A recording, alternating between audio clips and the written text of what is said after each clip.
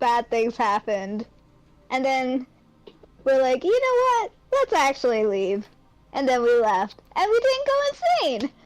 Hooray! And we won that bet.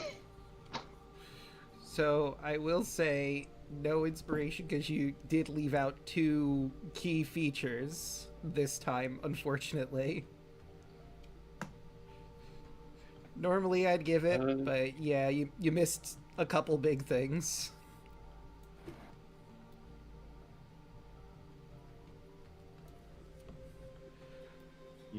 Okay. But with that said, let us head down into the sea. Under the sea. So, where to next? There, of course, fuck the moon. Gods. Straight to the moon goddess? Gotta fuck the moon, dude. I totally forgot that was. I was like, what happened last time? And I was like, oh my god, I was gonna bang the moon. Excellent. Yes. Listen, That I specifically remember. I named this session "You Fuck the Moon" very clearly for a reason. Nice! Wow. Yeah. Hey, Narek, Yeah. get in there, buddy. Fuck yeah. Giving you Eagle Gotta Splendor. get in there! Yeah, Eagle Gotta Splendor. get in there, dude. So for 1 hour, you have advantage on all charisma checks. Oh hell yeah. Yeah, I'll go square up with that guy. All right. So Approaching me. you make your way back to the Moon Maiden's domain. Unfortunately, apparently, when I refreshed this, it closed all of my tabs. Goddamn. Hell yeah. So R.I.P. tabs. give me just a moment to grab the important information I need here. There we go. And that appears. I don't think the game wants us to fuck the moon. Yeah, the Roll20 might be trying to get in the way of you fucking the moon. Just throwing That's that too out damn there. bad, Grandpa. You gonna learn to Yeah, take- mix the line. What up? Alright. That's how it goes. Yeah. It's too damn bad, Grandpa. Wait. So, just real quick, because I don't think I asked this last time when you came here. Who has a passive perception of 20 or higher? 20. God no. Shit. Sometimes people do. Sadly, I have got a 19. Damn. Oh, You're just off. Just barely not enough. Yeah. Darn. Big no from me, friends. Passive perception? Yes, passive perception.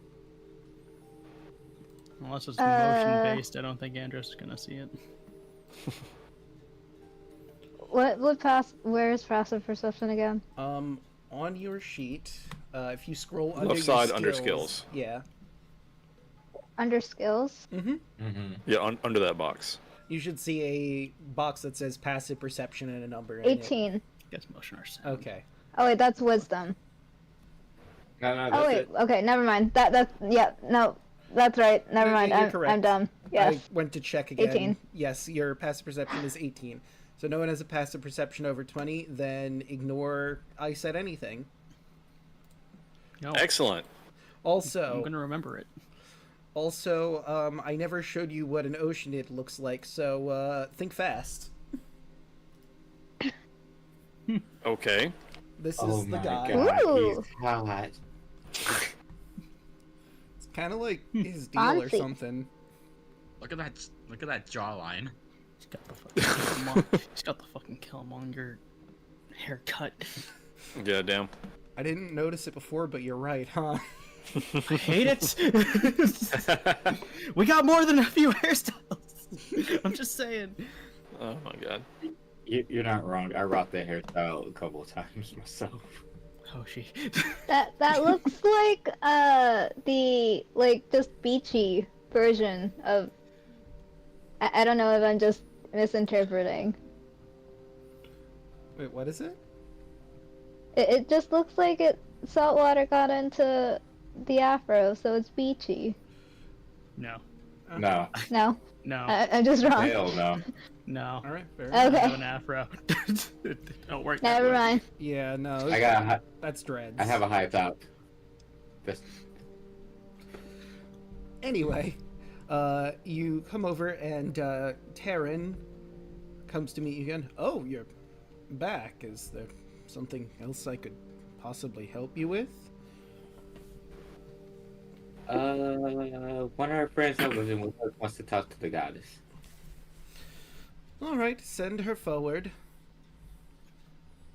Yeah, I'm not exactly a her.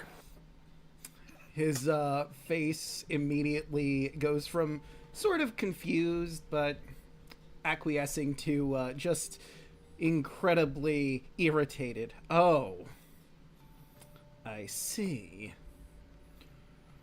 He is very charismatic. Look at this man's jawline as I just gesture towards Merrick. Andros takes his gem of brightness and shines it just in the right direction. Just yeah. in the Luna right light. Luna gets behind him and just spin her staff, just making bubbles, making his hair flow in the waves. This is so fucking dumb. So, you notice in his displeasure, he seems to raise a hand, and from the shadows in the shrine, you see a bunch of shapes immediately start to rush up towards him.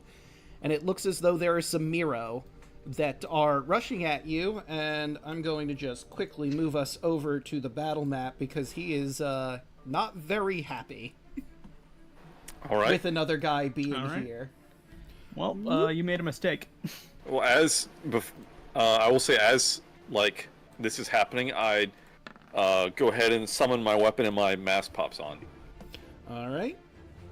So, you should be able to. Yep. Yeah. I might move those Miro over. I just sort of arranged you randomly. Feel free to move your tokens around a little bit if your starting position you feel would be different. Sir, you have fucked up now. Big mistake, friend. Now you fucked up. We'll see who fucked up. It's gonna be you, bud. You have fucked up now. Spoiler alert. I guess I'll just leave him there. Maybe if I... There we go. That's like better. How you fucked up? How you fucked up? You have really fucked up now. All right, let's see how he does for initiative. So blind on your alert. And let's... There we go. And of course, his Miro friends. Friends is a strong word. Thralls? Mm-hmm. Maybe thralls. But that's also a bit of a strong word. We'll workshop it. Let's see.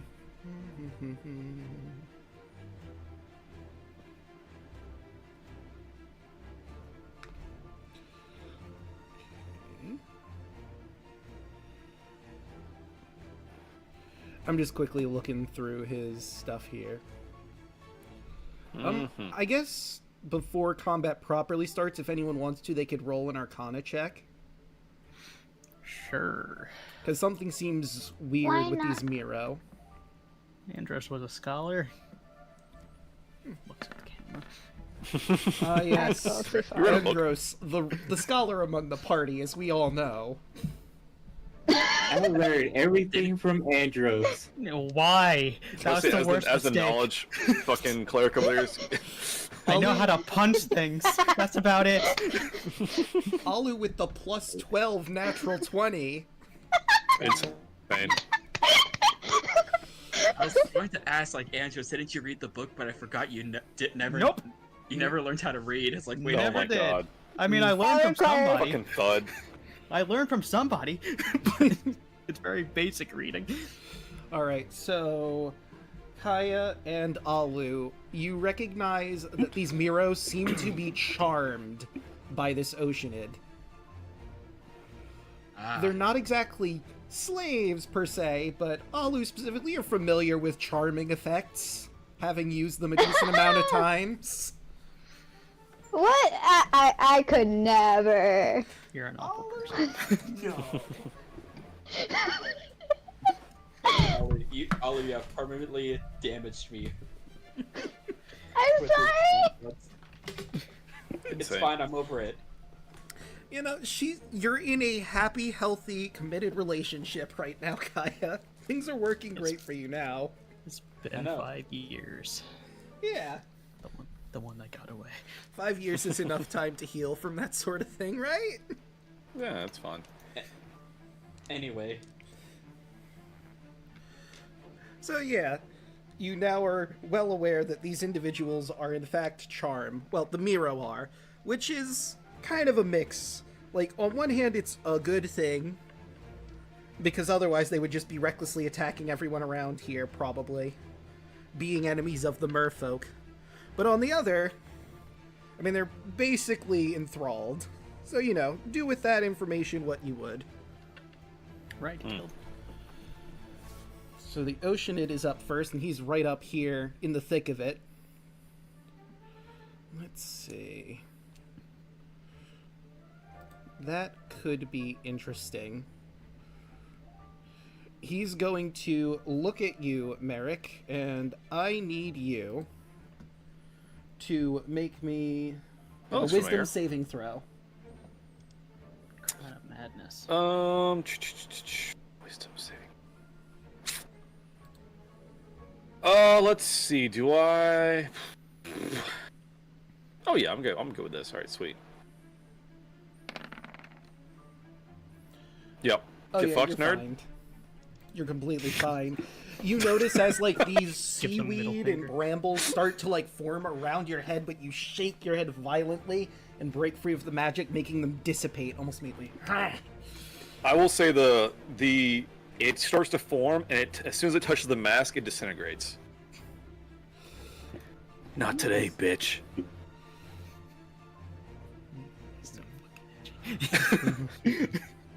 Alright, so he's I got gonna... enough voices in my head. I don't need yours. Hey, don't steal that from me.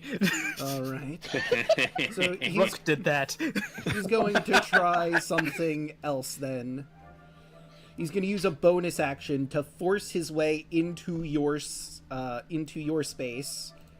And I'm going to need you to make a strength saving throw. Strength saving throw? Hey, you know who I am?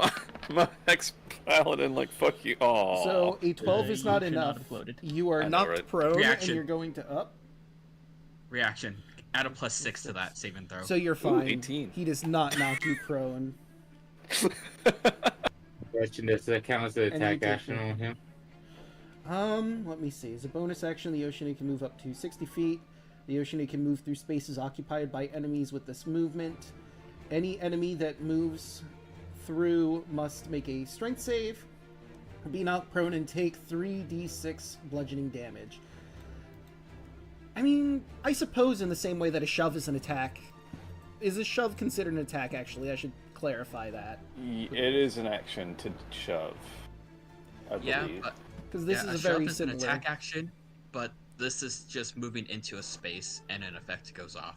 Yeah, so it might not... And so I guess since I saved, I didn't get damaged or anything, so...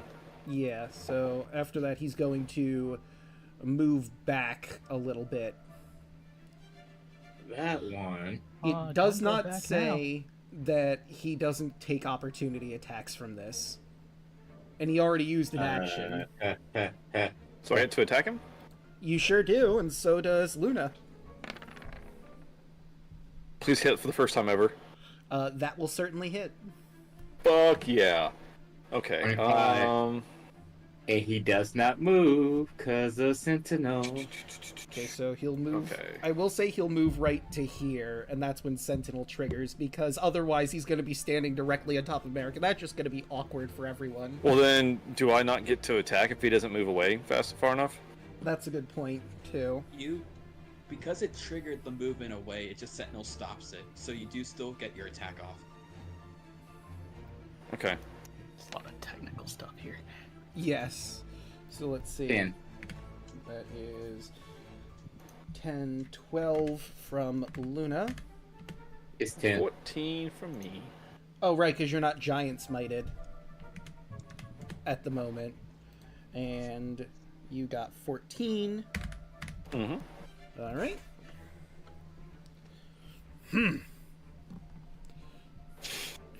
Well, what are you waiting for? Get them! He turns to the Miro behind him, shouting. God, I just want to kick his ass. So if you request from Alec above game, let me kill the Oceanid. You guys keep him off me.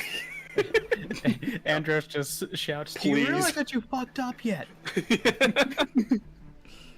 Don't worry, we're in support mode. Well, that would bring us to Yeah, this is your Alek. fight, man. You want to fuck the moon, I don't. You're damn right. This is your fight. At level 5 instead of level. Let's see, when you cast 3. third level or higher, you can Or, target one sorry, level additional 2. creature. So every slot above level 2. So that would be 2 creatures at level 3, 3 creatures at level 4, 4 creatures at level 5. So which 4 Yep. creatures are you procking? Is there more than 4? Did I block it? Oh, there was more than 4. I guess this one, this one. Can you? Okay, there we go. So that Miro. That one. And let's go with this one. All right. So they need to make cons. So And is those this blindness or deafness? Which one are you doing? Blindness. All right. And that is Yep Con. So the Oceanid fails. He is now blind. Nice. Now for his Ooh. Miro. That is a failure, a success, a failure, and a failure. Nice. Failure, success, and there we go. So you got like 99% of them with that. So that went really well. Hell yeah. Any bonus actions, or is that it for your turn? Wait.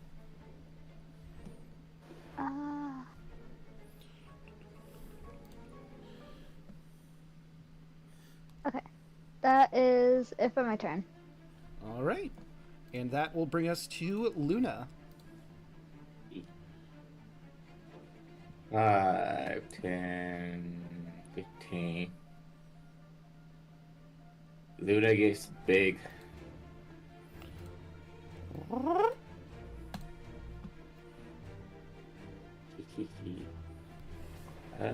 Then I am going to attack this one. All right.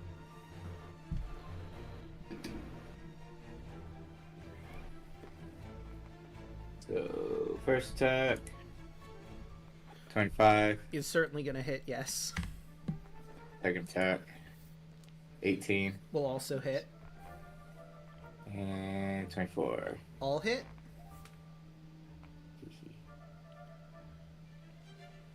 So 16 damage for the first one. 13 damage for the second one. Whoops. Let's fix that, because that... Oh, wait, are these assholes linked? God I damn think it. they were. Shit. I have mine, Miro. Let's go. Alright, let me fix this really quick. This is also bad because I set up for when you guys do actually go to take on the Miro at their base, and I'm sure all of those fucking tokens are linked together. Oh, That's a lot. That is a lot no. How of many them. are there, Draco? Asking for a friend. I mean, I could tell you, but that would spoil the surprise. Damn it, it didn't work, guys. I'm not afraid. Alright, so let's try this again. Minus, what was it, 16 for the first And one. I can answer that question for you. 16. There will not be enough, Miro. And 13 for the second You one. are correct on that. 15. You know, And the last one. 8. alright. Whoops. Minus 8. And that mirror's looking pretty rough. Oh yeah, it's exactly what I thought it was. And Bonus action was to turn big, so that means that will be my turn. Why are you... Oh, I see. Apparently it didn't save my work. So, I remember how much health he had at the end, so there we go. Now they're working properly. Okay, that brings us to Kaya. Okay. What to do, what to do. You got a shark! Run! I You forget know, if just we- have the shark hang. The shark's just gonna hang back. Okay, fair enough. Because I was going to say, I don't remember if we ruled that it had its own initiative or it would just work on your initiative. It's just gonna be hanging back for right now. We'll probably have its own initiative later on. Fair enough. And I'm gonna hit this blind one on the head. Alright. Bonus action re-up Shillelagh, so that'll be a 28 to hit. Yeah, that's going to hit. 12 bludgeoning, 8 lightning. Right, for a grand total of flat 20. Nice. And just gonna be chilling. Just I'm still vibing. keeping concentration. Yep, I'm still keeping concentration on enhance ability. So no matter what, Merrick always has his advantage on his charisma skills. Oh my god. You're gonna be handsome winning this fight, man. Fuck yeah, dude. It's important that he has the Riz at this exact moment. Exactly. Mhm. Oh, there is. And that will bring us to Andros next. Yeah. So, Big cannon. 29, and I'm actually gonna heal for that 7 Alright. instead of taking the advantage. So that was 9 plus 7, so that'd be 16, and that one is absolutely downed. Great. Step over his dead body. Well, swim, Yeah. but yes. Yeah, she has to swim, hover over his dead body. Watery shit. And as a bonus action, I'm gonna do Sunbeam. That's my new gift. Okay. Damn. Which that should Alright. be a 20, but So, where are you aiming it? towards this direction. Because I have a nice line here. Yoop. I mean, that's more than likely going to hit him. I just wanted to use the beam measure tool. Anyway. And let's see. That will be con saves all around. 1, 2. And the first one manages to succeed, but the second one does not. So it's the first one takes half as much damage as in blinded. The other one just takes full damage is blind. So that would be 13, I believe, damage for the one that succeeded. And the whole 26, and also blinding for the man in the back. Yes. I get the Andrew, feeling your you guys, spinal flash. I just realized I didn't do my second hit. you sure didn't. So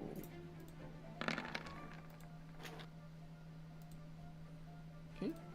And that will most certainly hit for a solid 20.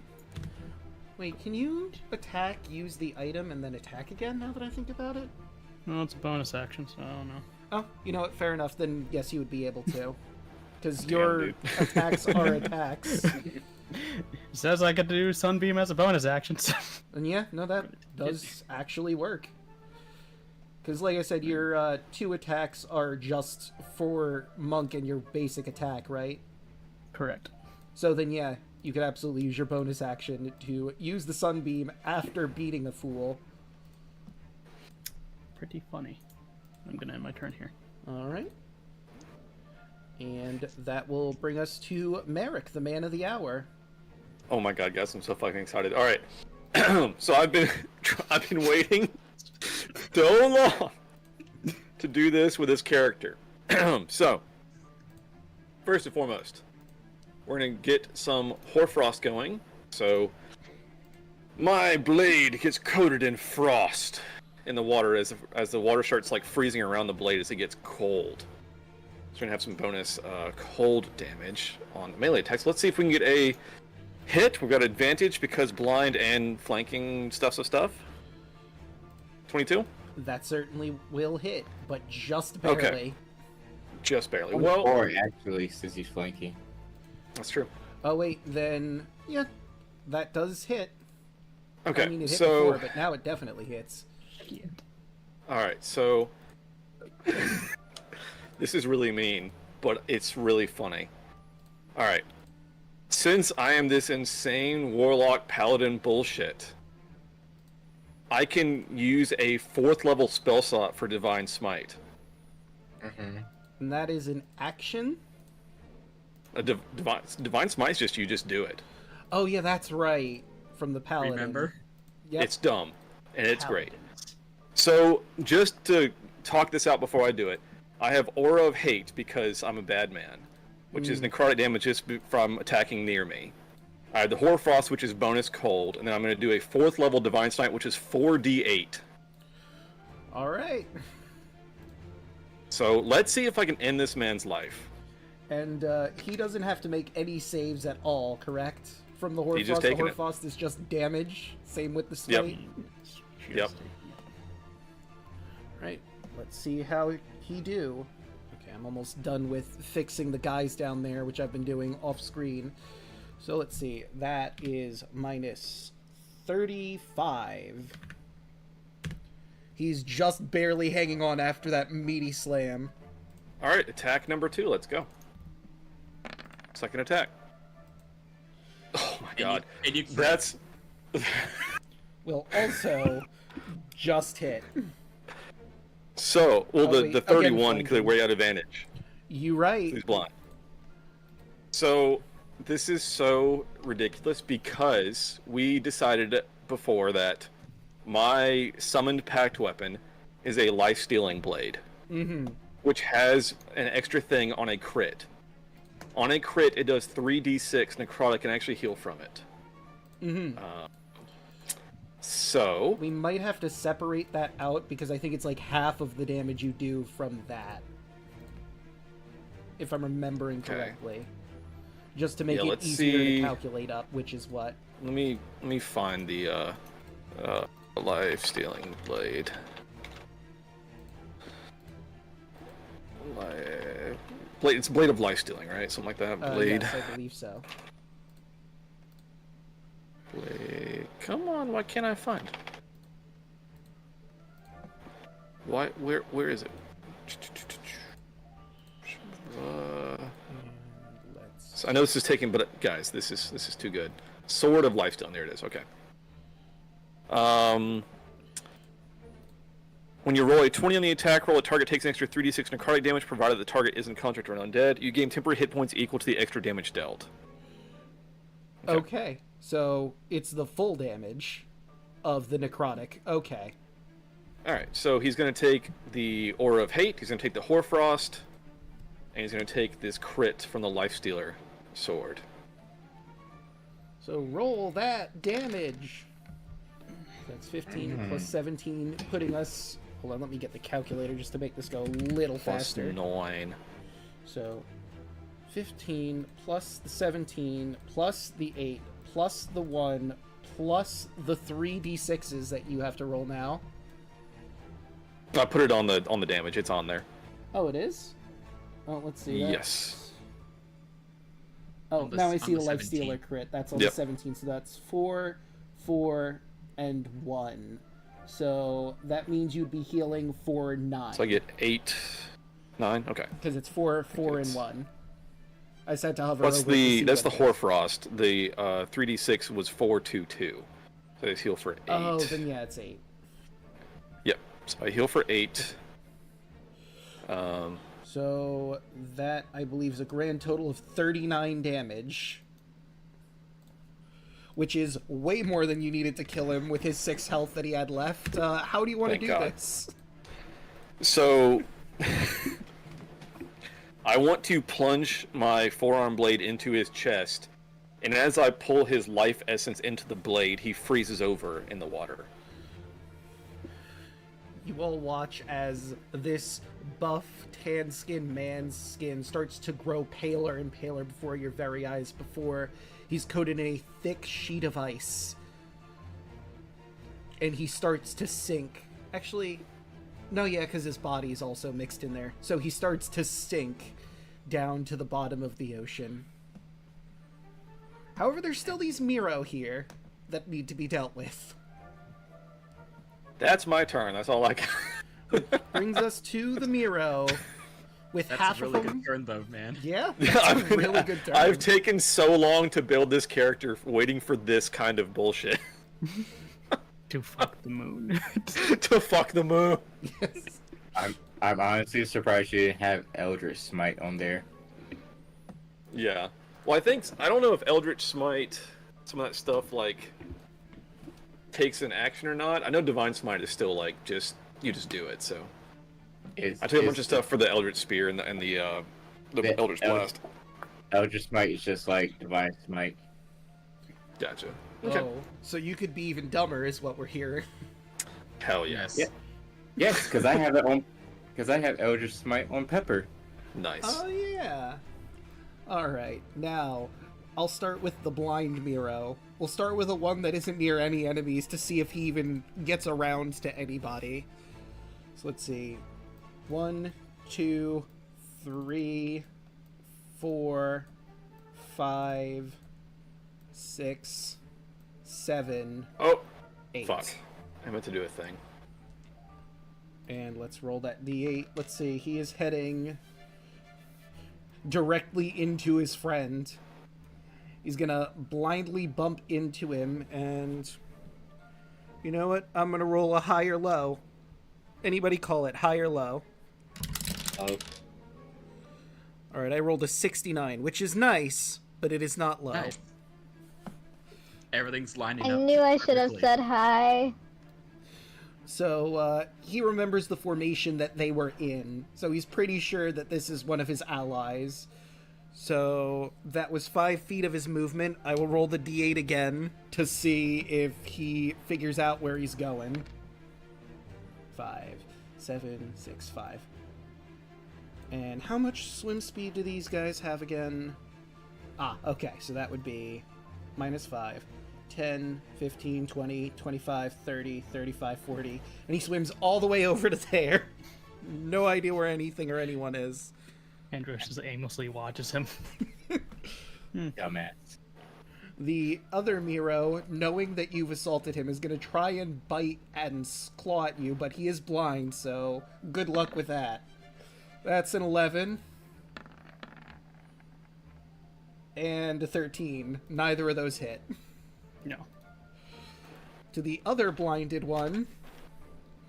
Let's see. Was he blinded before Kaya came in and bapped him one? I do not remember. Yeah.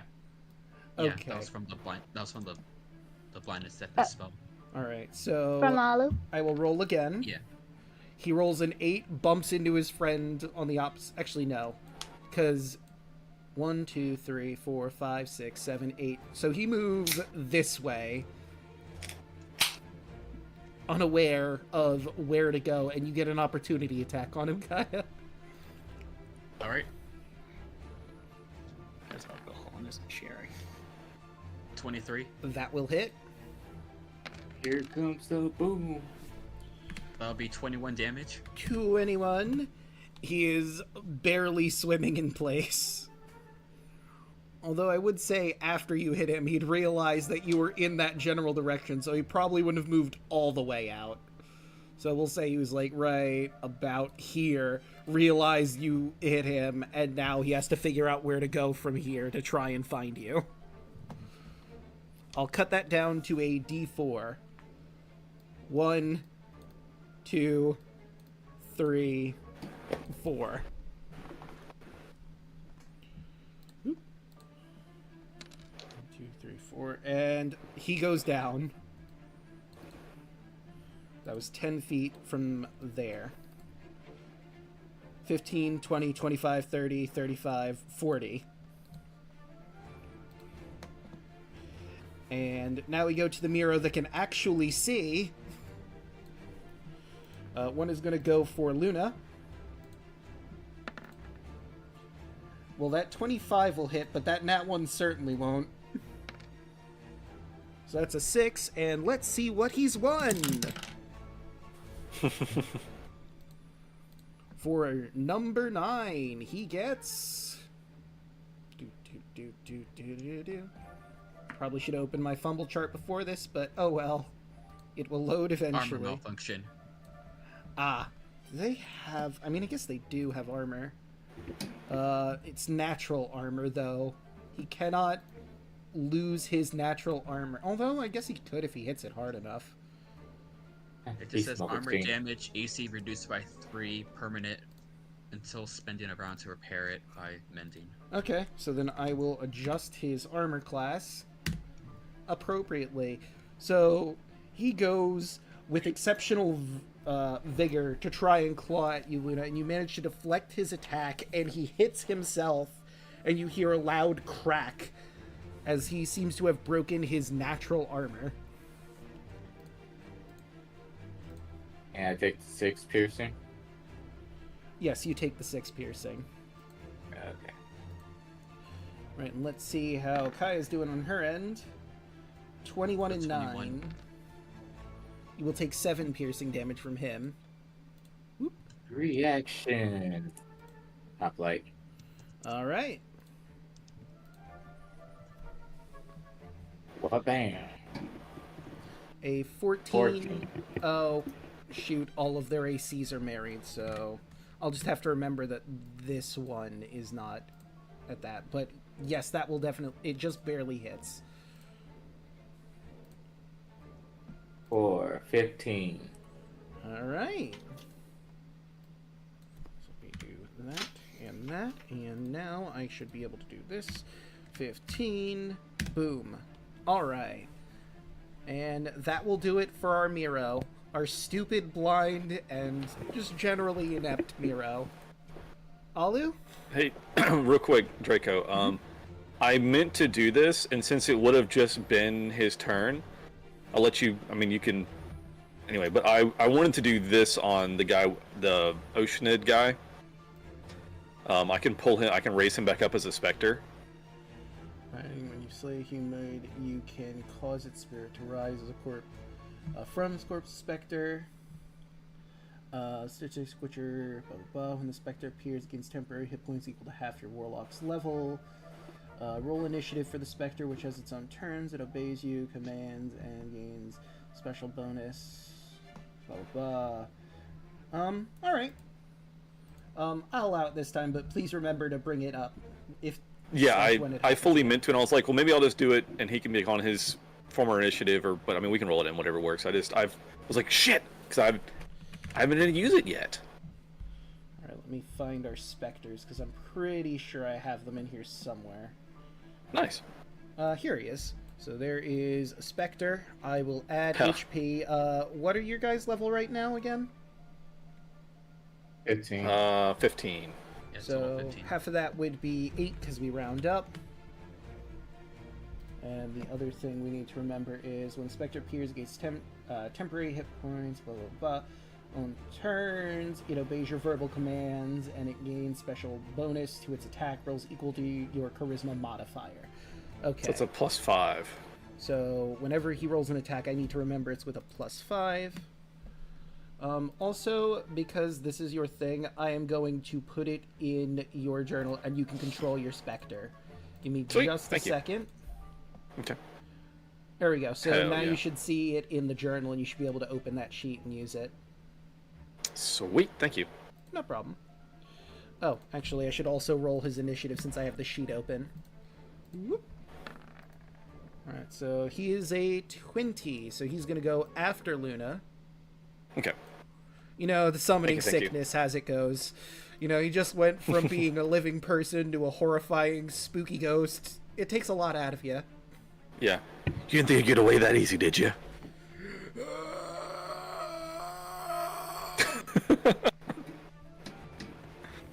Hell yeah. Thank you, Draco. No problem. You can tell the malice that's in there, but he can't do anything. He's under your employ. That's what he gets for disrespecting me. I can blind people again. Fun! You can. Although, I think if you recast blindness, it'll, unblind the other ones, because you're losing concentration on one for the other. It is not a concentration spell. I'm pretty sure it is, but I will No. double check. It is not. Blindness, deafness. It's Oh, it's not. Feels like it should it's a be. nasty spell. But okay, Damn. never mind. If you want to blind more fools, the floor is yours to do as such. Let's blind some more people. Stellar flare. Pocket sand. I'll do it at 4th level this time. So that would be 2. 2, 3. Actually, you can do it at 3rd level and blind 2. Because 2nd level is just 1 creature, 3rd level is 2 creatures, and everything is blinded except those 2 here and here. And I'll let you do that at the lower level just because you can see the battlefield. There's no one else to blind. Wait, Unless you want to blind a friend. Yeah, you know what? I won't stop you. Your friends might be a little annoyed if you blind them, but if you really want to blind a friend, you certainly can. I don't have any level 3 slots left. Oh, I guess you could do it at level 4 and blind 2. If you really wanted to. You would just be Yes, let's wasting go! the slot a little bit, but it's not that It'll important. just sting a little harder or something. I don't know. Flavor it. Did we ever Flavor. flavor your blindness, deafness? I don't think we did. So that is 1 failure, 1 success. And feel free to flavor that however you do. How do you blind these fishmen? Also, we're underwater, so it's Yeah. Since we're underwater, squids suddenly appear out of thin air around targets and start inking around their faces. Spiritual squids Oh. appear and ink clouds shoot into their faces. And it seems Just to into their eyes. it seems to adhere to their eyes, which has them immediately clawing and trying to rub it out to no avail.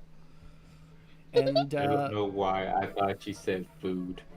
I mean, they could be food too, you know? come on, you know why.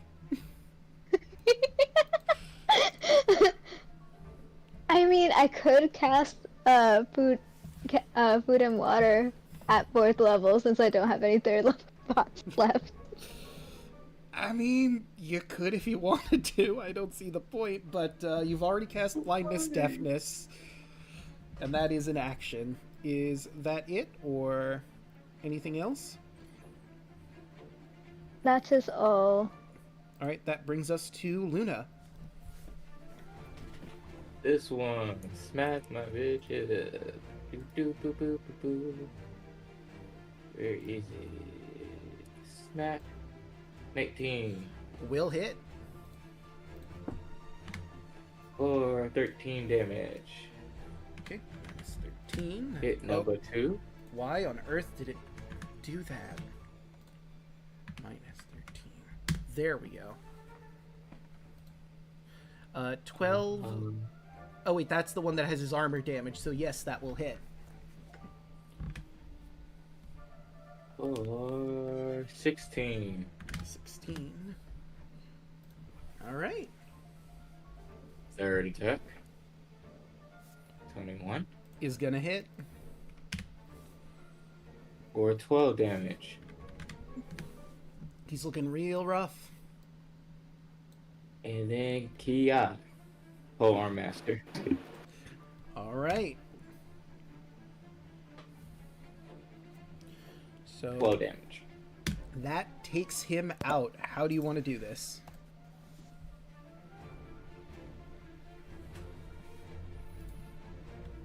Luna just do our X on his chest for the first two, gets it through the throat, and then whip the back end of her spear around to smack the head off. All right. You hear a loud crack, and his head disconnects from his shoulders as it flows down to the bottom, along with his body, obviously going faster, as it weighs less than the whole of his body. And it is now the specter formerly known as Terran. Hell yeah. So I will have said, kill your friends, more or less. And he's going to move over to attack, just to make sure. Okay, good. So he's within 10 feet of me, so he's going to have... Well, he has the +5 to hit because of the Curse Spectre thing. He's going to have a +5 to damage because of my Aura of Hate. So is that +5 in addition to his regular bonus, or just +5? In addition. Yeah, it gains special bonus to attack rolls. So then, yes, that would mean, I believe, he has a +9 to his attack. Sweet. Yeah, 'cause he's got a +4. Yep, so plus would be +10. Alright, so let's roll for a life drain, and whatever that is, add 5. Oh my god. So let's So, 1, 2, 3, 4, insane. 5, 6, 7, 8, 9. So he rolled a 32. And surprising Insane. That's gonna hit. Alright, and then he's gonna have +5 to whatever damage I roll on this. So that'd be 20. 20 necrotic. Minus 20. And let's see, he needs to make a con saving throw, or his maximum is reduced by 20. Oh my god. This is so dumb. I love it. It's a really good combo that you got.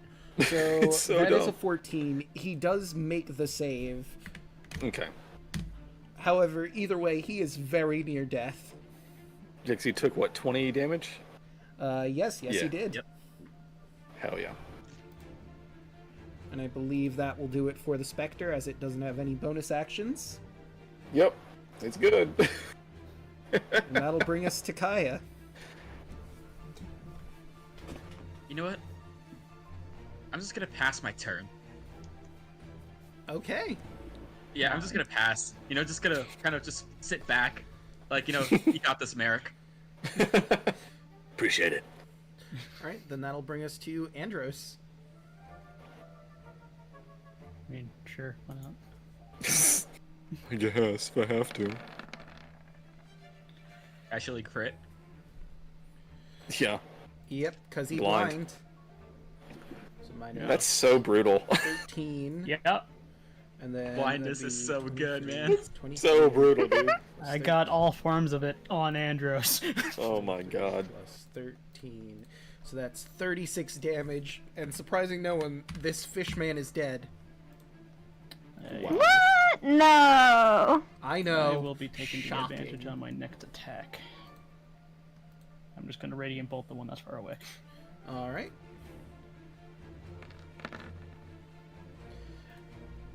That's certainly God, gonna dude. hit. Oops. Minus 10. He's barely hanging on. Alright. You have earned it. The other ones. Spending key points. 2 more. Alright.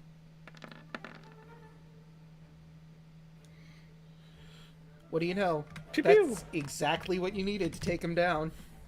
Nice. And, yeah, it's just, I guess I'll move. Yeah, you can certainly swim a little bit to hit the other one that's still alive. Yeah. Excuse me, Merrick. Mm-hmm. Yeah, sure, whatever. Let's see, so 16 is gonna hit for 13, which is, hey, look at that, enough to take it out. Nice. Cool. And that will do for... Oh, wait, no, there's still one left over here, swimming in the middle of nowhere. No Oh, idea what's what? going on. Fuck it up, Merrick. Oh hell yeah! About to get That murked. guy's fucking alive. Like, Here, I thought he was dead. Yeah, no. He's barely hanging on. Again, blind, swimming in the wrong direction, no idea what has just happened. Excellent. Did we win, Excellent. guys? Did we win? Just look at the flowers. I can't see. Think of the barn. Think of the barn and the mouse Don't worry. and the white picket fence. Just No look at tears, only just look at dreams. Just look at the rabbits. don't worry. You're going to stay not being able to see for a while. So 13 plus 8. Plus 8 for a grand total of 21. He had 21. He had 4 Ta-da. health left. Boof. How do you want to kill this Miro? So classy that he is, he will stab him through the back, like it comes out of his chest, and again as he pulls it out, he begins becoming encased in ice again, like the other one. So this one starts at his chest and quickly spiders out over the rest of his body, and he slowly sinks down to the bottom as you have very clearly wiped out this man and his ambush, air quotes. All right, Ghost, come watch me fuck your god. Is that why you brought them back? Exactly why. Wow. God damn. You're the worst. You're evil, right? I mean, true neutral, baby. That's That's what the fuck he wants. pretty fucking evil. Hey, He you does love this whatever god. benefits him. You wanted to sleep with this god. Now I'm gonna make you Certainly watch gonna benefit. as a ghost. That reminds me, how long does the specter last from that? Does it say it goes away at It any lasts a point? long time. Yeah, it's Until, Like an hour. No. It's the next long rest. That's what it says. yeah until the end of your next long rest. That is crazy. Okay. It's so dumb. It's so dumb, dude. You just have an extra buddy with you. Yeah, Yeah, you're with that's me, close. baby. Let me grab. It's so dumb. Where? Guys, I put a little too much effort into this character. I'm really happy with how it came out, though. Just a little. Just a touch. It's just so dumb, and I love it. Alright, let me find their sheet. I waited for so long trying to get fucking art and shit so I could do all the melee stuff. I'm not I gonna love lie. it though. If I actually put time and effort into the character, somebody's gonna regret it. Oh, no. Well, and the crazy thing too, so I talk about the Aura of Hate. I was scared with the Knuckles because they're like undead, and this just says it gives like bonus damage to all undead and fiends around you, pretty much. Yeah, it's indiscriminate. Yeah. It's like, oh shit. So I was like, I guess I'm gonna run away and use Eldritch Blast again. Right, and let me Oh god. grab a couple more things here before we. There. Everyone knows what I fully am now. You're welcome. There you go. You're terrifying. Yeah. The edgiest boy. I'm expecting you to pull out a gun. Pretty much. That's what Eldritch Blast is. Yeah, right. Basically. It's a sniper, dude. Right, so from the temple, you all see this woman swim up to you. Oh hell yeah. Give a moment. Dang it. Oh, that's pretty. It's not loading properly for chat. God damn it. Chat, she's hot. Okay, You want to be the pastel to my goth? Oh yeah. Oh, there it goes. that would be it. There we go. Now I That, can that show would her be off. the definition. Exactly. Oh my god. So, this woman is 20 feet tall. Seems to be a theme with all of the gods here, that they are very, very tall. She's a naiad nymph, it looks like, but obviously she has a spark of divinity in her. She looks nonplussed at the corpse of Terran and now his specter form and all these Miro. And she swims by to Merrick. You've done well, my new champion. Allow me to give you the title of head consort and grant you a boon of beauty. And she will lean down and give you a kiss, should you wish to receive it. Oh, abso-fucking-lutely. You have a +4 to your charisma score for 7 days. Oh my god. That's really good, man. Oh my god. So you have a +7 now? Modifier? Yeah. Yeah. Look at this shit. Look at that shit, dude. Wait a minute. Oh my god. Where's Tarla? Hold on. Oh my god. Darla I need to comes adjust all up. that stuff too, because like half my stuff is based on my charisma modifier, so Yeah. all that shit goes up now. I think that I wish also Tara was buffs here. Terran's HP. Technically, the Spectre's HP goes up. Oh hell yeah. So, hold on. It's a +7? Or is it... Wait, is Yeah. it by level, or...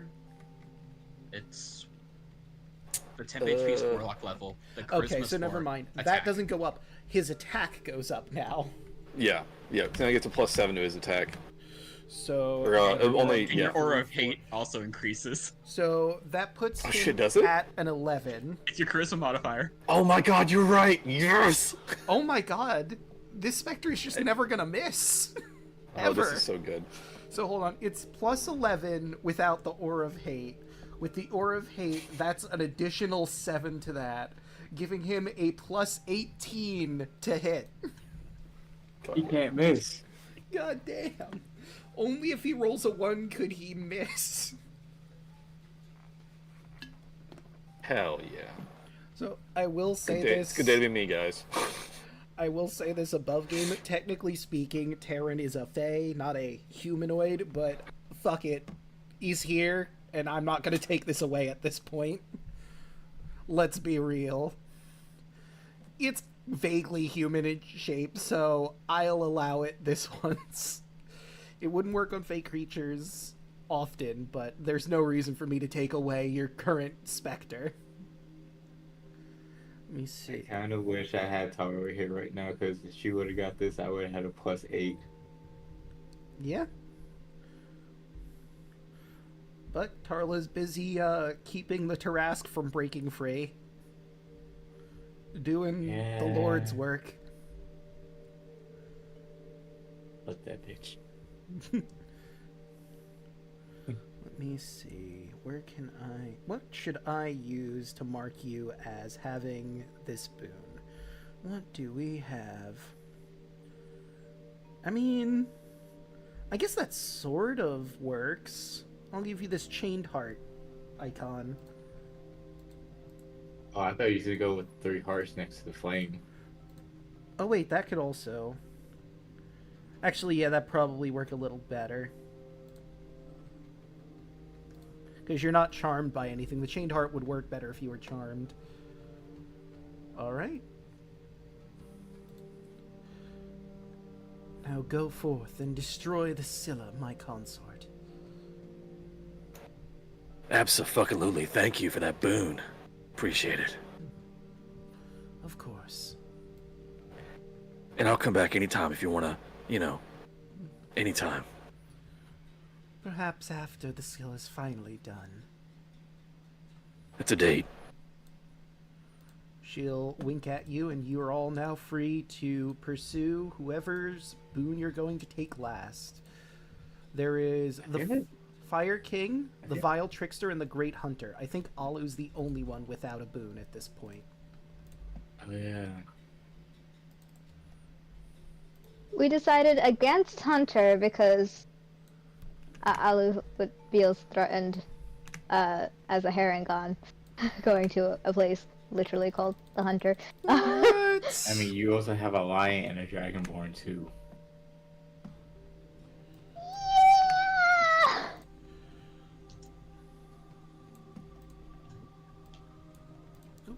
What were the other two places again?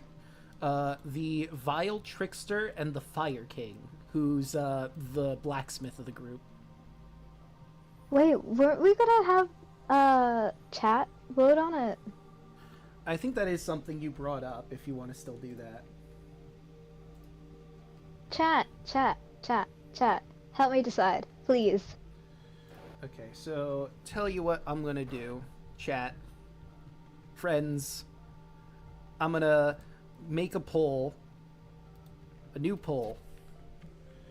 What boon should... Wait, actually, let's go with which god should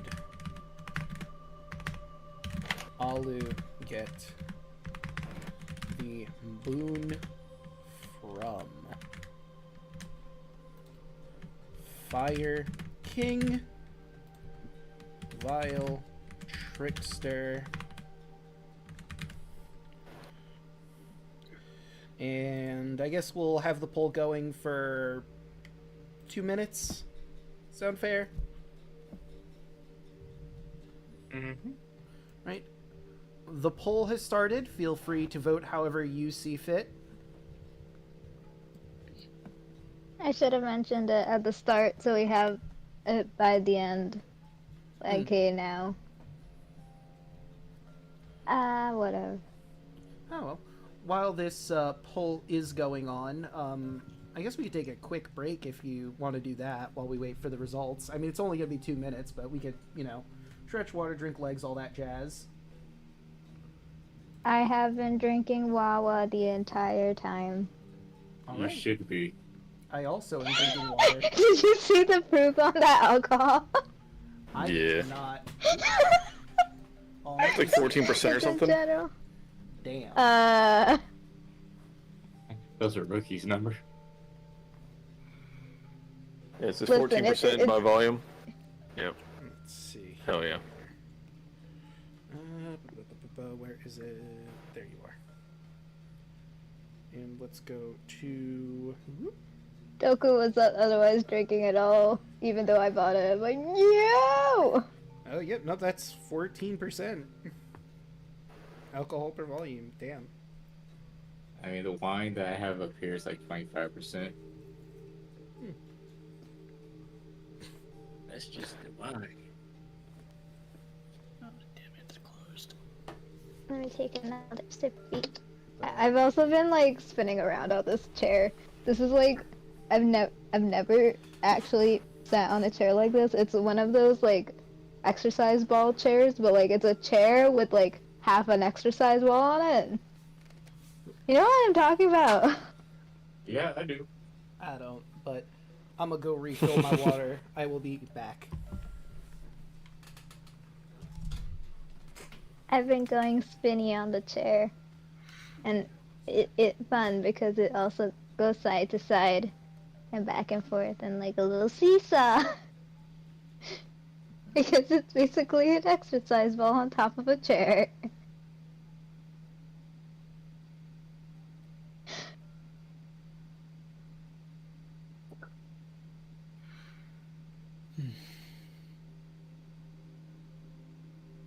Damn it, everything's closed.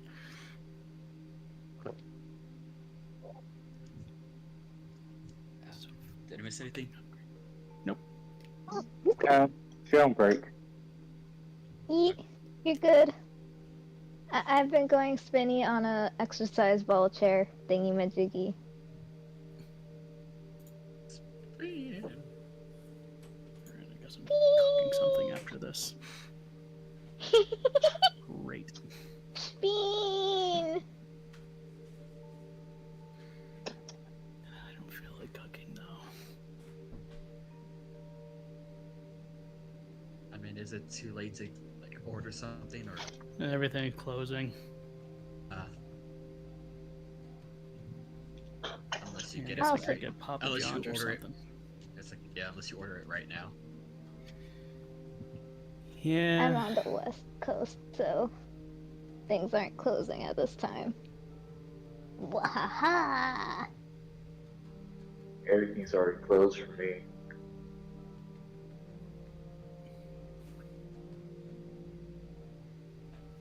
Oh wait. I'm craving taro bubble tea, but I don't know if there's any place around that has it right now that I can easily just go and grab. I have returned. Welcome back. Welcome Welcome on. back. I did see it looked like Fire King was the winner of our poll.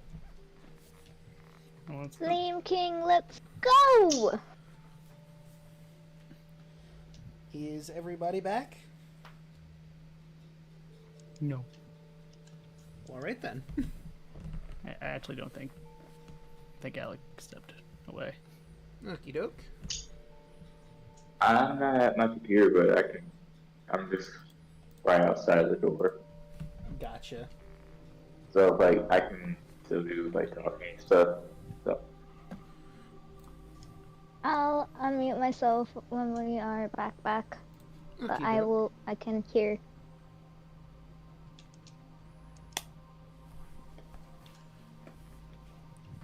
Can't believe how powerful Merrick just became. God Yeah. damn. Isn't it Oh, great God, that turn he that decided to crown fuck the afterwards. moon? Yep. Not yet. Completely Got a worth kiss this- from the moon. Yeah, no, but it's Gotta coming. work up for that one. Yeah. It's coming. It's. Oh well, someone's gonna be coming. It's fine. Oh my like God. all he has to do Brian. is all he has to do is beat a terrifying sea monster the likes of which none of you have ever seen before. Easy. Mm. Yeah, but Merrick also has a +7 to all his saving throws now because Paladin. Yeah. Gonna have He is to- terrifying, even more so now. I'm just gonna return mine afterwards. But only for 7 days. 7 days. I fear what happens if we keep it longer than that. They'd probably just show up and just say like, "I'm just taking this back." Hmm. I mean, I I could know. tell you, but where's the fun in that? Oh no. Andros doesn't have a good relationship with gods lately. One shot him with lightning. I mean, that was just one that had a. That was just Sidon that had a bad relationship with you. Like you and Vulcan And- are bros. I mean, he's different. And I mean, Vulcan's no longer a god, but also, you know, it seems like Bahamut's pretty cool, or was pretty cool while you. I don't know who. I don't know that man. I just know him through stories. That's true. yes, Muhammad is real cool. That is all I know him from. It's just Octavius just going like, "Oh yeah, no, he's pretty great." I'm just like, "Oh, okay, cool." You know what? Maybe you'll Yeah, meet him you're cool. someday. Yeah, you were cool with Vulcan. Kira was pretty chill. She was just kind of like a person the whole time. Yeah. Meh. Pythor's been, here and there, but he's mainly just been like asleep. Or drunk. Between the two. No. He's getting better He got- now. He has certain things to deal with too. Yeah, he's getting better. Although, to be fair, I mean, Serlene's with you in the Nether Sea right now, so... I think that really gives her a break to go see her husband. Alright, fair enough then. I was gonna say, because, like, if she's stuck down there with you, then, I mean... no one's watching him. Yeah, Tarla's not that stupid. She'll let her go. Go see him. Because it was only Tarla that made the deal, right? So technically true. Serlene's free to do whatever, right? Yeah, she's free to do as she pleases. She didn't sell her soul to Letheria. Well, technically, So neither did technically Tarla. So Serlene could just be, out on the surface doing whatever. It's true. It's like, if that was the case, then definitely whenever Kaya did go to visit Tarla, she would bring Serlene. Maybe I'll just get pizza. You could.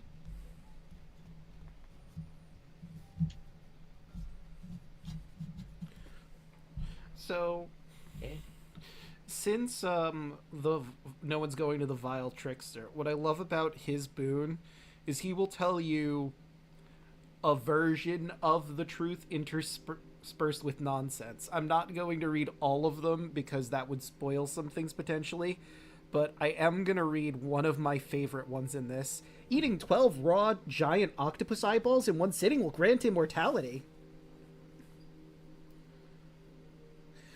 You could have gotten advice like that from the guy called the Vile Trickster. I'm already immortal.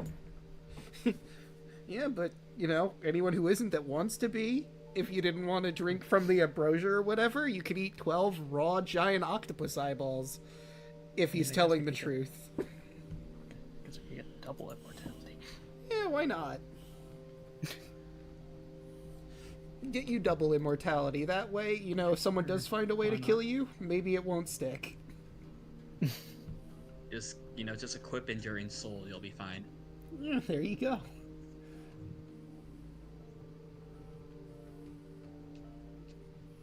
Or just have a permanent death ward on you at all times. I'm up. That would be a busted item, now that I think about it. Mm-hmm. So imagine that everyone is happy with their boons so far, yeah? Oh yeah, I got basically an upgrade to my subclass ability, so. Yeah, I got a fucking shark. I'm a Pokemon trainer now. you really are. One of us says, I got a rock. I got a free no damage once per day, I think, if I remember right. Yeah, you Yep. get one invulnerability. You get to say no to one damage once.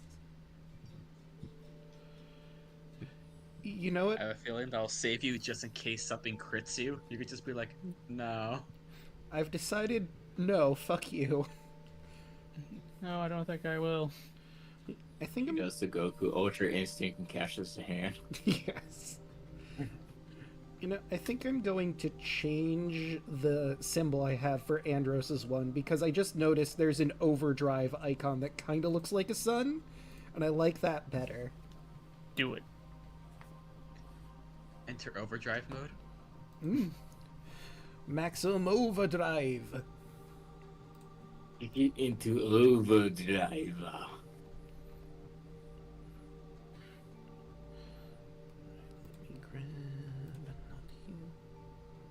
Big nose be going out of town. Why I the was fuck gonna did I make a, just I was not- gonna make a reference with Overdrive, but it's a very obscure game that like probably no one's played. Mm. But way back on the Wii U, there was a Xenoblade X, which is basically just an MMO on the Wii U. You get a special ability called Overdrive, which just speeds up all your cooldowns. I mean, It is fucking terrifying and busted. weren't all the Xenoblades on the Wii basically MMOs but single player? Yep. Yeah, but X was even what they leaned more into MMO aspect. Ah, then I'm Where glad I you had didn't. an actual like customizable character, and everyone became broken. Okay. I played that one, but I haven't played that far into it. X is amazing. It's like one of my most favorite games of all time. You actually pilot a mech in that game, as opposed to the other Xenoblade games. I know the other Xeno games you get mechs. Well, our party does have a mech. It's true. It's in Mitros right now, but you do technically have it. You know what? I'm also going to read this. If you did go to the Vile Trickster, obviously being a trickster god, he has spells like Dominate Person, Mass Suggestion, Mislead and Teleport, that he would just be fucking with you guys while you walked into his domain until you got him to a certain point in health. And you go, whoa, whoa, whoa, hey, hey. Calm down, everybody. It No, we was don't. just a prank, bro. It was just a prank, bro. God. Why y'all so serious? No, you fucked up. Look, Is I'm real tore up about it. You know, I was just playing my pranks. Clearly, you didn't find them funny. How about I give you a boon? Let me tell you some stuff. It'll help you out. Maybe. Does the Vile Trickster just speak in a Brooklyn accent, Draco? You know Because what? it sounded like you were leaning a tiny bit into that. You know what? I didn't. and I wasn't planning on it, but fuck it. Let's give him a Brooklyn accent. He's a fucking 20-foot satyr with a Brooklyn accent. All satyrs should be from Brooklyn now. It's a little late in the campaign for that, but at least this one is. Maybe, like, because he's been down here for centuries, maybe the original satyrs did have a Brooklyn accent. It just sort of went away after a while. I'm walking here. Hey, I'm walking here. I'm in my shrine and you're getting in the way here. God. Forget about it.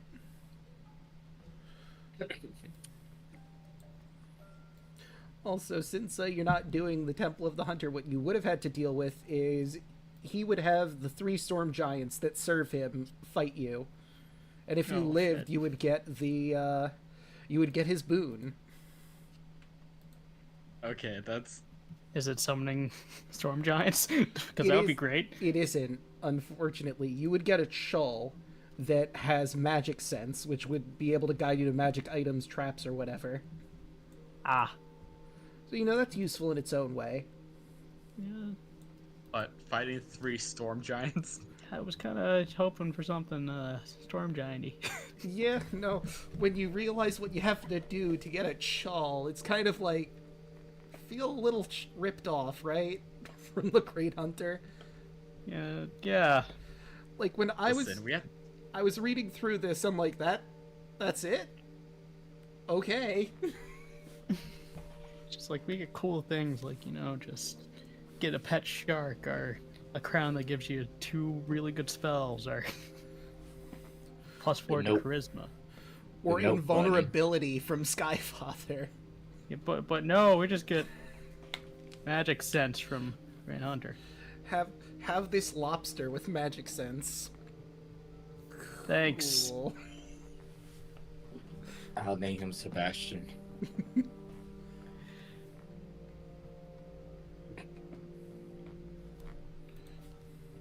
It's like I get you're the hungry hunter and you're about finding things, but you know, there's other things about hunters.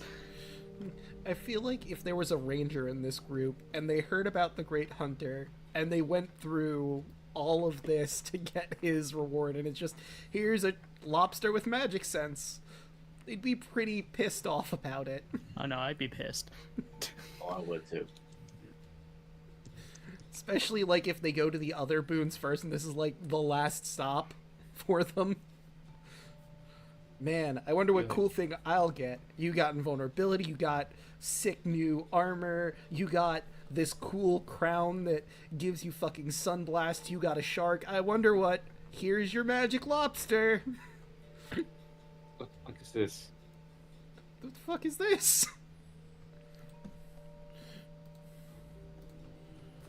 Hold on. Yeah, does anybody want to trade? Yeah. It's a magic lobster. Come on, it'll see magic things. That's useful, huh? You know what else can see magic things? Detect magic. You right. You know what spell And you know the probably... traps things. Yeah. That's I thought you were gonna go with detect fists or something. It's, you know, there's something called Wand of Secrets. True. An uncommon item. You know what you probably have at level 15, at the very least if you're a caster? Detect magic. And find traps. And find traps. Although it's magical traps that it can find, and I don't think magic traps get procced by find trap. I don't know. I never used it. Fair enough. Find traps is kind of like... Find traps is a disappointing spell, because it doesn't tell you where the traps are, it just says, there are traps in the area. Yeah. Who designed this Detect- spell? I just Be wanna aware- talk Detect to them. magic is level 1. Yeah, Yeah. detect magic's... detect magic is like one of the quintessential spells in the game, but find traps is really disappointing. Mm, And I mean, I would hope that a level 15 caster would be able to have a very basic level 1 spell. that's why you get Wand of Secrets. Nope. Snack never did. so like, also, comparatively, the great shark, giant shark, is a CR5 creature. A Chull is a CR4 creature, so it's not that much under. And, like, it has pincer attacks and tentacles. And it can grapple things. I just realized something.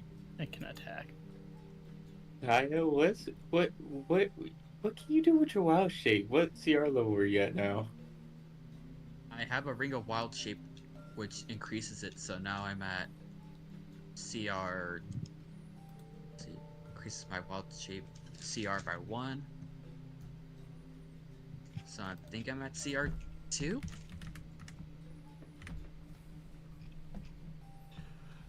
Yeah, I'm at CR. I can transform into CR2 creatures. Oh, wait, Sorry about that, guys. I'm back. Alright, welcome back. But do you guys want to see what a Chull looks like? I grabbed it. We were talking about what the other gods that you're not going to could give you. The Great Hunter gives you this. That's Whoa. the lobster? Yep.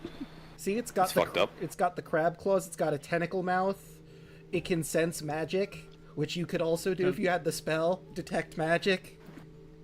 Gonna be honest, Drago, I'm not fighting like 4 storm giants just to get that. Now hold on. It's 3 storm giants. not Oh, I'm 4. sorry. 3. I know that's storm so giants much better. To get a lobster. Yep. We're not finding five storm giants to get a lobster. Sorry that you didn't have extra ammo in your cannon. Yeah. You know, it's alright. Somehow I'll manage. I'll be okay that you didn't get the magic lobster. That isn't really magic, it just can see magic. If someone kill did get that thing, Draco, like they also give them a T-shirt. Like I fought 3 storm giants and all I got was a lobster. Yes. Let's go do it. I'll do it right now. Let's go do it. No, you already I don't have. give I'm a gonna fuck. kill the god. You already have the gonna kill the Moon god. Maiden's boon. You can't get to. I mean, I just wanted to fight. I don't even give a shit. I'm not fighting that. I'm not fighting that. Above game, I'm not doing that. We're not fighting 3 storm giants. End game. Smells like bitching. End game. Let's do it. Yeah. Thanks for clipping that, Bubba. What boon I did you fucking get? know Andros would.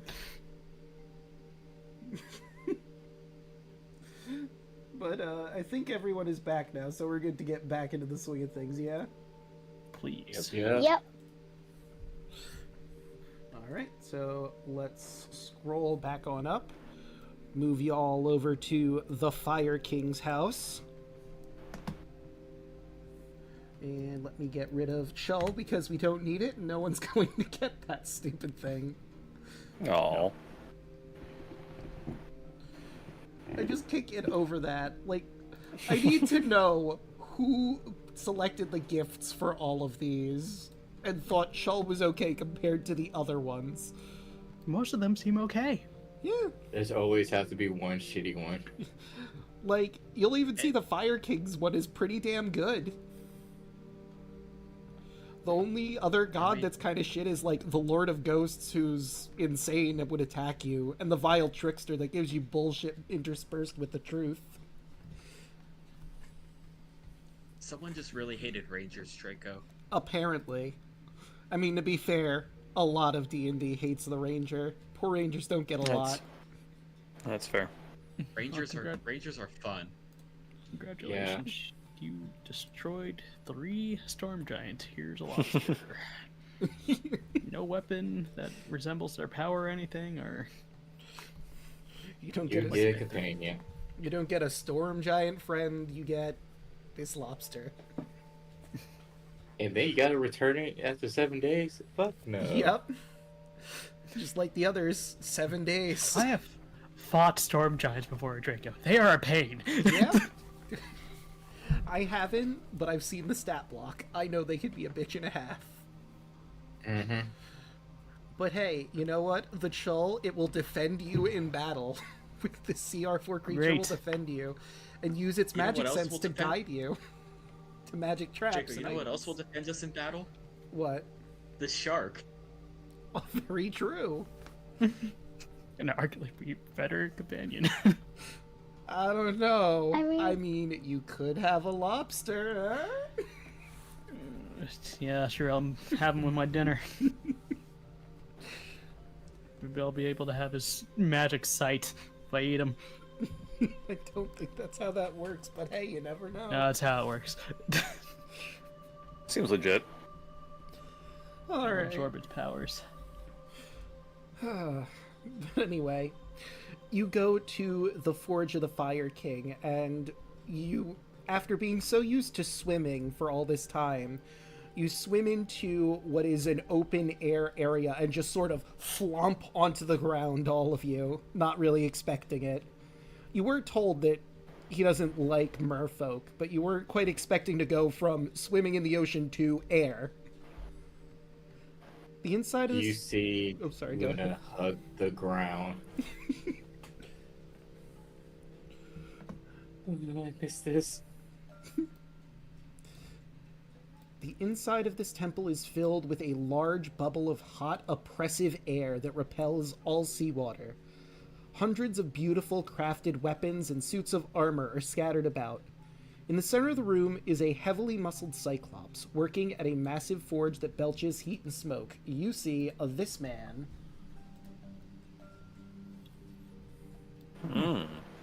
Interesting. After he hears the commotion of you all colliding with the ground and you proclaiming how much you miss this, he turns. Oh, it's been a while since anyone's come in here. Don't particularly like the merfolk. Can I help you with something?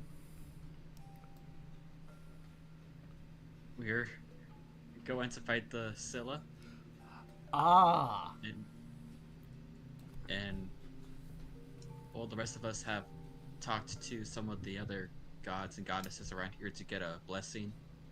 So we're hoping, as Kaya kind of puts her arm on Alu's shoulder, you can help out our friends here.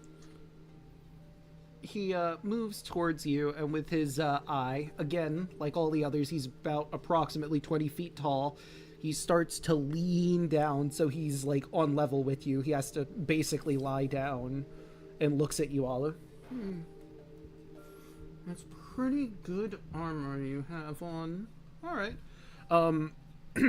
Before anything, could you tell me a bit about the surface world? I've been down here for so long. I want to know what it's like up there again. Well, Wow. expedition Yep. One explanation later. or jump. Wow, it's certainly changed quite a One bit. campaign worth of exposition. Yeah, and if you want to know what they told him, watch the campaign from the very beginning again. Someone link the YouTube playlist. Wait, do I have Except I guess for Alu, one I think it would be like in the middle of that. I Regardless. Just getting gored. I just picture him say, "So that's a buoy." Oh my god. We don't talk about Bluey. Oh no. Yeah, we don't talk about Bluey. Alright, so after that he goes, alright. Well, Alu, you can pick any armor or weapon in the walls here, and I will upgrade it into a magical weapon for you. He basically Ooh. has every single weapon or suit of armor that you could feasibly get from the player's handbook, and he's going to turn it into a +3 magical version of that. Ooh. That would have been really good for a fighter. Yeah. Yeah. The other thing to That's keep in it, mind is that you are in the ocean right now, and most weapons have disadvantage. There is a set amount of weapons that will not have that disadvantage, though. So if you want to go with the weapon idea, I can give you the list of weapons that are not hindered by water. And since Alu, Yes, please. yeah, and since Alu took fighter levels, you're proficient in any weapon and armor, so it's just whatever you want to pick, Yelling. Let's see. Wait, really? Yeah. Oh my yeah. gosh. Fighters I have... forgot about the. So, I forgot. the weapons that you can choose are a dagger, a javelin, a short sword, a spear, or a trident.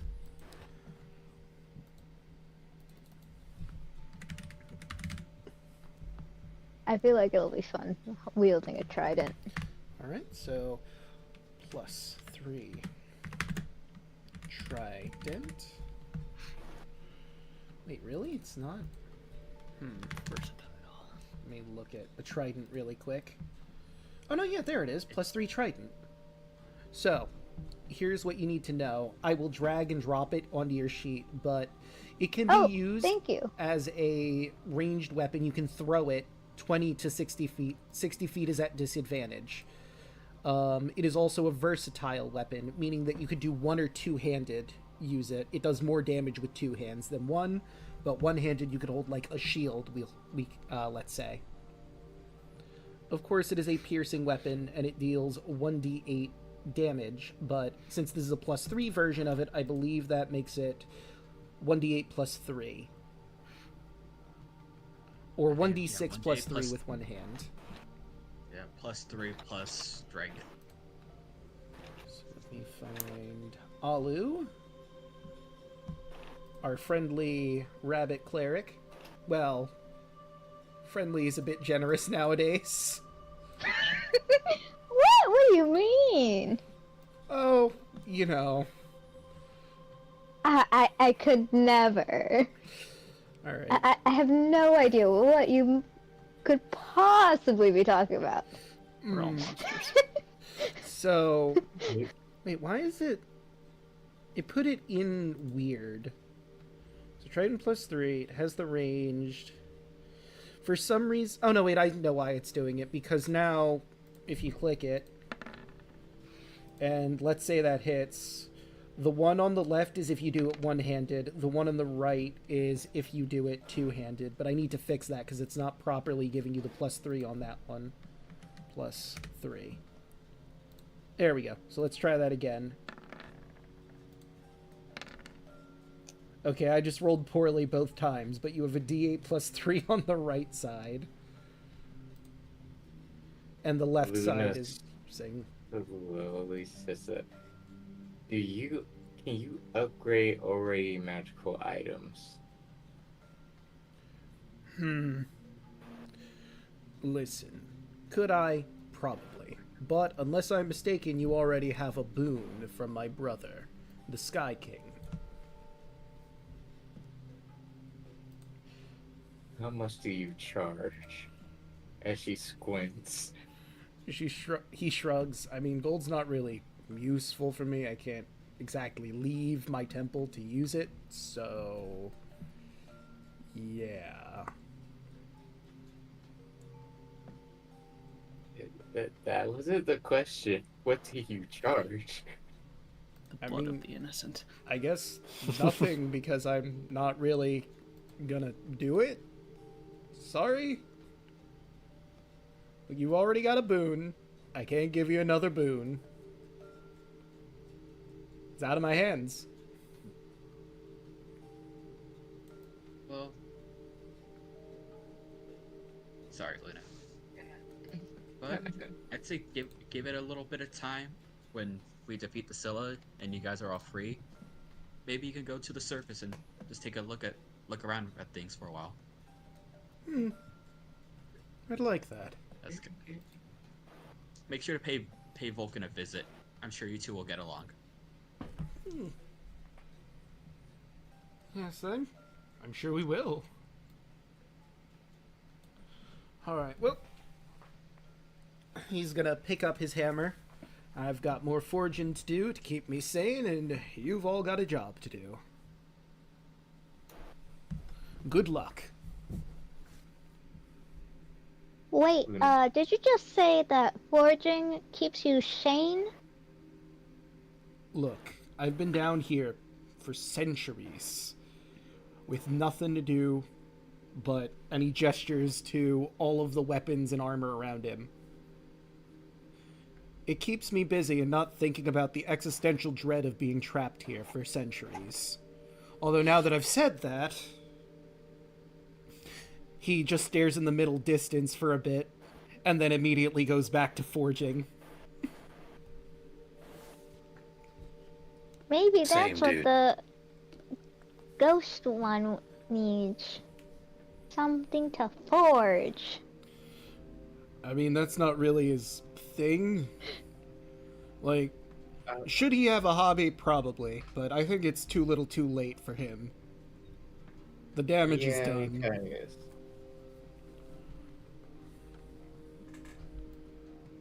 Ting, ting, ting. Luna gets up and just walks up, pouting.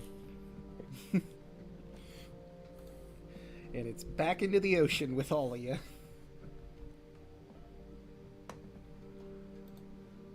But now... The water's not that bad. That's not where she's pouting.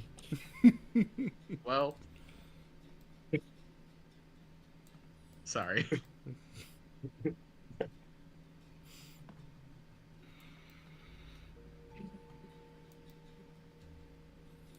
Alright, so now... I imagine you're going to go... Well, it's entirely up to you. You could go to the chasm, say fuck helping the people, or you could go back to King Pontus and let him know you're ready to start tackling that, unless there's anything else you want to do in the sunken city proper. Just want to do a short rest so I can get some of my key points back. Sure, that'd be great. Yeah, you can Yeah, find a wanna nice do little a- spot to just hunker down. Do you want to do a short rest or a long rest? Long rest for the cleric. If we're fine with doing a long rest, I can just drop another water breathing to just re-up it before we sleep. It's true. Or you could do it after you wake up as well. Whichever order you want to do it in. I think it's probably better to do it before we fall Oh. asleep because if I'll do it both. You both it. Yeah. I mean, The duration doesn't stack, but it just resets the counter. yeah, and I mean, like, the thing is, it is a ritual spell as well, so you could just spend a little longer to ritual cast it and not use the slot. Because I'm pretty sure druids are also ritual casters. They are. Yep. yep. Alright. Ritual cast it after the long rest, but Yeah. So feel free to restore your slots, restore your health, and I'm just going to roll a few things to see if anything happens while you're asleep. Or do you have, like, a proper guard? let me. Where's my item? Where's my item? I can finally use it. I have a castle. That's true, you could make your castle at the bottom of the ocean What? and walk in. I mean, it's a tower, I think. It's a square Insane. tower that you can all just walk on in, and it'll be air inside there. Yeah, we Hell yeah. So it would make no sense to cast it before, just cast after. Well, I mean, you're gonna need to do it at some point, so you might as well do it Wait. either while in the Point tower. is, we will be fine. Wait, if you cast it before and then take a Oh, long rest, actually, it'll... I think it will fill with water after the fact, because it's got arrow slits in the side as well, which aren't big, but this tower is going to slowly fill with water while you're in it, so it'll start Yeah. not filled with water. You'll open the door, the water will flood in, and it will fill the interior. I kind of just wanted to do like the cartoon thing where it's like it's completely dry on the inside after we're all just getting in there and unwinding. It's like, wait a minute, this tower has holes in it, and just a blink later, we're all just underwater still. Yeah. There's like just a moment of, it's so nice to be on solid land with air again. Wait a minute. Whoosh! This is gonna ruin all my furniture. Yeah. You're gonna have everything. Did you even put furniture in it? I mean, it's been 5 years. You could definitely have done interior decorating in here. I mean, it is specifically like a fortress. It's designed to be where the Dragon Lords met at just, to convene and talk about what they had to do in certain areas. Obviously, it's defensible because it's made for combat, like if someone tries to siege it.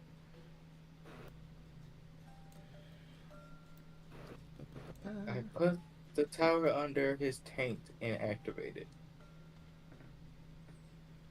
Wait, what? What?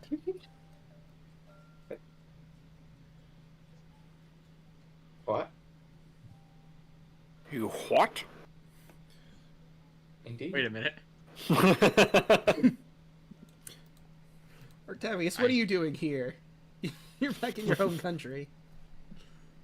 Yes. So we wake up in the morning. I redo water breathing again. Yeah. Just gotta fucking go back where you came from. Damn. I came I from can the still hear future. him.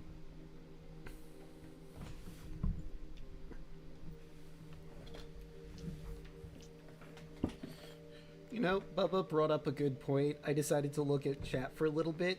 You could have maybe asked the Fire King if he would be cool with you staying in there, but it's too late now. Oh, yeah. Who needs dry air? Yeah. We We got know this. it's mad already. We got all this seawater in here. Mm-mm. Listen, just you can survive being wet for a while. Doesn't She's don't not bad about druids being get wet like an either. air bubble spell? I mean, there is the tiny hut, which sort of works like that.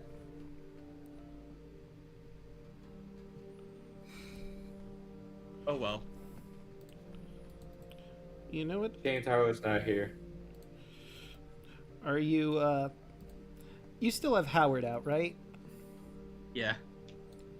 Okay. Because I realized I didn't have him on the battle map for a while, so I'm putting him back on the map. Oh, I have plans for him. Oh, good. Just let me move. And I'm just setting up some things in the background because there's a siege to happen soon. Luna will be back to her normal size. And of course, you'll be on aggro. I wonder how fast this castle will sink if I throw it at someone. Probably pretty fast.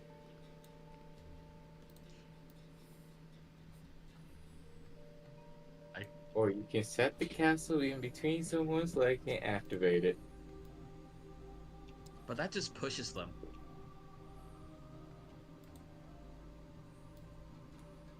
You gotta put it on top of them so it just squishes them. No. You put it under them so it hits them where it hurts for the sundown shot, and then they get tossed into the air if they can't fly. Oh, we're underwater, they- so. And then they take fall damage. I mean, if when we're not under the water. Yeah, underwater that strategy doesn't quite pan out, but you know. I mean, or I could just throw it above them. And just Minecraft suffocate them. Okay, so just to sort everything out, before we bring you back to Pontus, just so for sake of ease, I'm going to bring you to the undersea battle map really quick so you can position yourselves in whatever formation you're going to be in.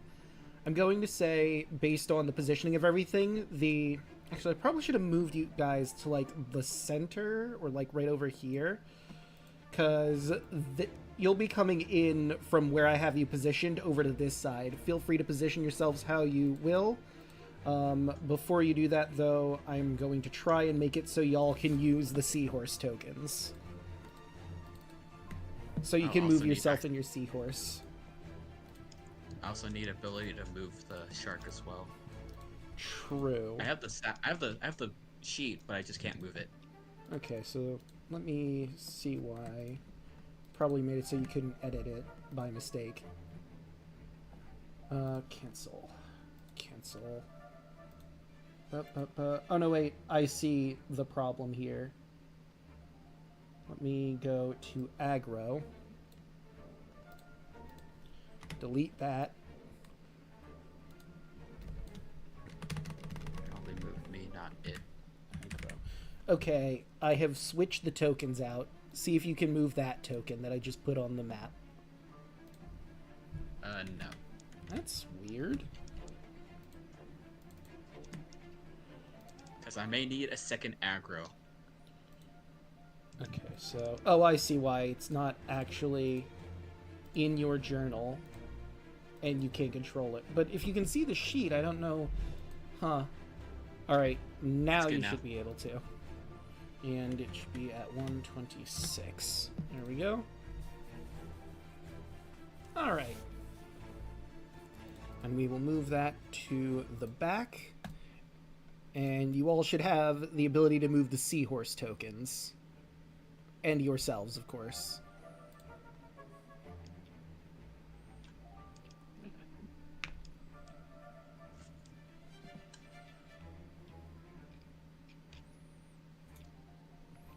Where would you like the Nereids to be positioned?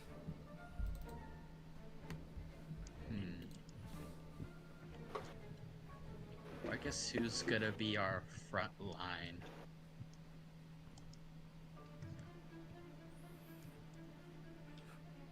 You know what, I could also tell you what the Nereids have, since they're going to be allying you in combat. They would let you know what they have at their disposal. So, first off, they do have magic resistance. They have advantage on saving throws against spells. But that's not going to be particularly relevant until the Coven of Sea Hags come out. They do have the Song of Battle, which, as a bonus action, they can sing a song that gives advantage to one target creature on the next action they perform. They have the innate spells, Dancing Light and Minor Illusion, that they can cast at will, and 3 times a day they can cast Fairy Fire and Sleep. They have their Tridents, which do a D8 plus 3 piercing damage and electrical damage. And they can attack 3 times with that. They are not the tankiest compared to the rest of you, of course, but they have a decent amount of health for a CR6 creature. And of course, the seahorses are giant seahorses. They move good underwater.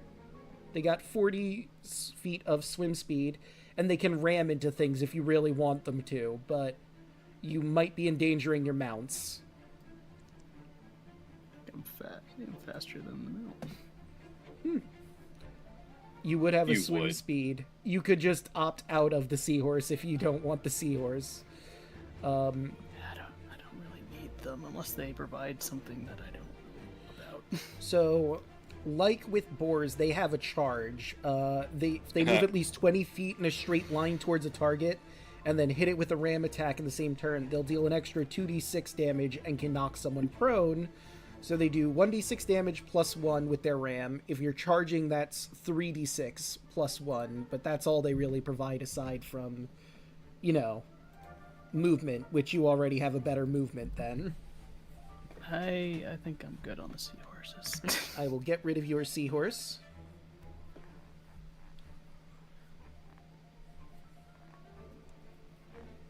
Yeah, the seahorses will probably just be better for mobility rather than like attacking.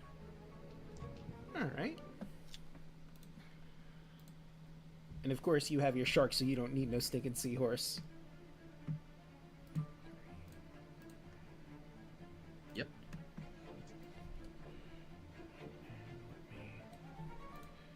Actually, you know what, why don't I just do this?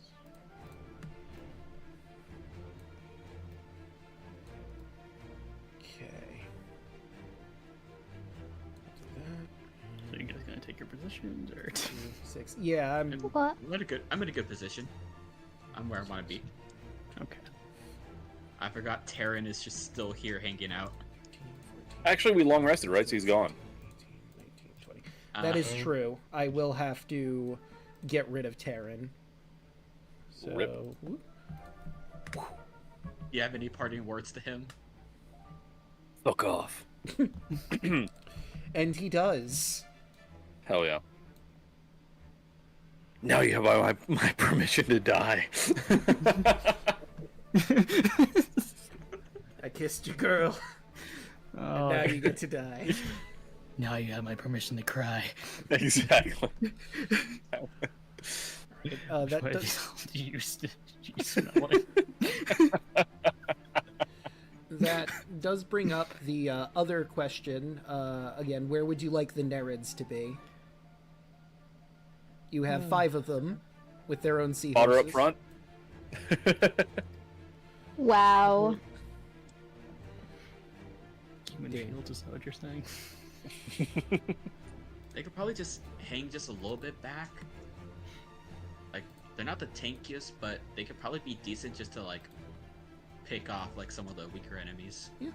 I mean, they're good support. Like I said, they do have that bonus action where they can give advantage to one creature of their choice, and there's 5 of them. And that's just their bonus action. And their tridents do pretty decent damage with a d8 plus 3 and 2d6 electrical damage on every hit if they do it two-handed.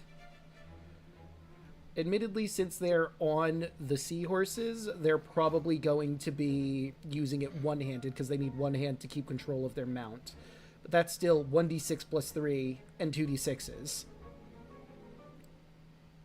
I mean, it's still not bad, so probably just, like, directly behind us, probably. Okay. So, Alu, are you good with your position there? Yeah, I'm fine being in the middle of nowhere, relatively, compared to the rest of the party. Okay, so let me see. Got your fancy new spear, and you're still gonna hang out in the back. Alright. Does... I mean, we're talking about a Harangon. All Yeah, right. but you're also terrifying. True. True. You're very bulky for a Harangon. Fine, I'll move to this side then. Okay, that's Move it. more centered. Right in the front. But hey, if that's where you want, power to you.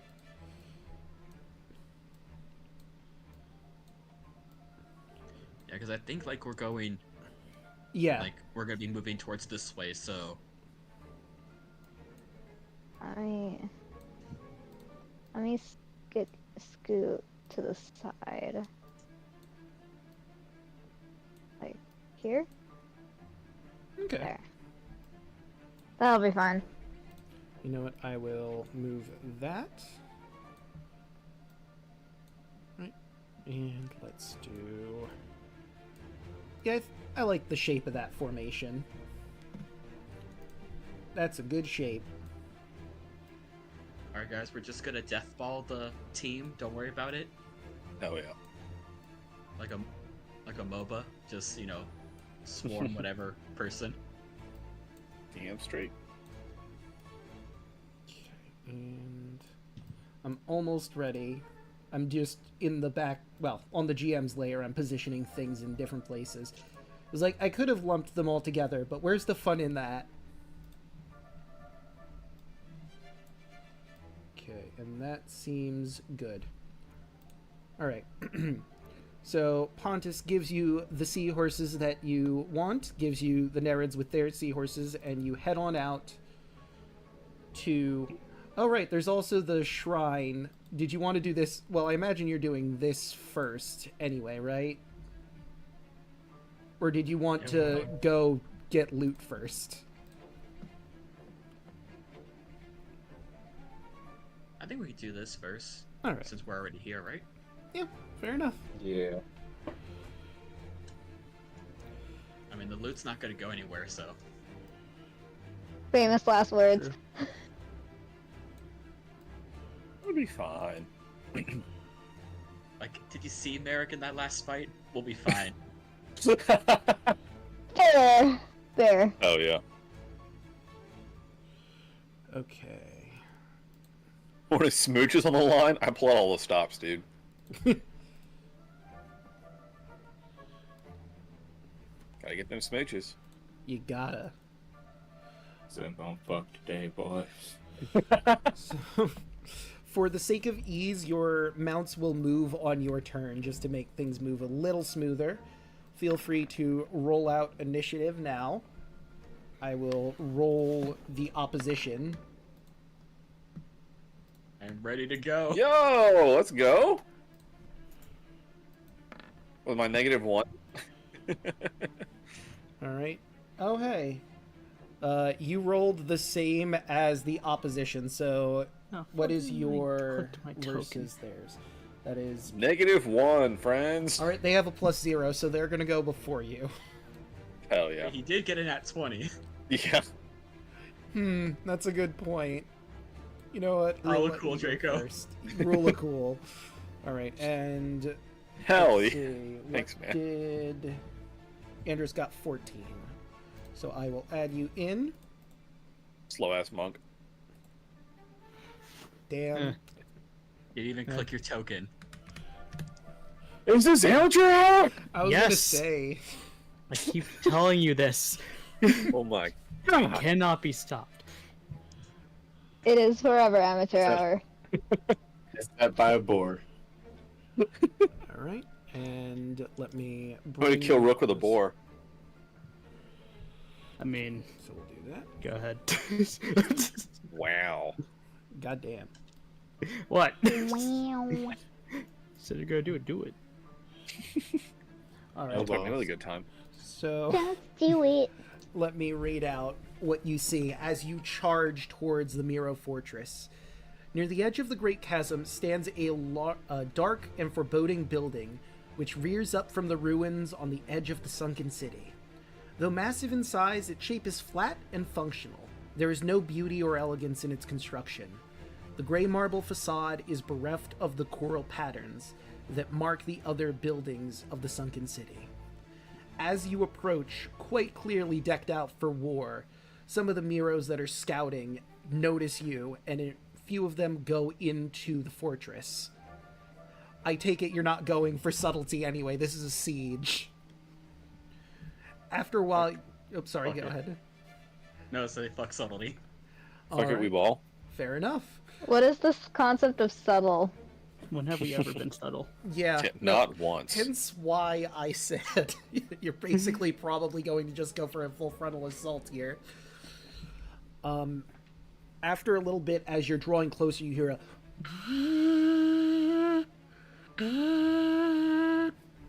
And sure enough, you see many Miro start pouring out of the fortress to confront you. These are just the ones that happen to get up to you first. I wish I was higher up in the third order. I would have. Ah. Well, that was pretty sad what I rolled in the background, but don't worry about it. Sad for them. But anyway. Kaya, you were up first. Tactical nuke. Yep. 60 foot Damn. radius centered on a point you choose within range. So let's just... Love this spell. do- 60-foot radius. I'm Oh, then- aiming it. There you go. Cutting it real close. You really are. Goddamn. Every single one of them. Makes a con save, and they take 12d6 radiant and blinded for a minute on a failure. Alright, and that's I'll just have you roll and mark whichever ones. 1, 2, Yep. 3, 4, 5, 6, 7, 8, 9, 10, 11, 12, 13, 14, 15, 16, 17, 18, 19, 20, 21, 22, 23, 24. So this is 24 con saves. Let's go! 1, It would take Two. it would take like a moment. 3, 4, Stretch your water, drink your legs. 5, Okay. 6, See you in a minute. 7, Oh god.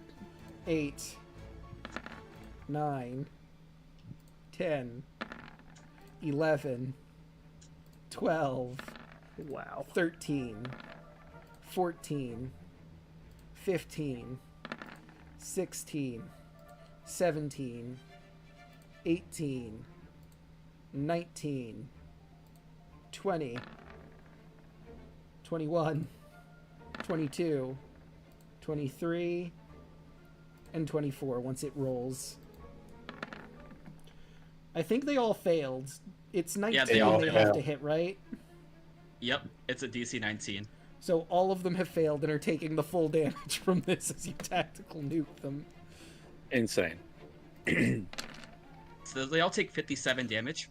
So they're all dead. Jesus. This is why I love druids. Literally, as you guys see everything approach, Kaya, her eyes just like light up. She raises her hands to the sky, and just for the cinematic look, just like above water, like probably just like far off on the boat, all the crew and Sunny, they just see a laser from the sky drop down into the ocean, and there's nothing left of these Miro. Nothing but ashes floating in the water. That is beautiful. I love the description. So, remember how I said this Holy fight shit. shouldn't be hard for you? Yep. So, it's Merrick's turn. There's still more coming. Do you want to hold your action? Draco, are they within 600 feet? Oh, they absolutely are. Then let's Eldritch Blast. Oh, wait, I need to add them back in. Hold on. Because they are just after you. And by all means, begin your Eldritch Blasts. Fuck yeah, let's go. Oh, so dumb. So let's make sure. Oh, hold on. I need to make sure it adds back my charisma to this because it definitely has charisma damage to my Eldritch Blast. All right, sweet. Let's go. 1, a 2, a 3. All of that hits. Excellent. This one, and this one, and this one. Minus Pew! You really fuck up the one that's leading the charge. He's still alive, but he's not looking great. Good. And now it is the Miro's turn. They get into range. And that is it for their turn. They had to dash to get up to here. You tactical nuked their friends. And then they got up. Insane. Do you really want to fight us right now? They do not seem bothered at all. And are just raging towards you. Do the ashes in the water did not indicate how this is going to go down?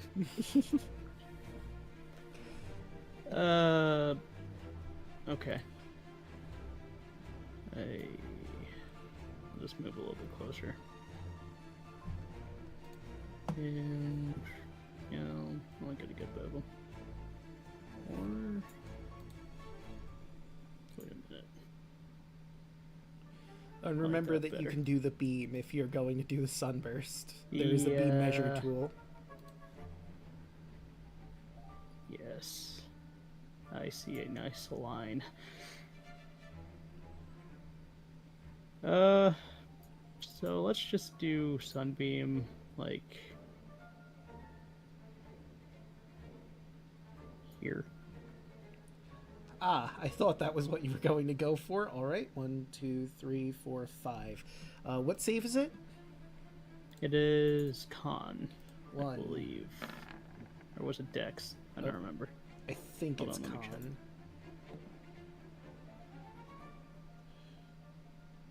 It's sunburst, right? Sunbeam. Sunbeam, that's right. And concentration. Yep, con. And what is Yep. your It's save this- for that? Oh wait, sorry. That was my specific one. I Yes. meant to put the description. We talked about this last time. It's based on my key DC, right? Yes. Okay, so that would be a 20 Okay. that they have to beat. So that one, the first one almost made it. Almost. Ah! Not great. 1, 2, 3, 4, 5. So I got to do 4 more. Miro. 1, 2, 3, and 4. And they all fail. So the one up front that Merrick just beat the tar out of with his Eldritch Blasts is dead. Excellent. And they're all blind. Minus 20. Well, except for the dead one. Like, blindness won't Except really for the do dead anything. one. No, he's dead. No, he's blind. It just burned his eyes out. Forever. He was blind up to the point where he stopped breathing. Dead forever. Blind forever. Fuck. Yeah, I know. I did the same thing. Shit. Check. No worries. I still got a lot of movement here, so I'm just gonna punch him. Give me old punch. You know, 32. I think a 32 will hit. Maybe. You think? I don't want to waste this punch on him, but I'll do it anyway.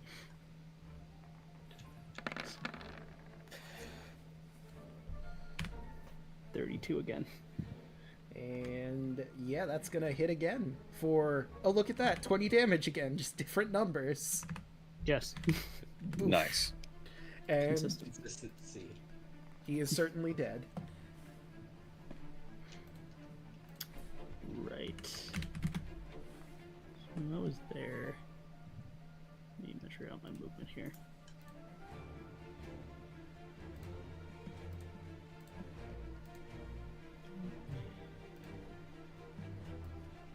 Like what, right there? That's 40. And just so I don't get rushed, I know I am gonna just move over there. All right. Okay. Right. And that brings in the Nerid pals. Let me just double check what the movement on the giant seahorse is. I think it's 40. It's 40. Yep. Okay, so let's grab these gals and their horses. They can move through friendly. So she's going to charge in. She's going to start with her bonus action. She's going to begin singing a song of bravery, and Luna, you have advantage. On the next action you perform, you have advantage. Now, they do have Trident. I'm going to have her throw her Trident at, I think, this one, because I think he is in range. She'll have to grab the Trident again, but... Oh no, wait. It's just barely not. So wait, never mind. She can have the seahorse dash so that she's actually in range to hit it. What am I doing? It's not her dash, it's the seahorse.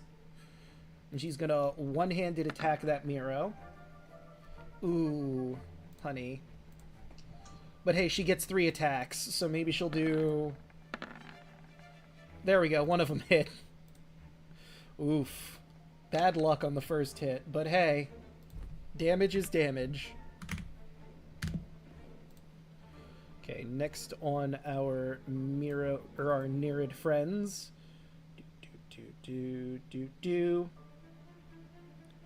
You know what? She'll go up here for that guy. And let's begin the stabbing.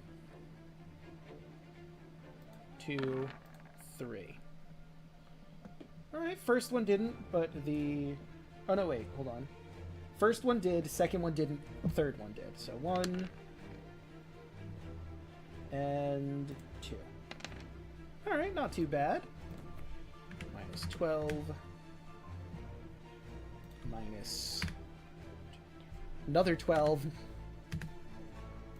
And we've still got a few of them.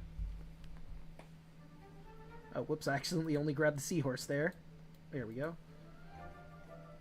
Oh, and she will use her bonus action to give Alu advantage on his attack if he attacks with a weapon. This one will go around this way, attacking that Miro.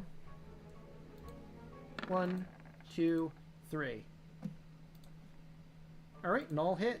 1, 2, 3. So that one is taking minus... Actually, why don't I just use the calculator? I have it open. 8 plus 5 plus 6 plus 2 plus 8. So that's 29 damage to that particular fish monstrosity. and she will grant advantage to Kira. Or Kaya, excuse me. Kira's not here. She's not even here, and I'm still making this fucking mistake. Draco, how could you? God damn it. I'm sorry. You just wanted to you want to will it into existence. Look, she was a fun character. I liked her a lot. She was a fun NPC to have around. Ooh, the natural one at the end. First, let's roll the damage that she gets on this guy. Not too bad, 17. And now let's see what she gets for her fumble. 4. Alright. This doesn't seem to make sense in this situation. That's a panic attack, but like... You're doing so well, there's no reason for her to have a panic attack. So I'm just gonna say that's a miss. Because it's nonsensical for her to, oh no, we vaporized over half of their troops at once. And now we've only killed 2 of them? Oh man, the battle's really turning, guys. You might not win. Huh. You went from wiping out all of them to only wiping out 2 in a turn. How could this battle possibly go our way? Yep, we're fucked now. You sure are. Mm-hmm. But, To be fair, that was my most powerful attack. yeah. And let me bring that to the Go front. big or go home. We're gonna move her to here in the front line. She's gonna do the same. She's gonna give a bonus action Song of Bravery to Merrick. So now, if I'm not mistaken, almost all of you have advantage, except for Andros that literally produces his own after the first hit. Actually, after that last hit, I still have my advantage from it. Ridiculous. Okay, at least she got that third attack, but let's see how bad her fumble is. Which one is she attacking? She's attacking this guy right here, yeah. Yeah, it's till the end of my next turn. This one is blinded. Oh. I think because it was the one that was hit by the sunbeam. Oh, that's right. I forgot to Sunbeam. label them blinded. Yeah, so all these 3. Oh yeah, you might want to do that. So all her attacks hit. Okay.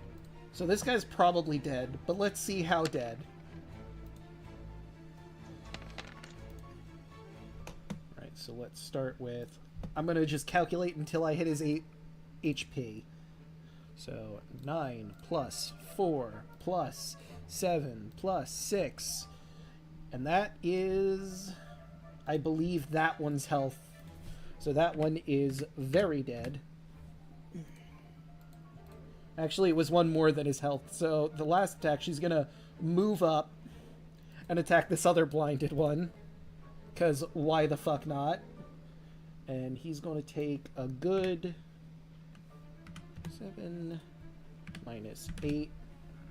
And that does it for your Nereid friends. It is now Luna's turn. Luna. Oop. Oop. Damn it. If you click Bobby. on the map here and drag and drop, Boy, I'm right. you should be able to highlight both your token and the seahorse at the same time. That's what I was trying to do, but I grabbed the seahorse by mistake. Ah. Seahorse going dash to here. Mm-hmm. Let's see.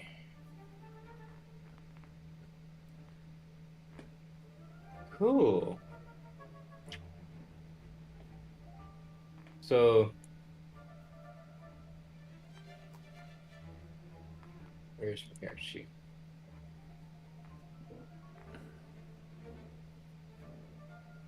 Luna's going to hit the one in front of her, Mm-hmm. right here. So, with advantage, it is a 24 Either way, 24. for 10. All right. 10. As she swings, she does an inhale and does her dragon's breath. Okay. So that'll hit that Miro, this Miro. Could you just make the code one more time? Yep. Okay, so 1, 2, 3, 4. And it's a deck save for yours? Yes, Dex. 1, 2, 3, Point Thunder. 4. Okay, and that is a failure, a success, and a success. Failure, success. Alright, so minus 20. That one is dead. This one takes 20 and is also dead. And those two over there take 10.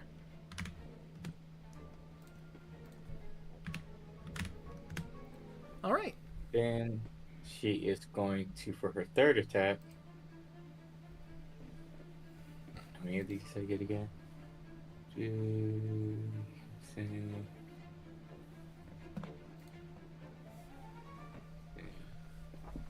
It's not the description over here. You can use your breath weapon a number of times equal to your proficiency skill and you gain on it. So I am going to do another breath weapon. Okay. Same angle, so you're hitting just these two over here? Yep. Okay. For 12. Dix. Then that 20 on the other side. Oh, but he got 19. So that one succeeds, the other does fail. So that is 6 and 12. Alright. Bonus action. Him. On to this one. Okie doke. Farm Master. Pop. Yeah, that'll hit. 7. And that is 7. And that is my 10. Alright. That brings us to Alu. There's still some dudes around Yep. here. Let me zoom in a little bit more so I can see who is still even alive for me to attack. There's still a good chunk towards the top. Yeah. You have Yeah, okay. this triangle over here. These 3 over Oh. there. And those 2 down there. And with the Alright, let me C4s, check you how have, close I need to be. Oh, 300 feet. Okay, I don't even need to move. Control water. Okay. Using... Now, are you sure you Like want over to do here. that with your... Oh, okay, so back there. Then never mind, that makes sense. So I was going to say, you could get some friendly fire on your allies if you... No, I'm making sure it's as far back as possible. But still able to Like- hit. Okay. So, like... And I'm assuming there's still more coming in, so this will definitely clear out the wave. Well, at this moment, this seems like the last wave, actually. There's... The person who blew the horn is maybe coming with more from inside the fortress, but as of right now, until those guys come out, these are what's left. And which one are you doing again with control water? Whirlpool? Or... The last one mentioned, which should create a vortex.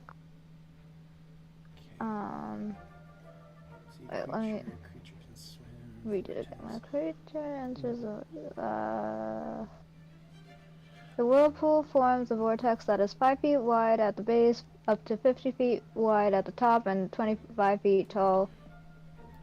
Any creature within 25 feet of the vortex is pulled 10 feet towards it.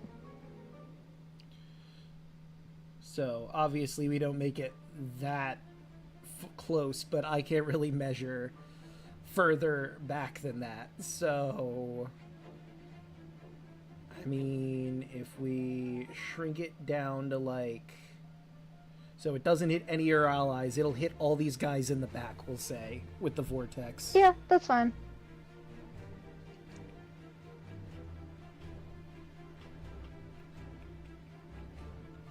Oh, and I guess that one guy that's like, right... This guy. Okay, so... So they are in the thing. Blah, blah, blah. Gets pulled 10 feet toward it. A creature can swim away from the vortex by making an athletics check against your spell save DC. When it enters the vortex for the first time on a turn, starts turn there, it must make a strength save. On a failed save, it takes 2d8 bludgeoning. So 1, 2, 3, 4, 5, 6, 7 strength saves. Have 1, fun. 2, 3, 4, 5, 6. And your spell save One more. is 16. So that is a failure, 2 successes, 3 successes, 3 successes, 3 failures. Wait, 1, 2, 3, 4, 5, 6. Oh, I need to do one more. Yeah. Whoop. And a natural 1. 4 failures, 2 and 3 successes. Go. So we'll do the 3 successes up by the top. Then 1, 2, 3, 4. So let's bring them back. They're basically off screen, but roll your 2d8s.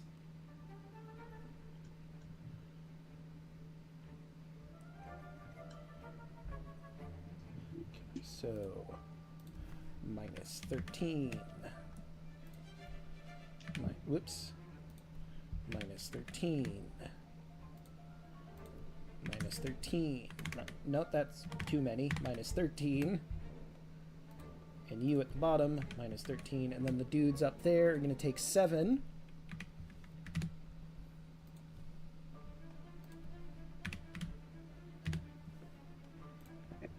Minus 7. And anything else? Or is that it for your turn?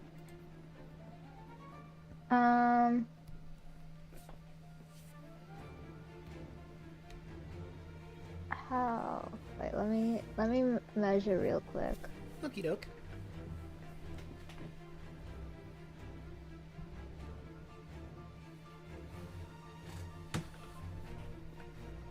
How much reach does the trident have? Let me double check. Trident. Since that's new, I don't know any of it. It doesn't mention it is a reach weapon, so it has 5 feet. Okay.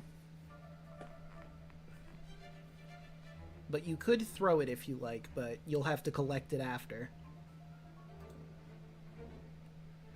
Also, keep in mind, you can have your seahorse dash, and you can go through friendly spaces if you want to get into the thick of it. However, if you get, like, here, let's say, you're going to be surrounded, which probably isn't the best plan.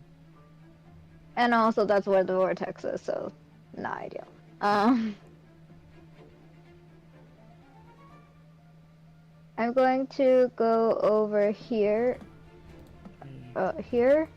Oops, nope, that's the wrong thing. Let me check something here. So, like, the seahorse has around 40 feet of movement. If you have it dash, which you certainly can, you could move up to this space and attack that guy there.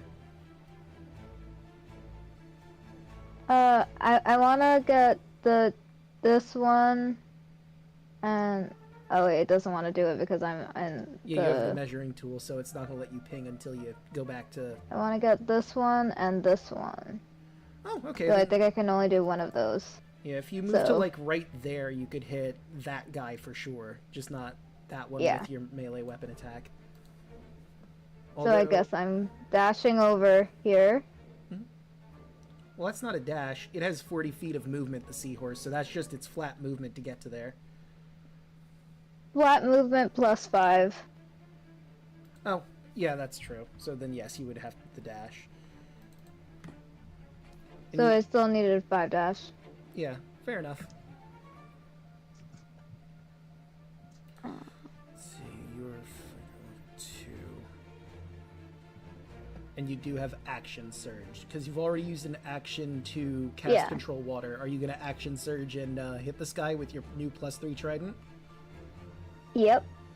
Alright, so same rules as with the Nereids. You need one hand to hold onto your seahorse, so this will be the one-handed attack. But a 19 certainly hits.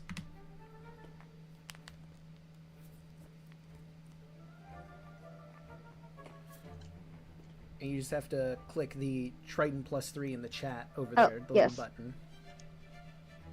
Right, so that is 8 piercing damage done to that guy.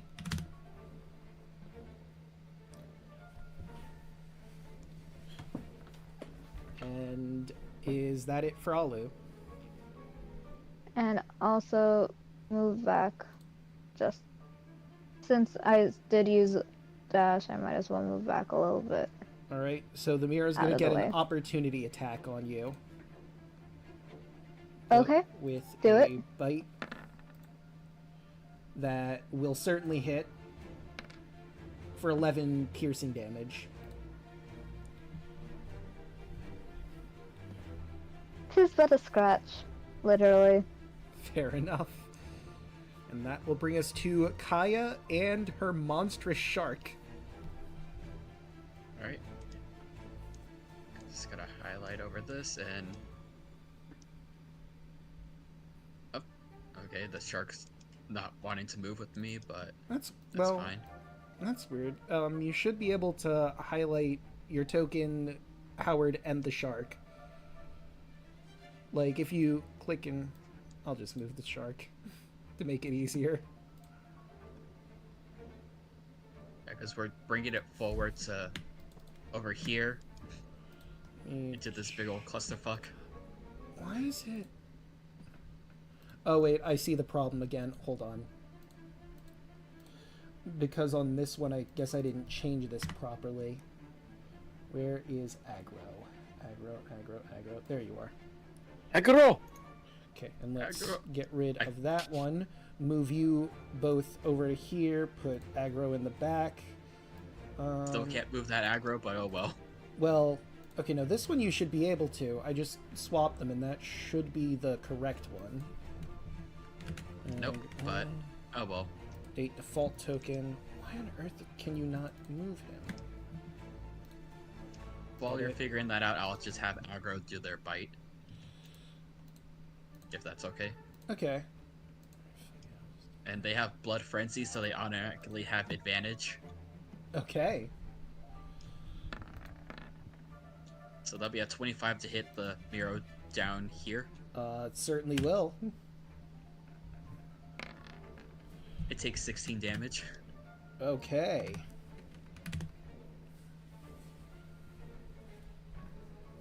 And I will bonus action Shillelagh. It's just to re-up it. And I'll bonk the same one. 19. Yeah, that'll hit.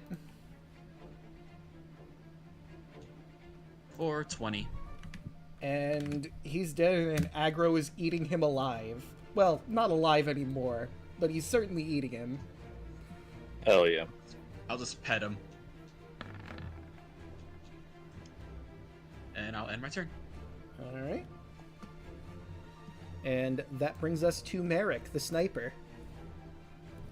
Sweet. All right. Well, you know what? Let's speak up a little bit. Let's see. 20-foot cube. Uh-oh. Is that gonna be too big? It might be, but you could also position it a little off screen. Like, let me... Yeah. That's true. Is it 20-foot radius or just 20-foot flat? It says filling a 20-foot cube. Okay. So it says 20 feet on each side. So it'd be 20-foot like diameter. Or yeah. Okay, so That then makes yeah, sense. it would be a 20-foot cube. So let's measure that out.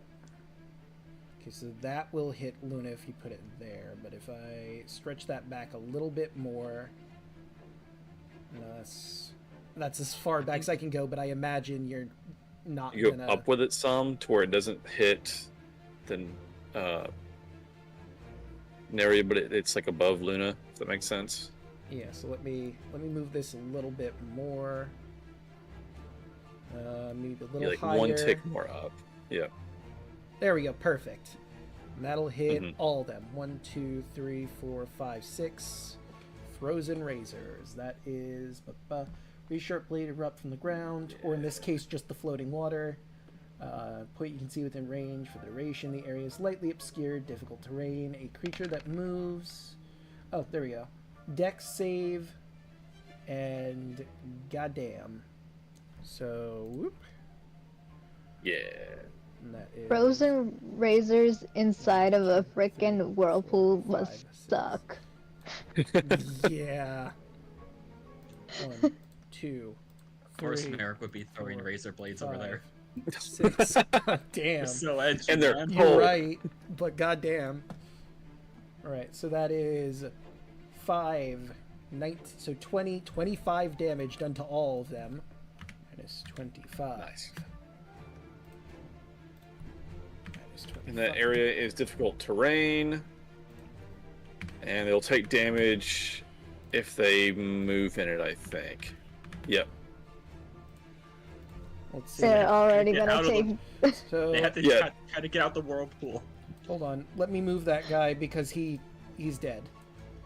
If they move more than 5 feet while inside that area, they will take the damage again. And let's move that guy up, On top and of he is also dead. That's just brutal. They're not doing great. Wait, did I reduce the HP on these two yet, or did I just do the guys underneath them? I think I did. Yeah, no, I'm pretty sure I got everybody there. And they're all half speed too. So yeah, they're half speed. Some of them are further back than they appear on here. 'Cause I think this guy got moved back exactly right, so he's where he's supposed to be, but this guy is like a space back from where he actually is right now. So Hell he's gonna yeah. have to move 5 feet to get where he actually is on the map. That spell is so much fun. It's good every time. But hey, it's the Mira's turn, so let's start with the one that's in hell. He moves 5 feet. And Oh, that's, is he moving? yeah, he's We gonna do moving. damage again? He's Hell yeah, gonna let's have do it. to move forward to attempt to get out of this nightmare he's in. All right, well, fucking enjoy that then. So he's dead, but let's see how dead. Calculate that up. 5 plus 8 plus 13 gives us 26 damage to the man with 7 health. And that might be even in addition to whatever damage. Oh, you're right. You From also have to roll Whirlpool. Whirlpool. Well, doesn't he have to make an athletics check to even move? So let me start with that. Does he get to move, or is he getting swept back, which would automatically proc the damage anyway, I think. Yeah. Oh, yeah. Nope. So yeah, no, he's just Okay. getting dragged through your razor blades, getting pulled towards the center. Excellent. Should I roll the 2d8s? Yeah, roll the 2d8s to see how fucked this guy is. Why not? You guys just created a brutal ass combo. You're not You wrong. sure did. Alright, That's horrendous. now this Miro, who's more than likely going to die, does he manage to break free from the whirlpool? He does not. So 2d8s plus the razor blades, please. Do you just want to use the Okay. same numbers? Or I Yeah. mean, we could just use the same numbers for sake of ease. So that Yeah. would be, I think, minus 26. No, you did 26 plus the 7. So that's 33 damage that one's taking with the other man with 7 health. Believe it or not, they both had 7 health. Whoopsies. So these guys didn't get swept in, so they're gonna have to swim out, but they are still in the razor blades, so the first 5 feet of movement to try and get out, he takes that 33 damage. Well, he doesn't take the 33 only because, you know, he didn't fail the whirlpool check from before. But that's enough to kill him. Oh god. Let me you're move him. disgusting. Oof, dead. This one is gonna try to get out, but he's I am gonna not sorry. Dex These save. hags are not gonna know what's gonna hit him. Well, I mean, if they see all this shit, they're probably gonna swim, you know, around it. Call it a hunch. That's the dex for that. Nah, he fails that shit. That's another 26 damage and another death. What? No way. I know. Shocking. Alright, so this guy, It's so cold. he's gonna swim around this way. He doesn't have to deal with the ice razors, and he's going to stab at the Nerid. Or he's gonna bite at the Nerid. Don't you do it? Yeah, that misses. And the claws? The claws will hit. Hey, one of them did damage! Hooray for them! It didn't do much damage, but it's damage! Alright, now for our other mirrors that aren't encumbered by the nightmare behind them. Okay, both of those will hit. So that's 18 damage to this one. This one is going to go towards Kaya. Go for the old bite claw combo. And I don't think either of those will hit you. He's trying his Wow. best. But they made an attack on me, so I'm going to use my reaction. That's fair. Let's see. Where's my... Oh my god, I just got so many things on my sheet. DC 19 strength save, or I'm pushing him back into the whirlpool and razor blades. Oh my god. Alright. Strength save. This is such a good combo for... So He's that's going a back. 16. He's going into the razor blades.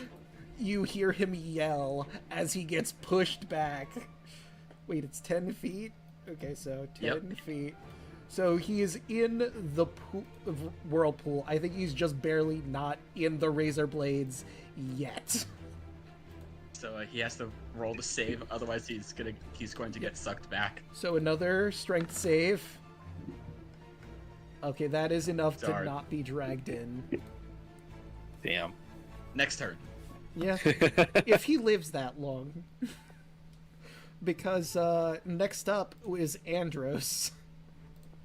Pew pew. Although maybe Andros won't go for that one. There's 3 other Miro he could go for.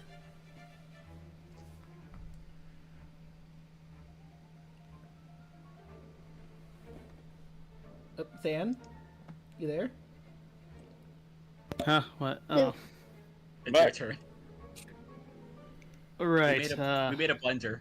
No, I saw that. We're pulling razors, dude. Sorry, I was dealing with something else. Oh, no worries.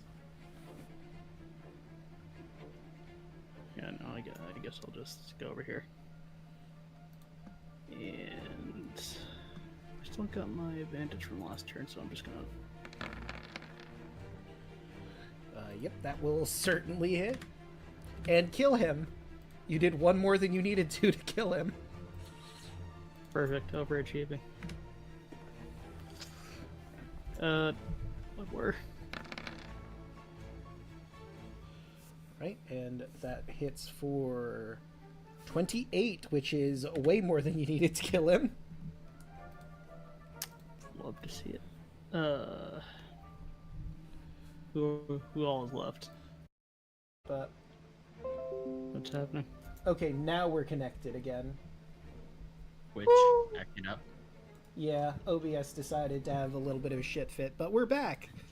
Yeah, I'm Hell just yeah. gonna draw my second punch and just let him stay in there. All right. So that brings us to our Nereids. There is one threat left, so she's going to stab him. Well, threat seems generous at this point, considering. Let's see, that will hit, and that one won't, but let's see if she even needs to get to that one. That is 18 points of damage. Never mind, I didn't have to roll the second one, I don't think. Oh, no, wait, never mind. This one actually had full health. I forgot about that. He was one of the rare ones that didn't take damage up to this point. Minus. So that'd be a 17. He's looking rough. And now let's see. Oh, oof. I just rolled a natural 20, so she's going to crit herself. Oh no. So let's roll that. So that is 1d6 plus 3 times 2 I'll just hit the attack twice. So, you know what? She did the most damage to herself. -9. She took the most damage out of anyone here because she fucked up and stabbed herself. She's, really excited. You're finally routing the Miro from her home, and, just a little too overeager, and she stabs herself in the side. God damn it! That is her done. Obviously, the Nereids aren't going to get into the blender because that'd be fucking stupid. Whoop. Right, an 8 won't hit. Oh god, what is with the natural ones? Oh boy. Okay, so that is a 2. She falls off her seahorse, but this is the ocean. She can just swim back and get back into position. Although, wait, it's for a round. So this next attack is going to be with disadvantage. But that's still going to hit. So that's 5 and 6. Which is more than enough to kill it. And that is it for the Miro. So, it's been roughly 2 turns. It would be turn 3 if we went through the regular initiative order. Above game, the boss of this fortress, the hags, and whatever it summoned with the horn, don't come until 5 rounds pass, so you're free to set up and wait for them at this point. Oh, damn. Now, they do have 3D movement. You can hold concentration on your blender, but, they're coming in, they'll probably swim around it. But feel free to move yourselves in whatever positions you want to be in. Gonna fall back a little bit. Okay. Should probably have the Nereids do the same. Alright. They will dash and get back into their positions.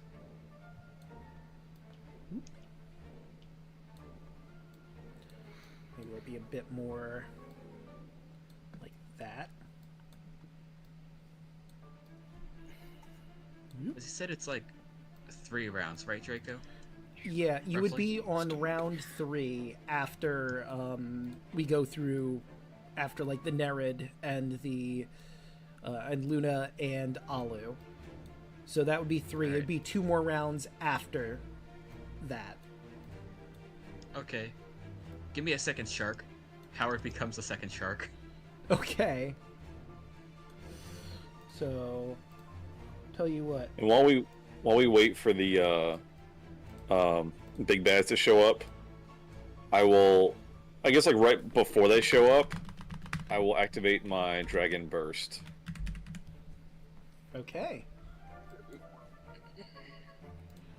Just so we all know that's Howard. Since you have the Wait a time minute. position, I'm gonna move Merrick just so we can get Howard the shark in.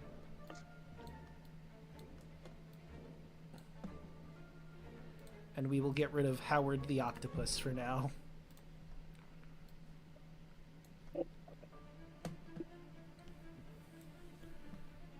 Merrick, are you okay with where I moved you, or do you want me to move you back a little bit?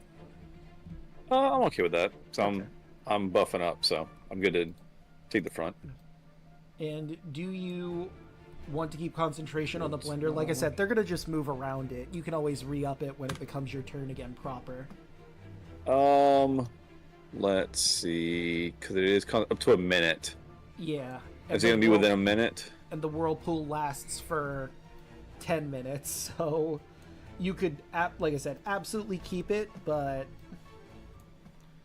I mean, I'll hold on to it until I guess they get here, and then if they go around there, I may drop it, but I'll keep it for now. Okay. Until I need something else. Alright. Ollie, will you keep your whirlpool up? And I gain 17 temp hit points. Okay. Sweet. Yeah, we'll keep them. We got rid of all those. Now I just have to roll in our bosses. But, Yelling, you still there? I forgot to unmute. I'm smart. No worries. It'll force them to use to divert, go around. So yes, I will keep whirlpool on. Okay. Apologies. Oh man, the sea hags rolled absolute dog shit. They're old. They need to walk around. We'll swim. We will fuck but them yes. up. Up?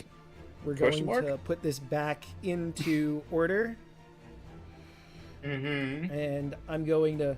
So they're not coming in from this angle. That's just where I had them stored at the moment. I'm going to reposition them. Fuck it, I'm just gonna get pizza. I'm hungry. Damn, hell yeah, dude. Don't make me hungry. Fuck you. I did come over, get a slice. Yeah. Fuck you. I'm thinking of having pizza for breakfast. Oh wait, you can't. Aw, Oh, wait, maybe you can actually. Hold on. Nope. Think about it. So, Too far our away. our enemies come into frame. It is Kaya's turn to start off. And they're arranged so nicely, but before you obliterate them, let me show you what the leader of the Miro looks like. Nice. Ah, Ooh, see. big ears. You Yeah, she's pretty cool. Huge will ears. die in the most painful of stuff. is that a fucking shark? It sure is. So They have their here's own I mean- stir. here's the funny thing. So she has a conch shell that summons sharks, and she does that as soon as you guys start attacking. I rolled it twice. She rolled for 1 shark. Could have had 4. Rolled for 1. Haha. Alright, Cool. so let's start with this. Action. I'm going to guiding bolt the leader. So that'll be a 30 to hit. Surprising Nice. no one, that'll hit. Hell yeah. Yeah, love to see it. It's for a simple 12. It's just one of my free ones. And next attack on her has advantage. And let's see. Yeah, I'm within range, so I'll use my bonus action to turret up to hit her with advantage. I'm an advantage train too, guys. That's a 29 Yeah, Fuck yeah, you dude. gonna hit? or 9. Nice. Cool. Alright. And now time for the slaughter. Because of blood frenzy, Howard has advantage. That'll be a 27. Yeah, that's hits. Howard always has blood Or frenzy. 20 or 26. 6. She's still standing. Time to kip up aggro. Aggro. Aggro! Hit with advantage. 21. That'll Oh hit. my god. 20. Jesus. She's just barely standing. Oh my god. Merrick, finish her off. You really tore And my into her. turn. It's Merrick's turn. Well, I was gonna bust out a big bad spell here, I but mean, you still could. There's it'd 3 be sea a hags and a super giant shark. waste. I'm just Yeah, but saying. that was like for one person, so Oh, fair Um, enough. There are 3 hags. And they do got a shark. Very yeah, true. but it's Do whatever you want. All right, Do whatever you want, man. yeah. All right, so Absolutely. the seahorse can like dash for me, right? It sure can. Okay, sweet. So, I just want to move, I guess, here. And I want to, first of all, try to finish off the leader there. So Dragon Burst gives me an extra 15 damage, just flat 15 damage, period. Okay. And then I'm within range of Aura of Hate. I will bonus action Hoarfrost, because why not? Why not indeed? So that adds the cold damage. And let's just fucking roll to hit and see what we get, friends. Alright. 28. Yeah, that'll hit. Jesus. Whoops, hit. Well, there goes It's so dumb. most of her health. It's so dumb. All right, that was attack number 1. Let's get a second attack in.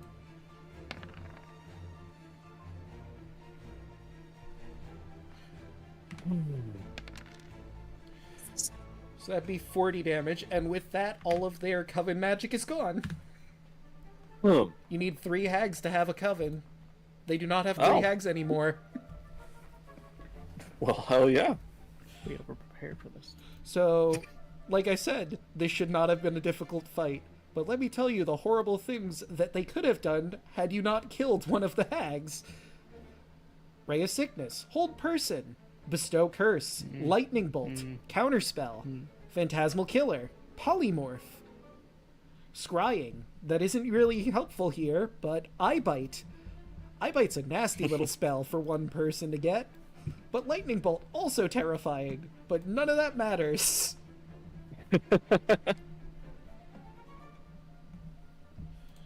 Alright, so that's my turn.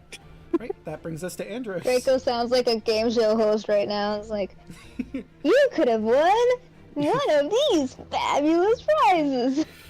Let me show you the horrible things that could have been in store if you didn't kill a hag. Do do do Oh, do. Draco, you know what we can do too before we get too much further here? We can do another person Spectre. Wait, we can what? We can make another Spectre. Oh. So it's got another kill. So, like I said before, this, like the nymph, is a fae. Normally, I wouldn't let you have a fae. Oh, because it's of a person. I guess it says It's person. a humanoid. It says in there, doesn't Humanoid. Oh, you saw a humanoid. it? Yep. Drake also adjust chat. Okay. Well, if that's Am I addressing it doesn't. the We chat? don't have to then. That's fine. So yeah, I'm just The gonna. token is darkening the screen. blast I these just guys. fixed that. Sorry about that. I noticed I did it before I saw what chat said. If it don't work on a fade, don't worry about it. Here comes the sun. Do do do do. My God. Pew pew. Beady do beady do beady do beady beady. Hag number 1 fails because that you're 20, right? Hag that is number correct. 2 also fails.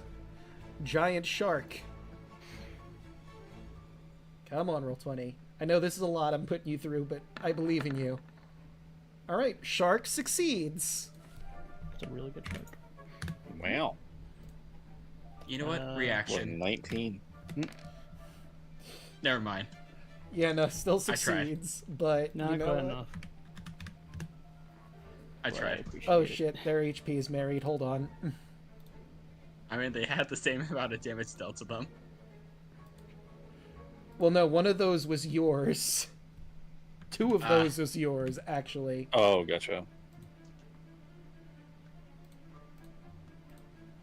So let's get rid of that. And those 2 hags are blind. Okay, and there we go. And you know what? Just because it makes this a little easier, there we go. So, blind the hags. Blind. Blind. And that was Oh, my whoops. bonus. I accidentally put the X on, not the blind. He's not dead yet. I mean, soon probably, but... Probably. We'll see. Soon, TM. Right, so that is... 23. For 18 damage. She is just barely standing. Okay. 31. That would be 25 points of damage, which is way more than you needed to kill her. She did. And my turn. And now it's the Nereid's turn. There's One of seahorses. them want to finish off the leader. They're the leader is kind of surrounded. They can't really get clear shot. How though? Well, I'm gonna move her have to 3D here for the movement. hag. That is Australian also water. true. So if she goes like up to here and then moves roughly 5 feet up, she could throw her trident to kill the leader. So we'll just do the flat trident for, yeah, that hits. And that's enough to kill Shexis, who unceremoniously died, didn't get to taunt anyone or say anything. She came to the battlefield, saw her forces into ribbons and ashes, and then proceeded to die. Rip. Good. And now, It's gonna, for the Just gonna hag, give the narrator a thumbs up. she'll It's return like he it. did it. So let's see how the sea hag do. Oh, those are with advantage because it's blind. True. Why do you not have your... Oh, right, that's why. So it's actually... Sea hags are weird. They don't actually have spells. They have spell-like effects. So, first one didn't... Oh, no, wait. They all have advantage, like you said. So, let's start with the natural 20. So that's 9 plus 18, which I believe is 27. Which, oh, look at that, was enough to kill her. And then some. So that's that hag down. And because of that, she moved, well, 80 feet, though, so she can't go much further than this. Although she Is he could... trying a reach weapon? No. But it can be thrown. She could also move up towards the shark. Like, she could get off her seahorse and then move to there so that she's... well, not right there. Back. Move her to, like... here. And then stab at the shark, and that will hit. For 8 plus 6. 14 damage. 14. And that does it for that Nerid. Let's get to our other 3. Can they manage... No, she can't manage to get much further than that. I imagine you're going to stop concentrating at this point, though. On, you know, the whirlpool, and I know for a fact that Merrick stopped concentrating because he did another concentration spell. Hoarfrost is actually just duration. It's not even concentration. It's great. Oh. It's So- like Shillelagh, but better. It's great. So if that's the case, she is not going to get into that whirlpool and other nonsense. That's fair. Then they're gonna just go up there and their turn, and Shexis is dead. So Luna, it is your turn. The only thing left is this Yeah. shark.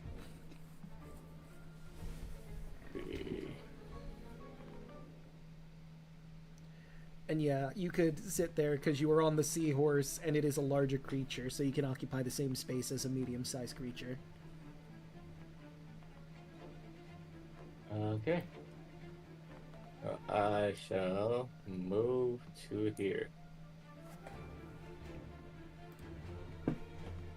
And I attack.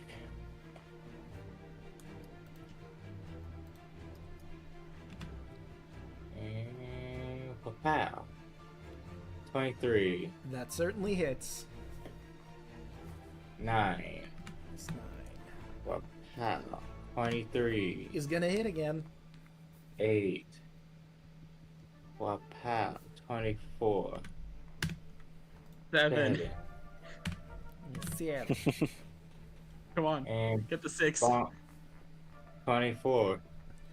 Is gonna hit. Oh, fuck. 5, 6. Close enough. 5. 6, 5. Yeah. Giant's bite. Well, I mean, you're not big, but like is Numbers there. wise, it makes sense. Yeah. Yeah. Right. And is that it for Luna? Yes. That brings Only us. thing I'm missing here is a 3. Yeah. All right. That brings us to Alu. Like I said, the only thing left is this solitary shark.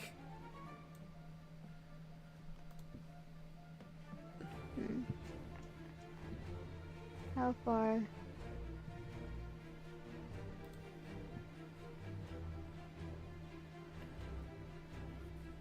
Oh, that's one.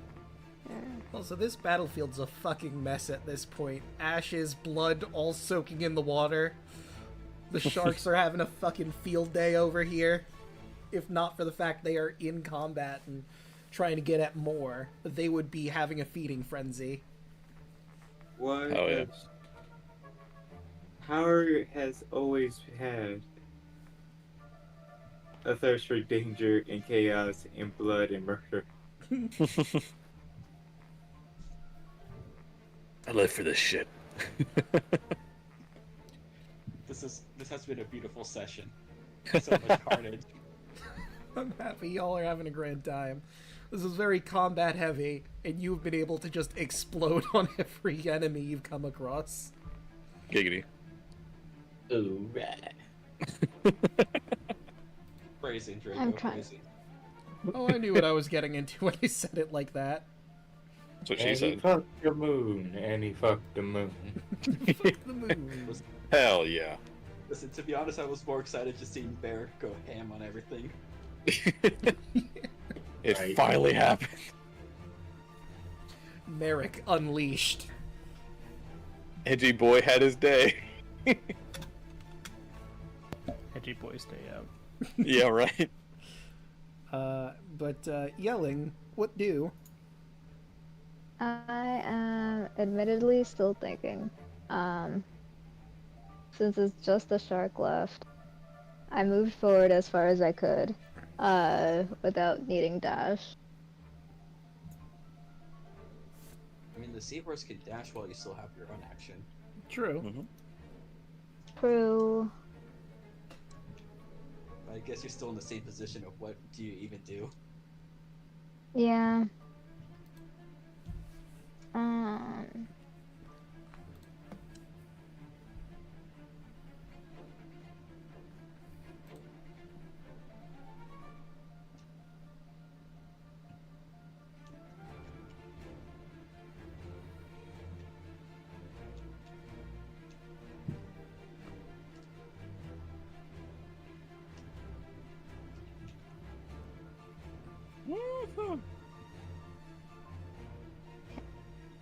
Would it be a waste of using Sword of Fate on a shark?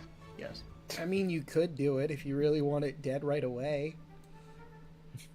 And I, it mean, I have a feeling we're just gonna rest again after this. I was gonna say it depends. You could very realistically go into the chasm after this, but you've used a lot of resources in this combat. Not really. All I need is a short rest, baby. True. Only thing I used I'll was hold a breath action. weapon. Pretty sure I just used one key point. If the shark somehow magically gets closer to me, I'll hold try an attack. Okay. So you're holding your action for if the shark gets close to you, you'll stab at him. Yep. Okay. That brings us to the shark. The shark's a bit occupied at the moment. So it's gonna try and bite at Luna. It does have advantage because... Actually, no. Luna has full health. Never mind. There's just blood in the water. Lots and lots of blood. Mm-hmm. So flat roll. A 16 will not hit. Kaya? Alright. I'm just gonna roll the 2 shark bites. Both with advantage. So Howard crits. Oh my god. Well, Howard first has to move actually close because he wasn't in range. Yeah, I was just rolling the dice. But yeah, Howard does that much damage. Goddamn. So that'd be... Damn, dude. Well, let me just use the calculator. That'd be faster. 48. Plus 9. Yep. It's barely standing. And aggro with the 17. Right, so actually let's move Howard to like here because he could, and that way you actually can be able to get aggro into the swing of things. That's 17 on our poor sweet shark over here who is just barely hanging on, but you still have your own attacks. Go to 26. That'll hit. Thank God I didn't crit fail. That'll be 22. How do you want to do this? Oh shit! Lightning damage. The staff. The staff Under is underwater. lightning. It's fine. It just tases it. Okay. Like as Howard and Aggro are just like in a feeding frenzy, kind of just gently, kind of just like pushes the enemy shark down into it, just like, yeah, just stay in there. Just go to sleep. Go to sleep. Yeah, just go to sleep, and just give everyone like a thumbs up, like we did it. It shakes and writhes against the staff, pushing it down as Howard and Aggro just go into a full feeding frenzy. You don't think you could stop them even if you wanted to. You slowly get off Aggro as Howard and Aggro just begin feasting on all the corpses that are in the area. Yeah, I'll just kind of gesture for everyone just to take a little step back. Yeah, they're just gonna... The Nereids know not to get in the way between a shark and its food. Whoop. But they are absolutely celebrating the job well done. The merfolk are free from the Miro threat. But one thing still remains to do down here at the bottom of the sea. There's still the chasm. And the horrible monsters that lurk underneath.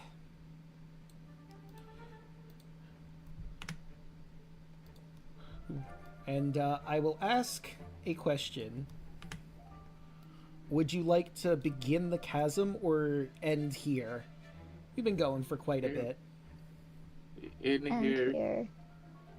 I'm struggling. So yeah, we will end And the here, session here. Hell yeah. You So let's very generous. move you all to... Actually, you know what? Nah, I'll just bring you to the Sunken Kingdom for now. Why spoil the surprise? We'll just do some quick upkeep, just to... So, for your light source, Kaya has daylight, correct? Yes. What are you casting daylight on? I'll cast it on myself, like on my armor. Okay, so your armor is glowing, and just, would you mind clicking daylight for me so I can just see the range on that? Okay, 60 foot radius of light. So 60 feet bright and 60 feet dim. Okay. So that is... So technically 120 of vision for anyone who will need it. Let me... I'm going to update your token on the chasm delving thing so that it produces that light. 60 and 60. Okay, and... Oh yeah, I'm gonna have to grab... Actually, you know what? So, I will move you to the chasm for now. Against my thinking, so... Scroll up to the very top of the map. And that's where you are. Kaya herself is producing light, and the sun is producing light at this point. I have put all of your tokens on here without the seahorses, just because it's a little easier for maneuvering. Mm-hmm. Here's the chasm, and the way I'm going to have this set up for next time, you will begin your delve down into the sea. For the first bit, I'm not going to have exploration mode on, but I'm going to turn exploration mode on when you get into the deeper parts, because, well, again, you'll see. The other thing I want to ask before we end things off properly, do you guys take a long rest? Or do you just take a short rest before taking the delve? Short is fine. Sure, it's fine. Okay, that's Short is fine. Yeah, I'll be fine with a short rest. And do short. Okay. And then the other question, you have options. Do you want to hug the wall of the chasm here as you go down, or do you want to go down the dead center? You would have learned from Pontus that there is like a plateau before you get into the deeper, darker parts of the ocean. So if you want to like go down the center and then to the sides later, that is totally your choice. And the difference between the two is like if you're going on the sides, the likelihood of being accosted by sea monsters is less likely. In the center, it's more likely, but it's more of a straight path.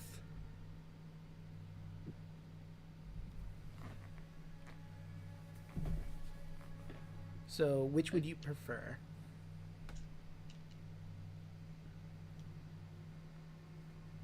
Probably play it safe for a bit, I think. Okay. Just to reduce the amount of like risks we take. Because we're gonna be fighting something big and scary, so want to be as healthy as we can be. And potentially the sea monsters that lurk down here. Exactly. So, with that, we'll end the episode here. Next time, our heroes dive into the depths of the chasm. But let's start going around the horn. Starting with Rodden. How'd you like tonight's session? Tonight was really fun. Just so much carnage. And, well, like what I've been saying the past few times, support everyone here who's, actually, streams and all whatnot. Hell yeah.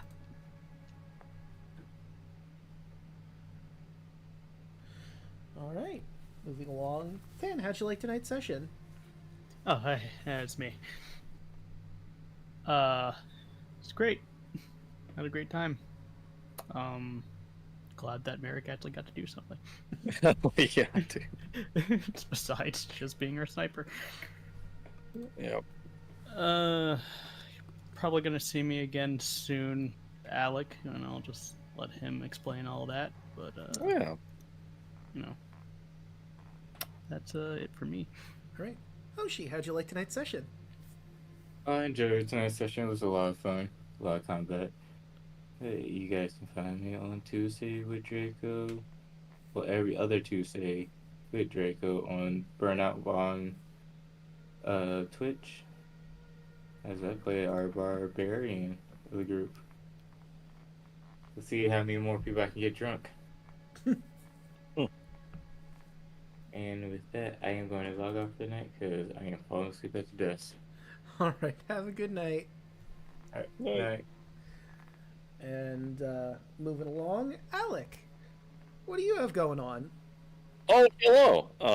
It's kind of light on the streams this week. Had a lot of stuff going on in the real world, gasp. But session was really fun. Finally got to bust out some melee from Merrick and really just kind of show off that I wouldn't say research, but like I really went hard on this character. Without just like Googling how to make things broken. I didn't do that. I promise I did not do that. I just made a cool character that I thought was cool. But real good. A lot of good damage there. Excited to do some more of that coming up with Merrick. And we did get some god booty. So what can you say?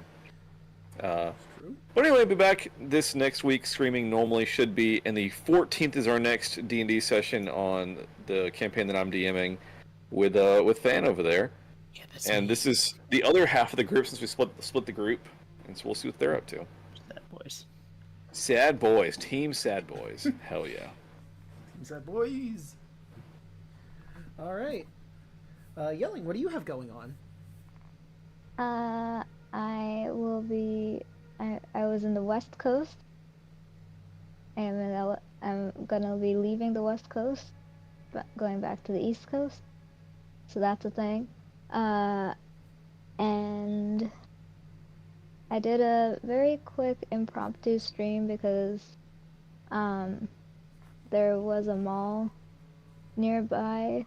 Well, not really nearby, but I guess in the area. I feel like I'm making it sound closer than it was, but that had a bunch of gacha. So I did a little stream showcasing a few of the very, very limited things that I got from there because like I didn't want to spend that much. But other than that, I'm tired. I'm EP. I really enjoyed today's session though. and um,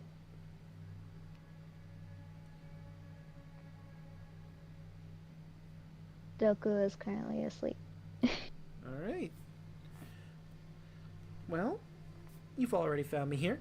Actually, Monday, Tuesday, Wednesday, Thursday, and Fridays. Monday, you can catch me for more Crosscode, where we're going to be running around the world of Crossworlds, looking for all the treasure I may have missed, doing some side quests I may have missed, and, trying to get my armor and weapons a bit more up to snuff for the end of the game. As you do. Tuesday, for this week, we're going to be doing party games, because our Phase of Our Lives on Burnout Vaughn's channel is every other Tuesday. So that will be next Tuesday. We'll be doing Phase of Our Lives. You can check us out over there. Bubba's already posted the thingy. There's Burnout Vaughn, Caitlin C37, Chocolate Zombie 101, myself, Royal Hoshi, and of course our DM Milla.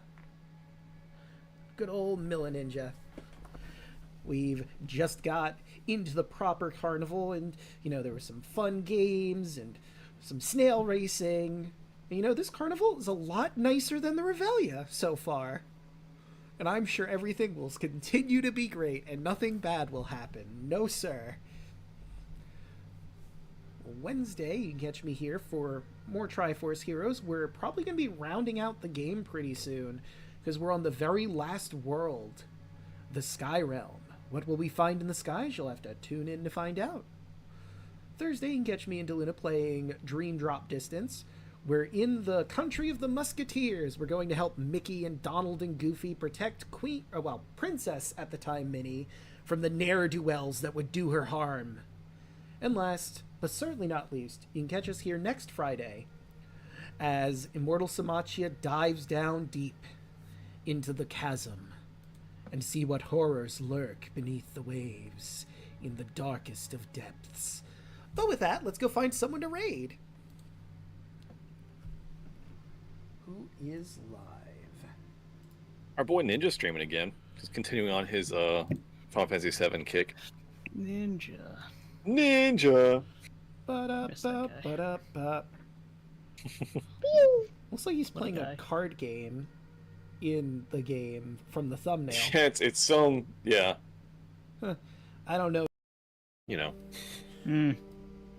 We live. Make scars, not people that die. Exactly. We leave it? We leave it just in time for the comment about scars. Collecting your jar of hearts. Yeah. Jokes on you, Rook is already sad. It's okay, I'll keep adding to his sadness. It's exponential growth of sadness. You just have to have a lit show up and cast Power Word Depression. Oh my god, that would That's be the my most job with the DM. terrifying spell ever. I love it. Do it to myself. Listen, I want to get rid of these adventures, so I came up with a new spell. I'm gonna give them depression so they can't even think about coming towards me. Haha. One day you're just gonna see Rook. Just gonna see Rook just... no damage. You're just gonna see Rook locked up in his room. Just listening to music and looking at the ceiling. I failed my wisdom save this morning. I don't want to deal with anything today. Come back tomorrow. I don't feel like doing anything. Every day you need to roll a wisdom saving throw. On a failure, you cannot do anything. Yeah, make a save to get out of bed. Yeah. Roll a save, or you just have exhaustion for the rest of the day. That's a save I fail daily. Damn. Mood. Yeah, mood. But on that note, how's everyone doing? This got too real. You know what I just realized? I completely forgot to change from last night's stream, so now we're playing Kingdom Hearts 3D. Oh, dang, okay. Let's go! Keyblade wielders in this campaign. I am peeking again, aren't I? That would be A little interesting. I mean, are any of our characters pure of heart to be a Keyblade wielder? I mean, you could also have dark Keyblades, so Merrick surely could have a dark Keyblade. Fuck yeah. Honestly, I would say Luna would be. Yeah, I could see Luna wielding the Keyblade. Imagine needing a Keyblade when you could just have a gun. And then I'd also say hands. Kaya probably could have a Keyblade. That I would not expect that, but okay. I mean, all the stuff that she tried to fuck. And we have a pun. Oh, no. You have multiple puns. Oh, do we? I only saw the one. Oh wait, nope. Now I see it. 1, 2, 3. Yeah, joke's on you. Okay. Fuck you, Merrick. And that makes 5. Wait, 1, 2, 3, 4, 5, 6. Excuse me. Ahem. Yikes. An invisible woman marries an invisible man. The kids were nothing to look at either. Ayo. My wife. Ah. My wife dropped the basket of clothes she had just ironed. I watched it all unfold. Oh my gosh. Why? Did you hear about the actor who fell through the floorboards? He was going through a stage. Ah. You know, someone asked me, which hand do I write with? And I said, gosh, neither. I write with a pen.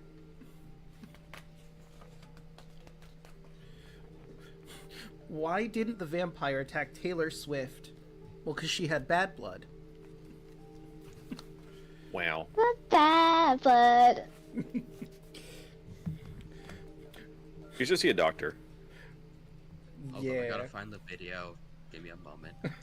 While you're working on that, my son bought me a really cheap dictionary for my birthday. I couldn't find the words to thank him. And we have 2 more. Why? Well, more people wanted puns. You know, I asked a bookstore clerk, could I have a play by Shakespeare? And they told me, of course, sir. Which one were you looking for? William.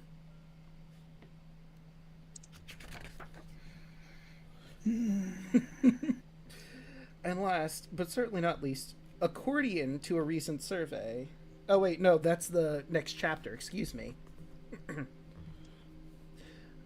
I dig, you dig, she digs, he digs, we dig, they dig. It's not a very long poem, but it's deep. Ah.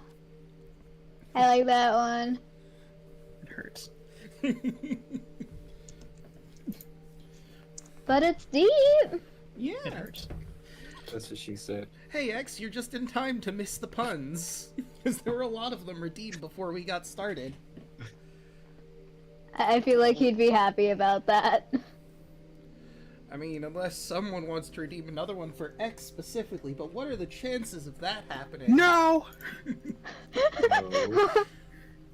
What? Oh, look! What? Damn it. What?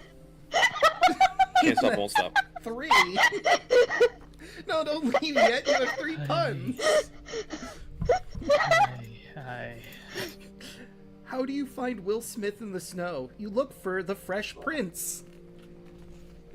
Oh, ah. My dear God. My daughter asked me to stop singing I'm a Believer, and I thought she was joking, but then I saw her face. Then I saw her face.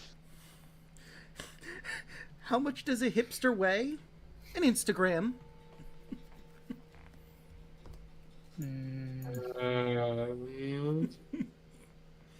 Alright. But, with that, who would like to do the recap for tonight's session?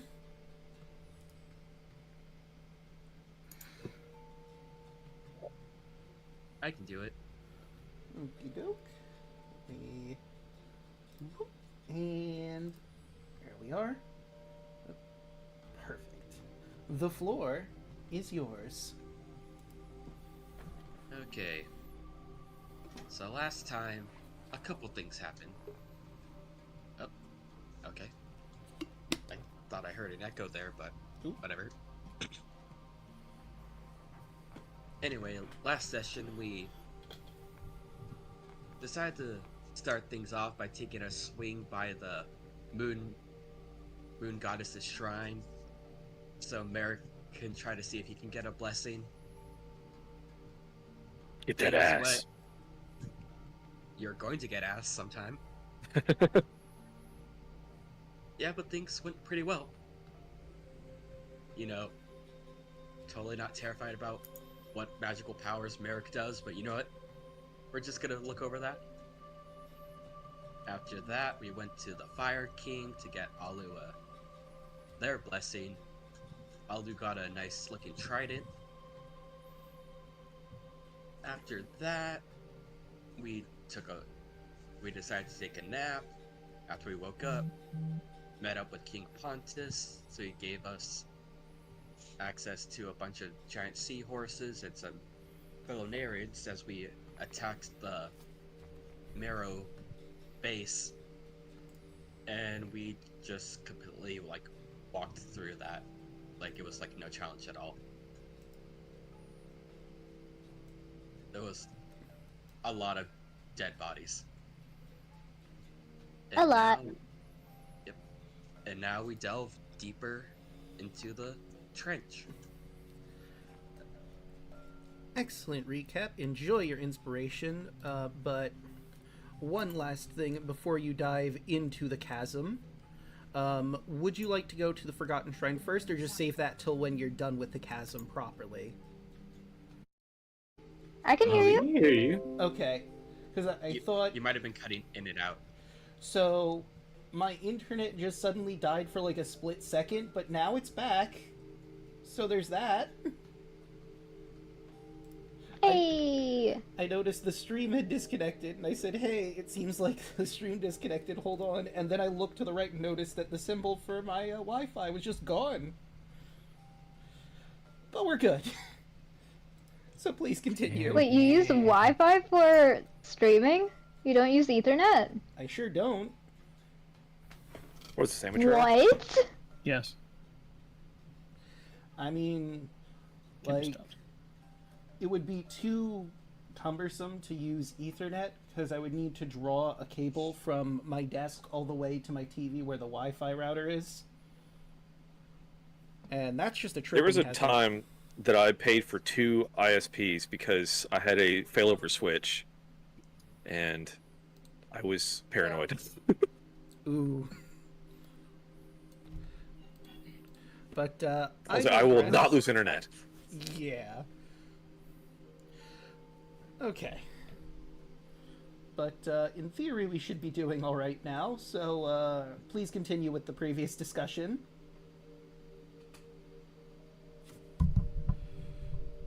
I mean, I don't see any problem about checking out this shrine.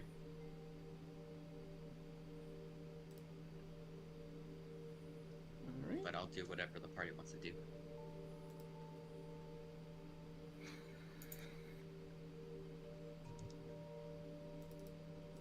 What if the shrine, like, collapses while we're busy dealing with other things?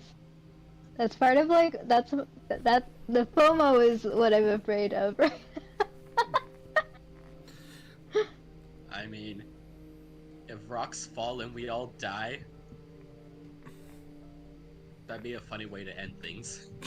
That would be That's after true. all that's said and done. After the slaying of literal gods, what does an immortal Samacha? Bunch of rocks. That would be pretty fitting. Bunch of rocks in the ocean. And since you all have water breathing, I mean, you'd have to be stuck there until water breathing ran out for the drowning to kick in, if the rocks didn't just kill you outright. You know, and it's not like we still have ways to get out of it. What? Nah. It would be funny, though. It would be pretty funny. What a subversion. After all of this, rocks. Maybe Sidon should have just threw some rocks at you. No. But My one weakness, rocks. You can't get your rocks off if you got rocks on you. Heyo. it's very true. I guess we will not rock you. To rock your world. Alright, so... It's not. Oh wait, I didn't mean to do that. Whoop. So, is everyone in agreement to go to the shrine? Into the chasm? What's the vote? I vote for the shrine, because maybe it'll have some neat thing for us. Let's find shiny objects. Fine. Yeah, fucking sure, whatever.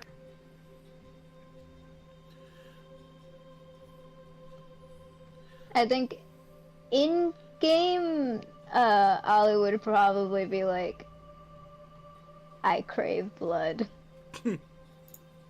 But, like, above game, definitely shrine. Alright, so that's almost everyone voting for shrine, so let me take you all over to the shrine. Power is definitely rubbing off on Alu. No, it was before the power. Power just makes it... The power just makes it more heightened, maybe. don't know. Maybe. I say that. I said Howard. Oh, Howard. Who's rubbing off? Am I? What? Who said that? I could still hear him. Again, Mufasa style in the sky. Octavius. Luna looks up to the sky. Father? Simba. Did you just say Simba? He did. Yeah. Why, King Rap? Why? He lives in me. What you don't know, in the far, far future, Octavius holds Luna up just like Rafiki held Simba up in the movie. Everything the light touches is mine. Actually, he'd probably be like, everything the light touches is Bahamut's. Exactly. Hard place over there? Fuck that. Area! Anyway, Anyway. this opulent shrine is surrounded by golden statues of winged sirens. In contrast to the surrounding ruins, it appears to be in pristine condition. Standing in the entrance of the shrine, you think you can hear the faint sounds of beautiful singing coming from inside.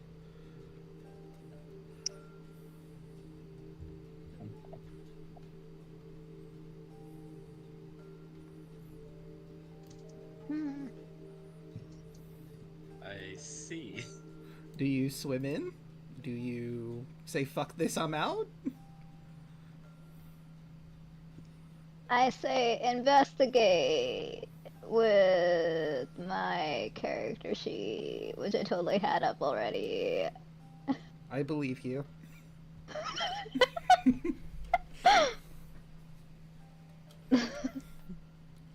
I clicked the right one, right? Yes.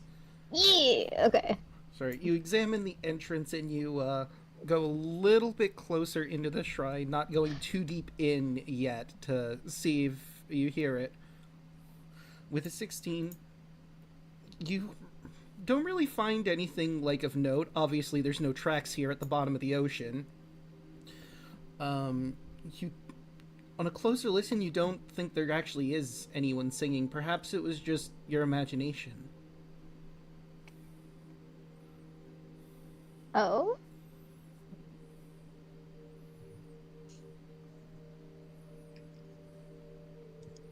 This sounds like it might be like a spell of some sort. Maybe. Maybe not.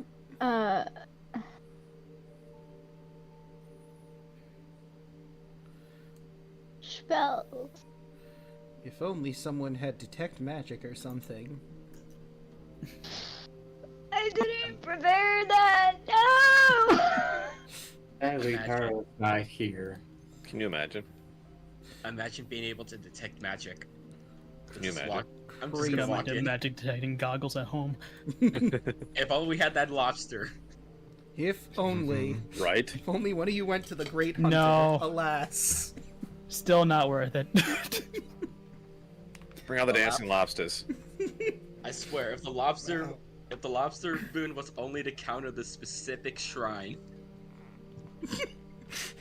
That would be so fucking hilarious. stupid. I want to find the person who wrote this module. That would be hilarious if it was the case. It's like, oh, geez, you could have gotten here without any issue, but didn't get the lobster.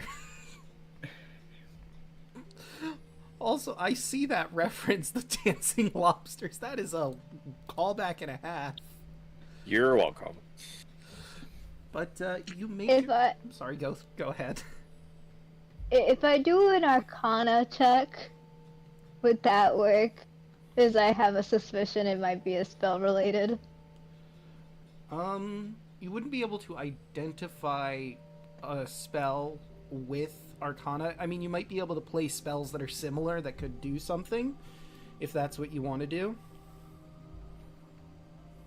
I want to be able to see for a fact. Like, detect magic goes into a lot more detail. So I just want surface level. yeah, the spell detect magic Can I would give guarantee you, like, the school of magic if there was a spell cast on there. If there was a object or like genuine spell effect, you could use identify to figure out exactly what it was. But with an Arcana check, I could give you spells that can do similar things depending on your role, if you know Okay. of them. I'm fine with that. With a 17, there's a lot of different spells that can cause auditory effects. There's thaumaturgy, which can boost people's voices. Minor illusion and major illusion can also create sounds. There's spells like magic mouth that can put a message in a place. As far as you're aware, it hasn't been used for songs, but it could theoretically be used in that sense. To leave like a little song behind. But all of those spells aren't outwardly hostile. Like, minor and major illusion create illusions that can trick people into thinking stuff is there, but they're not harmful per se. Unless, of course, they're leading you into a trap, but unclear from here if that is a thing. I'll tell everyone to keep their guard up, I'm just gonna walk in. just in case. Luna's right behind him. As you- Imagine a face palm, but with the ear. Your face ear. Listen, we got to be very careful. Walks in, is like. So you swim into the shrine, and it seems to be unguarded and near empty, at least in this entrance hallway. Inside of the shrine, it's lavishly decorated with marble statues, gemstone mosaics, silver ornamentation. You do notice, however, there are some merfolk skeletons scattered across the floor.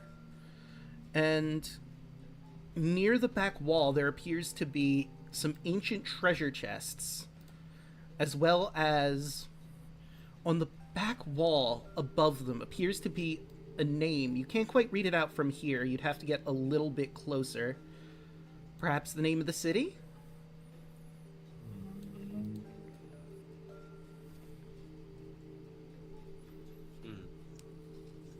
I don't like this.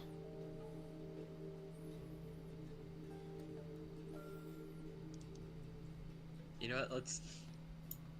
If we want to be safe, I'll send Howard the octopus a little further ahead and look through his eyes. Alright. If anything happens with him, well, Alright. you got this, man. So Howard scoots on up. Do you want to look at the name or just have him fiddle with the treasure chests, or what is the plan here for Howard right now? Let's look at the name first. All right. And you're looking through his eyes, correct? Yep. I need you to make me a wisdom saving throw. Ah.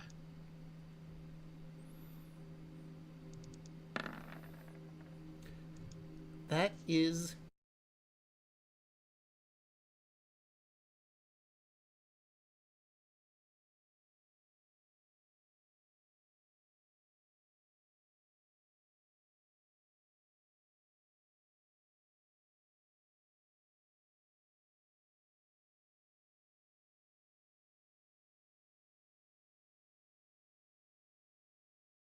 oh, okay. OBS is reconnected. Discord is reconnected. Okay. So let me get back to trying to describe what happens. For clarification, no. 18 is not enough.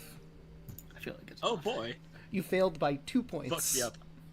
So, Fuck me up. as you try to read the name, you experience terrifying visions of the city falling into the ocean. Sirens screaming and panicking as they all run and try to fly away, some not being fast enough, being dragged into the depths of the sea, drowning. And you, in spite of your ability to breathe water, begin suffocating as if drowning.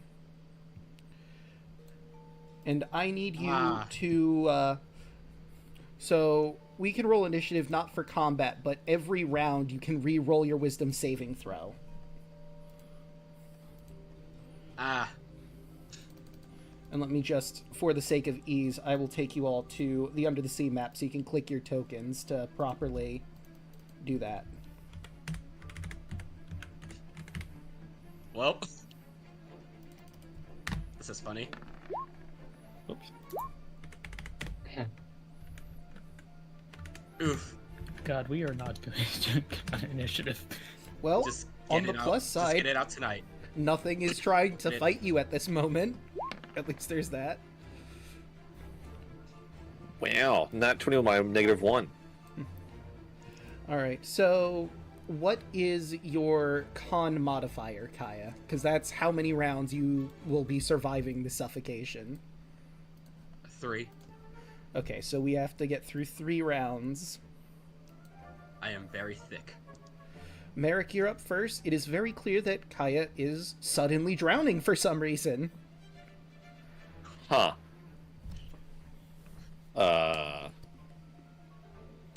Interesting. Well, shit. I don't know what to do about that. I'll be honest. That's fair. My word. That is fair. I think I'm just gonna hold back and kind of wait to see if anything happens because I don't want to also be drowning, and I don't have anything that can help at the moment. Alright. Alu, do you have anything you can do about the drowning? Wow.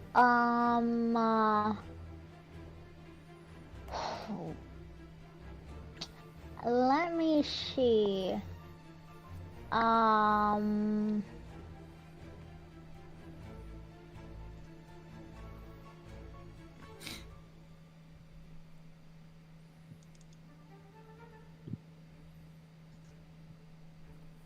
Trying to think of something that might work, but maybe if I gave the cast Beacon of Hope, it'll help bring back the truth of the nature, which is not drowning. Okay, let me see. Beacon of I Hope. don't. I'm gonna take a quick look at it. Number of creatures, the duration. Each target has advantage on wisdom saving throws and death saving throws. And regains maximum number of hit points for any possible healings. Well, yep, a wisdom saving throw is in fact the situation that Kaya needs to beat, so that would certainly be helpful. I'll give a little prayer and hope that helps the situation. Would you like to flavor your beacon of hope? For this instance. Well, okay. So I see Kaya in trouble. So I put my hand on the shoulder and start praying my hardest. Ears are doing a weird tingly thing because I'm getting divine energy and circulating it around Kaya. Alright. I mean, you could give it to everyone, too, because it says any number of creatures within range, and everyone is within 30 feet of you. You could just give it to Kaya if you want, but you could also give it to the others if that is your want. And a little bit of that divine energy sprinkles around to the other people. Okay. Now, everyone has advantage on wisdom saving throws for approximately 1 minute. Andros. Hey. I don't know what to do here.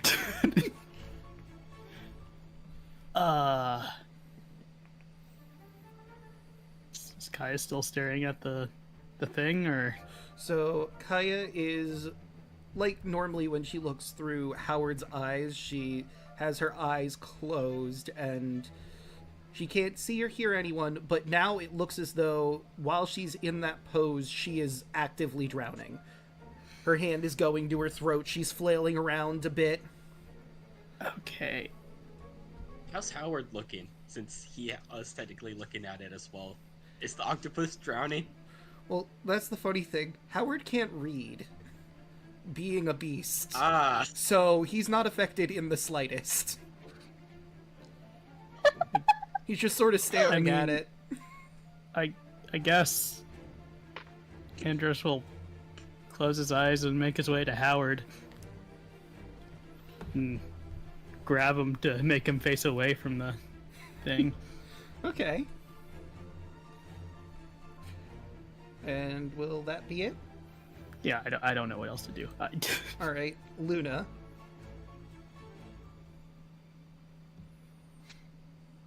Luna swims over to Kaya.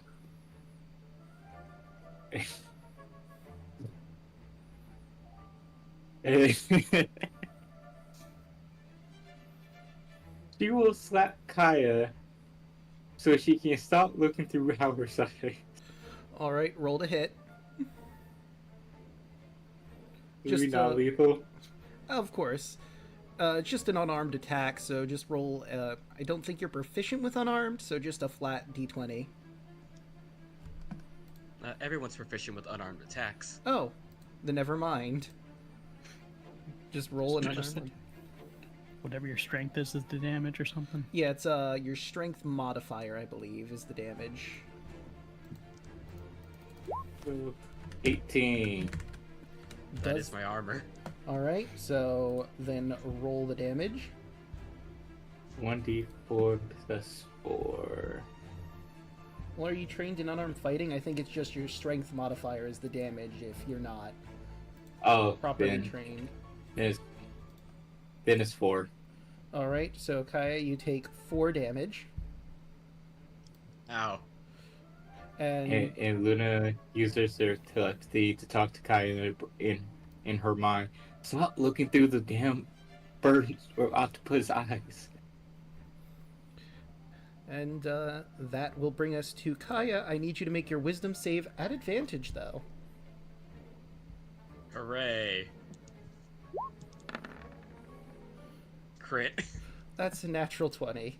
Fuck yeah. For 29, your eyes snap open, and you take a deep breath. Water breathing seems to have restored itself. You're not choking anymore.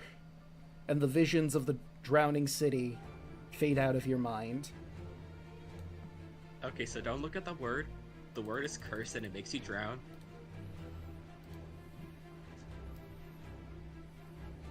For some reason, it didn't hurt Howard, but you know what? I guess it's because he can't read. So don't look at the word. I wasn't planning on it.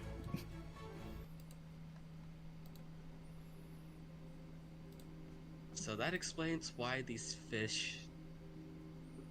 Well, I was gonna say a let me bit reword that. reductive. They're merp folk. Yeah, I was gonna say these fishmen, but I'm like, no, that's the wrong word.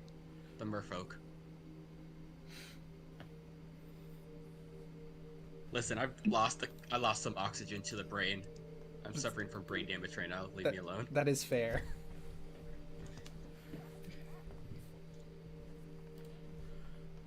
Well, how was it, eventful? Kind of looks at the chest. Should we even open this, or? There are actually 12 different chests that you can look through.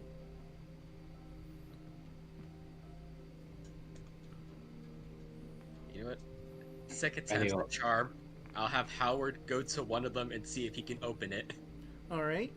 We'll just say he opens the one on the far left first. And when he opens it, there appears to be silver and gold interspersed in this chest,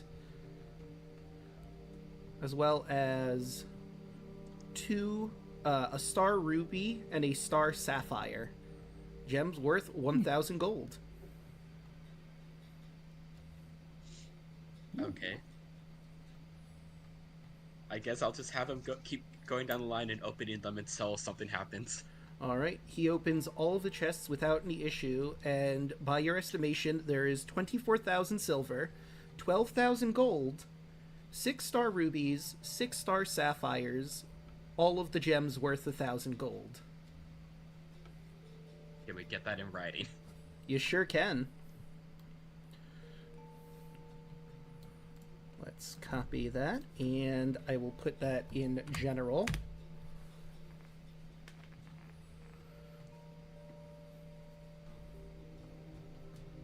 Okay, so we have money.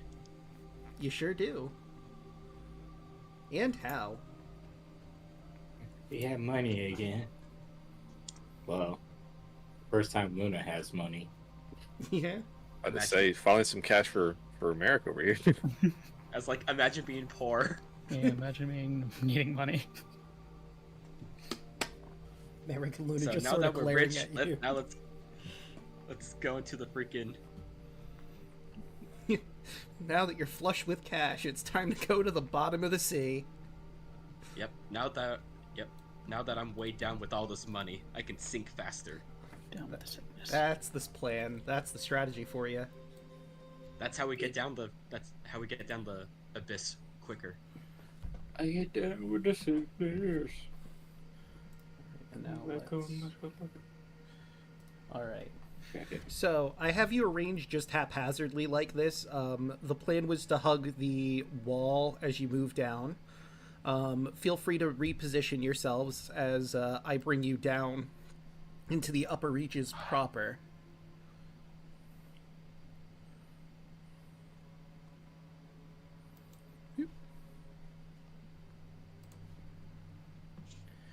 Let's see. Me. Nope. I don't want to be. Also, your light source seems to be in the back. Are you sure that's how you want it to be? No. I There will we be in the go. front. There we go.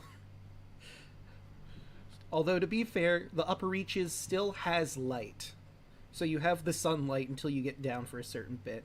It's about 1,000 miles to the last plateau, which is the drop-off point into the abyss proper of the chasm, which, by the way, just a quick side note.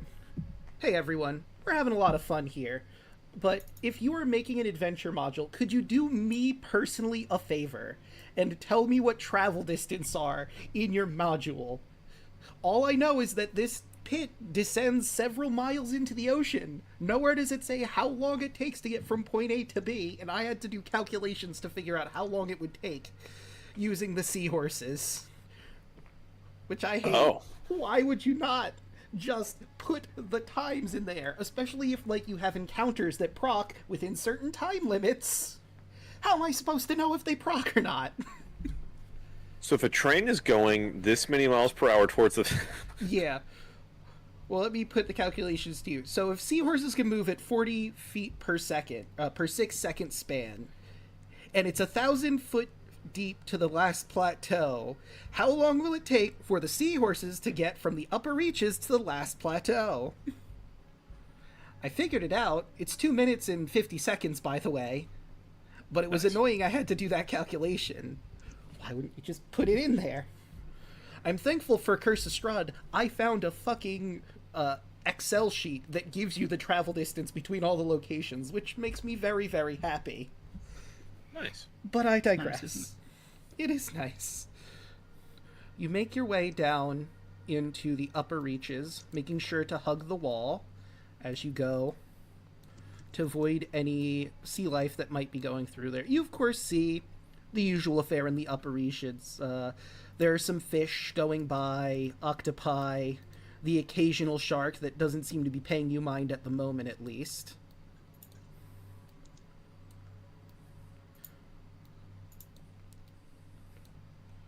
And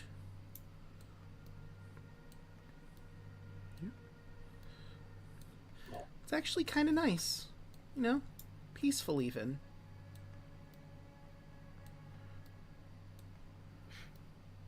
And now we will actually, let's, because chat's starting to lose some of you, let me give them vision through someone else. Oh no, wait, they are in Kaya. Right. Draco. I just don't have a lot of light around me. It's true. It's 60 feet by 60 feet, and this is a massive pit.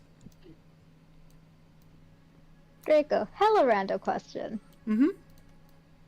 If someone were to use purify food and drink in the middle of the ocean while underwater, will it purify a region of ocean?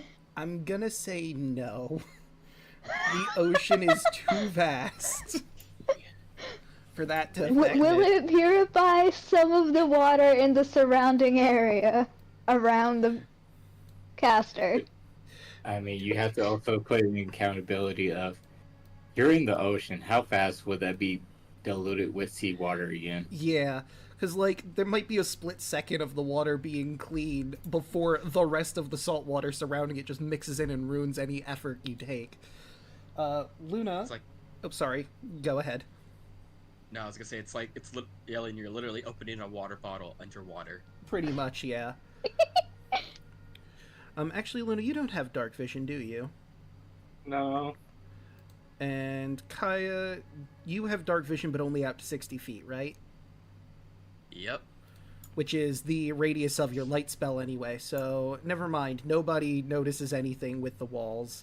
Unless, Luna, are you, like, touching the wall of the seafloor as you move around it, just for guidance sake? She would be. So you do notice that right here, there appears to be a cavern that goes inwards. You could go in there, or you could just continue your journey down. Can I check with my increased perception what's happening, even though I'll be at a disadvantage? Well... Luna looks down that hole. Pure darkness. The light doesn't quite reach this angle, so you can get a good look in, so you have no idea what could be down that cavern. I will grab the flashlight and point her down the hole.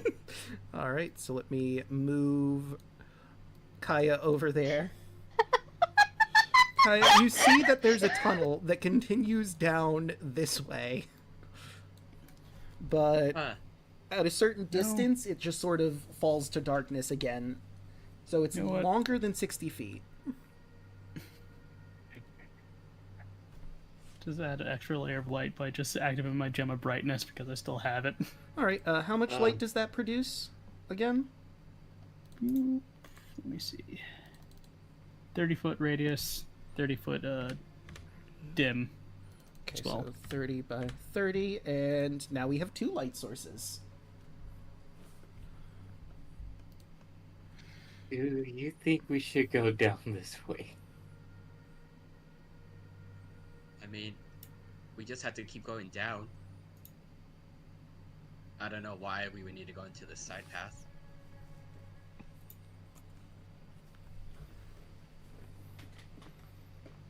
Sure, I still can't see anything, so she pushes Kaya back in front of her and grab the tail end of her coat and hold on and put one hand on the wall. All right. Put you there. Merrick, you also don't have dark vision, right? He stepped away for a moment. Ah. Now I see. I could theoretically cast Sunbeam. I mean, you could, but that is a No. damaging spell. I have Sunbeam. Don't do it. Sunbeam sure would produce some light. However, there are a few negative instances For like of a Sunbeam. split second. Yeah. I feel like Vegeta's trying to use the final flash as an actual flashlight. Yeah. What, no good? Draco. Okay, we have a flash bomb. Let's use it as a flashlight. fine. Let's go. Ready? Mm-hmm. Draco, I was gonna say with daylight it's 60 bright and then 60 dim, so I actually have a 120 aura. Oh, yeah. I know. It's 60 bright, 60 low light. So it's 120, so your dark vision wouldn't extend past that 120 feet. Because you can only see 60 feet within your sight. I thought the dim light would be able to extend, would allow us to see that, into that at least, but I don't think so. I think it is... Oh, maybe. I mean, it may be just, trickier to see things in that dimmer light, because, ocean pollution, well, like, light, I forget what that phenomenon is called, where it's actually, like, there's literally, like, stuff in the water that makes it harder to see. Extend past light. Let's see. Are you talking about like phytoplankton Okay. and So I looked this up. According to a post on Reddit, dark vision does not extend past a light source.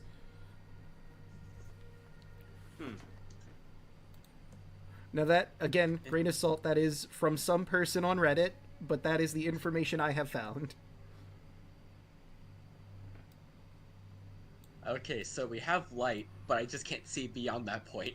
Correct. I cannot see within my own light, guys. Let us keep going down. Alright. As you make it over to here, Kaya, you notice in your light there appears to be another tunnel.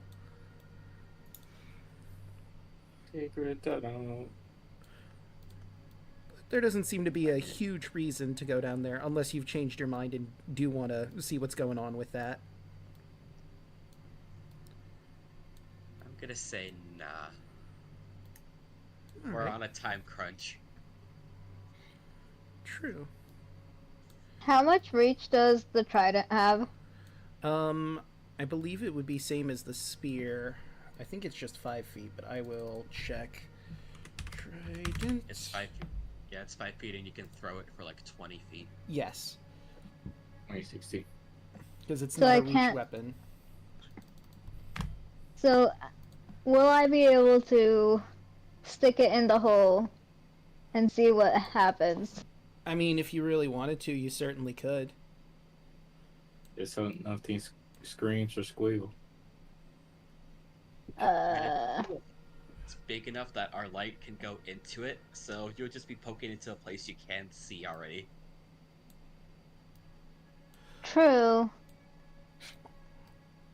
Just, I don't know. I think we should just avoid the optional shit, because Fair. I don't want to be in the abyss anymore.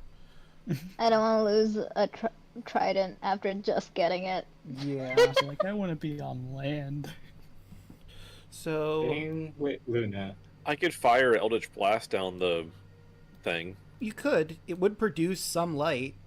Not a lot of light, but it certainly would light up a small area. I mean, it's got a 600-foot range, so I can just see it, like, till it hits something, you know? True.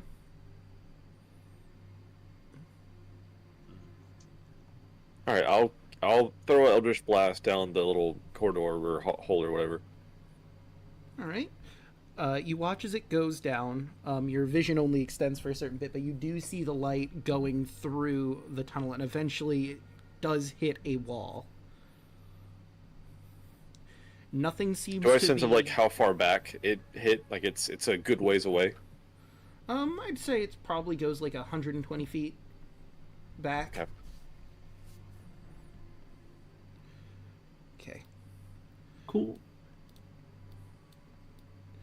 Now, as you make your way to here, I'm going to move you to, like, right around here and stop you, Kaya, specifically, because you will see something. Let's see, is it right here, or is it... Where are you in here? Found it. On a large sandy ledge extending out from the chasm wall, you see several dozens of terrifying figures. Dead-eyed giant sharks clustered together, motionless and asleep. Amongst them are a handful of terrifying sharks the size of whales. Fortunately, they seem to be asleep at the moment, and let me give you a picture of the sharks that you currently see mixed in with giant sharks, like aggro. Ah. Abyss sharks. Yep. You see this. Oh no. The terrifying thing about this is if it will load for chat, it looks sort of undead. I would need you to roll a nature check to confirm whether or not it is. No. Oh, damn it. For some reason, it just does not want to load for chat. That seems fine. There we go. Did you stay away from it? It's a 12. With a 12 13. and a 13. Man, that's a big beat-up shark. Might be undead. Unclear. Just gotta make a noise that's like kind of like shushing underwater, but not really say anything. And just for point of reference, there's about 6 of these giant, possibly undead-looking sharks, and 24 giant sharks asleep here. Luna used her telepathic to talk to everyone to tell them do not say a fucking word giant sleeping sharks.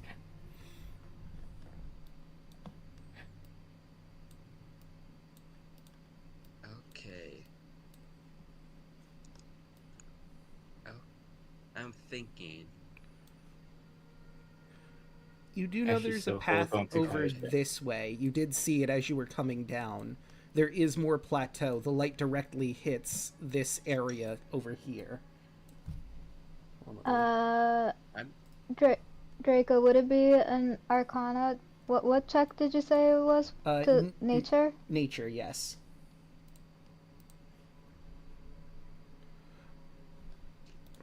Let me look at it real quick. There you go, Ollie. Okay, a 28. Alu, what you're seeing here are Cetus. These are gigantic sharks that have lived in the oceans for generations. They are probably the oldest living things in all of Thylea. All giant sharks are birthed from them, meaning that Aggro might just be a baby. These creatures are, unlike other sharks, are actually relatively intelligent. Not, like, much more intelligent, but they can plan. Their teeth are often used as spearhead by sea-bearing folk or anyone that happens to notice any that have washed up on shore, as unlikely as it is. They are not undead even though they look as such. It's just after so many years of existence of being a shark of this size, you tend to get a few battle scars, and, well, you can see the results very clearly here. They're usually asocial, but it seems like they're okay with sleeping together. The natural lifespan of these creatures is millennia. Thousands of years old. And like any shark, well, like giant sharks, they are ambush predators. So the lower down you go, the more likely it is they will attack from underneath you. Until you finally hit the ocean floor, when they cannot possibly attack you from underneath. Alu very gently taps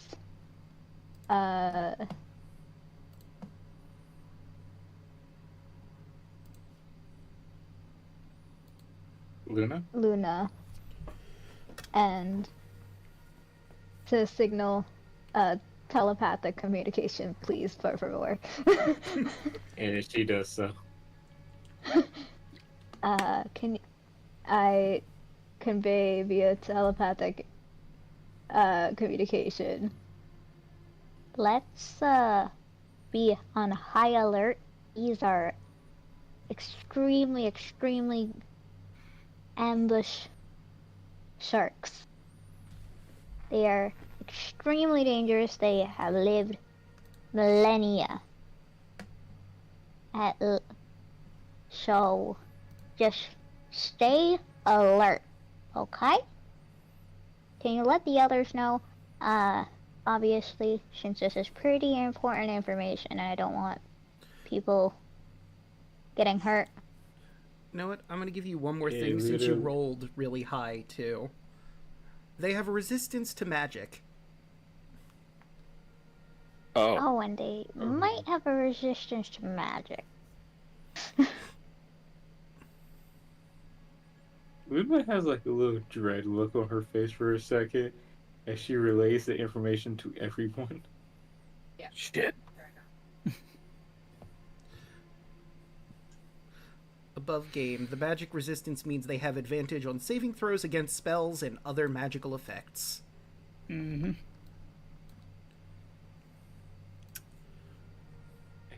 You hear, Yeah. y'all are hearing your head. I hate the fucking ocean. It's not that bad. Okay, I have a plan.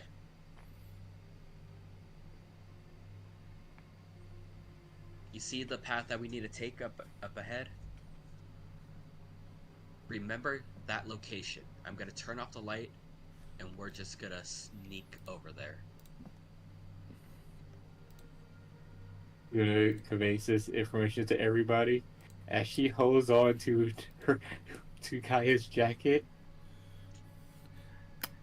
Yeah, Andros is just gonna turn off his gem of brightness.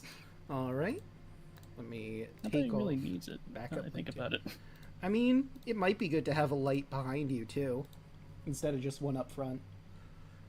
Also, you might notice that there's like a gray trail I'm leaving behind you. I've turned on exploration mode so you can see what you have properly explored in the depths so far. I just thought that'd be a did neat little notice. feature. See the path that you've traveled.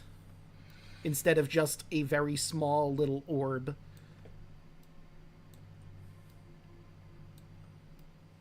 Alright. I'm gonna have to turn off my own Cool. light as we sneak up over there. I already turned your light off. You're seeing your dark vision right now. You make your way to the last plateau, the last lit area before the dive into the depths.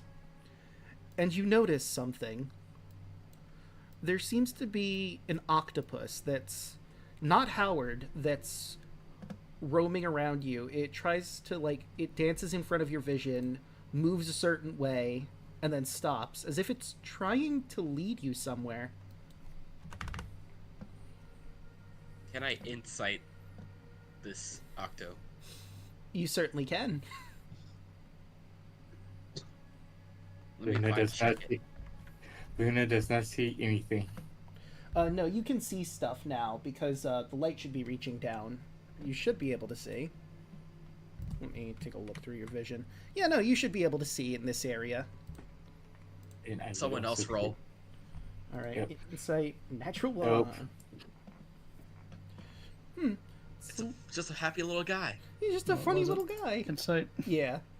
This octopus is dancing around you, clearly trying to lead you somewhere, get your attention. Okay. Holy shit. 29. Andrews, you get the feeling that this octopi is definitely trying to lead you somewhere, which is unusual octopus behavior. You're not an expert or anything, but from what you've seen, it doesn't seem like the normal octopi behavior. Perhaps It's something probably is possessing it, maybe? Or maybe a spell is being put on it to make it lead you somewhere? You wouldn't have any way of knowing at this moment. But something is definitely getting this octopus to try and lead you somewhere.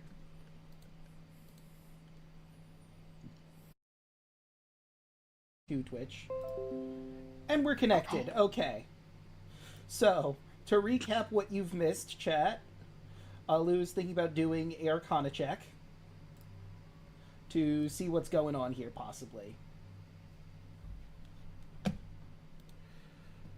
So, roll that Arcana.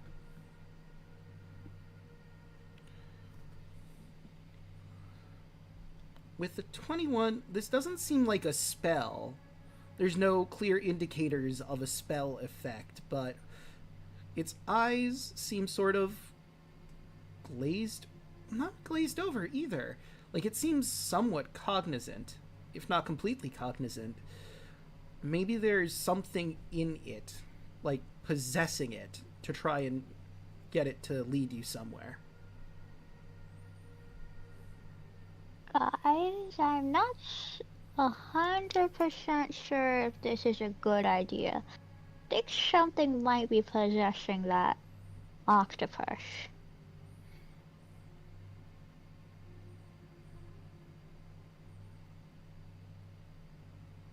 Just a hunch.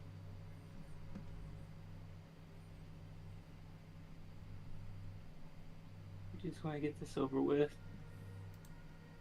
I don't want to be down here any much longer.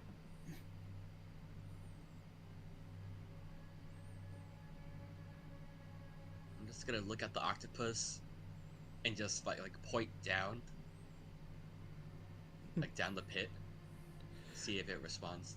The octopus, what's the word when an octopus like shakes its tentacles? There's a word for it and I'm drawing a blank. Truss or something like that is a term for when an octopus shakes. Learn all the. it. You're learning all the aquarium facts today, chat. Okay, let's see. Your arm's behavior. Well, Speaking none of of this is random helping aquarium. me. Damn it. Speaking of random aquarium facts, did you know that the upside down jellyfish are a thing? I think I have heard of that. Wow, Ghoul, you took a hell of a turn. I asked what is the term for when an octopus shakes its tentacles. The third link is, what would happen if an octopus wrapped around my neck? The fuck? Just gonna put just gonna put that back in the depths. Just It's called hentai, and it's art. you Anyway, so it shakes its tentacles and points in the direction that it was moving. It doesn't have a means of communicating with you being an octopus, but it desperately seems to want to get you to go somewhere with it. Wait a minute.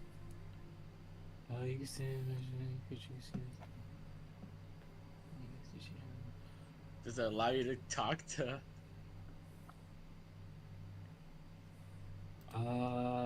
You don't need to share a language with the creature if it understands the messages, but it must be able to understand at least one language to comprehend them.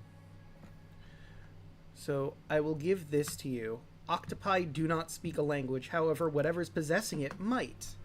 So it could theoretically work. So you're saying I could use tongues? No, tongues Yo, would be what? language. You have tongues. Tongues would be if it spoke a You're gonna language. use tongue?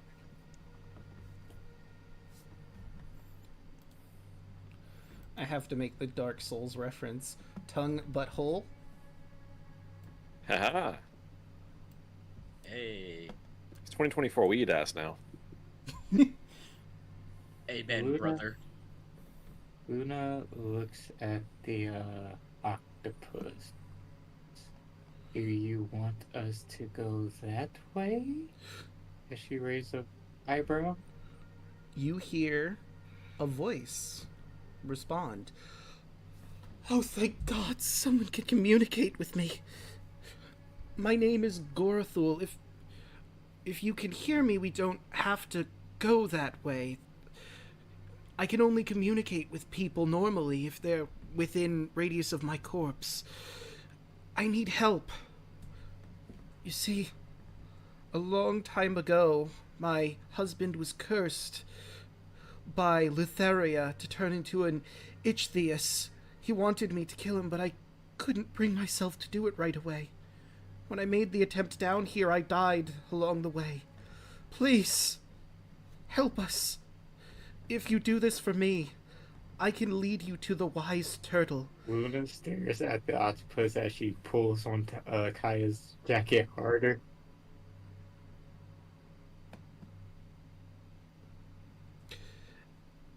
Oh,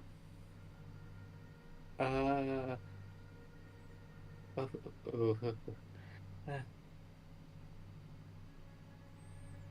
so there's a dead person here, as she relays this to everybody else.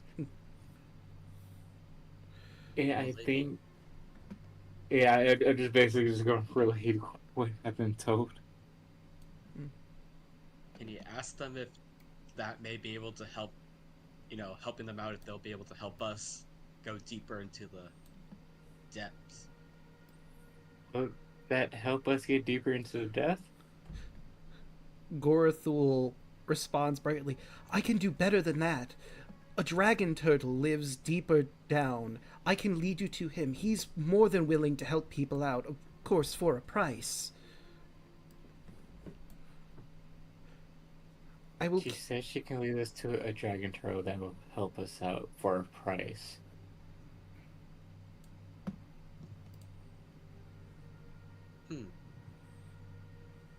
We did come across a bunch of treasure. I trust this octopus wholeheartedly. If you telepathically respond or let Gorthel know you're up for it, he will plea. I know I'm asking a bit, but would any of you mind to let me in instead of risking this octopus? I promise I won't try to take control. I just need to make sure and see that my husband passes properly. I'll only lead you where you need to go. I promise.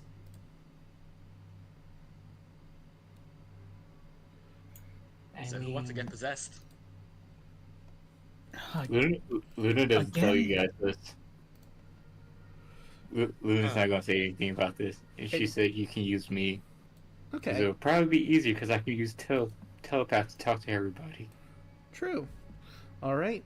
And I'm going to put him on the token layer now as you see this come out of the skeleton, or not the skeleton, the octopus. And it moves into Luna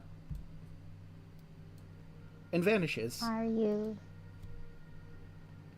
sure this is a good idea? It's too late. Well, The octopus that was here just sort of moves about its business. Luna, you are in complete control of your faculties and abilities. True to his word, Gurthel is just along for the ride as another voice in your head. Cool. Luna gives you everybody a thumbs up. It's fine. I still have control over everything. He points you to a cavern up this way. It's a little higher up than your current position, but apparently there is a group of Ichthyists that live in that general region. It's not showing the ping on chat's view. There we go. I could see a edge of it, Yeah. but that's because it's a black ping. Yeah. I mean, when I do my... Oh, wait, I see why it's not working. I'm on the GM's layer. There we go. Over this way.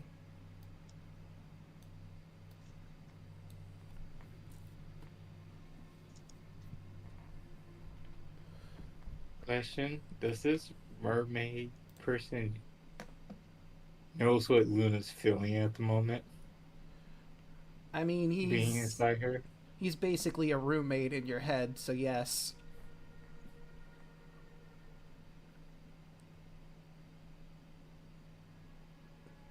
I don't know.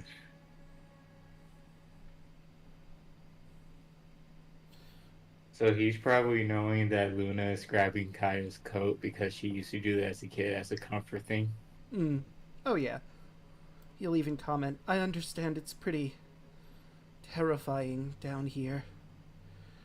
But you are strong, and so are your friends. I'm sure you'll be able to get through whatever it is you're doing down here. Sure.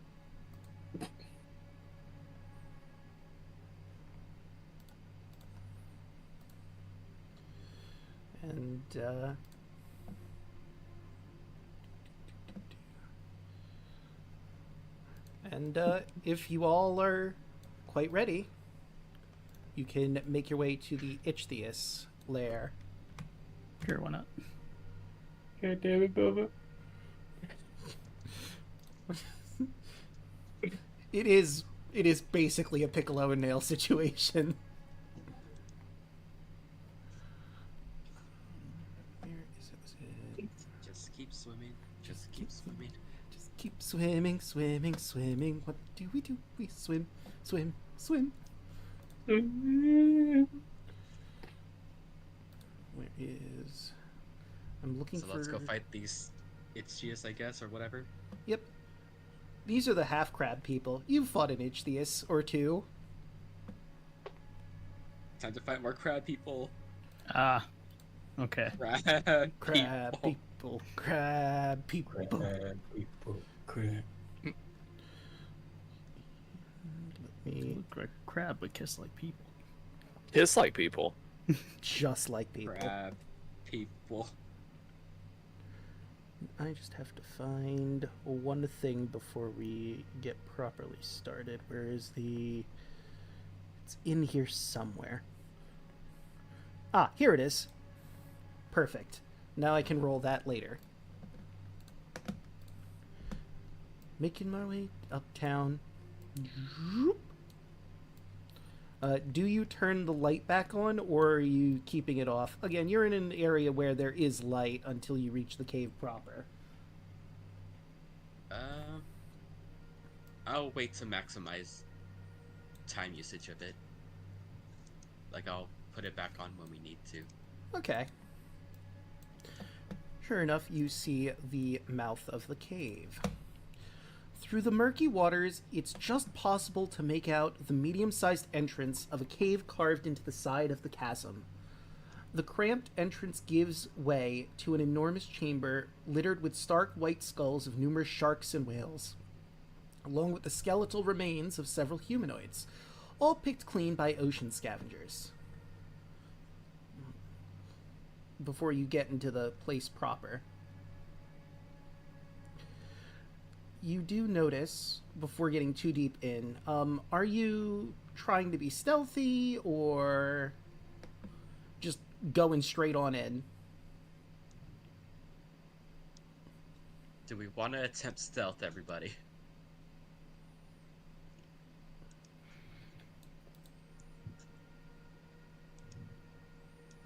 Okay, sure. I mean, do you have pass trace or something to help us not be terrible? I can Drop one, yeah. I'm Then it not, might be using, worth it. I'm not using Do my we level 2s. Do we get disadvantage for stealth checks if we're in heavy armor and underwater? That is a good question.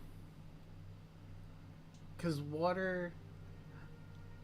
You can still hear clanking. Yeah. It's a bit echoey. So I would say yes. However, with Pass Without a Trace, that does mitigate that, since you get a +10 to whatever you roll. Pass without a taste. Let's go.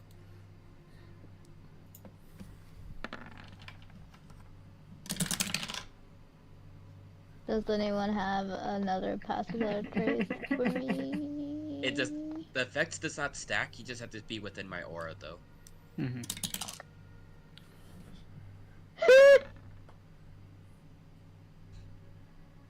Love to see it. You guys are terrible at stealth. Oof. At least that was disadvantage. If I was disadvantage. I was very specific in what my requirements were. Yeah, no. Thankfully, It's fine. Let's see. So Without that Pass would Without Trace, be- I cannot do stealth. That'd be 25, 16, 29, 27, and 21. So you are absolutely fine. 21. You make your way deeper into the cavern. It seems there are two Ichthyists that are guarding the entrance. Obviously, you didn't see them right away. They were just barely inside, but they have not noticed you yet. Another thing, are you bringing your mounts into here with you? Or are you just swimming on your own right?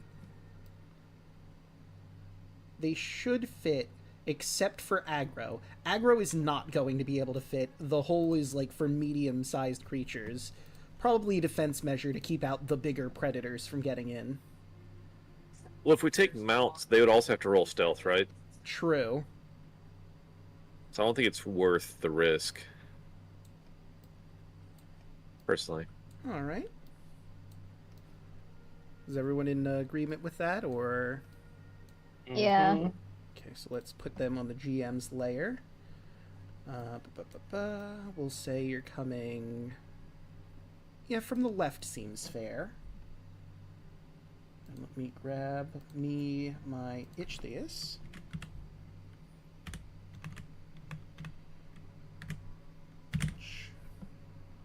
Where are you? No. Okay, fuck it. I'm just gonna grab it from the chasm because I know I have one of their tokens here. It's really weirdly spelled. Oh, wait. I see. That's why I'm not finding the damn thing. ACH. Sea monster. There we go. So, what is the plan proper? You do seem to have a surprise attack on them, potentially, because they still haven't noticed you. How far away are they? Let's see. I'm gonna say, because it's dark, and they have dark vision. I'm gonna say you're within 120 feet of them. Actually, because you rolled well on stealth, if you're hugging the walls, but they have dark vision, yeah, it's gonna have to be 120 feet.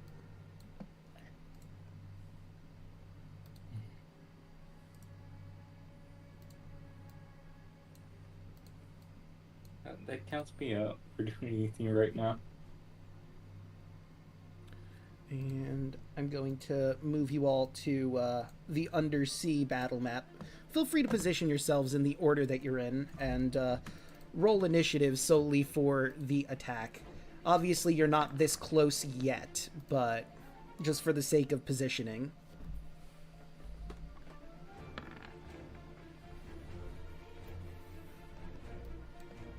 Where?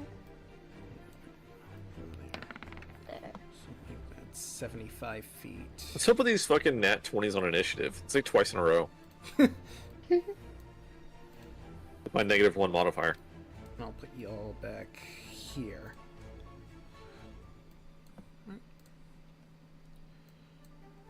Alright, so Luna, you'd be up first, but again, you are 120 feet away. You could dash right on in.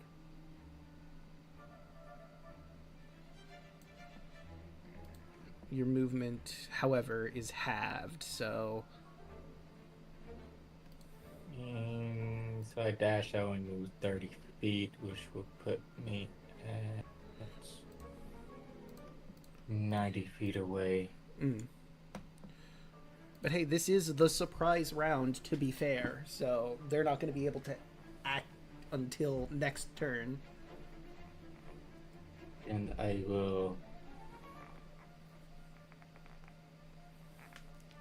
Luna's hand shakes for a second. That's holding on to Kaya. She lets go and then she dashes. Okay. Right, that will put you at 90 feet away from them. So that'll be like 75 feet away. Actually, I can move them back a little bit to make that more accurate. Boop. So, like, let's say about... Nope. Slightly too much. There we go. And then... up. There we go. So that's it for Luna's surprise round. That brings us to Merrick, the sniper.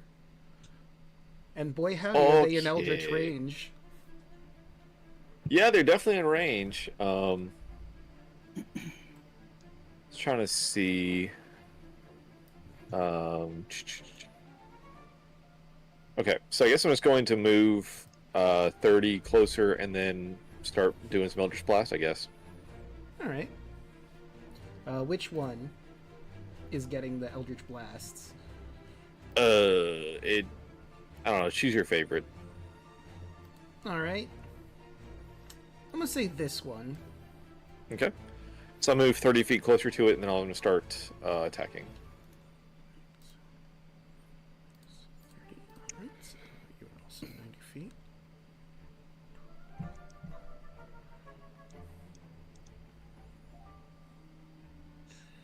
Right. Here we go. So, okay. Second one hits. Only the second one hits. Also, keep in mind, I only had you at the edge of the map. This isn't 100%. Well, actually, I could fix that too. Let me measure out if there's a place here that is exactly 120 feet away to make this work. Almost. 120 feet would be off of the map. So then, from that position... 5, 10, 15, 20, 25, 30. Oh, perfect. So let's put you right there instead. And that guy will take the damage, and they immediately look and see you. Now that you're in range. But hey, this is still a surprise round. Boop, boop, boop. Move them all the way to the back half of the map. Alright, and... that'll bring us to... I guess real quick too, just because why not use the action economy? I'll go ahead and do Horror Frost on my weapon. So it has... we'll have Cold Damage Fiber get in range. That'd be from 5, 10, 15, 20, 25, 30, 35, 40, or 30. So yeah, that would put you right there.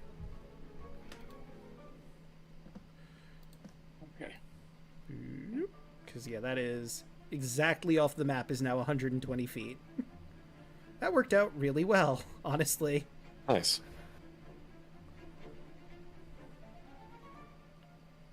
And then from your position 5, 10, 15, 20, 25, 30. And you weren't dashing, and you have 30 feet of movement, right? That's correct. So 5, 10, 15, so you would be able to move from off screen to here, actually. putting you on the map.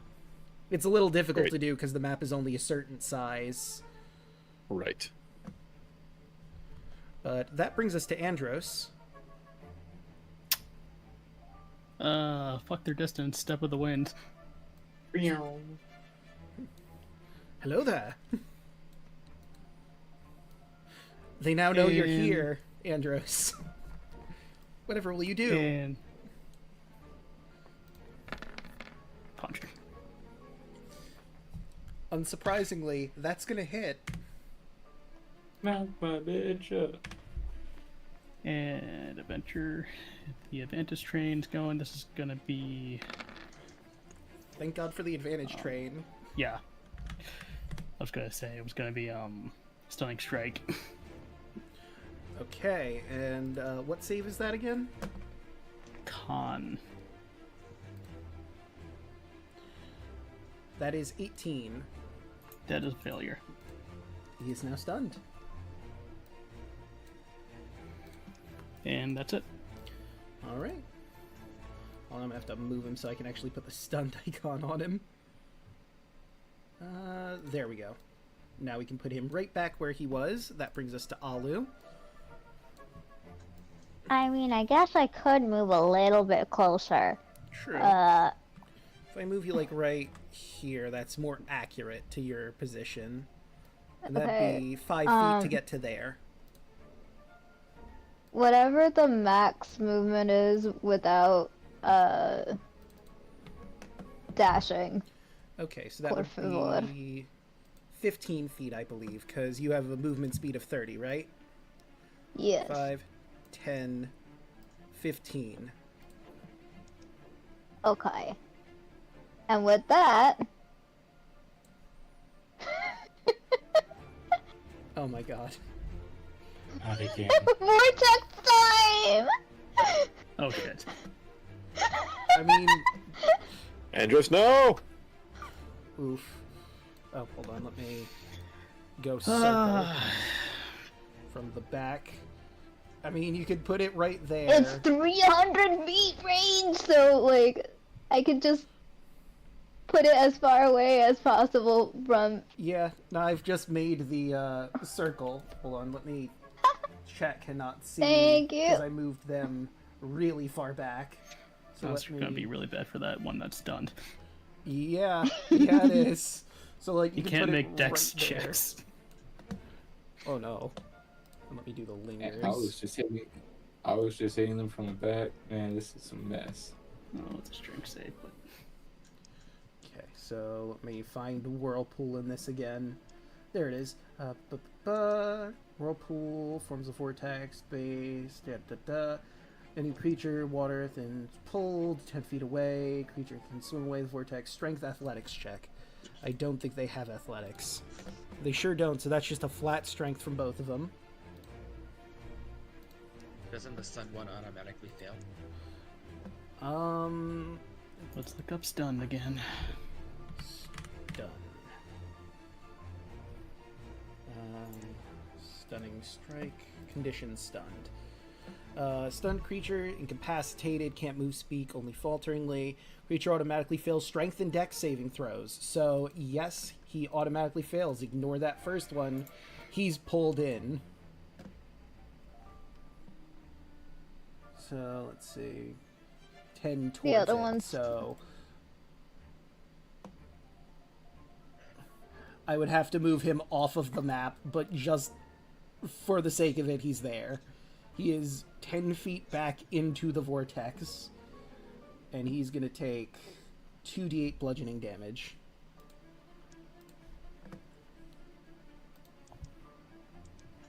The other one, I believe, succeeded. Yeah, by 1 point he succeeded.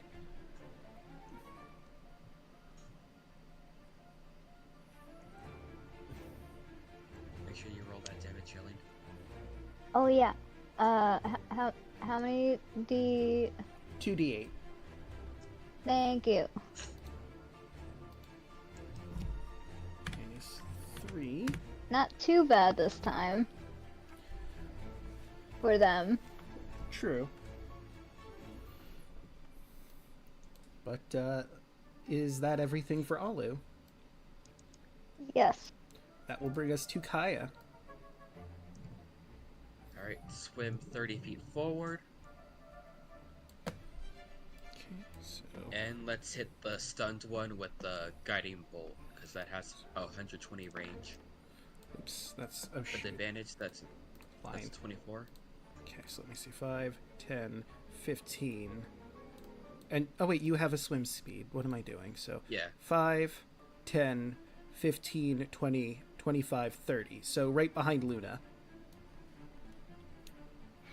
Alright. Will a 24 hit the stunned one? It sure will. That's 13. Minus 13, and now anyone who attacks him has advantage. And he is glowing.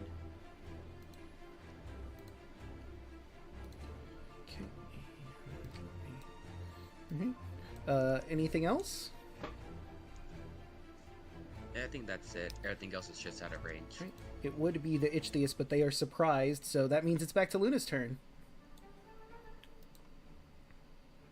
Luna. Gaseous again. Okie doke. And that would be my turn. Oh, wait. Nope, that wasn't quite right. Back from here. No? How did I do this before? Because it was... There we go, perfect. Okay, and that brings us to Merrick. Okay. I guess I'm going to move 30 again, and then throw some more Eldritch Blast at the one that we have advantage I'm on. gonna stop doing that. So it is 15 feet, because you don't have a swim speed. Great. Like distance is really a problem for you. Yeah. Yeah, right. I'm just going to keep pewing, so. Yep, just that one. I want to hit that one. That hits. That Natural hits. 20, natural 20. Oh my god, let's Well, go. the first one's the natural 20 because you only have advantage for one hit with it's Guiding stunned. Bolt, right? Oh It's yeah, stunned. it's stun. I forgot about that. So yeah, no, you Hell yeah. get all those in.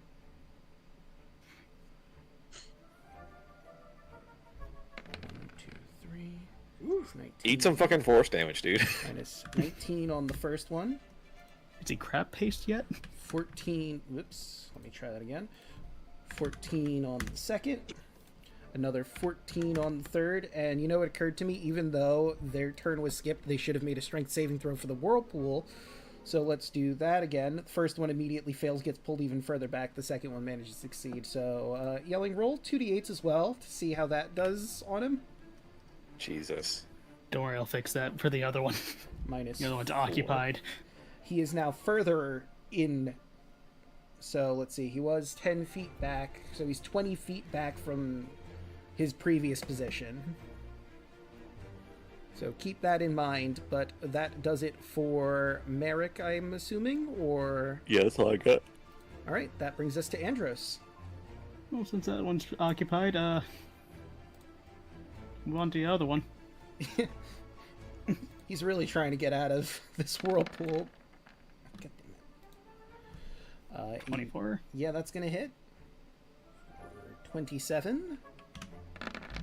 Gonna spend a key point to do stunning strike on this one. Okay. And that'll be another 21.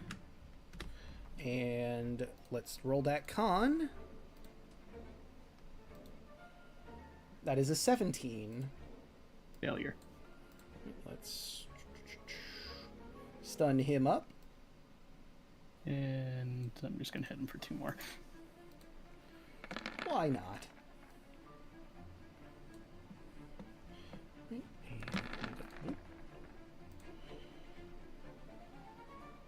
gonna have to move it because the trash can is right on the dot. Okay, so that would be 30 on the first hit.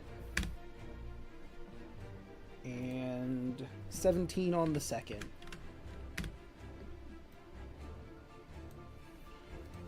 All right.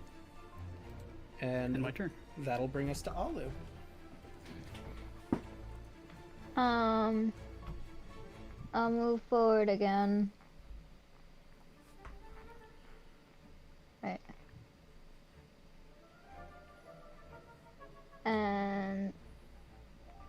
since I have no need to do any.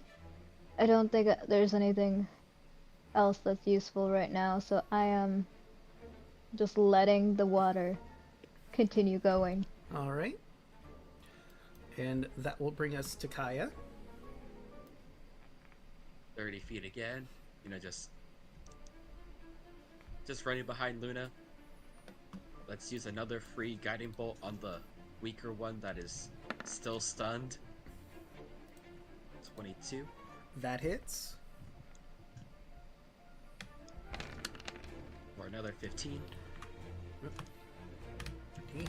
Starting to look real rough. And it's just out of range from my other attack, so that's it for my turn. Alright. So it would be the Ichthyeus's turn, but quick question on stun. How long does that last, or do they make a con save at the beginning? This one right here, he isn't stunned anymore.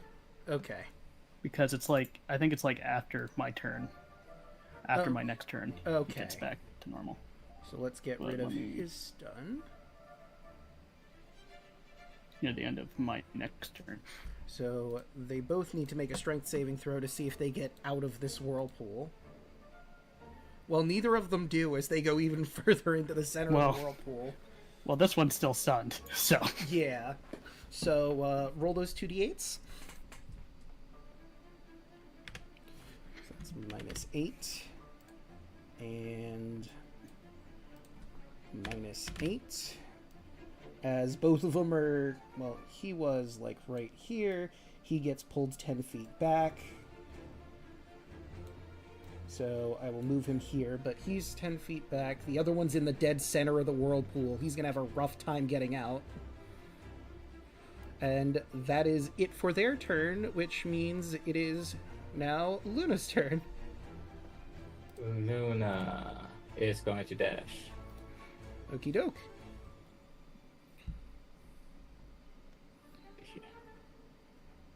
And that will be Luna's turn. Alright.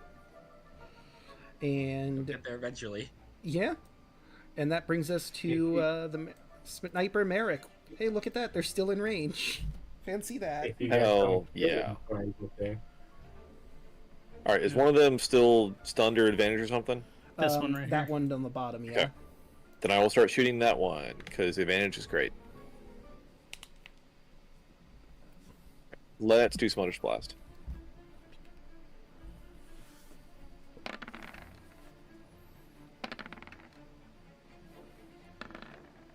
So the first and third one hit.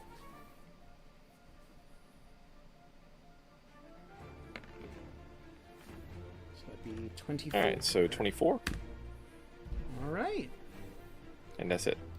That brings us to Andros. So they're kind of in the whirlpool now, like really deep into it. You're either going to have to get in there yourself or do some ranged attacks. No. Good thing one of them is still stunned. It's true. So he takes 8. And 23. Will hit. He's barely hanging on. And then a key point. Okay, that's 9. 28. He's still barely hanging on. Okay, we're back. Nice shoot. And it is now Alu's turn.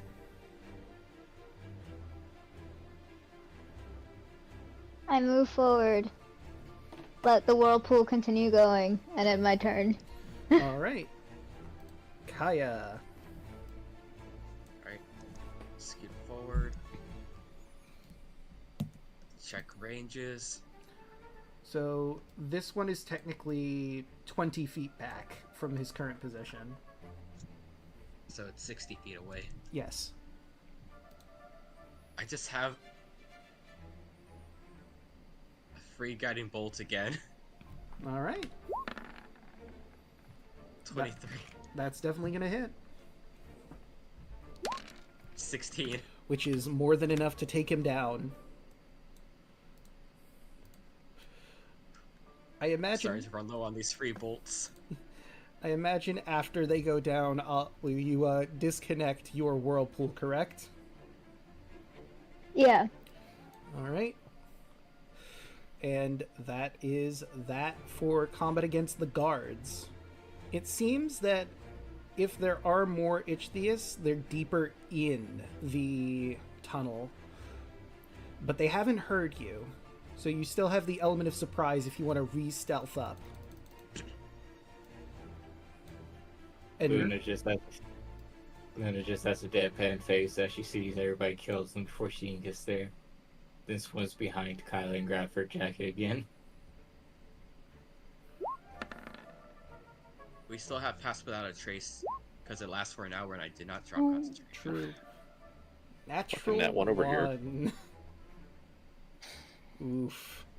I mean, that would be a 22, but it's still a nat 1. I know. 17. It's going poorly. 17, 17, 23, 21, Look at these fucking rolls. 23. The wrong time to get the nat ones out of the. Wild. Right, so that nat 1 is going to hurt you, but I'm doing this as basically a group stealth check. Andros, not quite used to underwater stealthing, bumps into a wall a few times. It is dark in here. And you haven't really produced any light. I probably should have made all those attacks at disadvantage because the darkness, but I don't know. I don't think it would work. Because, again, I don't need sight. Yeah. Right. And your group's together. Eventually you find your way to a central cavern. Those with dark vision see there's like 10 Ichthyists gathered together sleeping. Even in their sleep, they seem to be in pain.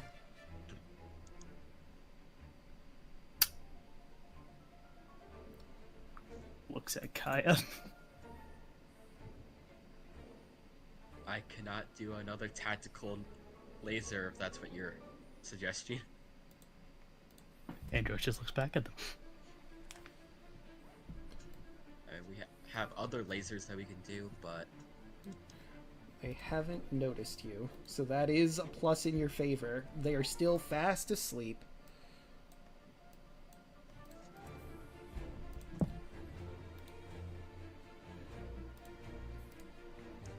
let me check something. I mean, technically you only have to kill one of them specifically, but, like, you're gonna have to figure out which one that is. And the guy who could tell you can't really see through Luna's eyes.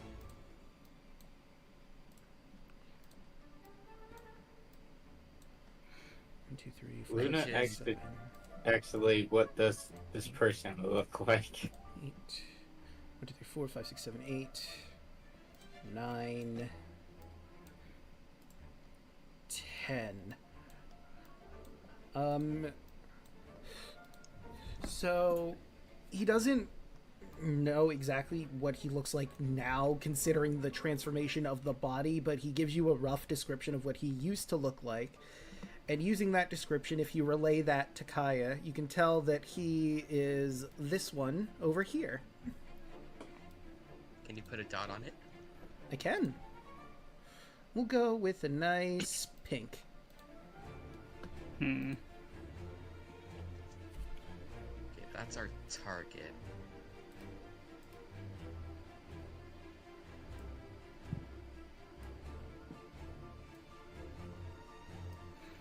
How tall is this room, would you say, Draco? And I'll put you like right closer to the middle because that's where you'd be coming into. And let me get a good look at, not that one. Here it is. Let's see. Entrance and clutches.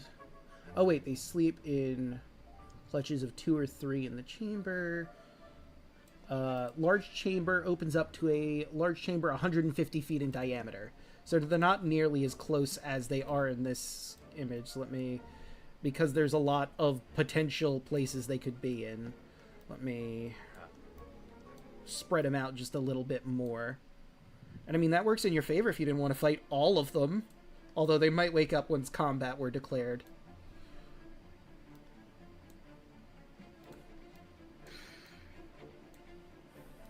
And you guys would be like, boop, boop, boop, boop, back here. Does anyone have silence? Ollie, do you have silence prepped? That is a good question. Where? Where is frickety frick of silence?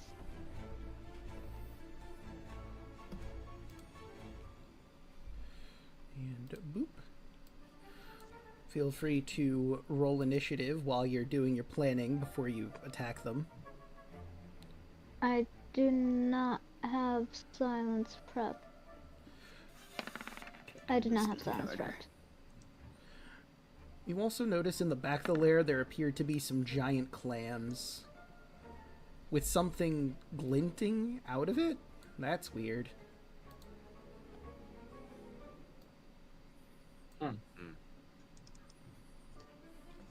I have a getaway plan for us.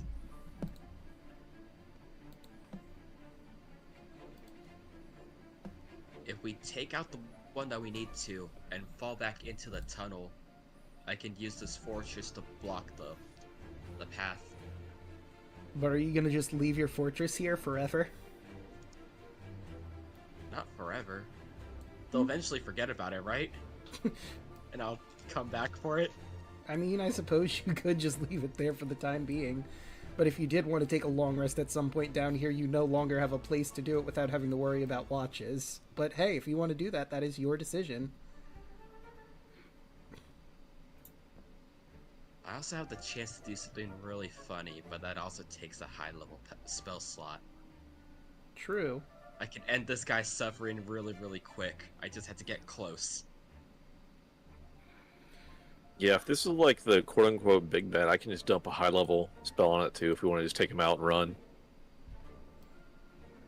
I mean, I can tell you right now, this certainly isn't the big bad. This is just your target for this particular side quest. Nice. So maybe not that then. Yeah, don't save that. Just save that. Yeah. And I'm just thinking, I could get close, and I can send them to heaven. No. That would be putting him out of his misery. I mean, hey, that would... I mean, he'd still be in pain while in heaven, but, you know, he'd be in a much better place, so maybe he'd brighten up a little. Listen, everyone's happy in Elysium, right? It's true.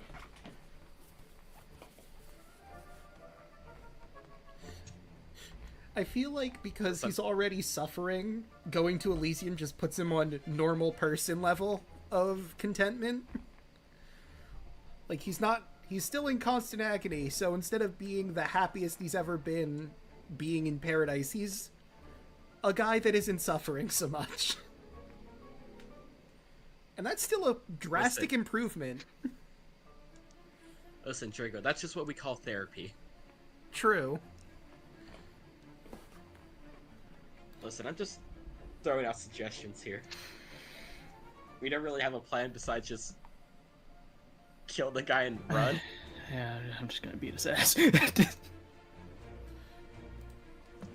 And I mean, Andros is first. I don't know, maybe I stunned him and they won't be alert. Yeah, just try to silently take him out. I can try. The ones nearby are probably gonna react and they might shout, getting everyone, but we'll see how that goes. Oh, man. You just gotta stun on the first hit. Yeah. Just like, hey, buddy. Look over there. Think of the rabbits. Think of the crabs. Actually, know what? Don't think of the crabs. Think of the fish. Don't worry, it'll be over soon. Stunning strike. Right, that certainly hits, and let's roll his con. Yeah, that's a failure. They have like a +5, and I just cannot get them to succeed on stunning strike. Good, I don't want it. I don't want it. Dang, that's 30 in the first hit. And that'll be 19 in the second. Jesus. And that's a fucking crit, so that is 17 minus 8 minus 19. 21. So that'd be minus another 19. Alright. They're certainly. Yeah, that's all. Shit. Well, he's stunned. So. And I mean, they're definitely surprised, so they're not going to be acting this turn, but you know what? I'm going to do this for because you're actively trying to be silent and taking him down. Roll me a stealth check. Just overarching stealth check for all those hits. You don't have the benefit.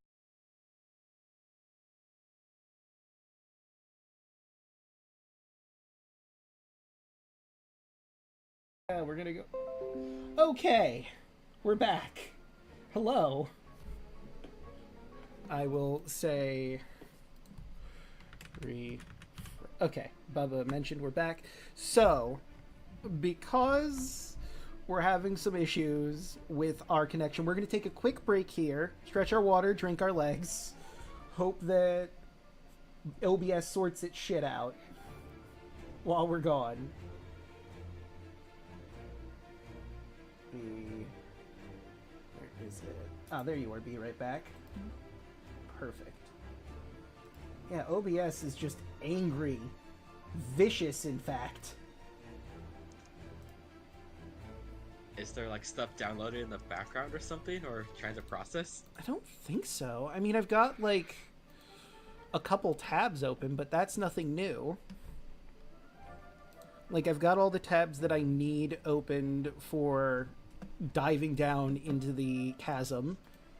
I have something else open in the background, and then of course I have Twitch open, but that's on my PC. On the laptop, the one that's actually doing the streaming, I just have Discord and the game open. So I don't know what the issue is.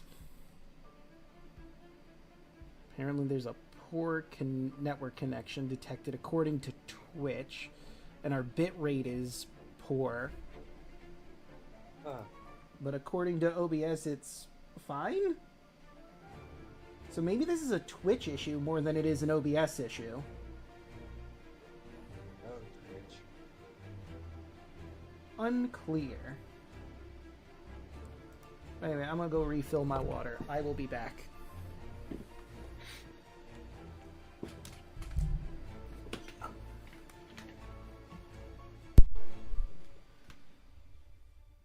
I shall mute.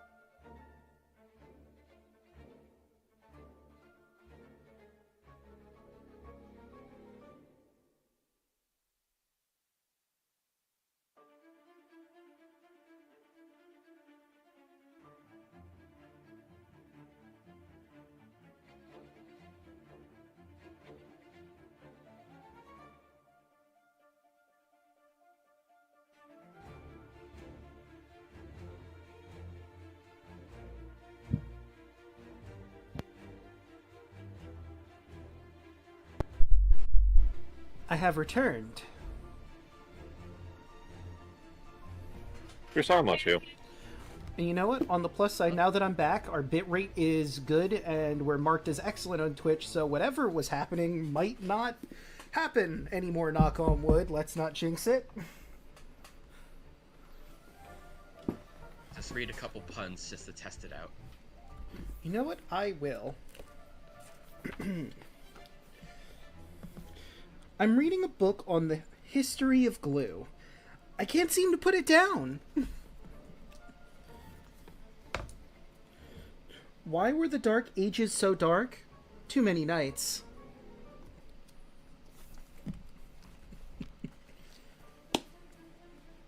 Yeah.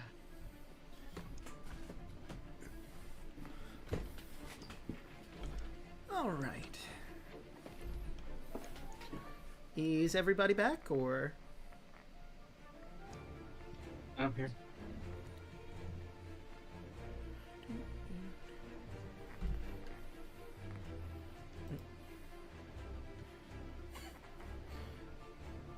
Looks like yelling is muted at the moment, so I don't know if they are back or not.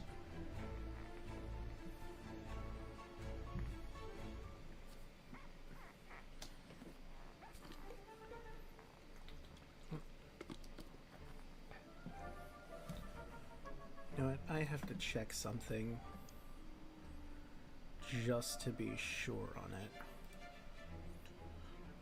Content video producer. Shit. Well, I'm gonna have to edit a bunch of videos together, it looks like. Is that just the best? Yeah. Yeah. Hey. The worst. Like, I thought I had it set up so it would just connect to them when we disconnect and reconnect, but apparently not. So I've got... The first video is 1 hour 35 minutes. The second one is 19 in 29 minutes. And this one. Yikes. Oof.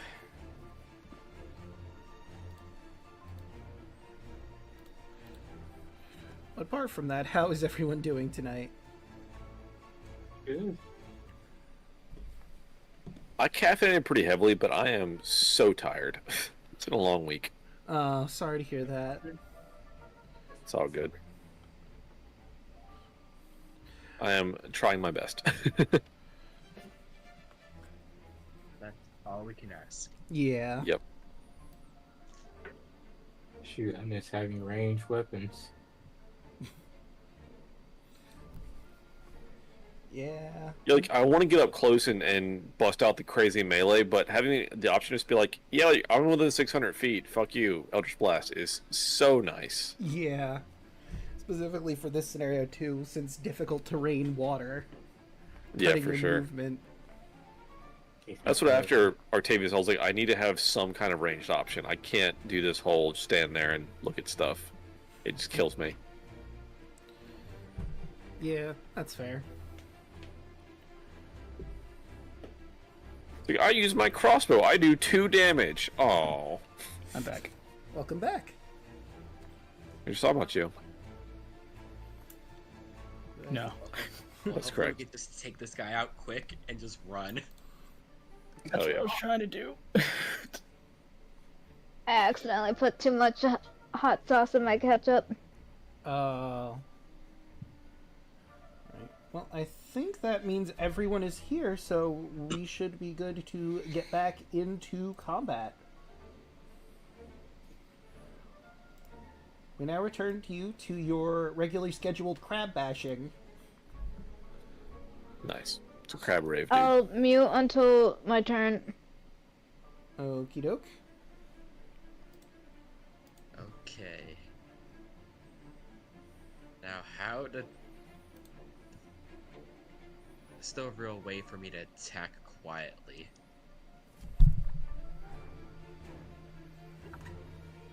Yeah, so I'm just gonna look back to everyone and tell them, alright, we killed the one guy, and then we all just had to run.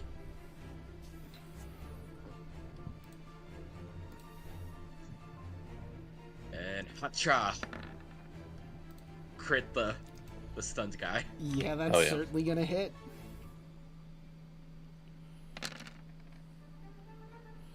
That'll be 20. Alright, minus 20. He's looking pretty rough. It's within range, so I'm just gonna have to follow up with the punch. Yep, that's gonna hit. Is that a 60-foot punch? Yep. I have 60-foot punches. Makes sense. Yeah, yeah. He's still up.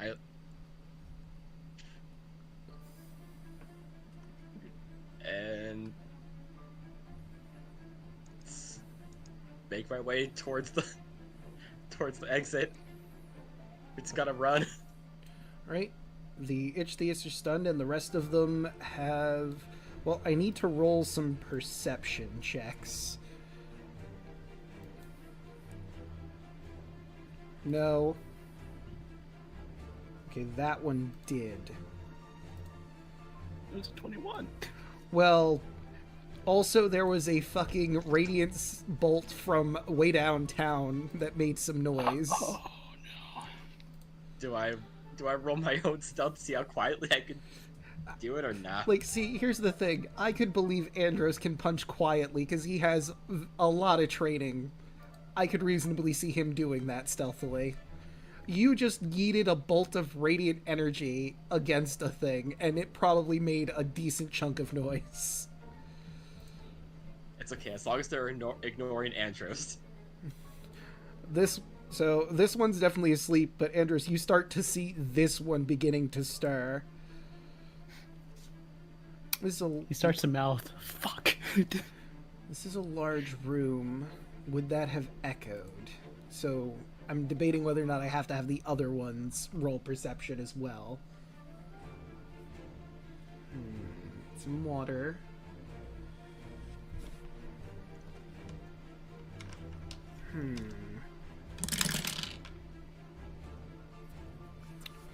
Okay.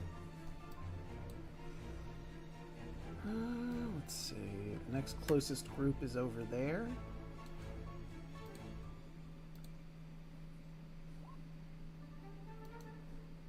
Nah. Alright, so on the plus side, Andrews, it seems that only this one has starting to wake up. But if he wakes up and sees what has happened, he's probably going to let the others know what's going down. Alu.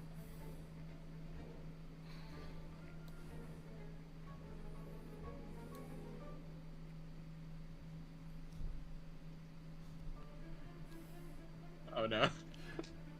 Okay. Now? On that group, okay. Right now? Maybe it'll be a distraction. We are not good at the stealth thing, guys. You know, What makes you think that? it was going so well, and then the whirlpool happened. Which is gonna make a lot of noise, so we're gonna have some more perception checks. I know. Okay, so that one fails, so roll the 2d8s.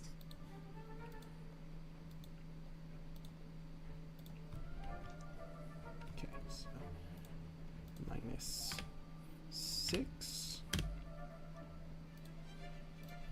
Minus 6. Right, and let's begin. Well, that's a natural goddamn 20. So these two are definitely awake now. Mm-hmm. Obviously, the ones in the whirlpool are awake. Let's not sugarcoat it. Oh wait, I think I rolled one too many. Yep, I did. Although, I mean, this guy was still asleep, so if he's the natural 20. That one's the 19. This guy's asleep. And then we've got that guy asleep, and this one's awake. And I should probably put the sleep marker on them, the ones who are still asleep. So sleep, wake, awake, and you were the other sleeping guy. Okay. Alright. And is that it for Alu's turn?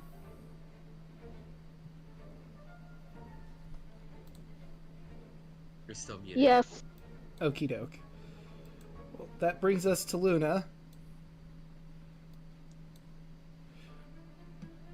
Are we fighting or leaving? I'd say leaving.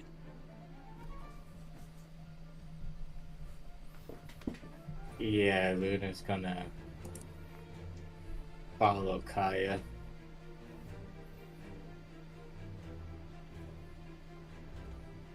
Alright. Yeah.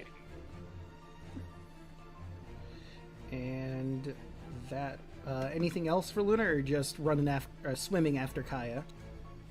Let me ask Kaya.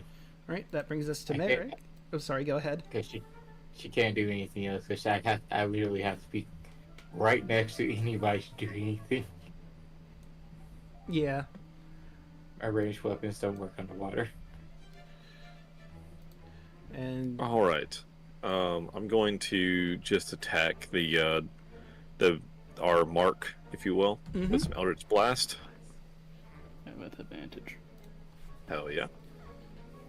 so I guess it's a flat roll, because disadvantage because it's dark, advantage because of that, but that's a 28, which hits. All right, I'll get some damage on it first. So that's 10. Ian. It's looking real rough. All right, let's try again. 26. That'll hit.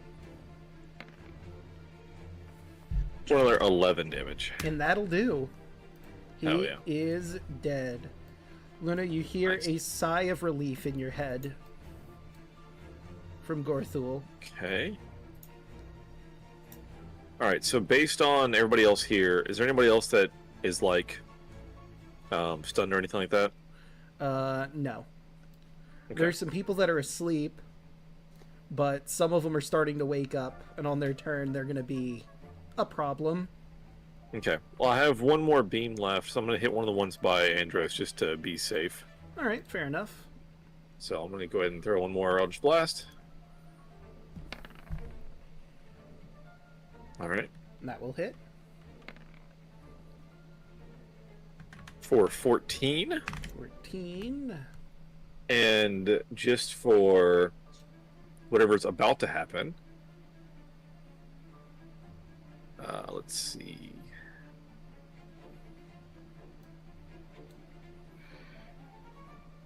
So, anyway, I can now take bonus action dashes. Okay. And that's my turn. I will say you haven't moved. You could spend your move to dash with that expeditious retreat. Oh no, wait, it's a bonus action to cast it. Right, right. So it'll be for next time. Gotcha. I could move, but I want to kind of help cover the party a little bit, and then I can always catch up so I can move fast now. Gotcha. And that brings us to Andros. Bonus action Misty Step. All right. And Andros is just going to run to everybody. Let's go, let's go, let's go, let's go! Right. That brings us to Kaya. Alright. Just swim further into the tunnel. I'll drop this somewhere so it creates a, Swirling 550 I guess, a barrier to 30-foot radius. Okay. Yeah. So I'm going to do a couple things here. One is I'm going to make the whirlpool itself actual sphere. Oh, good. We can say, for sake of ease, if you bring that back up again so I can see the exact range of it. Okay. I can let it like, You can definitely use that as covering your escape in the tunnel, because the tunnel, as we discussed, is not big. That maelstrom's gonna eat up that entire fucking tunnel behind you, making a massive hindrance for them chasing after you, if that is the plan. Yeah, it's just mainly just for like a, our escape tool. It's a surprise tool that'll help us later. Hell yeah. Let's just hope everyone else can follow suit. Other than that, we're just running. Alright. So, let's see. You guys are significantly down the tunnel with Alu, Luna, and Merrick still being here. The Ichthyists are finally starting to stir. Intruders! Intruders! And they're, like, jostling the ones that are asleep with their action. Those ones are going to have to move only their flat movement. The others are going to try and dash. So that is 30 feet. He wakes up groggily, moves 30 feet. The ones that start their turn in the whirlpool need to make strength saving throws. Well, that is 2 failures and a success. So this guy manages to get out. I think it's still technically difficult terrain while they're trying to swim out of the whirlpool, right? Mm-hmm.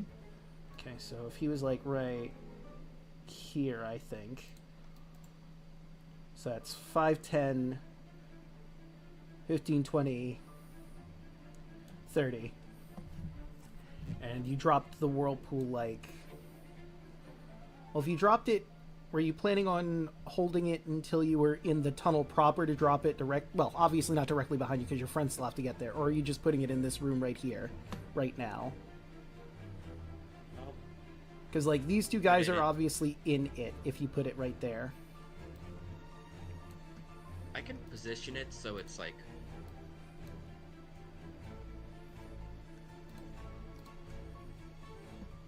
Because also keep in mind, this chamber that you're in is 150 feet. They could technically swim around it, or you could hold off on your maelstrom for when you're in the more narrow tunnels to block them off completely once everyone is together. Yeah, I'll hold it off. I just... Hopefully...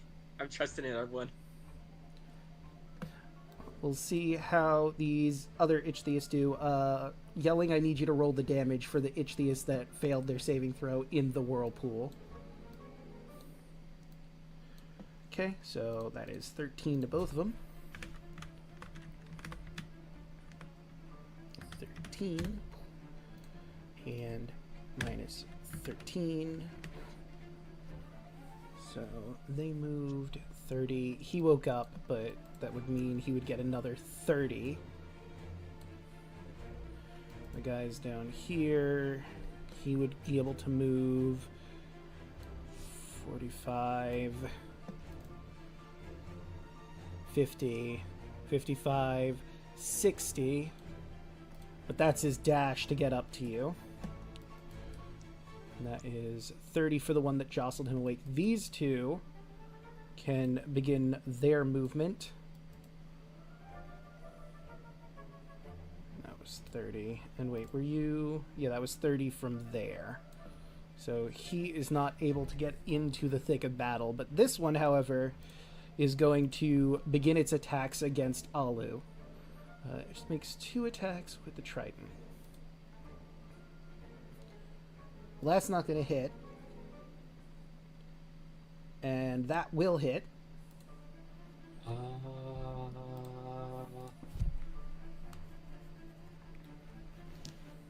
What the heck would I have? I know I have something for this. Alu takes that 9 piercing while you're, I believe it's Sentinel or something like that. Can't you hop like since you attacked a friend or something? I got multiple stuff for this. Is something I want to see. Are you thinking of the runic shield? Yep. Oh wait, I forgot something that's kind of important that Ichthyists have. Oh well. The ones at the...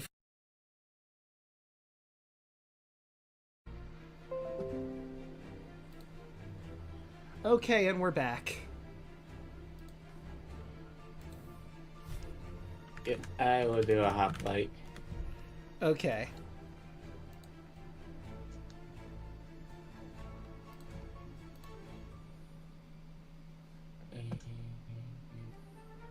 Hoplite to hit it. An 11 is not going to hit. And now that you've done that, it's going to try and make a claw attack on Oh, you. no. 15 will not hit. A 24, though, that will. So you're going to take 12 bludgeoning damage, and you are now grappled. Escape DC is 15. I'm gonna use my reaction to try to. So that's 4. I assume a 20 will still hit. Yep. Mm-hmm. I tried. Alright. Can I move the whirlpool without physically recasting? No, you'd have to recast it. Whirlpool is an immovable spell. Well, I had to give it a shot. Actually, hold up. I'm looking through it. You can choose an area that is as an action, you can repeat the same effect. So it'll drop the first one and you'll keep doing it. It'll just drop the previous whirlpool. Okay. It will not. It doesn't use another spell slot. Action on your turn, you can repeat the But same it'll- effect or choose a different one. Oh, okay, I guess you can then. Beautiful. In that case, I'm moving it I'm assuming... over here. Ah, Wait, there you go. Thank you. alright. And it's time to make those strength saves. 1, 2, 3, 4. Okay, so the last 3 fail. So we'll say that this is the first one. 1, 2, 1, 2, 1, 2. And they all take -6.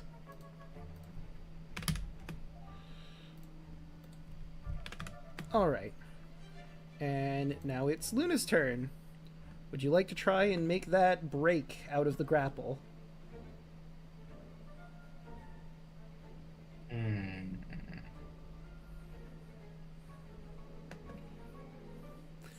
You know, I realize there is something you could potentially do to break it where you wouldn't have to make a save. But I don't want to just give you that answer for free, you know? Oh, my breath walker? No. There's something that you can do, something subclass specific. Oh, Giant Smite. Yep. If you suddenly become a large creature, you're not a medium creature that could be grappled. Medium-sized or smaller, you'd have to be grappled by this crab claw. I was thinking that. The only issue is you're sort of like you'd be in the same place as Alu or Merrick if you grow big. I mean, technically, since we're underwater, I can float above them. I suppose, but like in this instance, well, if he's holding you higher up, you know what, that works.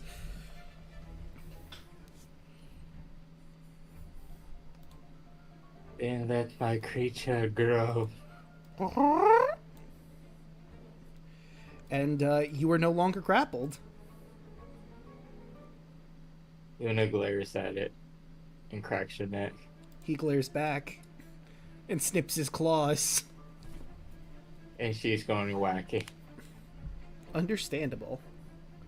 27 That's gonna hit. for 14. That's 14. Second one for 19. That will hit. For 14. All right. Third attack. 28. Will hit. For 14. Give it up for 14. Consistency of the 5e fighter. Nice. Action surge. Okay.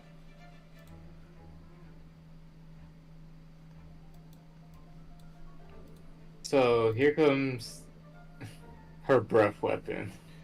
Okay. 15-foot cone.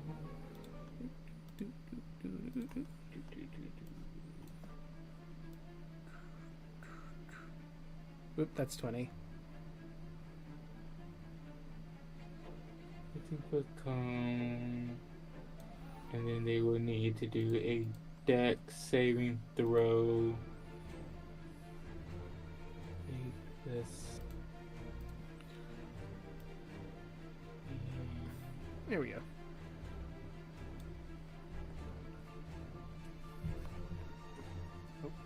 A DC 15 proficiency bonus.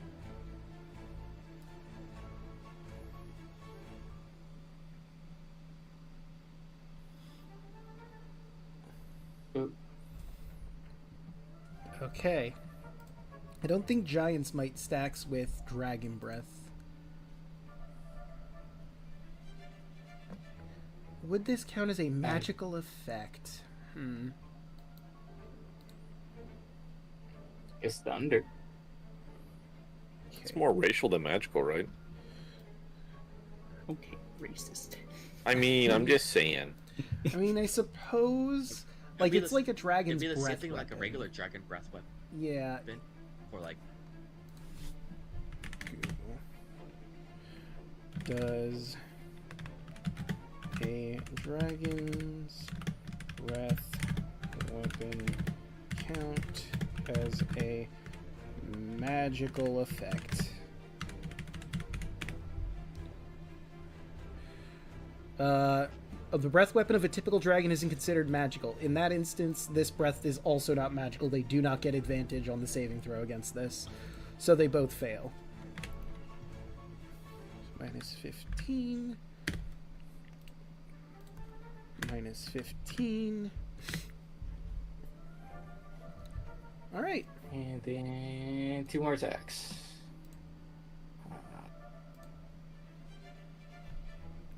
16? That just barely doesn't hit.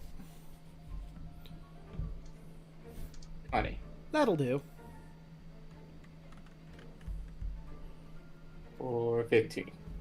Minus 15. Alright. And that's Luna's turn. Right, that brings us to Merrick. All right. Let's see. I guess I'm gonna melee this one while I'm here, and then I'll bonus action dash in a second. So let's get some melee hits going. All right.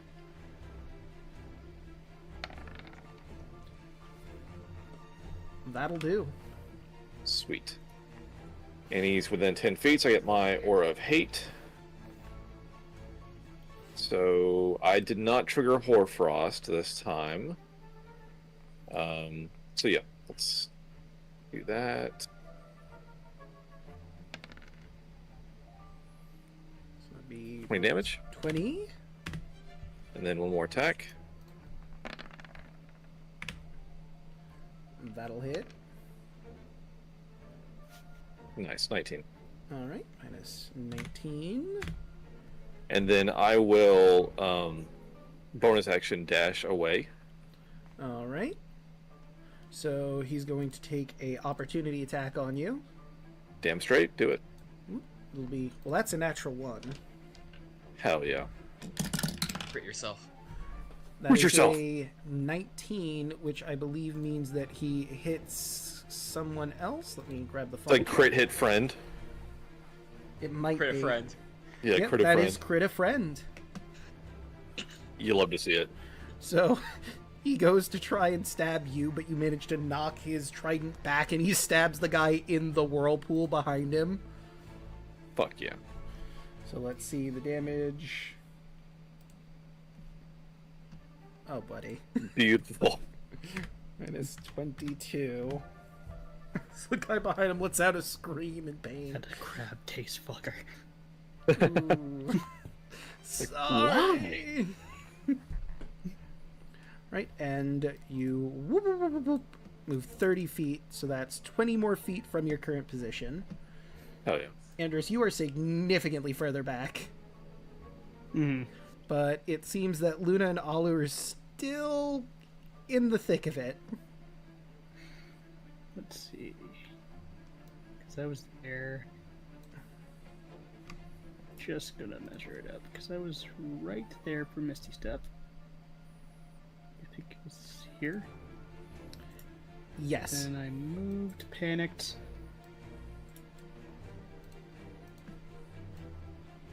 So. Okay. Yeah, I'm pretty far away.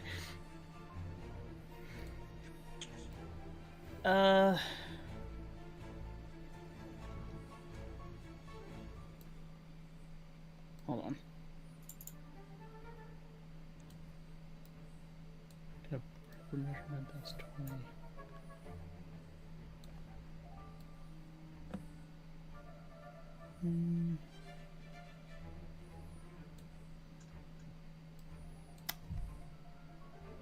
Huh. I guess I could just, I don't know, provide cover True. or something. What is the range on your radiant sunbolts again? 60. So, same amount as my speed Okay. for walking.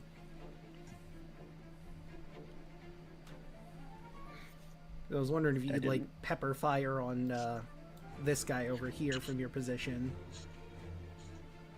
Given Yeah, how much probably. you've moved. I only moved to 60.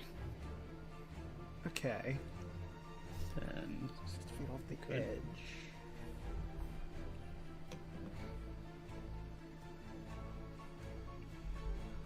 I'm also going to say, for the sake of argument, you guys are, like, at the mouth of where this giant cavern becomes the tunnel. could also do this. Let's say like right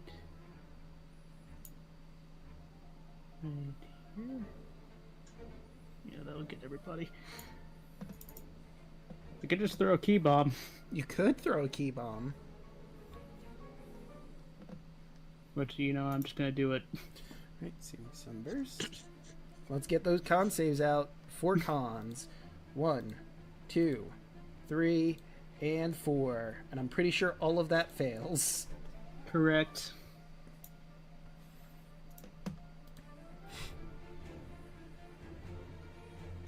Four. Huh, not too shabby. 5, 6, 7. That'd be minus 23.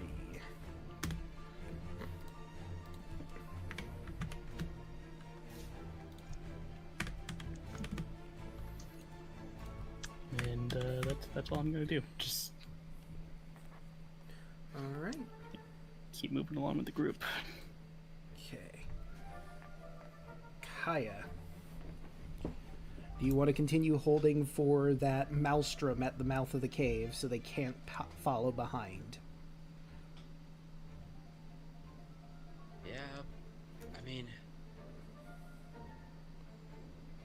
but I also kind of wondering why Luna and Alu didn't just, run.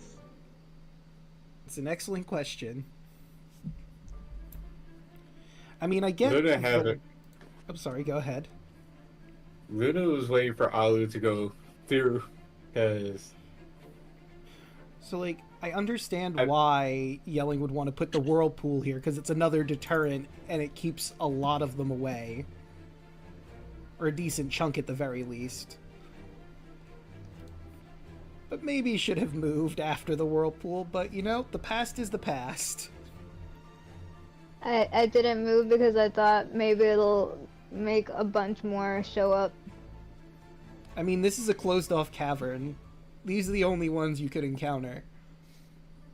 Yeah, so they'll come towards the whirlpool theoretically to fight us, and they'd all get trapped in the whirlpool theoretically. We're not trying to fight them. We're trying to get out. Because, like, I mean, they can move around this whirlpool. You're not quite in the tunnel yet, wherever it's a closed-off space. However, I do agree this whirlpool was a good move, because it still manages to keep them occupied. I suppose you could also Maelstrom here and make it even harder for them to move after you. Yeah, that's what I'm just gonna have to try. So DC 19 strength save. Okay, that's 1, 2, 3, 4, 5 of them. 1, 2, 3, 4, 5. Ooh, that nat 1.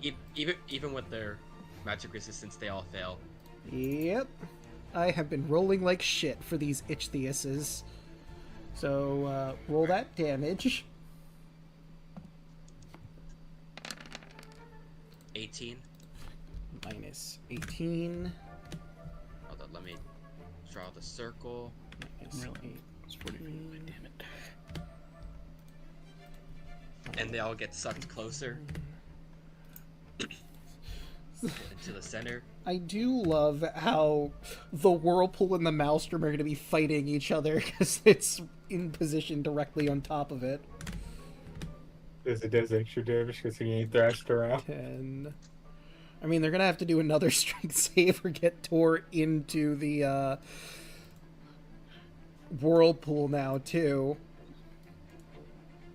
Yeah, so it'll be 2 saves, one to avoid the Maelstrom and one to avoid the Whirlpool. So Hold on, I'm going to do another I'll bit of... just run. So let's see, that's Okay. 4... Actually, they're all in the Whirlpool, so let's do 5 more. 1, 2, 3, 4, 5. One of them managed to succeed on the Whirlpool one. 1, 2, 3, 4, 5. So that one is... It's that one. He isn't getting dragged into the Whirlpool. He is in the Maelstrom, however.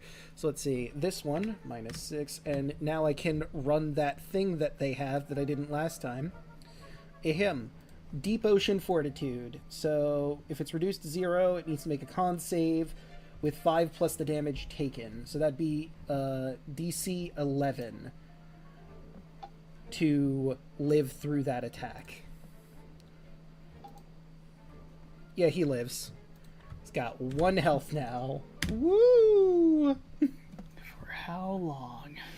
Probably not very, considering he's in between a Whirlpool and a Maelstrom. Bonus action. Oh no. This poor guy gets beaten from water Good currents. job, Kaya. So that'll be a DC 20 con save. Double I'm so tap. proud of you. So I love Double tap. Yeah, double tap the guy. I love to see that if he's still so fucking much. It's like he lives through getting tore apart by 2 water currents. I'm not dead yet, and then radiant bolt to the face. I ain't hear no bells. I'm so proud. All right, so let me see. Yeah, it doesn't say it's only once per. So, oh, and it enters a rage for a minute, and he has advantage on all attacks. But let's see if he makes that. What is it? DC 30 now? DC 20. Because it's 15 plus the 5 for 20, which he just barely beats. Reaction. Never Stay mind. He's very dead. Okay, just going for the overcome. 15. Kaboom. Yeah, no, he did. When I put you down on the ground, you stay in the ground. This freaking side quest. And This now Geiger Turtle better be worth it. here's the Ichthyeus. So they have to make 2 strength saving throws. We'll start with the Maelstrom ones. 1, So they 2, gotta beat a 3, 19. 4. None of them. Well, one of them managed to succeed on that one. Is it half damage while they're in the Maelstrom, or if they succeed? It is. No damage. And Okay. they're not pulled. but it is still difficult terrain. And he's got to deal with the fact he's in a whirlpool and in a maelstrom. So they had to roll another set for. So difficult terrain squared. The difficultest terrain.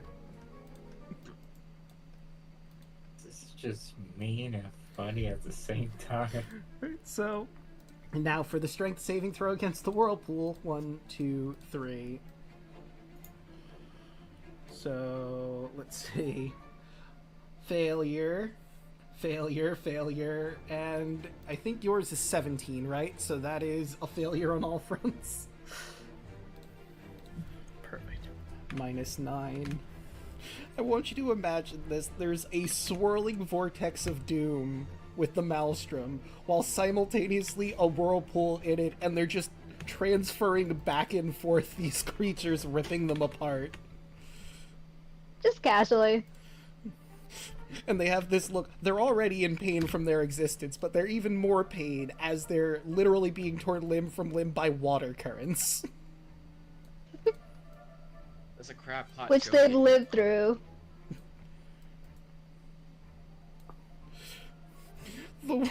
The two spells are playing tug of war with their bodies.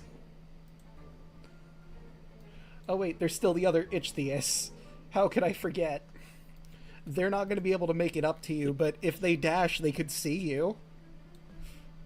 That was 55, 60. 55. He doesn't want to be in the whirlpool, so... No, that's 65. 55. He's just gonna have to stay there. The ones down here. 50. 6. No, that puts him in the whirlpool. 50. Right there. Do. 55. 60. And that's it for the Ichthyeus. Bringing us to Alu. It's time to go. Okay, fine.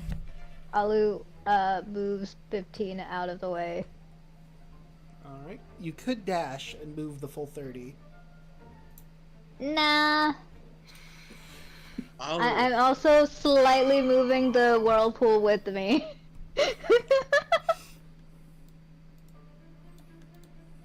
I have no words. Fine, I'll rabbit hop too, even though it wouldn't make sense here. The ears are doing extra paddling. I don't know. You know what? I'll allow it. You'll allow it? Alright. Luna? Time to go? Yep, Luna dashes away. grab the rabbit. She grabs a rabbit and puts it on her belt buckle and keeps swimming. Alright.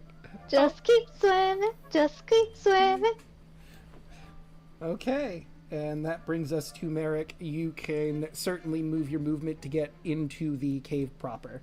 Or the tunnel proper, excuse me. Okay, and with Expeditious Retreat, that's a bonus action dash. Do I still get a normal action dash, or does that replace that? I think... Sorry, go ahead. Is that how it works? Like it gives you... I think... I mean, I feel like that's more of a DM call Google. because nobody uses that spell.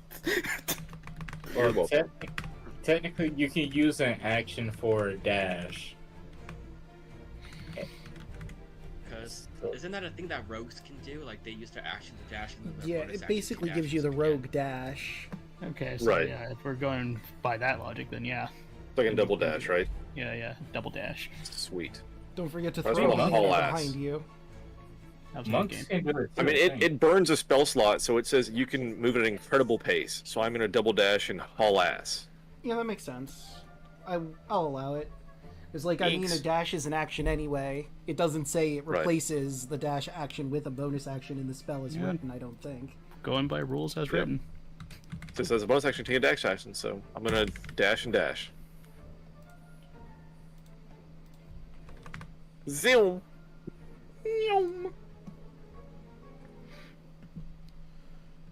Merrick's going fast. I saved this for just this occasion. If I ever need to, I can haul the ass. It's a Why? good thing you did. Yep. Watch Andrew do the same thing. Yeah, out of here.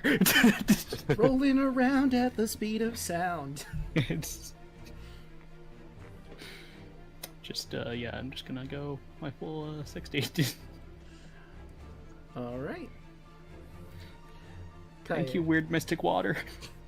Are we all in the tunnel yet? I'd say if you make your movement, you're in the tunnel proper.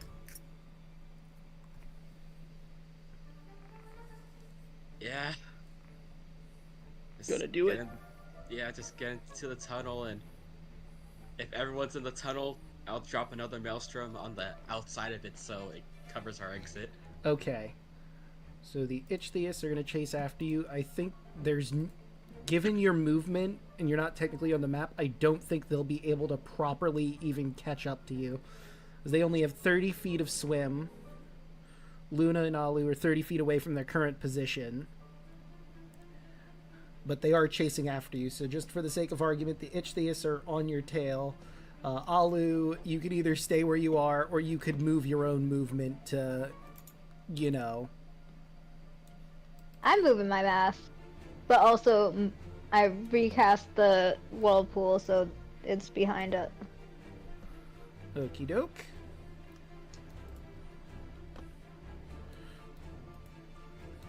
Alright, I forgot to roll for the Ichthyists that are still in a maelstrom and a whirlpool. Hold on. 1, 2, So many 3, saves. 4. See a nat 1 there. You sure do. Right, so what is the save again? 19? Yep. So 2 succeed, 2 fail. Let's say that one's the failure. 26 and 26. And they can make the attempt to get out of the maelstrom. Let's see, it's double difficult terrain. And if we are going with rules of stacking difficult terrain, that means they can move half of their movement. So what is half? Did they roll for the whirlpool? No, I was going to roll that after the fact. Actually, you know what? I probably should roll that as well. Strength, strength, strength. Okay, so failure, success, success, failure. Huh, the ones that failed before succeed now. So these two take 4, minus 4, minus 4. So they get dragged closer to the center. This guy gets dragged closer to the center of the whirlpool. They're just changing places. Alright. And the dead body's just going back and forth really fast. Yeah. Just whipping around. Occasionally it'll bump into them and they have to try to push it out of the way. It's Luna's turn. I get the feeling you're probably going to use your dash to get the fuck out. Yep, and grabbing the rabbit on the way. And with Luna and Alu moving that last little bit of distance, Kaya, your action goes off and you cast the maelstrom at the entrance. Yep. Sealing them off. You manage to break through and find your way back at the chasm.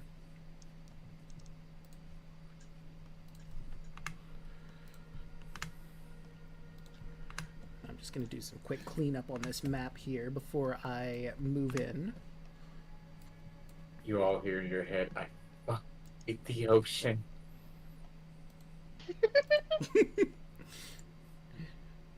I mean, Gorthel, I mean, I like it, but I grew up here, so... Anyway, thank you. Ready to head to the Wise Turtle? Yes. Yes. Do we want to do that now or next time? I figured we could do that next time, unless you guys are good to keep going for a little bit. Because that's down here, in the void proper. Do we have swim by sharks? Meet the turtle and then end. I'm pretty tired. I'll admit. Why don't we end then? Yep, we can certainly end here. Just for the sake of quick upkeep, would you like to move Kaya and Andros to the front, producing light? Because you're about to enter the pitch black void. Hell yeah. Change places. I don't know. Luna will shrink back down and then grab Kaya's coat again. Boop, boop.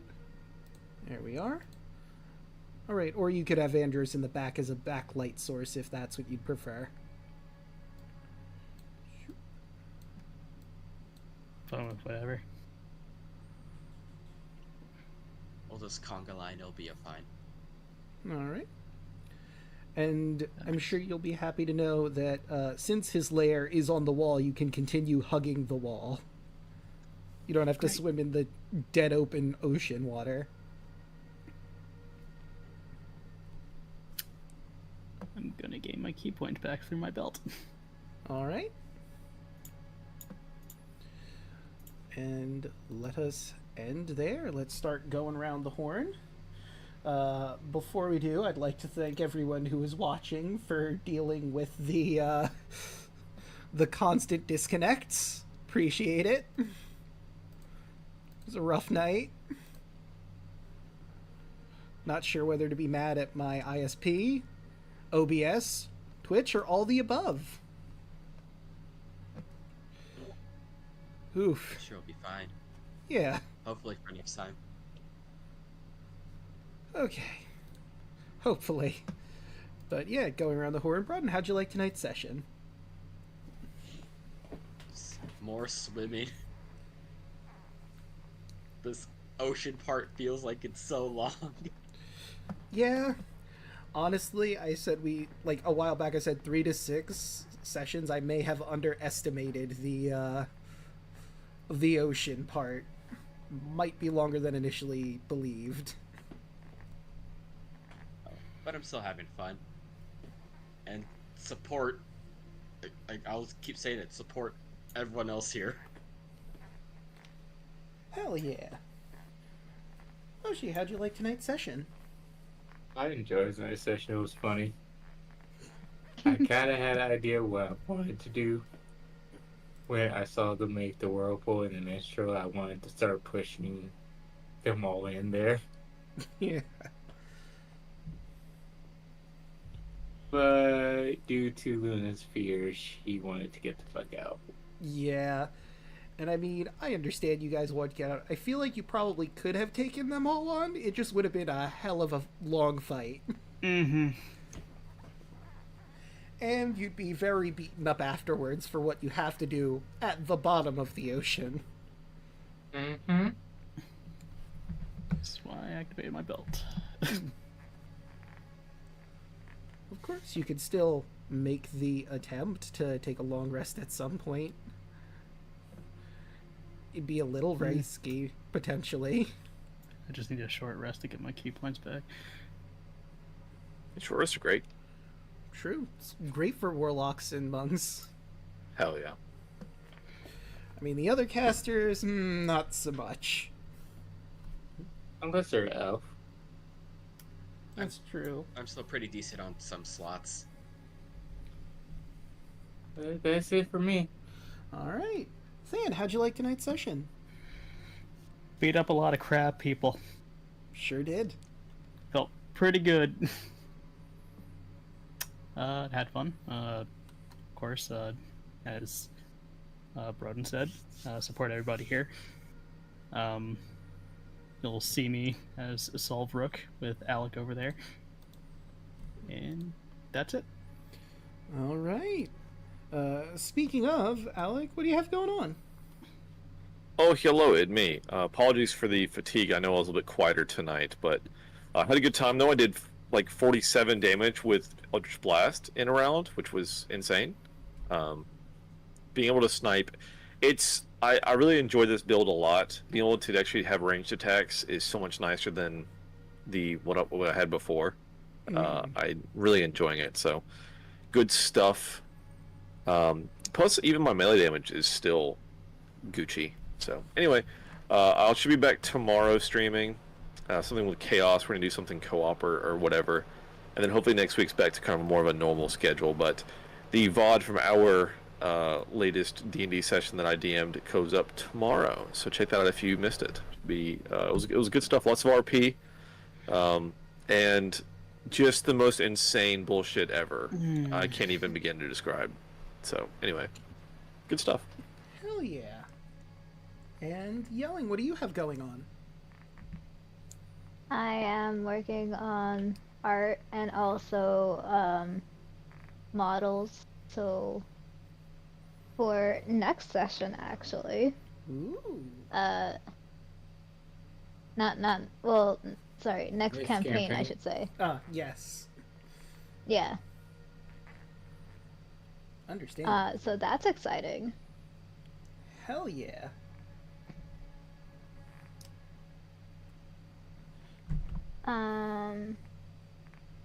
What else? If you want to have a peek at it, there might, maybe, just possibly a little snippet, a little sneak peek on our blue sky, on my blue sky. Ooh. Maybe, just possibly. Perhaps. Let's have Mayhaps. to go there, follow, and see. Yeah. Just mayhaps. Alright. And you've already found me here. I stream Monday, Tuesday, Wednesday, Thursday, and Fridays. Monday, you can catch me here for Crosscode. We're still going around the world, getting all the treasure chests I missed, finishing up the side quests that I have yet to do, going to secret facilities and fighting monsters that man hath created. Last time we fought a snowman in a UFO. That was pretty crazy.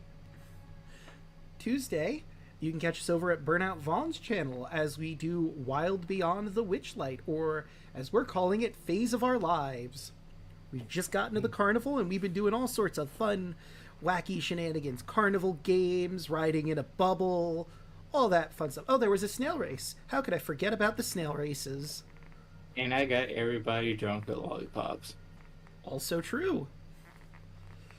So come check us out over at Burnout Vaughn's channel on Tuesday. Also, we do party games here other Tuesdays. It's bi-weekly. On Wednesday, you can catch me here starting up Wind Waker on the Wii U. I still need to work out a way to record the Wii U screen. I'm probably going to get another webcam, one for my VTuber model, one for the actual tablet, so it makes it a little easier. And hopefully that goes well. Thursday, you can catch me in DeLuna 13 here, playing through Dream Drop Distance. We are about to start the next world with Riku, and Sora needs to finish up the Country of the Musketeers. What? What happened? Did I cut out again? It sounded like you were. Sound like it. Well, I'm assuming that the stream at least heard it, because it doesn't look like we're disconnecting on OBS. Anyway, Friday, you can catch us back here as Immortal Samachia continues their delve into the void. They will hopefully meet with the Wise Turtle and maybe get an ally in their fight against Scylla. You'll just have to tune in to find out how that goes. But with all of that said and done, how about we find someone to raid? I think we're going to raid Hey Mr. Rabbit. He's playing through Chained Echoes. I'm not familiar with that game, and I'm curious to see what that's all about. What should our raid message be? Tonight. Oh no. Why? That's good. Because I just went into the other thing of like, oh, I need a trinket for like a character background. I'm like, okay, I'm just gonna roll a d100 to see what happens on the table. I get a 100. I'm like, oh no. Oh, Oh. no. Well, And Wow. it doesn't matter because it's just like, oh, here's just a random item. I'm like, okay, I was just curious what I would get, but I guess well, I get 100. it's a good thing we're not going to be fighting anything dangerous tonight. Wait a minute. Oh. I have a plan. It'll be fine. Oh, fuck. Yeah, I'm sure it's fine. We're live, by the way. We're Leve? We are Leve. We had to do it. Had to. As is traditional. Mhm. Someone has to. That's just tradition. Absolutely. Bye-bye. Wait. Hey, We only just started. What are you doing? that's my stick. Is it a beaten stick? I have one. It's my boomstick! It's always good to have a boomstick ready. It's true. Hell yeah. I cast iron. Thud had a boomstick. Did? I remember the boomstick. Almost got us killed in the snow. Yep.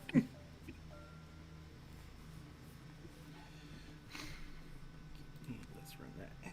That was so long ago. Yeah, feels like forever ago. Right? Way back when. Back in the day. We're older now. Remember when all of the zombies were a serious threat? They probably Yes. still are because they never go away, but hey. Fuck those zombies. That was a very harrowing battle. Mm-hmm. Oh yeah, I was not having a good time. I don't think a lot of us were. Yeah, that was pretty rough. Yeah. But at least none of us died during that part. Yeah, on that part. Yeah. That wouldn't come till a That's little why- later. Bud died twice. Got cursed on by golems. Okay, it was kind of hilarious because he kept going after he died. Why would you say run? Oh damn, that was crazy. Yeah, Anyways. as soon as I saw that they had haste, I was just like, oh no, we need to get out. Yeah, that went very poorly. I still feel a little guilty about that because like I'm sure we'll be fine. Like, come on, Thud, you can do it. What's the worst that could happen? Oh Immediately no. watch him get killed. Okay, we could try. We could try to get out of here, and you're dead a second time. Oh no. I didn't hear no bell.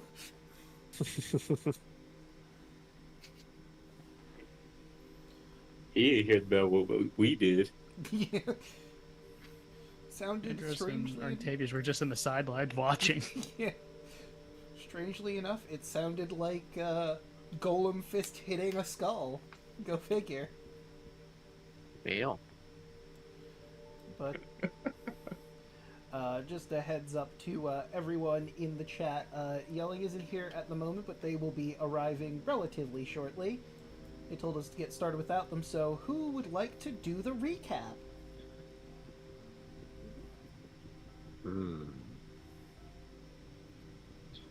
Not it. I do not remember what happened. I remember what happened, but I already have inspiration, so I already get inspiration.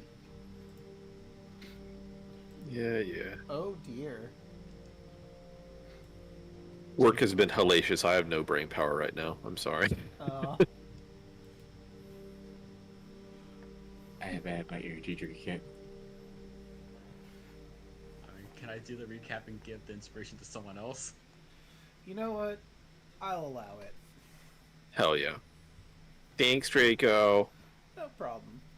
What a guy. What a nice guy. What a nice guy. Best guy. Okay. Like with a lot of stuff lately, not much has happened during like these last few sessions. We went into a shrine. There was some weird writing on the wall. I almost drowned, but you know, that's fine. We got better. Then we dove deeper into the abyss. You know, it's pretty scary. there were these weird undead looking sharks, but I guess they were just giant sharks, like even larger than usual. So we decided to just ignore them. And then there was this weird octopus that wanted our help. I don't know, Luna's the one who can talk to animals, I guess. But apparently we had to go into a cave and kill a very specific crab person. So we done that, killed the one crab, and then tried to run the fuck out of there. And now apparently this octopus is gonna lead us to a dragon turtle. And I think that's where we left off. Yep, that is exactly where you left off. I mean, you know, the octopus was possessed by a ghost, but, you know, that's not super important. I mean, It's fine. And now it's like possessing Luna, but again, not super important. I don't Oh. told anyone that, you know, there's a ghost possessing the octopus. But let us go back into the chasm. Who are you giving your point of inspiration to? Who wants it? I'll take it. Alright. So let's change the view just a little bit so chat can see further down. They don't need to see the sun up there. That's not important. You gotta go deeper. You have to go deeper. I love that game. You know, I haven't gotten to play it, but I think I have it downloaded. Nice. So, Luna is, sorry, Gorathul is going to tell you, Luna, that if you want to get to the Wise Turtle's lair, it's over this way. So, do you want to take a moment to swim in the center, or just go to the last plateau and then hug the wall from there until you get there? Or you could hug this wall closest to you and then swim across. I'd say hug this wall and then swim across. Alright. Does anybody have any objections, thoughts, concerns? No? No? But I do have a dumb question. I might have an answer. Whether it'll be dumb or not is totally undecided. If this is magical fire, can I light it underwater? I've used it to, like, attack people, but... Because it also has the effect where it kind of acts as a torch. So... It's a very small torch, but does that work? So, yes, it will work. It just, if you fling it at someone, they will have resistance to the fire damage because you're underwater. But it will light. However, you do Okay. have daylight going on right now. I mean, you could do a Just, you know, produce flame and put it somewhere, I suppose. Yeah, just wondering. I could do the old SpongeBob bit of lighting a fire underwater. You absolutely can. So we're gonna move you guys over this way. I'm gonna hug the wall over here. Oh, I just realized something. I should probably have grabbed my dice tower. Oh. I mean, that's You don't weird, need is it. it not? No, Who no, needs it? I should. Just cause. Just cost 3. There we go. Let me grab that. Let's see, you are coming back out here into the expanse. So it'll probably take not even really a minute to swim from your position to the Wise Turtle's lair, given like it's 1,000 feet from upper reaches down to the void. I'm just trying to do some quick math here. Good math. Let's see. Yeah, I'll just throw all my dice right there and grab the ones I need. Yep. Shit. There goes my D12. There we go. Alright. Let's continue making our way.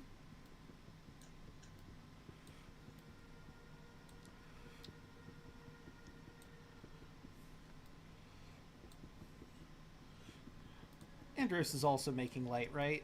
I believe so. You're using your gem of brightness. I think Van stepped aside for a moment. Ah. So let's say sure. Seeing what I'm seeing on the I map. think he had it before. Yeah, seeing what I'm seeing on the map, I think he is, yes. Mm-hmm. Okay. And let's move y'all down just a little bit more before... Let's see, was it marked on here? Yes. But... Okay. 66. No. Okay.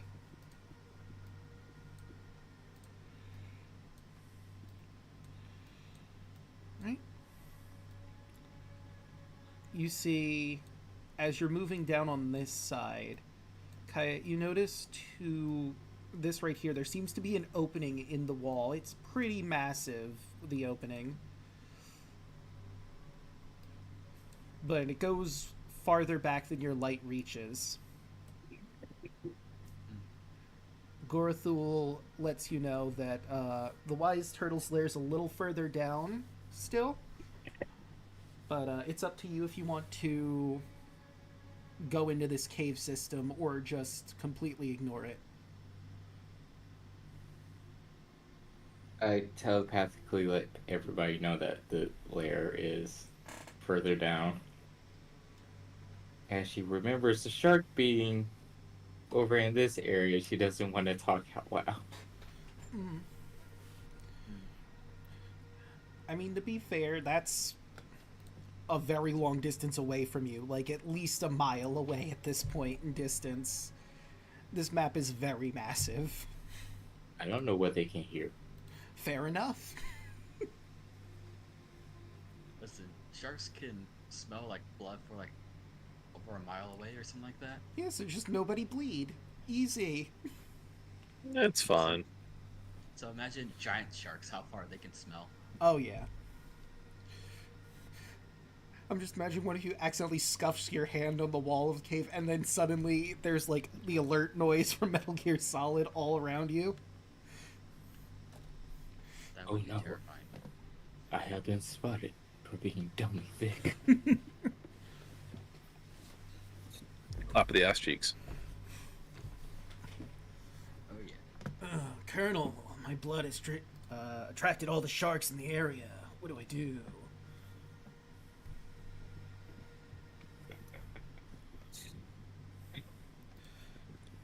I guess just keep going further down. There's no need to explore. Fair enough. Could have possibly been treasure in there, but you'll never know. Oh, well. Who needs it? We're fine. Yeah, you have treasure at home. Yeah. We just got treasure. Mom said we have treasure at home. The real treasure was the friends you made along the way. No. Fucking hate you. Oh, God. What are friends? We'll teach you the power of friendship someday, Merrick. No.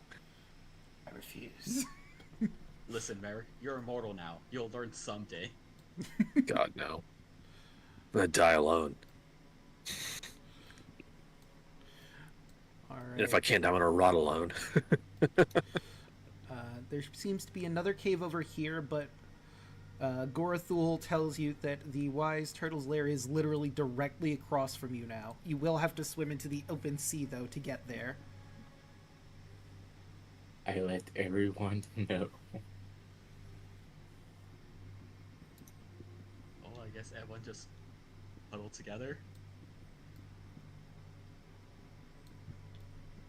And we just go out into open, deep water. Just out of pure curiosity, y'all just looking straight ahead, or is anyone looking down, or... Not that you can really see much, just out of pure curiosity. Luna's say we're on alert. Yeah, Luna's gonna be looking around. All right. as much as you can see in the light. Yeah, outside of the bubble of light produced by Andros and Kaya, there isn't much you can see. And it probably makes you a little uneasy that south of where you are is just pitch black void. That's not great. Whatever's lurking underneath there, you can't really tell. You can obviously hear the sounds of the ocean, the water moving along with the currents, the occasional sound of a sea creature in the shadows.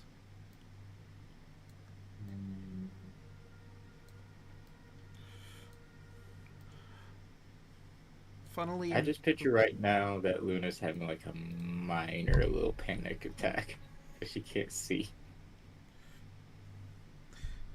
quick question. High or low? Hi. I rolled a 43. Mm. As you're moving your way to the Wise Turtle's lair, you happen to notice one of those Cetus, the big sharks that look undead, above you. It hasn't seemed to notice you, but you do see its underbelly just gently getting into the light. And then, in a split second, you see something even more massive crash into it. A long line of a body just careening past you as it seems to have attacked the shark from behind to consume it.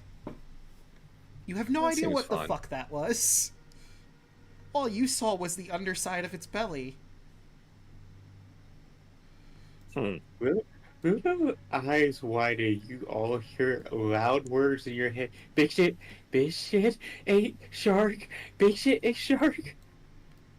There's always a bigger fish.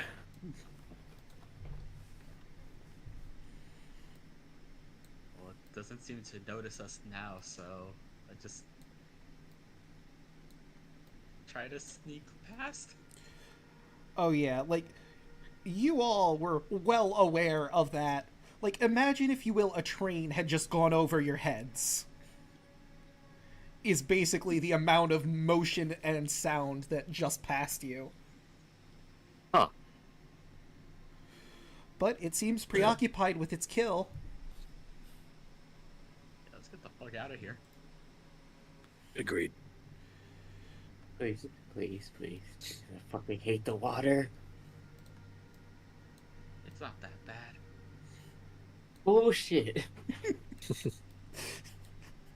It's not so bad you almost got mauled by a train. It's not so bad. Yeah, that's fine. To be fair, we've been through worse. True. Yeah. I'd rather deal with dragon than where the fuck that was. Maybe it's a giant underwater dragon. You know what? For funsies, Kaya, I'm gonna let you roll nature with disadvantage because you saw only its underside. But just to see if you recognize what that might have been. 8. Yeah, you have no clue. Nice. It's a little hard to tell. There's lots of deep sea creatures that sailors don't really interact with unless they decide to come up to the surface, which happens, but it's a significantly rarer than, like, the occasional kraken attack. It's like those legends of the oarfish. Yeah. Oh, yeah. But hey, you've made it to the Wise Turtle's lair. I imagine you all go in as soon as you possibly can. Yeah, that'd be great. Yep, fast. You make your way through this cavern, and eventually you see some light glimmering. Your light seems to be shining off of coins and gems. And sure enough, lying on top of it all, you see this. The image is a little small because of the token, unfortunately, but you see a dragon turtle. He regards you. Ah, it has been some time since folk from the surface have come to my domain. Actually, I don't think I've ever had guests from as high up as you've been. Tell me, what brings you down to my humble abode? Well, we're trying to get the primitive flame from the Scylla. Ah. So you wish to become gods yourselves? An interesting goal.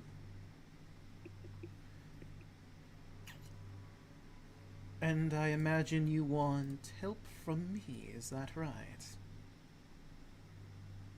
We would appreciate it. Tell you what. If you have 10,000 gold for my horde here, I'll join you in your crusade against Scylla.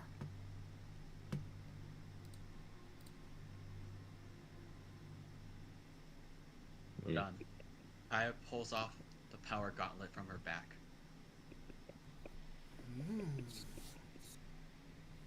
Each gemstone is worth 5,000, so this is 20,000. Oh. His eyes light up. Very well, this is acceptable. I will join you in your crusade. And let's say, since you gave me another 10,000, after the slaying of Scylla, if anything else should arise, I don't see why I couldn't help you out with that as well.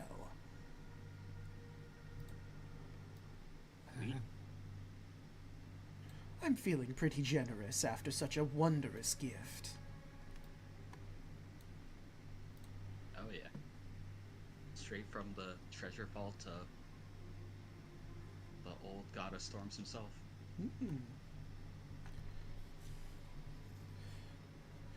And, oh, goodness, my manners. It has been, like I've said, it's been some time since I've had guests. I'm known as the Wise Turtle, but my true name is Thalassor.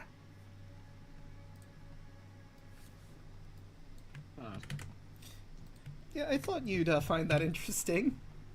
Thalassor. I mean, it is literally Greek for ocean. Yeah. Hmm. So, like, I rolled up... Kaya's name. Cocky bitch. I rolled up dragon turtle names, and that was one of the list. I'm like, you know what? I kind of have to use Thalassor. That's fair. Same name. That's my name too. Say psych right now. Huh. Yep, I will say that excitedly. That's my name too. Small world. I swear, if I'm somehow related to this dragon turtle. Listen, gods get into some crazy shit. God, you got a weird family tree.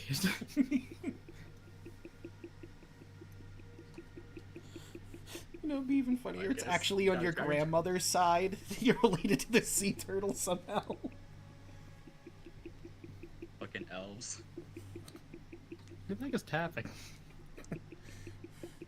Your grandma just comes back, listen, it was a long time ago. I like to party. And I like to party. Yeah, exactly. Yep. Very well. Let us make haste and move our way down. Skiller's not too far away from Myler, just a little bit further down and to the left. I have a question. I might have an answer. We just saw something eat one of the sharks out there, and it was big. Did you know what that was? What kind of shark? Was it one of the giant sharks? Was it a Cetus? Or... The undead-looking ones. Ah, Cetus. Well, that was probably a sea serpent then. You're lucky to be alive. I imagine it was more interested in the Cetus for a meal than any of you, or just didn't happen to notice. Very strong, very powerful. By your size, it could probably eat all of you in a single bite. Unless you're fast enough to avoid it, of course. Luna looks like Andros. I'll kill it from the inside. So now that you've heard what it is, Kaya, you are familiar with sea serpents. Like I said, they don't often come up, but when they do, it is a nightmare. Their diet mainly consists of whales and sharks, but they're also a major hazard whenever sailors are encountered by them, because the size of a ship vaguely attracts its attention, sort of looks like its prey. And assuming it's found a feast, it's going to try and wrap itself around the vessel and squeeze it and devour it whole, including everyone in it. Anyone who tries to fight back against the sea serpent needs to make sure they kill it, or it's going to be even more aggressive in a fit of rage after being attacked. I mean, I think that happens for anyone. If you attack them, they'll retaliate in a fit of rage. True. Yeah, not gonna lie, I feel pretty pissed when people try to stab me with swords and spears. I was just trying to Fair. eat your ship, and then you attacked me. What did I do to you personally?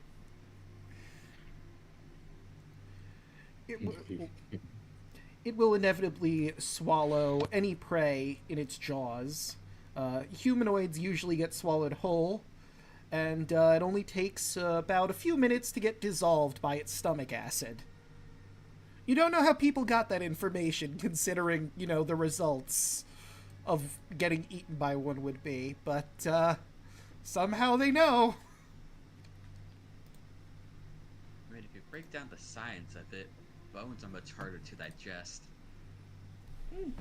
So if it took minutes from someone to get swallowed and then a sea serpent to get killed, you cut open the stomach and only find the bones, then you can make the assumption.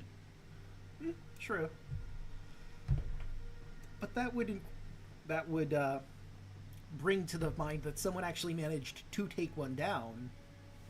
To do that, I'm sure we can do it. they're pretty hefty. You guys, maybe. The common layman, no chance in hell. I like my odds above water. Probably be doing a little better above water. But Thalassor will swim out with you. Most things will avoid you while I'm around, but sea serpents won't. But hey, as long as we don't get their attention, no issue. Oh, if we do hang by the walls, though, there might be some ichthyists that we bump into. But it's not super likely. That makes sense. Cool. Okay. No doubt. Listen, if these crab people want to throw hands again, we've done it so many times. Yeah, I'll kill another crap, man. Okay, not this time. Right? Is it wrong for me to wonder how one of those crab taste? That's a thud talking in you. Yeah, I mean, they are people on top of crab bodies, so... Maybe if we... Is it like the centaur thing, where if you eat the animal part, it tastes like the animal? I mean, probably. You know, he probably tastes like crap all around. Kai, your thud's showing. Listen, we're surrounded by pitch darkness. I'm trying very hard to mask the fear. Plus, I also almost drowned. Oh yeah, that did happen above game. Yeah. Yeah.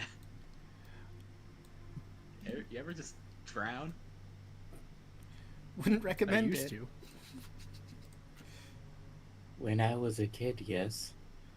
You almost drowned? Why do you think I don't like being here right now? Huh. Yeah, that'll explain it. Right. I'm sorry.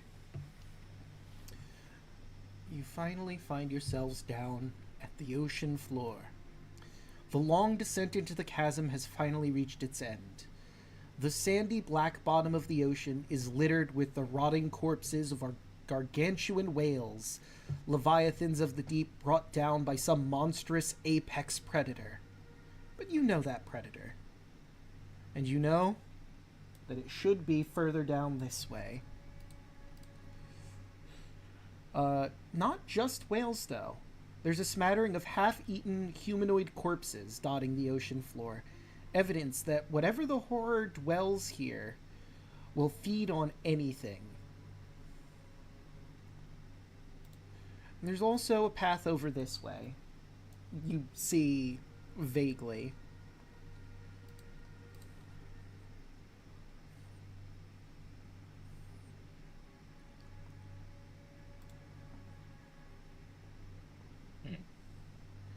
But of course, the choice is yours. You could explore to the right, or you could head directly for your goal, as you know exactly where Skill is hiding.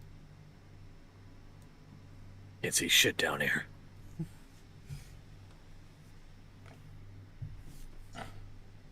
Do we explore or just head for the quarry? Say head for the quarry. Just fuck him up. Everything down here seems terrible. I agree with Maverick this time. Oh, good, you guys are getting along. So happy. Told you to make a friend. What did you call me? You see, there's this thing called a friend, Merrick. Fucking what? Do you not know what a friend is? Of course I do. I'm just fucking with you. And I am also fucking with you. And I'm also fucking with you. Aha! You see Thalasor in the back just like looking between the two of you as you're talking. See, we're getting along. I knew it. Surrounded by assholes. Takes one to know one. I said fire across her nose, not up it. I mean, we all have one. Some people have a fucking cloaca. A what? You heard me. I mean, that's bird people. Mm-hmm. Right? And I believe now, give me just a sec. So there's a couple things I want to go over here. The map you are about to see was drawn up by Caitlin C137. I believe her commissions are open. So, you know, if you need a map or a character, you get to see that. But let me tell you what you see before we move over. The cold, dark waters around you shudder. The silence of the depths is broken by a deep, resonant moan.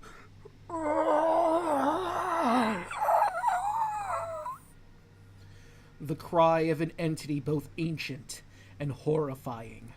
From the gloom, a gargantuan abomination emerges. 6 serpent-like heads twist and writhe on long necks protruding from a grotesque, bloated torso. The undersea nightmare lurches towards you with terrifying speed, writhing across the ocean floor on 12 monstrous black tentacles, gnashing its hungry jaws. As you see, coming straight for you, this.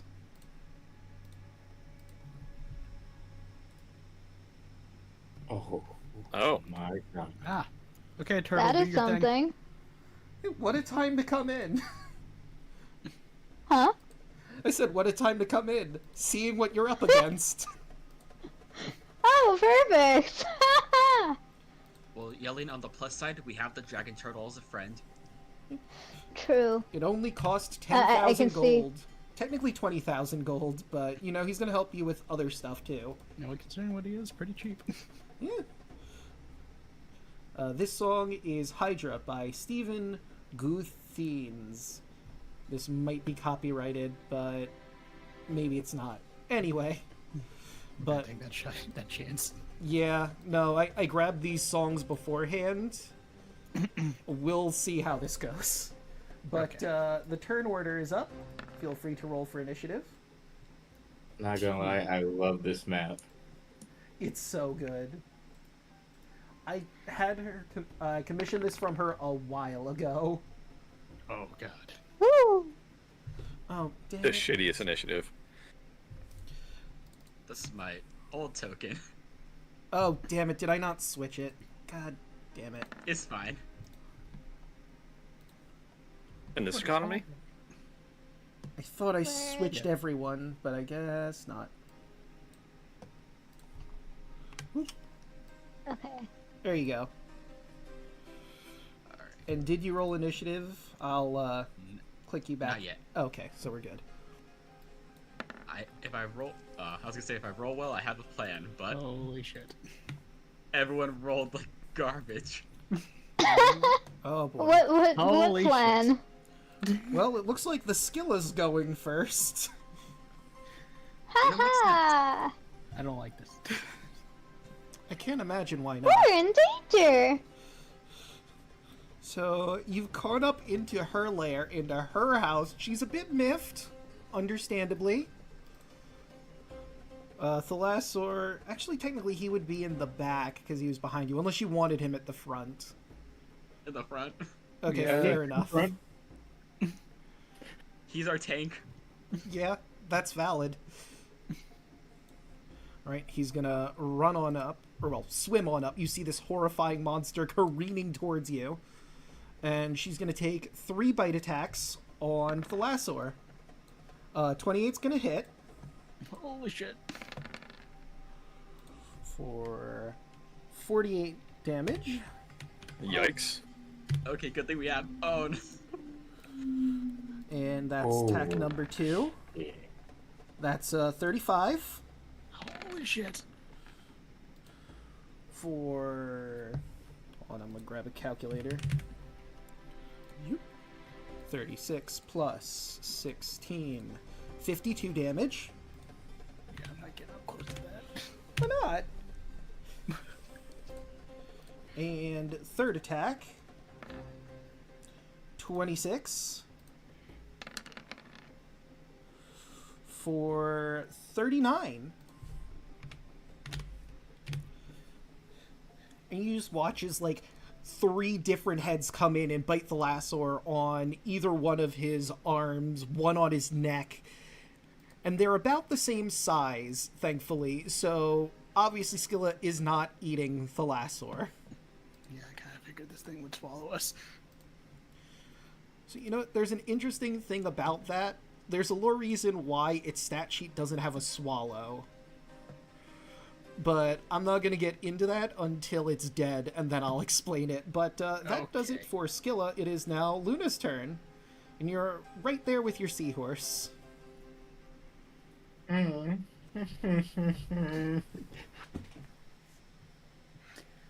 Fuck me. I believe in you.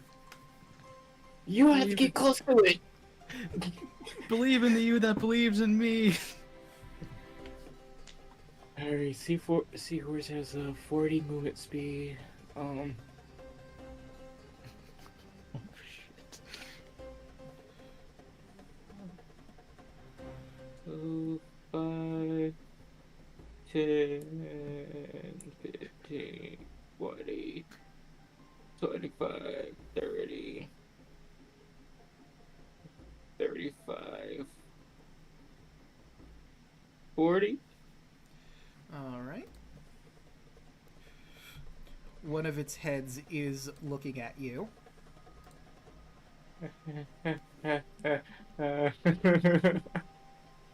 Fuck. Oh,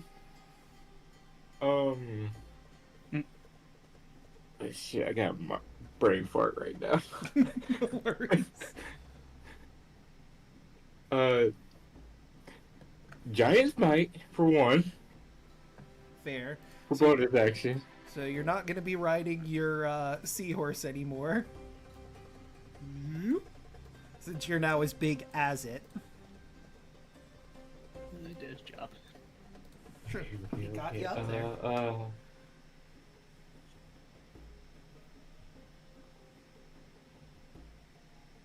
My brain doesn't want to work right now. It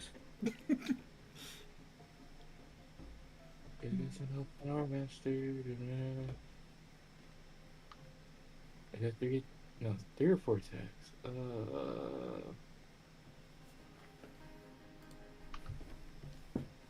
Three. Okay, three.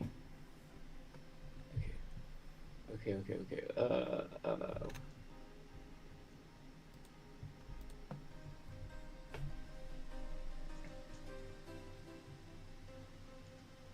First attack. 18.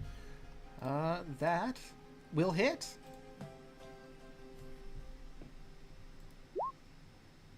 For 15. Okay. Second attack. 21. Still hits. Okay, For 17.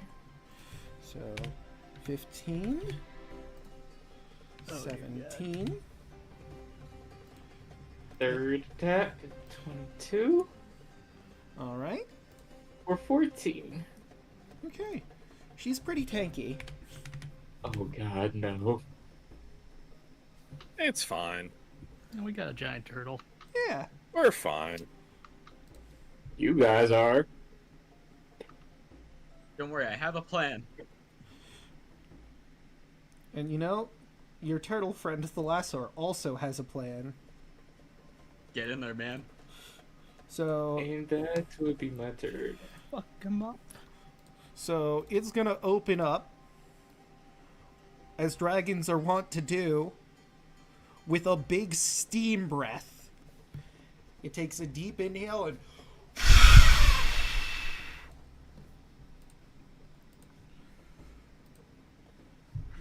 right. So Skilla needs to make a DC 18 con save, or is going to take 15 d6s. Let's see, you do not have a con, so it's just a flat con, but that's a natural goddamn 20. Holy shit. So let's roll 15 d6s. So is going to take 22 damage from that. And unfortunately, that will be Thalassaur's turn. We'll see if he recharges that steam breath next time. And what everyone else does, because now it is Andros' turn. Yeah, I'm not getting up close to that. Fuck that.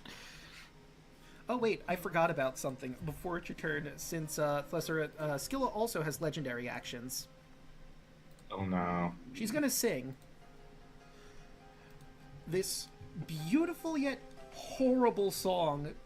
Begins as one of the heads begins singing. I need all of you to make a wisdom saving throw. Oh god. 24. Okay. 28. Wisdom. All right. Not legendary. Thalassaur. Oh my god. But, nope, he does not have legendary resistances, so... Oh boy. So not ideal. 1 second. I'm looking something up.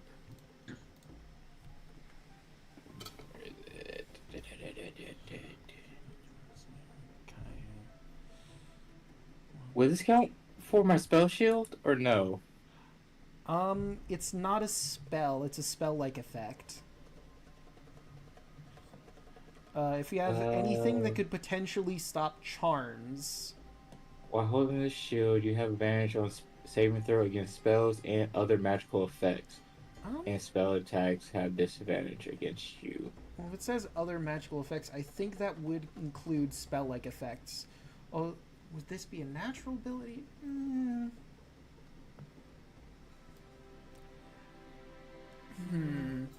gonna say it's a natural ability of Skilla specifically. Because it's her singing that's doing this. Much like a Harpy's song. Okay. And you're good. 6. Oh wait, you are not good. That is a 19. Hold up. Reaction. Okay. Add 2. That's 18. God dang it. So that's Wait. just I'm not done. Okay, Austin. can re-roll a saving throw you fail. If you do so, you can use this feature twice for long rest. Okay, so yeah, roll that save one more time. Please. Oh! So you were charmed Yikes. for the time being.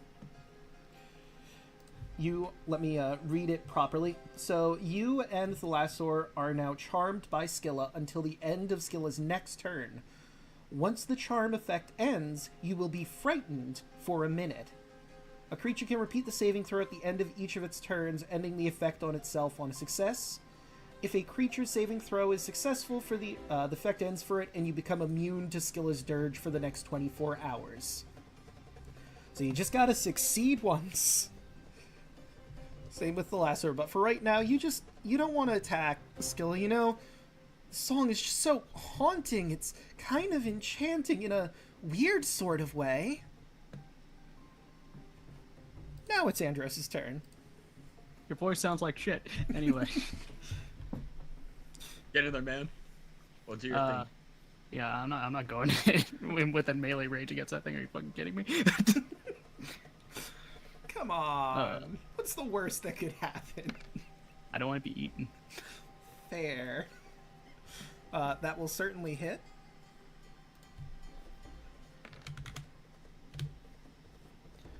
And that will too. And then I will use my blessing. I will use a sunbeam as a bonus. All right.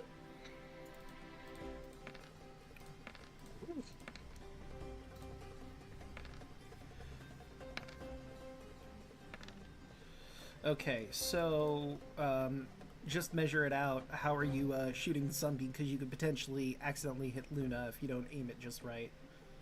Actually, with where you are right now, how long is... Pretty sure I'm good. Oh, then yeah, you're fine. Yeah. Alright, so let's do Scylla's con save. That is 22, so she succeeds. Damn. But that's still Half the damage. 15. No, not blinded. Alright. Alright, that's my turn.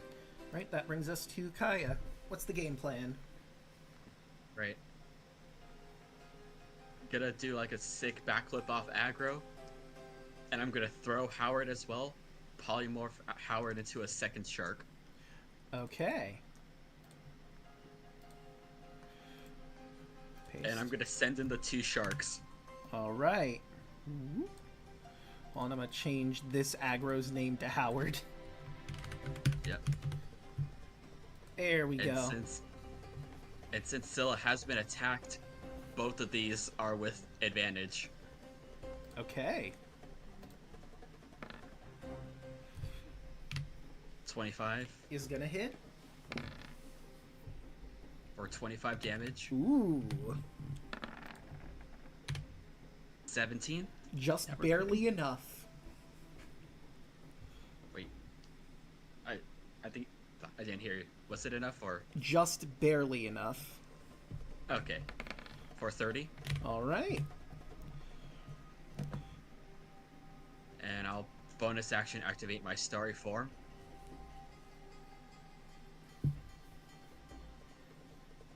And I'll end my turn. Alright. Skill is going to take another legendary action. This time she's going to whack Luna with a tentacle. That is a 24. Oh, dear God. So that is going to hit for 20 piercing, oddly enough. You'd think it'd be bludgeoning, but you are grappled. It's a DC 19 to escape. Until the grapple ends, you are restrained. Kinky. Indeed. And I mean, you're charmed at the moment, so, you know, this is just a friendly hug, surely. Luna's having a minor panic attack right now. And that will bring us to Alu.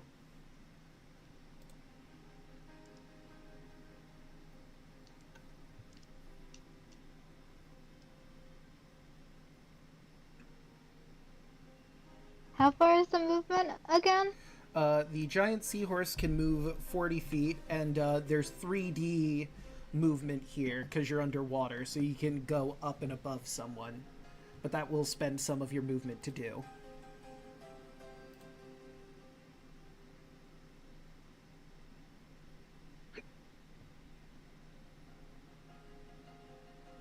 Move like here? Okay.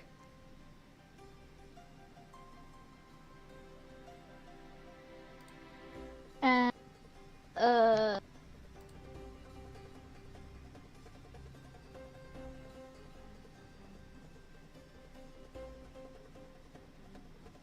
do I want to try flame striking a Scylla? But I sword this Scylla.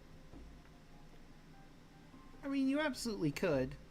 The only downside being you would know fire wouldn't be as effective underwater, but that radiant damage would still be as effective.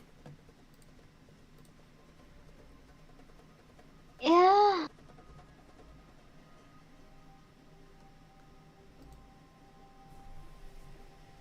Or I can sort of.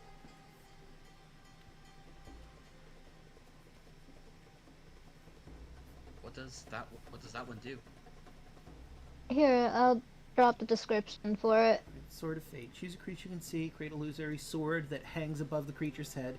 Everyone with line of sight can see the sword except for the affected creature. When you cast the spell, you must shout out one of the following conditions. You cannot harm us. The target creature breaks this condition if they target the spellcaster or a companion with an attack or spell that causes damage. You cannot use magic. The target creature breaks this condition if they cast a spell. You cannot leave this area. The target creature breaks the condition if it moves more than 30 feet from the spot it was standing when a spell was cast. If the target creature breaks the condition, it takes 10d8 slashing damage, as the blade becomes real and slices downward. If the target is reduced to 0 hit points, then one of its heads is removed. If the creature has no remaining heads, then it is instantly killed. The Sword of Fate can be dispelled. In addition, Remove Curse will end the spell on the target. It's a pretty damn good spell. I see no downsides to that. So Yeah, Taro had this spell on her. So I have two questions for you. Question number 1. What is the condition you are setting? I have a feeling, but which one do you want? I think out of these, it makes most sense to use the "you cannot harm us." That's the one I thought you were going to go Therefore, that is my final answer. You cannot harm us. for. Okay. Well, we'll see how this goes for Miss Skilla. And question number 2. How do you use Sword of Fate? Give us some nice juicy flavor. So I start chanting a little bit, and you see, only our allies can see this, by the way, but you can see the silhouette of a sword hanging above the Scylla, and it's spinning slightly, ever so slightly. It's a huge sword, maybe overcompensating for something, but it's just hanging ever so delicately. Alright. And the sword is cast. Is that your turn? Yes. Before we move on to Merrick, Skilla, not being a smart lady, is going to immediately try and attack Howard first. Go for it. Tentacle, that's going to hit Howard. That will do 24 piercing, and Howard is now grappled. However, that also procs the sword.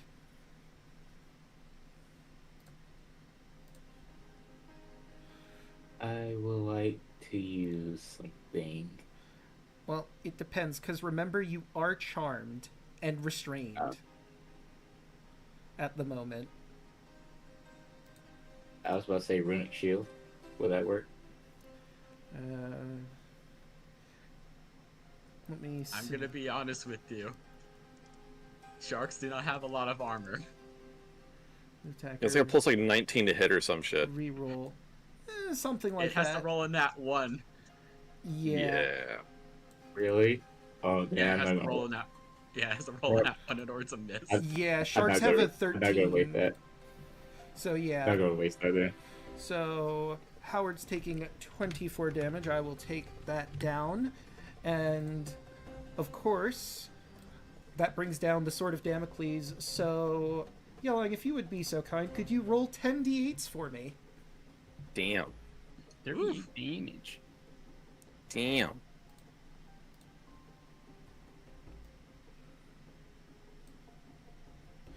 That's pretty good. 30 minus 38. And you all watch as the sword comes rapidly down, faster than anything you've seen before, and Skull lets out a shriek in pain as one of her heads comes flying off. Although you're underwater, so it just gently floats to the ocean floor. Lots and lots of blood careening out of what was once her neck, and Agro and Howard are enraged. A blood frenzy has begun. But it's Merrick's turn. Sweet. I'm just gonna use this turn to kind of buff a little bit, I think. Yeah, so I need to move within 30 feet. So I think here-ish. Do you want to have the seahorse be your movement? Because it doesn't have Yes. difficult terrain. Yes, that'd be great. All right, so that, and then little Dragon Burst, which will give me some temp hit points and give me some like free damage on each turn. And then, where is it? I will Hexblade Curse Scylla. All right. That'll be my turn.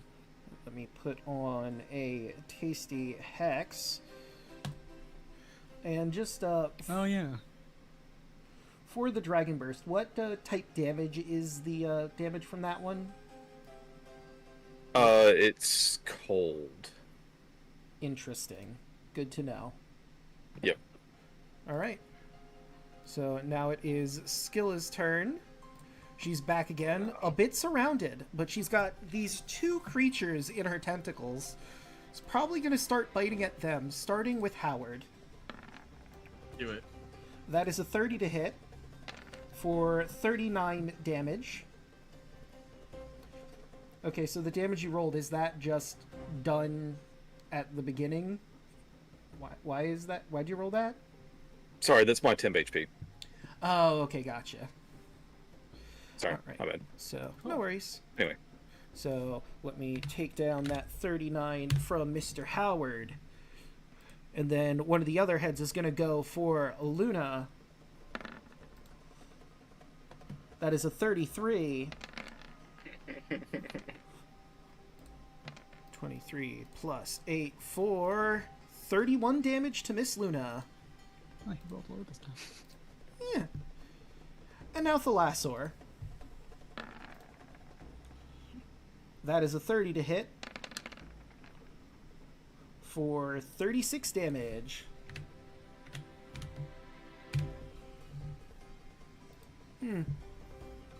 Interesting. All right, and It's a bit more manageable. that brings us to Luna. You are no longer charmed. You're restrained and frightened.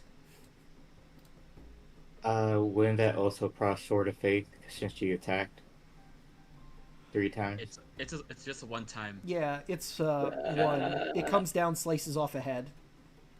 Okay. If it's reoccurring, then that would need to be a much higher level spell. Oh yeah, that would be busted Yeah. as hell.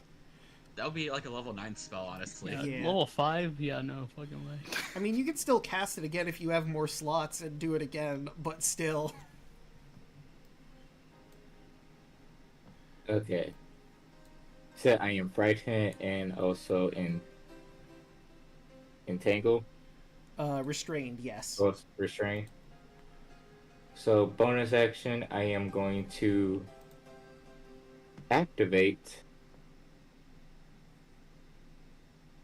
my storm ring. Okay, let's see.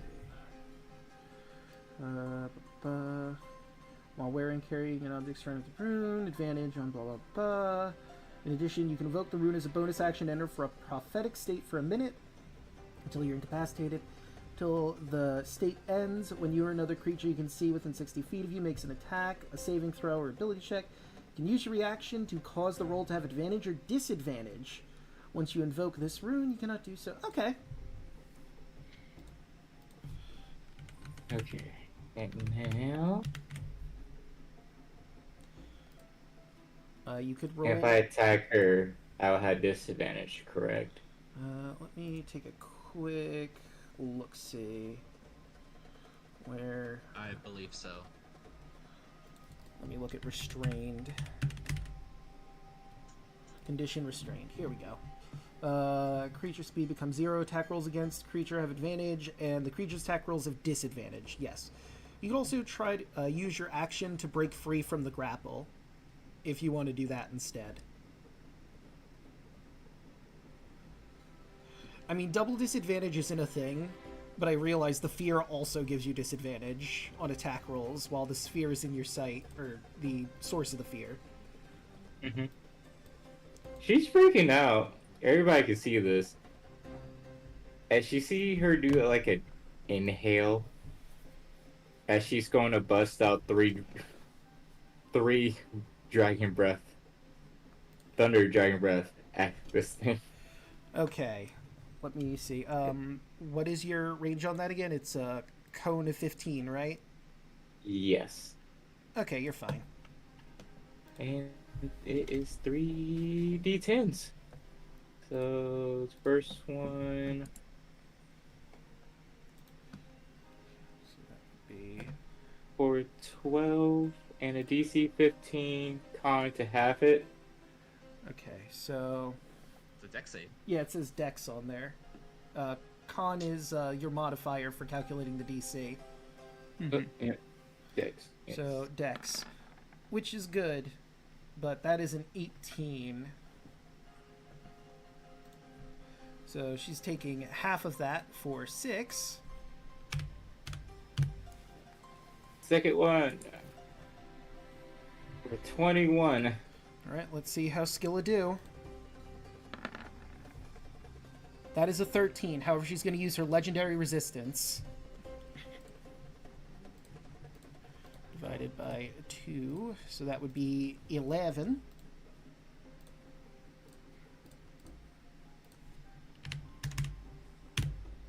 $19. Right, and let's see how she does on that. It's another failure. Will she use the resistance? Let's say... How smart is she? She'll use the resistance. By 2, so that would be 10. God, I keep using them up. Oh, that's 2 down. Yeah. And is that it for Luna? Yes. Alright. And so what kind of save to try to break the fear? It would be a strength saving throw, but I believe you would have to use your action to do so. Wait, the fear? For the Oh, the pricing fear? The fear is wisdom. You are still afraid. Okay. effect. Unless you use your storm rune. It's true. I'm you gonna would have save to- that. Alright. Alright, so it's the last sword's turn. He is afeared, so he is going to disengage and swim the fuck away. I'm fucking. Ugh. You gave up Horror's hand for this. I mean, he did some tanking early on. It's just he had the misfortune of getting affected by Skilla's song, and also a second thing that you'll learn about once the fear is over, if it ends. Huh? I guess roll a d6, I guess. Or his breath weapon, at least. Oh, you know what? Good point. I will roll that, see if he gets it back. Hey, he got a 6. He had it back. He's still afeared. I guess he couldn't scream at it. Yeah. Andros. Does he have to make his wisdom save too? Oh, I did the wisdom save. He rolled a 6. Oh, then I was gonna use my storm room for him. All right, then let me re-roll. Oh wait. So that was actually incorrect. I used a flat wisdom instead of the wisdom save, but I think even with that, it wouldn't have been enough. Because that'd be... Yeah, no, that wouldn't be enough. So I will have him actually roll a wisdom save for the second one for your rune. That is an 11, which is also not enough. It'd have to be like an 18 or something. 19. 19. I tried. Oh, wait, Okay. the wrong one. That is Skilla. Oh, right. Legendary actions. Another tentacle for aggro. Alright. 33. Aggro takes 17 damage and is restrained.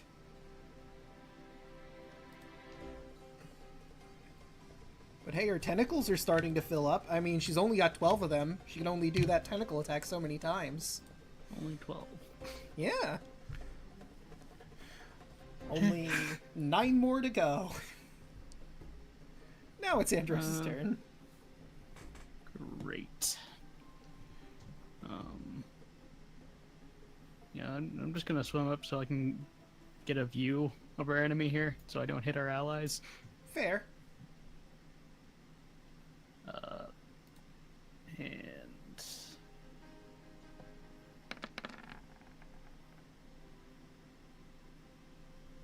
And gonna spend a key point Fair enough. to focus aim because I know that's not enough. Yeah.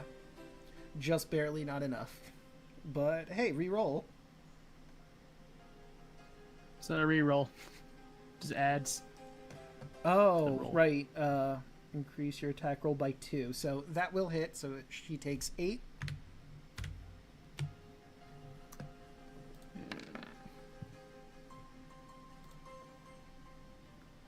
God. 14 will not. I'll spend 2 more key points. Sure, why not? 2, 1, 2. Yep. Actually, you'd only need to spend... Is it 2 key points for focused aim, or... Yeah, for focused aim. You spend... Oh, wait, I see. 1, 2, 3. So you could either boost it by 2 points or boost it by 4 points. Okay. Mm-hmm. So, yep, that's another... Need to get all the damage I can on this. Fair. School don't fuck around. No. No, it does not. And since I moved up, would that hit them? Yeah. Because I moved up at least like 30. Well, Not that's sure if that would clip interesting. them or not. Yeah, that's gonna definitely get aggro and Howard. Even if I moved up? Oh, if you move, like, I'm sorry, 3D up, Yeah, 3D up. then in that instance, yes. I'll say if you move, like, 5, you'll get close to grazing them. If you move up 10 feet, that would be enough to just completely avoid them and just hit Skilla. Alright, let's just do 10 then. Trash. Right, let's see. Skilla with the con save. That is a 27. Fuck. That Okay. would be 7. Oh well. Right, before we move on to Kaya, I learned something by looking closer at the sheet. The tentacles have a range of 30 feet. Who's in 30 feet of Skilla? Kaya's in 30 feet, but that is a natural fucking 1. Just flip 20. it. Just flip it off. Hell yeah. So let me see what we've rolled. That is number 6 on the fumble chart. Skilla has a That's tummy funny. ache. Aww.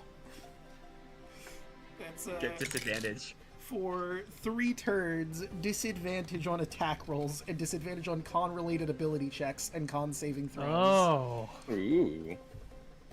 Oh, I'm gonna try to fucking stun you. So let's give her.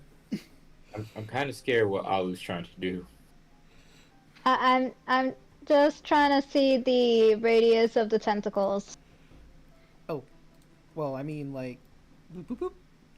Alu is also in range of the tentacles. Yeah. Yeesh.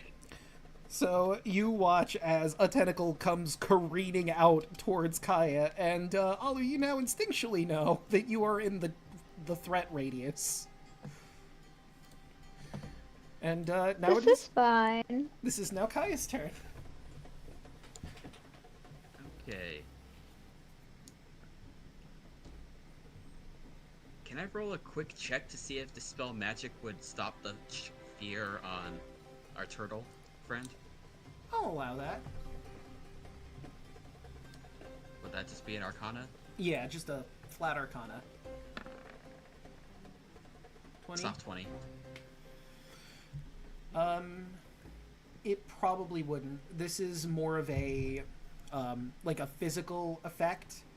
The song itself is very unnerving, and you manage to shrug it off, but it's somewhat similar to a Harpy's song, but instead of trying to bring people in, it's trying to make them feel absolute dread. Or maybe it was trying to draw in, because like there was for like a split moment where Luna and Thalassor seemed to be into it until they suddenly freaked out. Okay. I'm gonna do something silly. Do it. Let's see. Where's the... Because I'm trying to figure out how can I throw something underwater. I mean, you wouldn't really be able to throw it unless it was like a javelin or a trident or a spear or something that like is dynamic. What about a castle? Gosh. I don't think that would work. Let's see. As How- a action, I mean, I'm already in threat range. What if I just get close and just drop the castle on top of it? metal cube. I mean, you certainly could swim up and, well, how much swim speed do you have? You have like 30 feet of swim, right? Yep. So you would be able to get like 5 feet above her if you swim 25 feet and then up 5 feet. But then you were in the threat radius of the tower crashing into you as well. What about 30 feet diagonal up towards it? So I would be 30 feet above it, which would be which would be just outside of the range of the castle. So hold on, now I gotta do Pythagorean's theorem. Hold on. Sorry, I want to do this at least once. Yeah, because we didn't get to do it against Sidon. Yeah. Okay, so 30 and B would be 25. So that would be 40 feet to do that, so that would not work.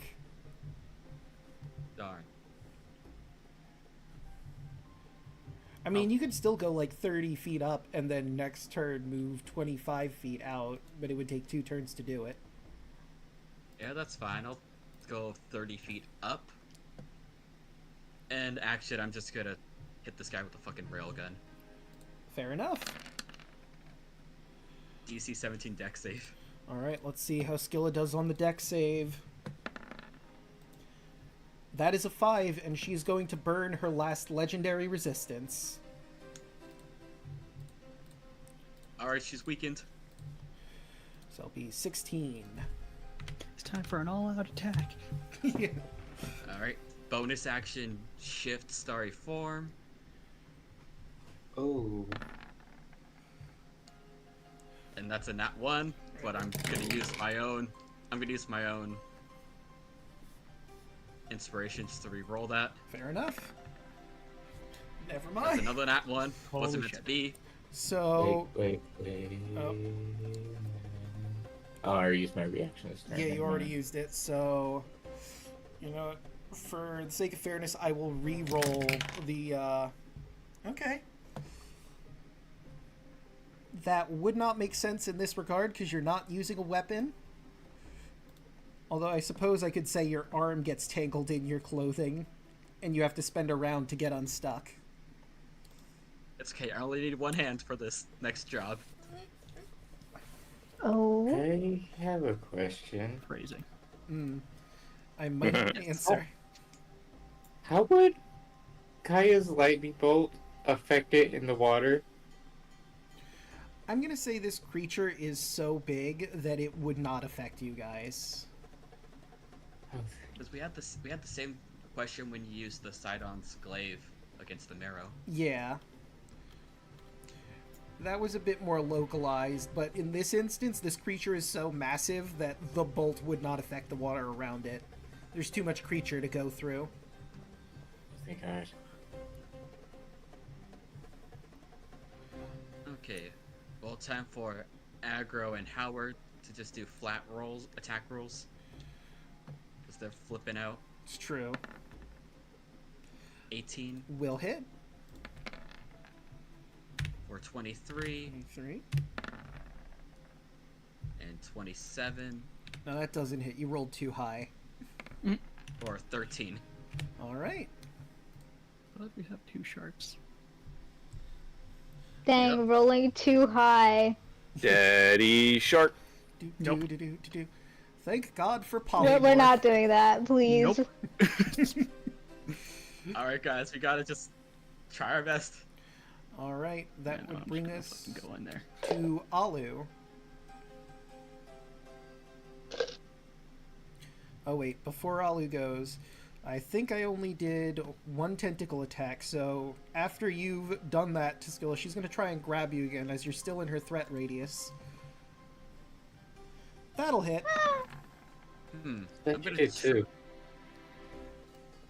Kaya. I'm On gonna aggro try. and on Kaya. Well, we got 3 tentacles used. That's the 4th one. I'm gonna use my reaction to reduce that roll by 6. 1, 2, 3, 4, 5, 6. So that would bring it to 16, which isn't enough. Aha! Nice. Good Okay. job. Fuck you. She really I only wants... have one more of these things left. Not Finish today, it off, Scylla. She really wants to grab you, though. The tentacle comes out and tries to wrap around you, but you just barely manage to juke out of the way in the water. And now it is Alu's turn. Sunbeam! Oh, cool. Alright, let me just... Oh wait, 60-foot line, it even says there. I didn't have to hit the description. Mm-hmm. Right, let's beam it out. Boop, boop, boop, boop, boop, boop, boop, boop, boop, boop. Yep, it's good. It's not going to hit nobody. Alright, Skilla, and that is a con save. She's not trained in con saves, but she does have Also a has decent one. disadvantage. It is also Disadvantage to the thing. disadvantage. So that is an 11. That is not Another enough. damage. Blind. Oh no, she already did. Minus 28. Yeah. Nice. Oh So yeah. here's the thing, though. The light blasts her, and you feel like it should have blinded her, but you realize something. All right, multiple heads. Yeah. Yeah. Multi-head. So no head.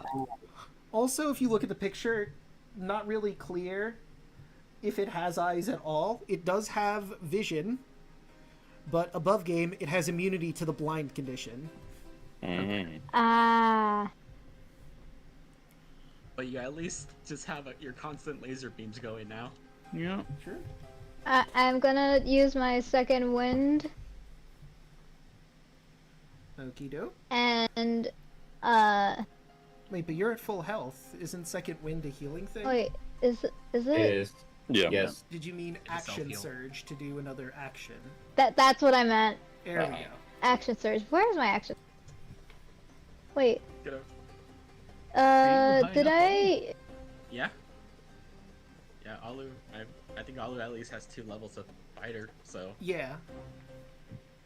Yeah, I'm level You're just 2 gonna do it fighter. again? When did we last use action surge? Did it get?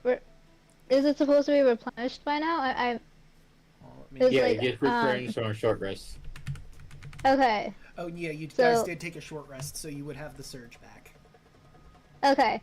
So pretend I didn't have it at 0 initially because I'm dumb. No worries. Sword of Fate. Okay. The sword is once again up. I assume the condition is once again don't hurt us. Yes. Alright. And that will be your turn. Scylla is still annoyed, going to try and grab Kaya one last time. 36 Yeah, you will got me. get it. Okay, so you are going to take 31 There's none. damage. You are now restrained, and that sword is going to come down and do 45 damage. Hell yeah. Because Scylla just doesn't learn. No. Like, above game, she has some garbage intelligence. She has an intelligence of 8. That's just barely more than a shark. That is upsetting. Yikes. Actually, never mind. Giant shark has an intelligence of 1. Still 8. Yeah. I mean, hey, most of her points are in other things. Like being strong I mean, and fair hardy. enough. To be honest, 8 is probably for like a lot of D&D adventurers for intelligence. Yeah. Yeah, you know, put it as a dumb stat. I mean, Luna has a 10. Ooh. I also have a 10, I think. 9. Yeah, 10. Fuck it, who needs it? You're slightly smarter than this thing, Merrick. Hell yeah. Himbos around here. Fuck yeah. Speaking of which, I think it's your turn now, man. It is. Okay, them up. so I have a plan. It's a whole thing, so bear with me. Okay, so first off, bonus action. They just take damage because of course they do. Right, from that. So That's just the 7 second. damage, straight off. From the Hex. Yep. That's just a bonus action, just to do it, because why not? Hell yeah. Pretty nice. As a treat.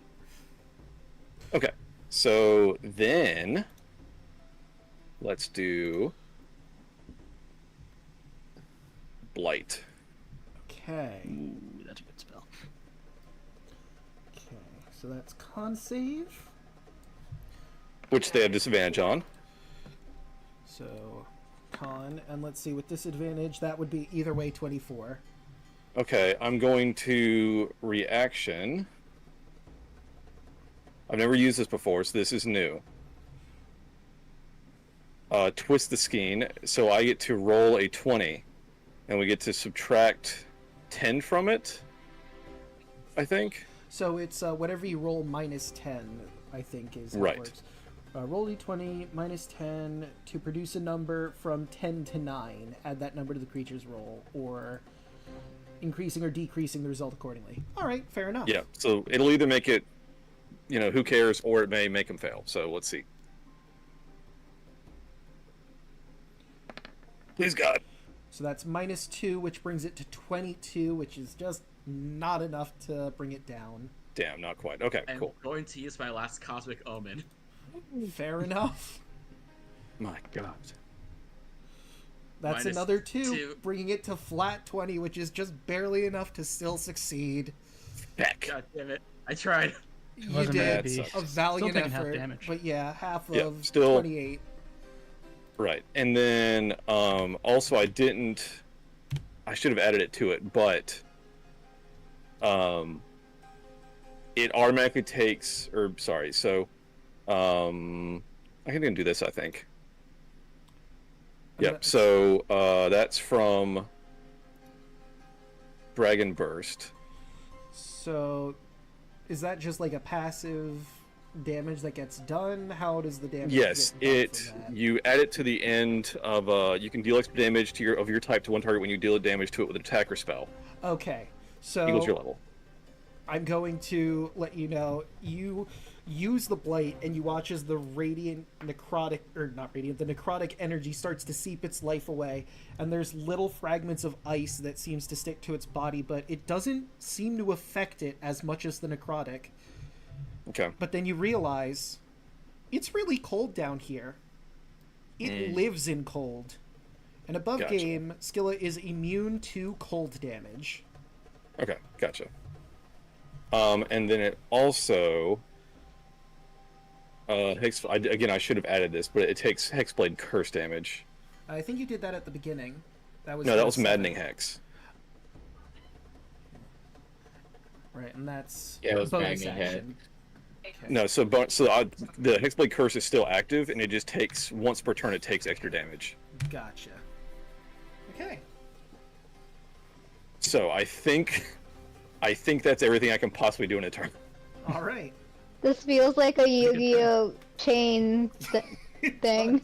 Yeah. You activated So, my track so card. when does You Merrick activated Link my track summon a card. fool? When is I that activate part of the evenly turn? matched. Hell yeah. Okay, that's me. So that will bring us to Skilla. Let me take a look at her. Oh, her bites are 15-foot radius, or 15 feet. Good to know. That is a beam. We don't need a beam. She's probably gonna have to move closer if she wants to bite Kaya as well. But she's got things to preoccupy her already. No. Nah, try to go for me. We're gonna Go for it. start with Luna. That is a natural 1, but that's still a 20 to hit. Let's see, that is a 2 on the fumble chart, so she falls prone. And I guess all of you are prone as well because she fell with you in her tentacles. So for Fuck. one turn, she's prone. Whoopsie daisy. How do you fall prone when you're inside ocean? Well, I mean, you basically fall, but it's just very slow. Yelling, have you watched the movie Shark Tale before? Oh my god. It's been years, my dude.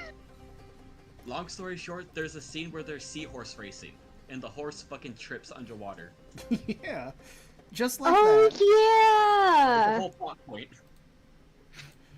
Oh my I god. think my favorite scene from that movie is the fish that owns a sushi shop. I mean, fish eat other fish. You're like, That's just how that works. Has no customers, gets angry. yeah. Alright, so that wasn't great for Skilla. While she is prone, she's going to try and bite at Howard. That's a 30 to hit Howard for 53 damage. Yeah. That's okay. It's okay, Howard, you got this? And since Howard's almost down, she's going to use her last bite attack to try and get Howard. 25. Go for it. And that'll be 48 damage, which absolutely decimates Howard. And enough overkill to take him out of familiar form too, so he's just gone. Bop. Bye, Howard. See you next time. Skillet tries to begin the process of eating Howard, and he just poofs into smoke, and she looks really pissed off about it. Hope you find her dead. But see, she can't move because she's currently prone for a round, so that's her turn. Luna, you are still restrained and afraid. But it Luna is still prone.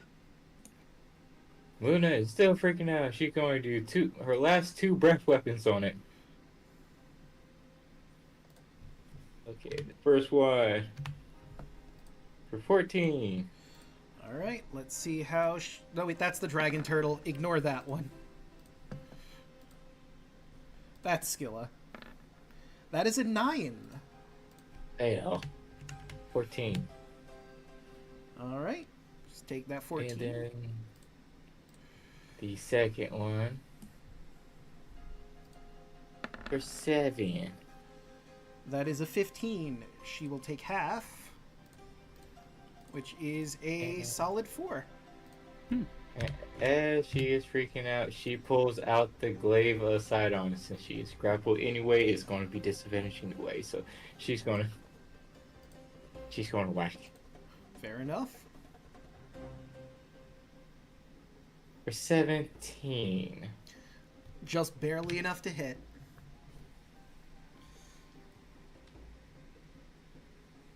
And I will be using the lightning damage Right, for that is- 21. All right, 21. Skill is looking really rough. And then bonus action, OR Master. 17. Natural one, Just actually. oh, yep, disadvantage. Because you're hitting a prone target, so that's It's true. Yeah, that's the flat. target is prone. Yeah, And so I it's a believe- flat roll. Yeah, that would have been advantage. So advantage and disadvantage, canceling out for a 17, which does hit. For 7. She's looking real rough, boys and they, them, and gals. You know what? I have a better way to say this. Guys, gals, binary pals. She's looking rough. Yes. And then Okay. to end my turn, wisdom save. You're still afraid. The Lasor is going Turtle? to use his action to dash away. Okay. So he is 80 feet away from that current position that we had him at before. Just for the sake of that, I'm going to put 80 Can we have Aurora's hand back? and wisdom save. I mean, you know, if you want to go back and try and get it back from him, you can. You want to fight a giant turtle? That is Fuck an 8. no. I paid good money I for this mean- turtle. If he's not fighting now, I'm gonna use him later. And I. Oh no, he's too far away. Never mind. Yeah, and he's gonna keep on swimming. Look, he helped at the beginning of the fight. He might argue that, but he does still owe you even then so, because he said he'd help you with some other thing. Potentially. Investment. Whatever that means. And that will, before we go to Andros, Scylla is going to, let's see, who's in range, and what does she have that she could do? Oh, right, another thing that she can do is, yeah, but that wouldn't work because she's prone. Yeah, there's not really anything she could do as a legendary action, because I guess she could whip one of you with a tentacle. Go for it. Let me Sure, why not? see. Yeah, actually, you know what? Merrick is in range, just barely. Technically. So, get ready to get tentacled, potentially. That is a 35 Please no. for 27 damage, and you are restrained. Let's see, is this... Hoplite? That's only Go- within someone within 5. Hold on. Yeah, Only whenever an a ally creature within attacks 5 an feet. ally standing within 5 feet of you with a melee attack. Merrick is definitely not 5 feet of you. Yeah. That Do I... one. I think this is still like the same... Hasn't gotten back to me, so I guess I still don't have my reaction, right? You would, yes. I do or don't. You already used a reaction, right? So. Okay, that's what I thought. Okay, Yeah, no. just you checking. wouldn't That I use Sentinel then. have. Master techniques take advantage of your when you hit a Seven. creature with an opportunity attack. Creature speed becomes 0. No, because you're not making an opportunity attack. When a creature within 5 feet, you make an attack against a target other than you. Wait. You what? can use your reaction to make a melee weapon attack against a Oh, that's at the attacking end creature. of it. Mm-hmm. When a creature within 5 feet makes an attack against you, then you target does not have feet. You can use your reaction to make a melee attack. You could. It does have disadvantage, so keep that in mind. But you certainly could use Sentinel. Yes, and she's just gonna yell "fuck off." Natural one. Well- I would like to use my inspiration. Fair enough. The heaven and hell roll. Natural 1 and 20. Oof. 22. 14. Now that'll 14 will not hit. I thought I balanced it out since it's still prone. All right. It is prone, disadvantage, so it would balance out. That 22 does hit. For 21. How do you want to do this? You just yell, you see her just yell "fuck off" as she just repeatedly just whack at the tentacle that she's wrapped in. And then once it falls off, she just goes climbing onto it, just jab it repeatedly in the head, and I just want to get out the fucking ocean. Why won't you fucking die? Blood pools all over the place, and eventually Scylla stops her movement. Thalasor continues to run away, swim away, and Scylla is dead. Good work, team. Now, before you can react, let me change the music up. This one is from Tales of Symphonia. It can waver and fight. Huh? You watch as something seems to poke in Scylla's belly, as a sword tears through, and walking out from it, producing a lot of light, you see this man. Oh no, it was pregnant. It's me, Dio. This angelic figure has Are a you great approaching? sword in one hand, and on his back another great sword that looks like it's made of wood, but it's also on fire. Potentially the Promethean flame. He is covered in ooze. Thank you. I was in there for centuries, but I must be off. I must make those in the city of... that word just doesn't come through. Ascend. What? And his wings beat as he shoots off into the higher parts of the sea, getting away with what you're pretty sure is the Promethean flame. How fast is he going? So, fun fact, water gives you disadvantage. Or not disadvantage, water is difficult terrain, which cuts your speeds in half. However, this Oh, is we a got somebody that solar. can swim. However, this is a solar that has a fly speed of 150 feet. So that 150 feet is cut in half. So he is Angels, moving per go. 6 seconds 75 feet. And he's just... Guess who can still hit him? Bitch. 600 feet, motherfucker. Gonna Hey, step let's with the go wind get- that. Go, Angels, go. I choose you. So... You boy. Why are we shooting this one? To be get sniped, bitch. We need that flaming sword. Yeah, Uh, you want... That is the thing you came for on his back. So I'm gonna roll him into initiative proper. Of course he gets it. You, Of course. What a dick. We'll start from the top again, because you were basically surprised. No! It's my turn. I'm at the bottom. Don't fuck me like this. Well, technically, I just went, so he'll be before me, so it'll be Andrew's turn. So, like, Yeah. basically this is how this is gonna shake down. You were surprised, obviously. You weren't expecting an angel to fucking burst out of this thing's stomach. Which is why I'm running it like this. Blasser's gonna keep Was it- swimming away. Was it his surprise round him swimming away in the first place? Yeah. Well, actually, so here's the thing. His surprise round would have been a dash, then. So he would just move his full 150 feet in the water, swimming by flying. Oh, you dick. So let's put this back descending order. Pharaohs took his turn.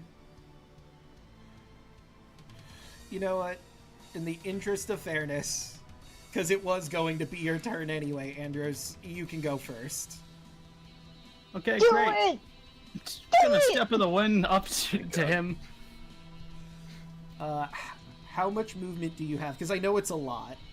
It is 60 times 2, so So it'd be 120, and he moved 150 feet away from you. But you're already up in the. Oh yeah, So I was he's 10 feet 100. up though. That doesn't make much of a difference. Yeah, so that would be You're 10 feet 130 feet up from ground level. Hmm. Isn't stepping when gives you dash as bonus action? Yeah, that's my bonus. Guess you dash again with your regular action. Oh yeah, I guess I could. Yeah, why not? I'll just dash again. All right. So where would that put you?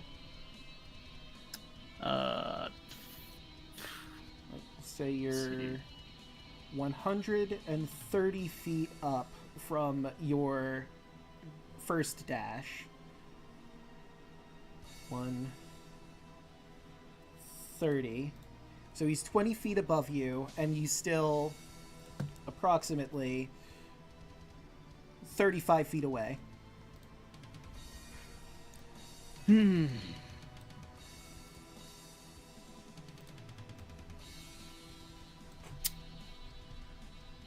35 feet away.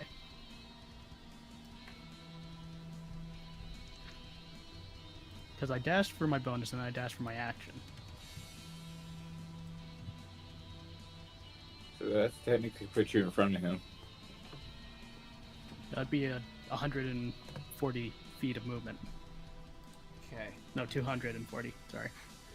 Yeah, so 240. So you can get in front of him. 120 to get to the position I have you. And then 35 of that would be over there. And then another additional 20 feet.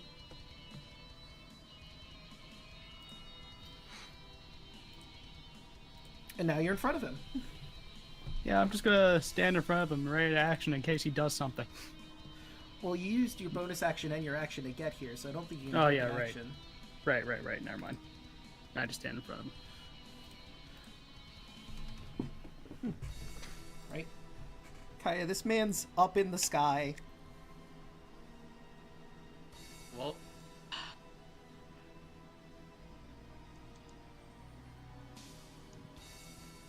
time to do the thing. Just run up to the shark, shout aggro, and then aggro's just gonna dash up. So that's 100 feet up. Alright. 100 feet. Someone cast haste on the shark. Someone cast haste on the monk. Yeah, I was gonna say, why not on you? You're there. You know what? Fair point. I mean, if you really want it to be on the shark, I mean, you can let it be on the shark, but... I mean, alignment on a shark does sound pretty rad. It does, yeah. Okay, how far away is he? He is currently 150 feet, so he's about 50 feet above you, and then... boop, boop, boop, 15 feet across from you. Is this guy wearing metal? No, but he's got a metal longsword, or a metal greatsword, excuse me. Oh, I know where this is going. Powerless old tricks. So, let's see. We just need to talk. I just want to talk to you as you set his sword on fire. I just want to talk. Punches him right in the snoz. Just want to... Alright, so that is a con save. EC 19. He rolled a natural 20. Okay. This guy might be a However, Chad. he does just flat take the damage. He can still hold on to the sword, but no matter what, 9 damage. Alright, -9. I really need to invest in like some metal pieces or something for my gloves. Alright, and that brings us to Alu. Yeah,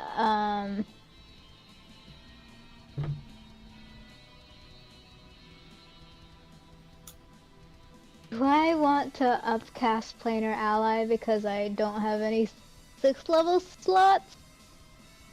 Let me see. Do you have any slots of a higher level? Yeah, I'd have to upcast. So you could technically do the sword fade again if you want. You just have to use a higher level slot for it. No, I was thinking Planar Ally, Well, you could also do Planar Ally. Let me which this is the description of. Okay, so let's see. You want to summon an angel to fight the angel? You beseech another Yeah, worldly pretty entity much. for aid. The being must be known to you, a god, a primordial, a demon prince, or some other being of cosmic power.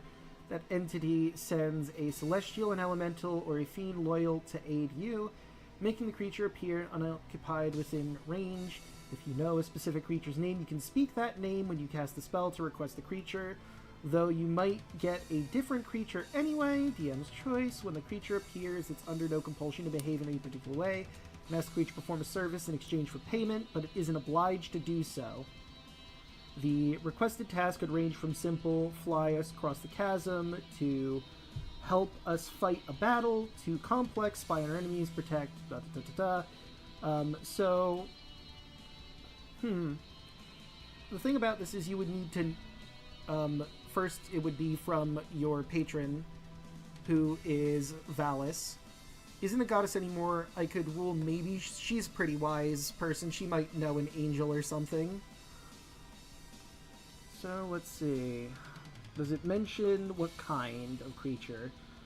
Communicate with a creature, bargain for its service. Payment can take a variety of forms. Celestial might require a sizable donation of gold and magic items to an allied temple, while a fiend might demand living sacrifice or a gift of treasure. Some creatures might exchange their services for quests undertaken by you. As a rule of thumb, task can be measured in minutes, requires a payment worth of 100 gold per minute.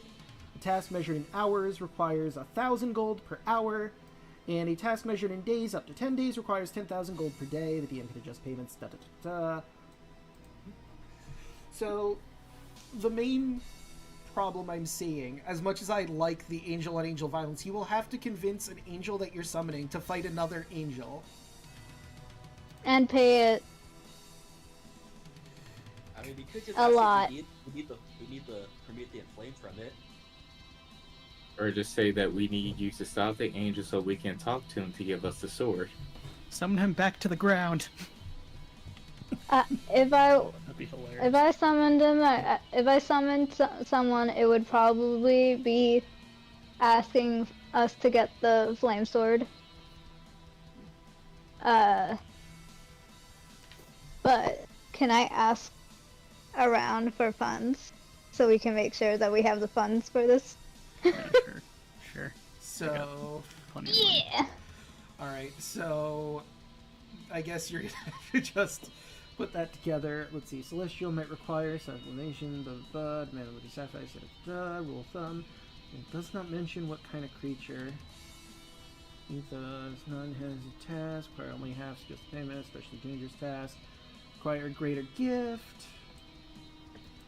After the creature completes task, or when the agreed upon duration of services expires, the creature returns home plane. Okay. So it doesn't give me what kind of creature, so I guess it's DM's discretion what creature it is. Let's see what we got.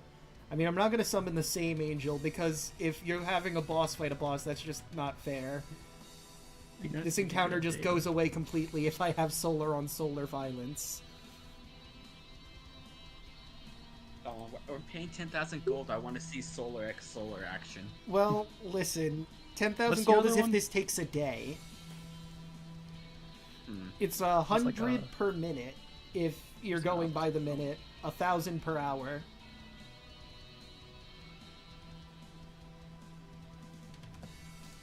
Okay, let me see. Can we? Are dragons creatures? I mean, dragons are creatures, but in regards to planar ally, it does not summon dragons. What about like Planetar or something? Yeah, Yeah, that's it's Planetar, what I was that's thinking what I was about thinking. going with. Wait. Bahamut. What is I don't the... think Bahamut wants anything to do with this. Oh my god. What about, okay, what's the other Martavis. gods that we met in the ocean? I mean, I'm fine with a Planetar. That's pretty good. 60 feet. Let me move him onto the battlefield proper here.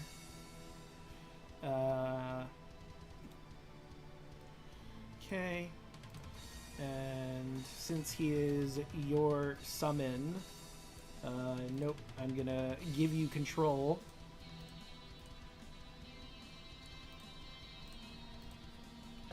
There we go. Hey, so can you try to convince this angel fella to give us that flaming sword so we can finish our duties here? Please? Roll a persuasion. Oh no. 17 versus. 17 ain't bad. Not bad. Let's see. Nope, that's perception. So I guess it's just a flat wisdom.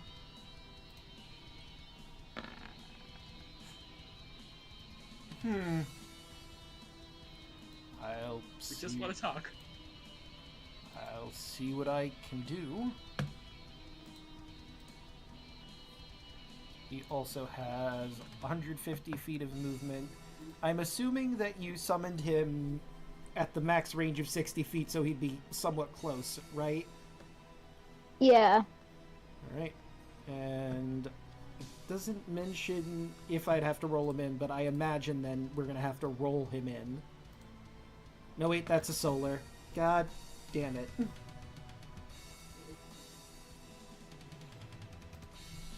Okay, let me go back to the Planetar, grab his sheet so I can roll him into initiative. Okay, he rolled a 10. And he's got a +5 versus Andros's... What is your dex modifier? +6. Alright, so he goes after you. You're faster than an angel, man. Alright. It's pretty good. Lock him down. So that will bring us to Merrick. Cool. So with my seahorse, is there a way that I can be 120 feet range to this angel? You can have your seahorse dash, and that would be 80 feet. Perfect. Okay. So I'll do that, and I'll try to get within 120 feet of the angel guy, so I can cast something. So let's see, 80 feet straight up. Clear, 150 minus 80. That would be 70 feet. So he's 70 feet above you. Sweet. Also 40 feet away. So I should be within 120. I'm not feeling like doing some fucking math right now. Pythagorean theorem. 80. And then by 40. Battles. Yeah, right. So that would be 90 feet. So yeah, that's still in range. I'm just going to Sweet. leave this open in the event I need to use it again. So let's do this. Oh. Psychic Lance. Question. Mhm. How do we know his name? But It says that you can see it within range. Yeah. You can see it, or you can use their name. Yep. Yeah. But you did not get this angel's name. No. Does he have one? Yes. Do you know it? No. And intelligence save. That is 29. Damn. Oh god. So he'll take, what, half damage? Yeah, so that'd be the cold damage already put on because the Dragon Burst is still active. Right. So Right. 30 total. So...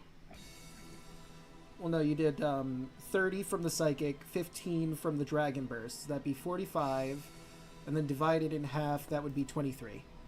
Well, the 30 psychic is halved. The 15 is just 15. Oh, okay. So it's 30 total.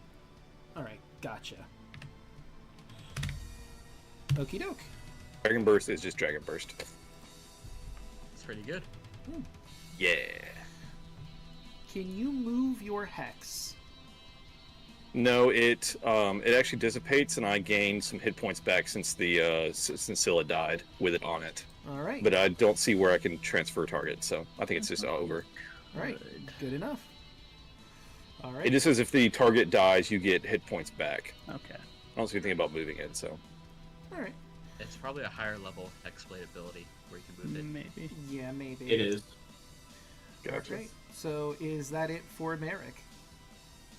That's all I've got, yep. Oh, dear God. Alright. that will bring us to our angel friend. Well, not really friend, because you just started assaulting him, and he's quite upset about it. He turns to Andros. You fiends!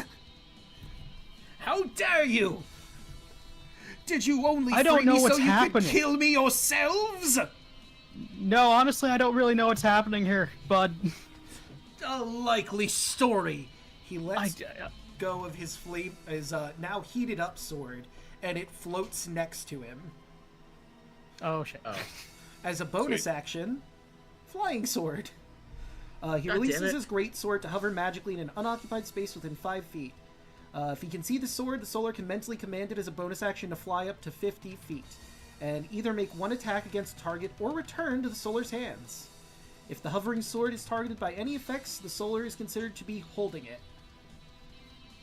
So I don't think it cancels out... Well, he's not actively touching it for the heat metal. However, God damn it. there is a sword. So I'm just going to draw a makeshift I'm immune to little... fire. Do do do do do do do do. Guys, I want the sword. There we go. There's my little sword. Nice. You guys remember the animated sword we fought at the beginning of the game? Yeah, good times. The secret final boss, yeah. So I think this is it. I think this is the final boss of it. I think this is that version. So here's the one God. attack from his bonus attack. That's a 22 to hit Andros. Oh, that just hits. You're going to take 22 slashing, 28 radiant.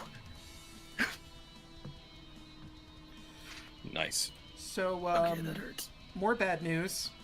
He pulls the Promethean fire off his back. And he's going to swing it at you. That is a 28 to hit. Yeah, they'll hit. For 22 fire, which you don't take, and 27 radiant. Holy shit. And Okay. swing number 2. Why didn't that roll? Come on, roll 20. It's going super well. 27 radiant from that one. Oh man, why didn't I wish to be immune to radiant? Well, because, magma is not radiant damage at that moment. On the plus side, though, that's his turn. That's all he can do, and he didn't fly away. Bitch.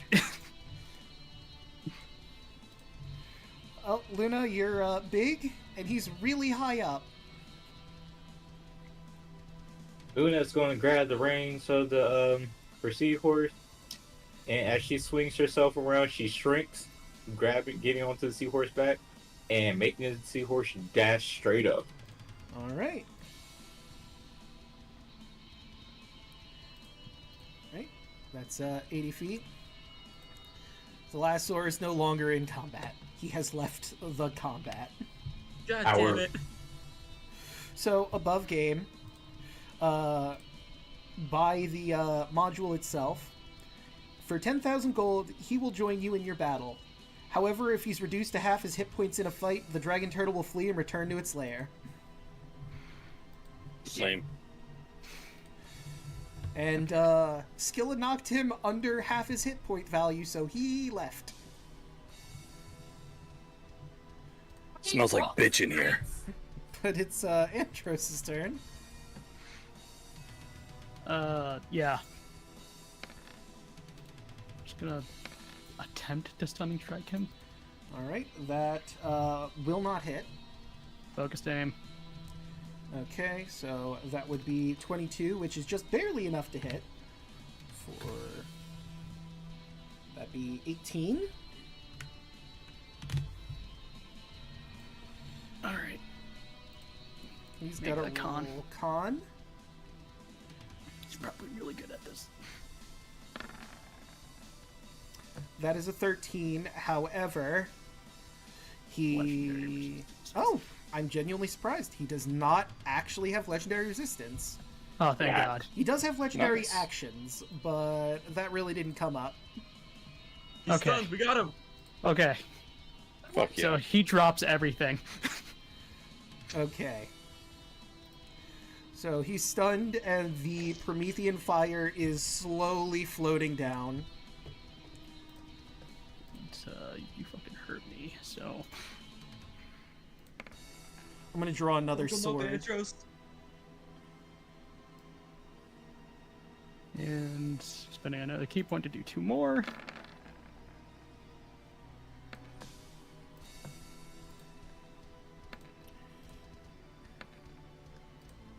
Since I'm already getting an advantage from this, I'm just gonna heal up. Oh, I can't.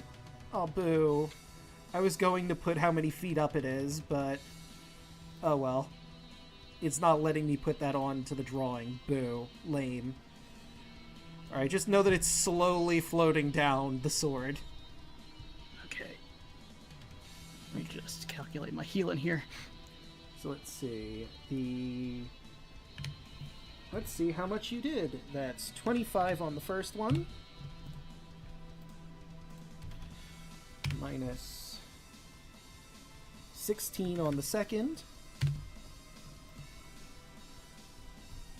And that'd be 22, I think. 16 plus 6 is, yep, 22. 22.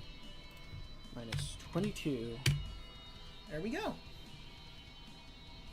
Cool. Assuming the sword is going to take an opportunity attack if I move. Maybe. Wait, I thought you were stunned. Well, he's stunned. Sword. The Solar releases Oh. its great sword to hover magically in an unoccupied space. If the Solar can see the sword, Solar can mentally command it as a bonus action to fly up to 50 feet and either make one attack against target or return to the Oh. Solar's hand. If the hovering has to sword command is it. targeted by an effect, so yeah. Okay. So in yeah, theory, it shouldn't have. I'm just gonna swim down and take the sword that's floating down. Alright, so you have... Yeah, no, you should absolutely be able to grab it. Yeah. Do-do-do-do-do-do. It's just gonna We'll say... 60 feet towards my friend, so I have a better fighting chance.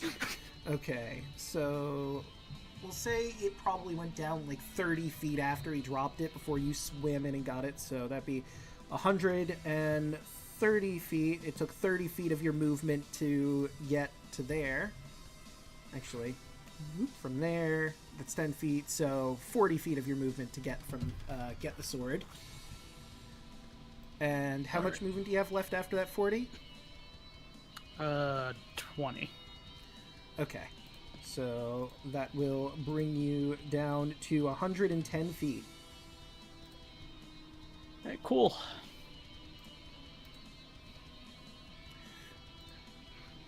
The planetar just looks up, sees that Andros has the sword, looks back at you, Alu. Well, I guess you didn't need me. Am I good to go, or...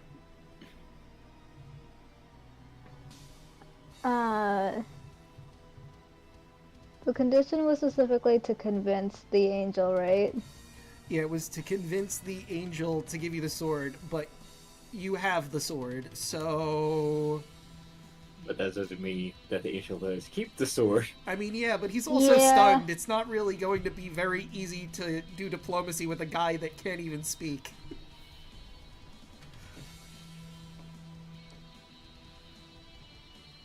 Alright, now Calm listen. down. I know... Can the Planetar heal? Like, can he help heal Andros? I would very much appreciate being healed. Let me see what he has at his disposal. Innate casting. He's got that. Well, if you were dead, he could raise you from the dead, but you're not. That's great. I need something else. That is not in his wheelhouse, I'm sorry. He doesn't have like healing touch or something. Let me see. Oh no, wait, he does have healing touch. Oh, Other angels have stuff like that. Yeah, I was looking at his spells specifically, that's why I didn't see it. It's in his Okay. actions. So yeah, he would just have to get up close enough to touch you. Is it okay to change conditions like this?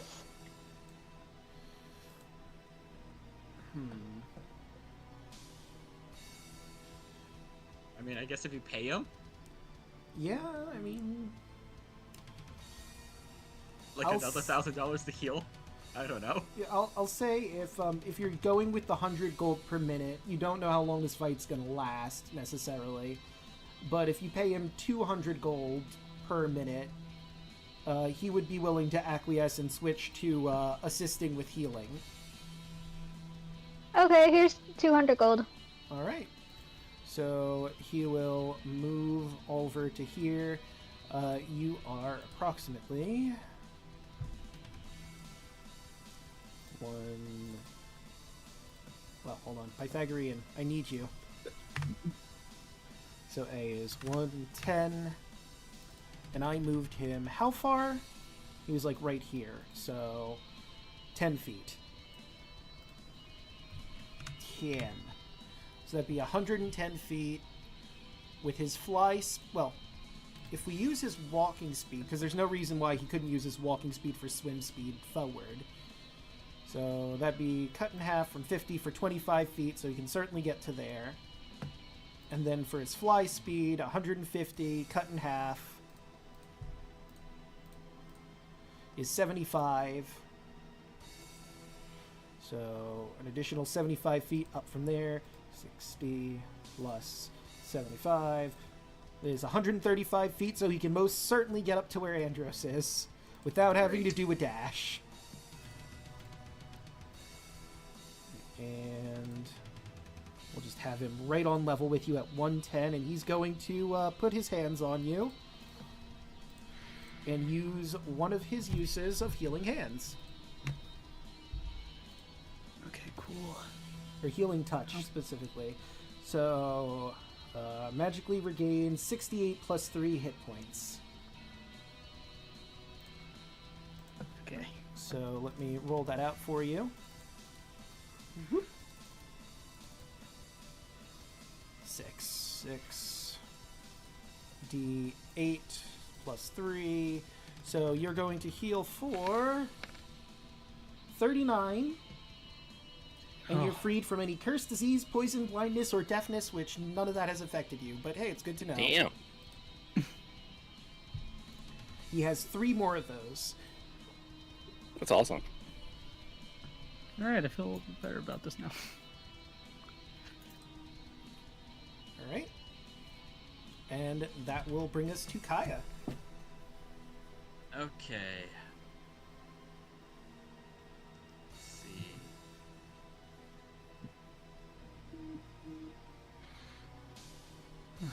Thinking how Solar almost put me down to single digits. Yeah. Those Solar's a 3 no off. joke. And he has both his weapon and a magic weapon. 2, 3, 4, 5, 6. I was genuinely worried about you guys possibly getting someone killed from this fight after the Skilla fight. Let's see. Do I just try to take down the solar, or I mean, he's probably gonna come after us now that we have his sword. Yeah, I want to go after him. so he's stunned? All right, Merrick, let's finish Do this it. fight. All right, aggro is within enough feet to go up and bite him with advantage. So what is he at again? 150. So that's a 19. 19 is not enough to hit. Darn. I'm gonna have to use my focus aim to get him. Okay. My cheek collapsed, but I guess I'll try to hit him. Okay. So let me bring you to the front. Whoops. Hold on. Yep. Let me bring you also to the front. There we go. All right. Let's hit him with bonus with my boomstick. 27. That will hit. That'll be 16 damage. All right. Minus 16. And bonus action, I'm going to shift starry forms, and I'm going to do a healing round. So let's do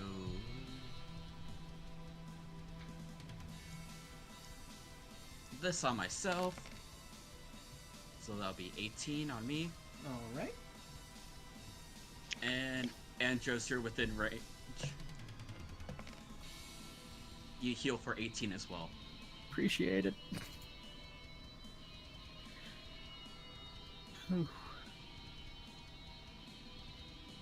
And Great. that's gonna be the end of my turn. Okay, that brings us to Alu. Okay, I am nowhere close enough to be in touch range of any of y'all, aren't I? Oh, no. No, you're still at the bottom. Darn it. Okay, I guess I'll just be flying, like swimming up as fast as I can, which is not that fast. Well, I mean, the seahorse swims at least 80 feet up. If you make it dash. Well, still. True. And that puts you within 70 feet of the target. Yeah, I guess we can at least do that. 15. That would put you at 81.39, so we're just gonna say 80 feet of it. Okay. So,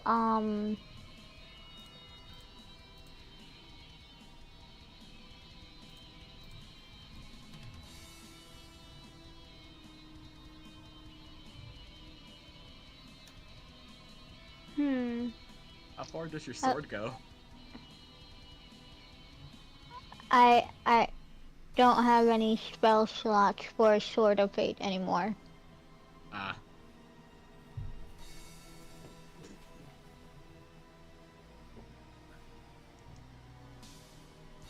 But I don't think I can do this safely. I'm gonna put this in the description and let me know if I can do it safely. I think that's a no. Yeah, there's too many people in here you would get your friends mixed into.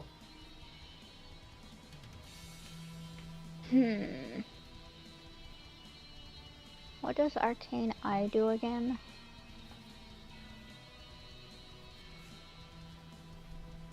That's not useful in this case. Actually, control water can work, because the only one who's right next to it is me and the shark. Because Andros and the Planetar are below it. But it also goes down Whirlpool. It's not just isolated in that area. Let's see, 150, you guys are 110. So, you know, I want to get to melee too. Look, I at least want to do something. Come on. Yeah, don't make it difficult to run around the thing. I just wanted to get away from him just in case the shit doesn't work, but... I guess in that case, if those who need healing are can get closer to me, I'll hold my cure wounds until they're in range. I'm right next to you. Oh yeah. Are you? Yeah. And Luna did get hit by Skilla.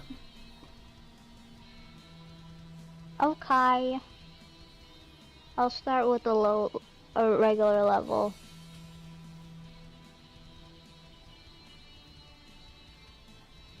So, cure wounds for 8. Every little bit counts. Every little bit counts.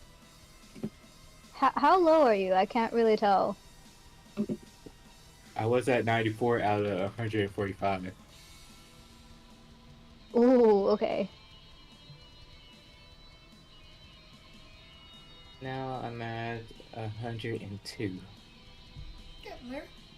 Better. You out of power kill range.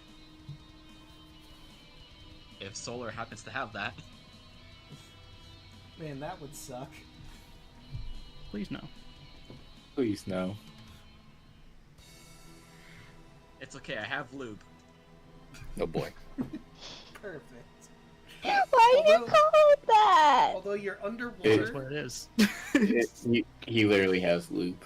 And I have the lube. the thing is, though, you're underwater, so the lube won't work as well down here. You're gonna have to bring them up to the Ultras. I'm not gonna comment on that, Draco, but I know lube can work. Merrick, I think it's your turn now. Hell yeah.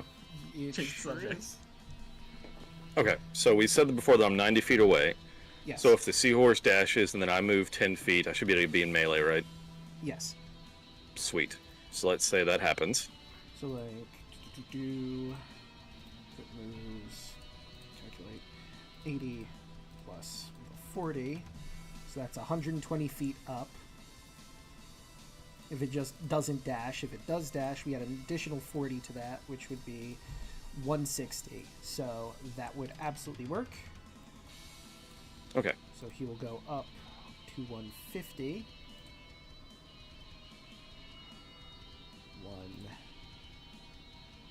150. And then he's got 10 more feet of movement, so the two of you can move forward 10 feet. And if you'd like to dismount, you would have 15 feet of movement, which is just barely not enough to hit. Well, I mean, but he didn't have to move straight up. He could move diagonally. Oh, that's true. You said we were 90 feet away, so if he moves his 80, I should just be 10 feet away. plus he is stunned. So True. maybe he just floated down a little bit. I should be close enough. Yeah, you know what, that's fair. If we're going diagonal. I'm not thinking well enough in 3D space. I'm only thinking in vertical 3D. horizontal. I know. Yeah. Be a lot easier if you were in Straight person. line path. Okay, so I'm within melee. I will bonus action Hoarfrost. Throw that in chat just to see it. Basically just some extra cold damage. And then let's start getting some melee going. Mhm.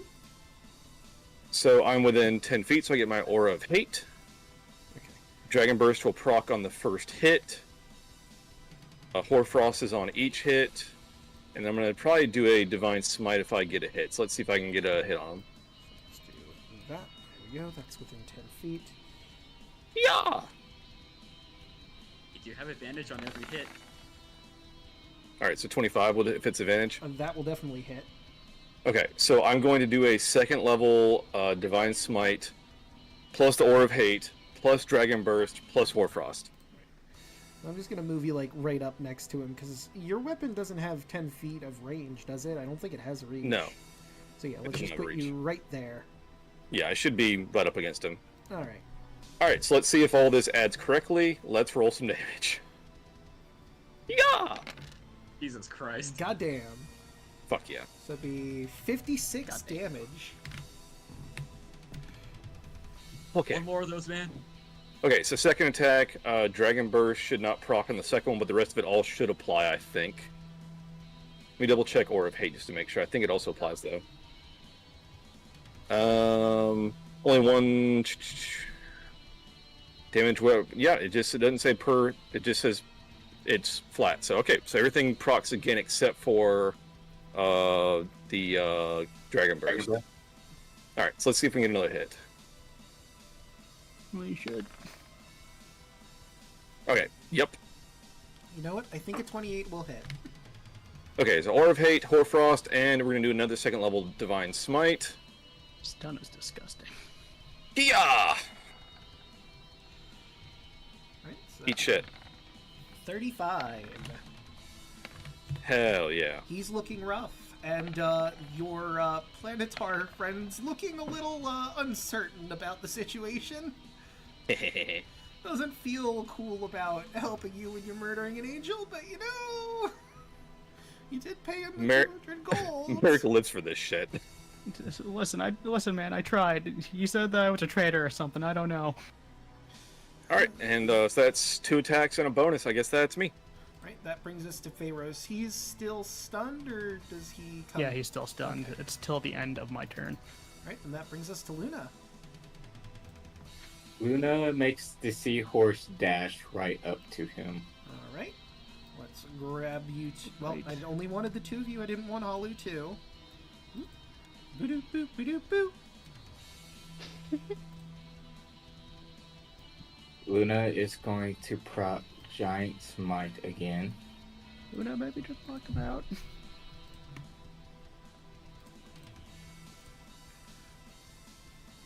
Right, and let's make her big. And move you away from the seahorse. And Luna yells out to everybody, "What the fuck is wrong with you?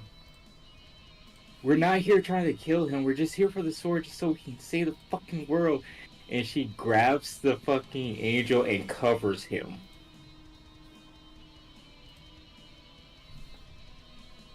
Interesting. Listen, he swung first. I'm just saying. Merrick's gonna kill that angel. Luna covers him with her body. From It's attacks. okay. It's okay. I have lube. I can bring him back. Bring him back as something else that's not an angel. Yeah. Okay. It's kind of a downgrade, really. A bit, yeah. I have a revivify still. Oh no, can you banish him back to where he's from? I mean, if you have the banishment spell, in theory, you should be able to do it. You would just have to hope that Oh. you can roll on him. Yep. Luna's just gonna cover his body, and that'll be her turn All right. from their attacks. Well, that would bring us to Andros. Luna is protecting the solar. Luna, I get where you're coming from, but maybe just knock him out, because soon he's gonna attack all of us.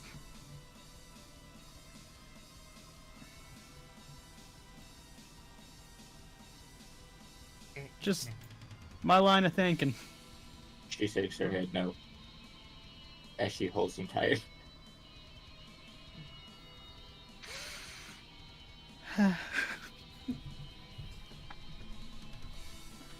What would I have to roll to try to get through that?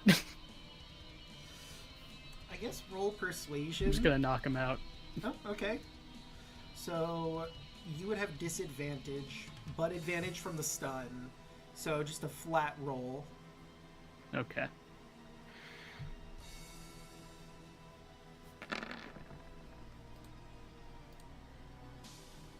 Let's 22. Okay, let me just change this real quick. And let us see. Minus 22, and he is KO'd! Just gonna punch him right across the jaw and knock him out. Yep, he goes unconscious in your arms. Question? Answer. No, I'm not gonna do it. Never mind. No, go ahead, please, by all means. No. I have a way to send him back. If I might. The Planetar flies up. I could just take him back with me and see if we can figure out what exactly was going on. Please? I don't like being attacked by... So how many days is that gonna be? Because I don't think that's gonna be a few minute job. Well, I mean, I'm just gonna take him back home with me. Listen, take him far away from me. Is the angel like knocked out, or is it? Yeah, Did he's you just knocked do like out. non-lethal? Yeah, I did he's non-lethal. He is KO'd. Merrick wants to finish it. You know what? I'm gonna send you a quick message real quick. Okay. Luna glares at Merrick. There you go. I was just gonna try to plane shift this guy to I the might add a heavens. Just let him go with the Planetar. Yeah, I think that's just gonna be the easiest.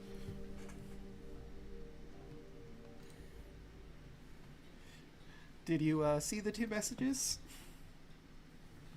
Yup. Fantastic. There's something funny about that. Shadows make a ranged spell attack because the target takes Because 2d8 necrotic. I'm like 98% sure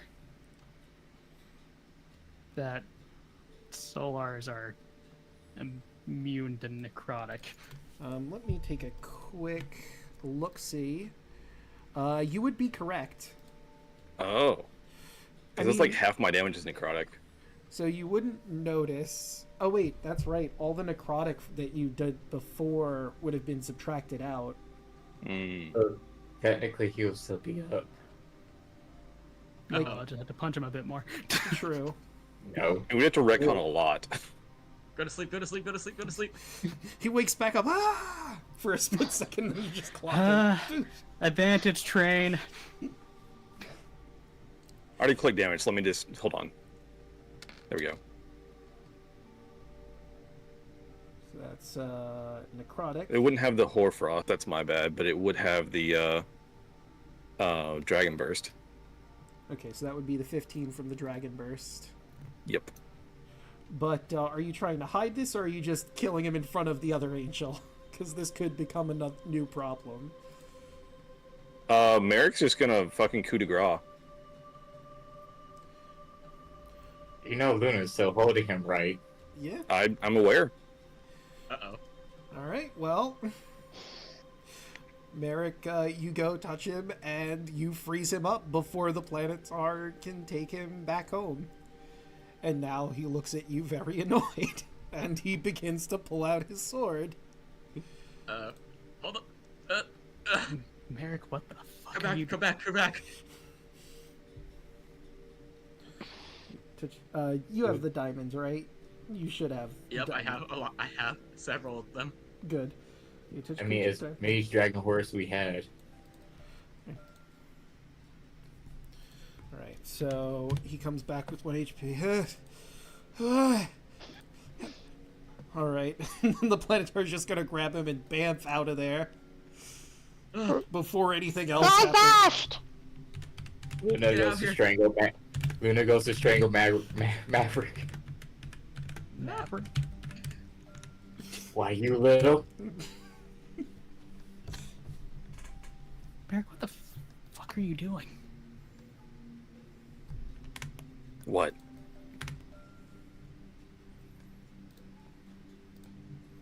What was that? What? Weird.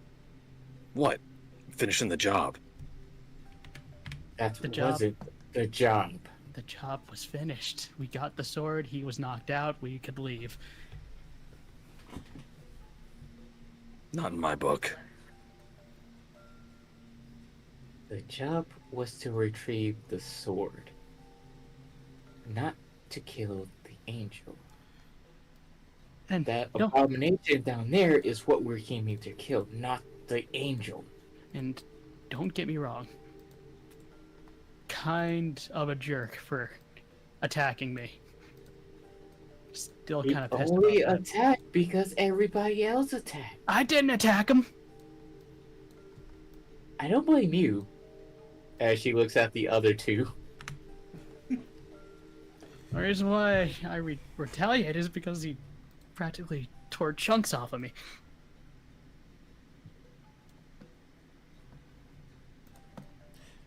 So, I swear, these celestial creatures, they don't listen to reason. Let's just get out of here. So, before you do get out, you notice as the sword in your hands, Andros, changes its shape into a spear. Luna darts her eyes towards it. It is still producing light, which is like sunlight. So that's neat. Just gonna keep it on his person. Do you or anyone want to attune to the Promethean flame to figure out what it does? Hey! My... We will attune to this when we are safe. All right. And So when we talk all of this out. So, just for sake of ease, it's going to take approximately 2.5 minutes for you to swim from the bottom of the sea to the top. You don't get accosted. You're not sure if that's because of the fact that all of the commotion down here freaked out some of the locals, or if, you just happen to be really, really lucky and nothing has decided to attack you at this point. But you make it back to the Ultros, and before we do the Theogenesis spell, and whoever wants Actually, to... Oh. Before we go, I do want to return my crown to the Sun Goddess. Oh, yes. So, that is a very good point. We need to get you back to the temple proper. Or the temple district, excuse me. Merrick has a date.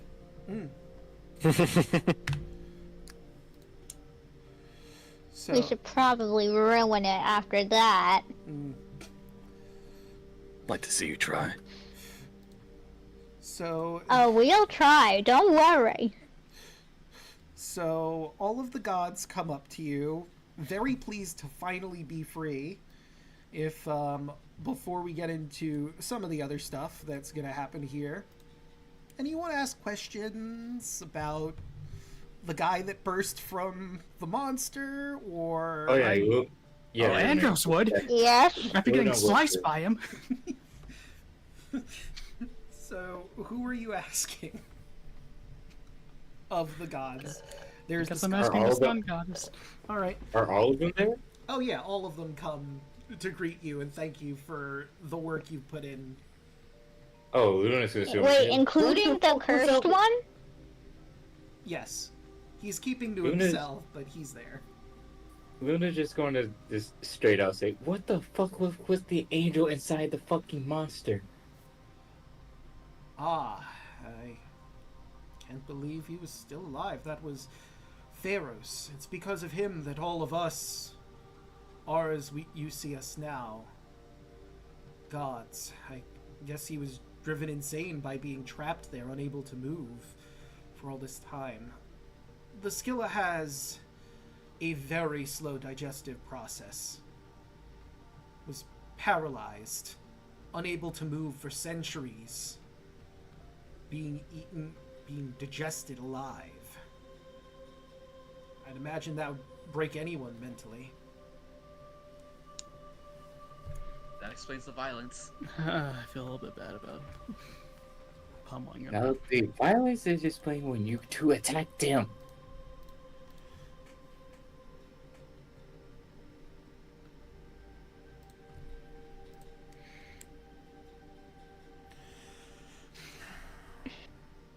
But it's... So why did this sword turn into a spear? The Promethean flame takes the shape the wielder desires most. That's its original form. So, above game, fun little thing about the Promethean fire. Let me grab it from here, and they will explain how it works, so you just know what this does now. It is a spear. It was crafted from the great tree of Thylea and set ablaze with the fires of creation. When attuning to this item, you may transform it into any martial or simple weapon of your choice. The weapon has all the same magical properties. It is a +3 weapon, so +3 to your attack and damage rolls. Regardless of what form it takes, the damage type is fire. It also radiates with the blazing light of the sun for 60 feet. That just doesn't turn off. It is always a light. And it gives the wielder transmutation spells. You have 5 charges with it. It regains 1d4 plus 1 expended charges daily at dawn. From the weapon, the spells cast have a DC of 17. You can cast Awaken with 3 charges, Fabricate with 2 charges, Plant Growth with 2 charges, and Stone Shape with 2 charges. Interesting.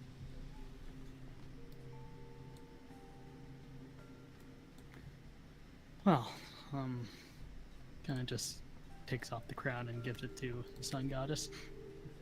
She gladly takes her crown back, and you feel like a weight has been lifted off your shoulders.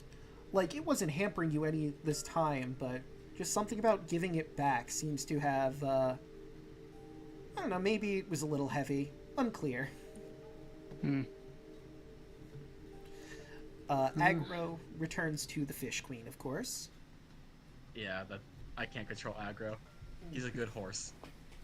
Kai will just say that to him, like, you're a good horse. Go on, get. If a shark could look confused, it just sort of stares blankly at you for a little bit, and then swims back to the Fish Queen. Then, like I said several times before, Kai just has the smile of a genuine dumbass. The Fire King will look to you. You can, of course, keep the trident. I'm not going to need it anymore. Thank you so much. I will very much appreciate it. And the Moon Maiden turns to Merrick. I believe we have some business before we get going. Oh, absolutely. And she will take you back to her shrine for a little bit. We will fade to black, and Hell yeah. apropos of nothing, high or low. Hi. Okay. And it was good. The end. Anyway. Hell yeah. Best 2 minutes. Dang of my it! life. Fuck yeah. My plans were foiled! The mask stays on. Oh my. Nasties.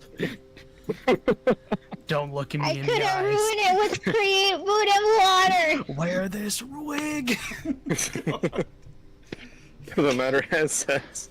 Still counts. It does. So, also, very important, you all level up. Oh. Oh! And there are a couple things I'd like to do before we end, but we also haven't taken a break yet. Are you guys good to go a little bit longer, or do you want to just end here and we'll address this at a later point? I'm good to go. You're a little blind. Yeah. I'm fine with either. All right, so we will take a quick break here, stretch our water, drink our legs. I have both puns and a masculine aura to get to, evidently. 1, 2, 3, 4, What is this? 5, and mascara aura. I believe you wanted it as the dragon turtle, Bubba, so... Ara, Bubba. I hope it was everything to your liking. Ara. Alright, now to those puns. Let me grab from my calendar. I'm gonna go for this one. You know, I was asked yesterday if I'd like some books on 80s hairstyle. I said I'd mull it over. I don't. Mullet was a hairstyle in the 80s. Hmm. Mullet over. Oh. Oh no. I wasn't talking about that. I was talking about feet. Oh, never mind. If you ever get locked out of your house, talk to your lock calmly. After all, communication is key. Oh my gosh, Draco. You know, someone stole my army coloring book.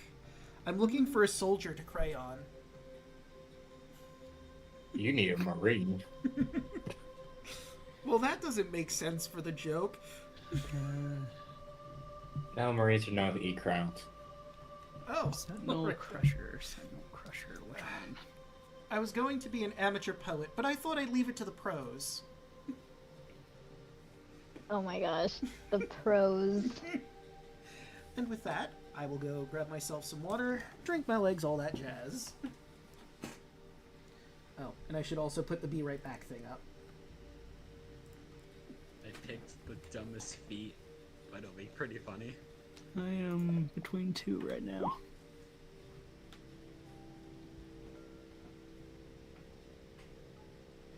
Which type of fighter would Alu fit the best?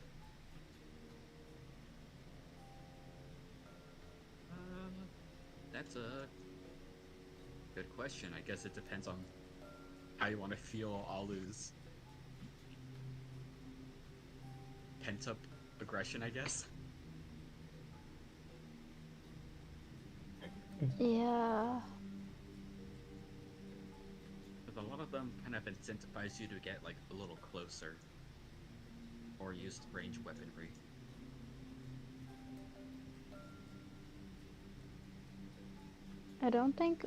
I'm not sure if champion it makes sense for Alu. He'd like to be one, but I don't think he is that. That would not be useful for Luna. What's Eldritch Knight? They're like wizard knights. Where you gain a couple extra spells. Didn't you say you wanted to be a samurai? I think I did say that.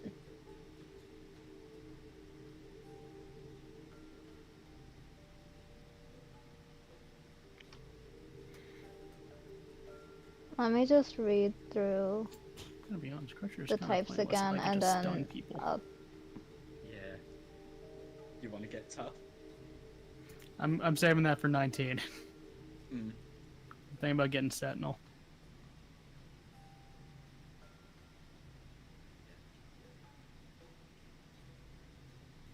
Honestly torn between either capping off my wisdom or grabbing this mountain combatant.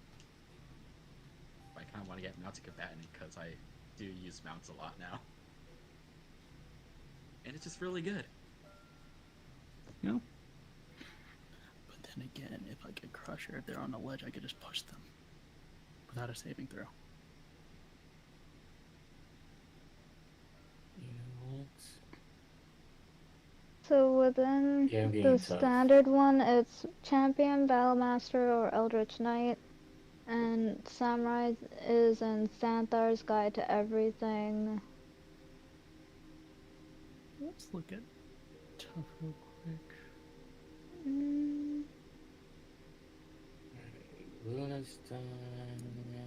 Let me go over to the other one. Yeah.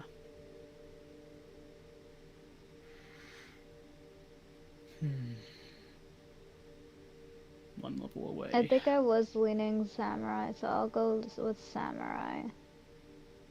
It's pretty good. You can just give yourself advantage on your weapon attacks.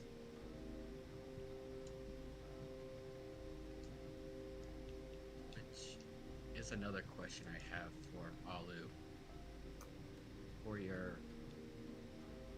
I think clerics get a thing at level...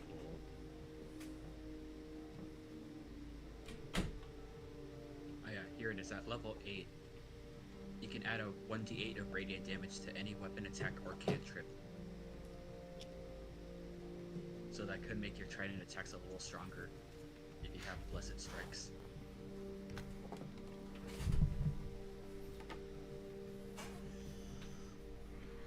I have returned.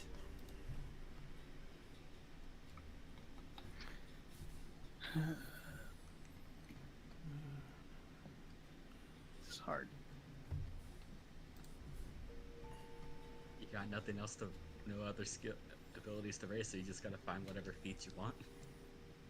Yeah, just because, like, I'm good on Dex. Constitution's maxed. Wisdom's maxed. I'm trying to figure out what next Eldritch Invocation I want. I can't figure out which one I want next. There's a lot of good options for you. So, since you Just don't guys know. have given back your gifts or you were allowed to keep them, would you like to know the negative effect if you didn't return them within a week of getting your gifts? Just for Those funsies? negative effects. Yep, if you didn't give them back. Ah. So, the Fish Queen we'll start with is pretty simple. If it took you longer than a week to take down Scylla, Aggro would have turned on you and tried to eat you. That's pretty funny. If you didn't return the Sun Crown, after 7 days it would explode, doing 20d6 radiant damage. Or halved if you did a DC 20 dex save.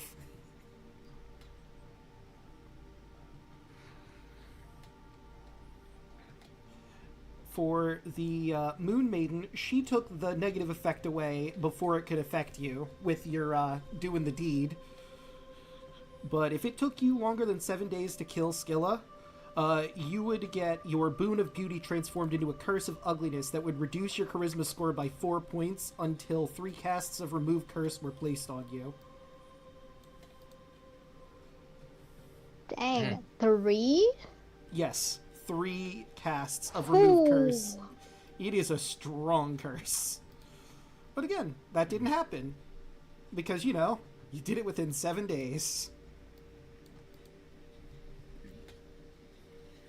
And you did a good job with your private time. Nice. If you didn't, maybe that would have stayed on, and then after a few more days passed, you would have been hit with the ugly stick. That would have been funny, but didn't happen. But I mean, just imagine you're minding your own business and then suddenly you just feel absolutely hideous, or randomly the Moon Maiden comes in, slaps you with a stick, and then disappears. The fuck just happened? it'd be fine if I took mobile. Mobile would be fun.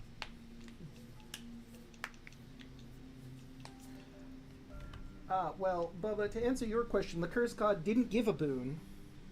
He just tries to kill you when you try to interact with him. Yeah, He's the insane. curse god. We were talking to it, and the curse god was like, "Hey, for your own sake, leave, please." You gave me a glimmer of hope, which was nice. You cured his madness for just a little bit, and he didn't want to hurt you because of it. What Yeah. about the guy that I got my boon from? The Sky Father. Oh yeah, the Sky Father, and you have had the invulnerability, but you didn't use the invincibility of the Sky Father. So his is straightforward. Like, once per day, you can choose to reduce to 0 the damage from any one source. So you could have done that in the Skilla fight. I think you might have just forgotten you had it. This lasts for a week, during which the Sky Father expects you to kill Skilla. It had no downsides. Sweet. And in theory, like, he wouldn't just take it away, so you still have that for a few days. Let's see. You technically did this all in one day, so you have 6 more days to use that invulnerability to reduce damage you take to 0. So you might want to write that down so you don't forget about it. One more level. Okay. Do you also get a long rest, Rico? Yes, unless you want to just go straight into Theogenesis, but after all the work you put in, he's not going to push it. He's willing to wait a little longer, Narcissus. You put it in all this work, he's not going to stand on ceremony and go, "No, turn me into a god now! I want to be a god!" I mean, he does. I want it. He does, but he's also understanding, yeah, you fought a legendary monster at the bottom of the sea, you all look like you've been through the ringer, you should take a nap. Listen, have you seen the Scylla? I have You not. don't want to. Fair enough. Noted. Is everyone back? I never I'm left. I here. never left. I never left. Oh, alright then. I'm here. I'm just leveling. Alright. Because, All like, these spells. did you guys want to maybe get some water, stretch your water, drink your legs, or you get to hop back in? I'm good to go. I always had water. Oh, perfect.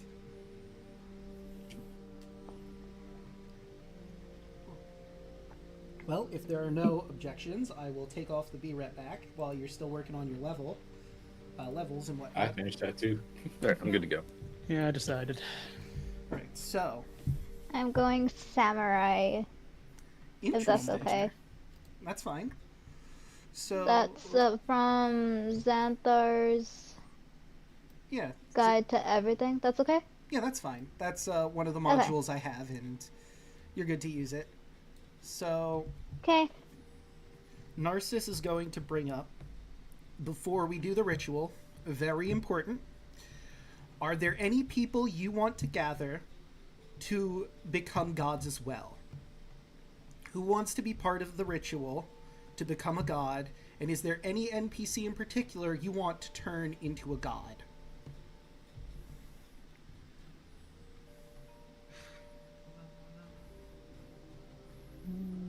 I mean, it was just like, do we know anyone who would meet the requirements? Oh, well, I mean, it's entirely up to you who you think deserves it, but you're right, there are. Thank you for reminding me. I, of course, meet my requirements to become a god, but there are certain attributes and tasks that need to be done. So let me grab my list here. Where are you? The Divine Path. There you are. Starting the Divine Path. Divine Path. Where is... Divine Requirements. So, depends on what domain you're going for. If you wish to become the God of Death, you need to kill creatures who are incredibly powerful. Like, I suppose, technically speaking, you could kill a bunch of zombies if there was enough of them in a single area, or you could beat a bunch of strong enemies one after another. However, you'd also have to be competing with Lutheria, and I would not recommend that. Above board, in the divine requirements here, for the domain of knowledge, it says you need to forge a magic item, but I don't particularly like that. I feel like that would be for a crafting god. So for the domain of knowledge, you would need to use legend lore on either a CR25 creature, or use it on a legendary artifact that you, like, not the one that was crafted for Andrews, because you already know about that, but, like, if you learned of a legendary artifact and cast legend lore, that could work for the domain of knowledge. For the domain of life, you just have to die and be raised from the dead, so, one of you meets that requirement already.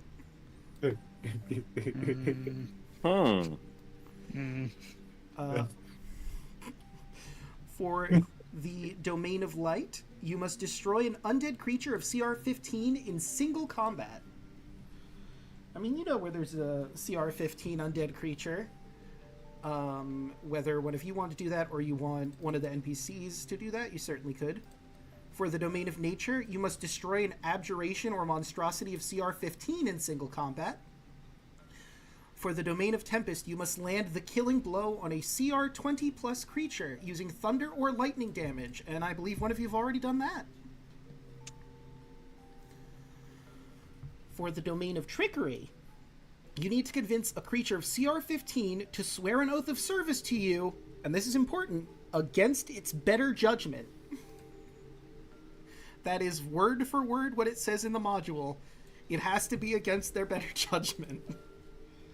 And last, but certainly not least, for the domain of war, you need to land the killing blow on any CR 20 plus creature.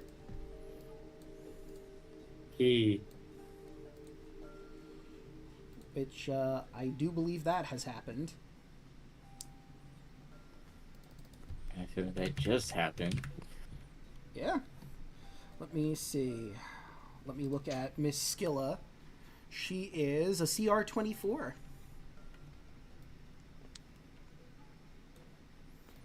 So I do believe that means, I know it just happened. I'm drawing a blank. That was Luna who did it. So if you want to become the goddess of war or combat, so it's the domain of war, but it doesn't necessarily have to be war. If you don't want war, it could be like noble combat, like, what's his name from the Forgotten Realms? It's not, was it Pythor? No, that's here. I'm drawing a blank, but, like, you could be just combat instead of actual war, or it could be war, your choice. Luna will probably want combat. Okay.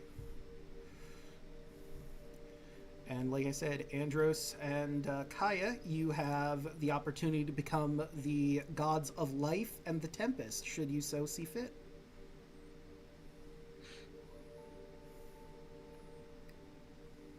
I have a question. I might have an answer. If we were to do this ritual, would we just be shunted away from the material plane? Oh, Or... no. You get to ascend whenever you choose to. All that's required is you meet the requirements. You have to be relatively famous enough and of a certain skill level. But once you meet those requirements, you've hit that fame, you've gotten up to a certain amount of strength, you can ascend whenever you deem is the right time to do so. You'll just be walking among the mortal realm with a power boost on level of a demigod. And, would the domain of the sun be available? That would be the domain of light. Hmm. And you need to destroy an undead creature of CR 15 in single combat for that one, but no one has that at this moment if that's the one you want to pursue. We know a place. True. And like I said, you also have claim to the domain of life should you wish to go for that one as well. Luna slowly raises her hand. Yes, Luna. Do they have to be here? Well, the person that you want to become a god would need to be here for the ritual, yes. But if the ritual is cast and you haven't met the requirements yet, you will be given the divine spark, and when you hit the requirement, you will get everything until such time. Actually, I worded that poorly. So you would have the divine spark in you after you meet the requirement. Then you would just have to meet the other requirements and then choose when to properly ascend. But before you properly ascend, you would get the bonuses, or benefits, I suppose, of being a demigod on the mortal plane.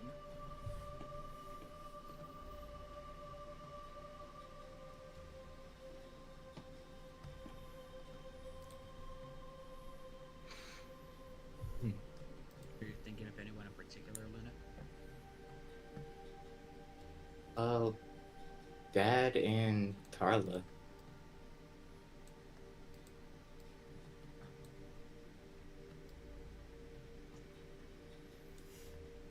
mean, we would have to get them, and they would have to meet the requirements.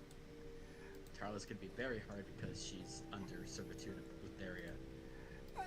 I mean, not for nothing, no offense, but after we do the ritual once, you can always do it another time. And I would very much like to go back to being the god of beauty. It's not too much trouble, after all. You'll still have all the materials, the caduceus, the ambrosia, the Promethean fire. I will be teaching Alu how to perform the ritual, as he has the aptitude to learn it. Yay!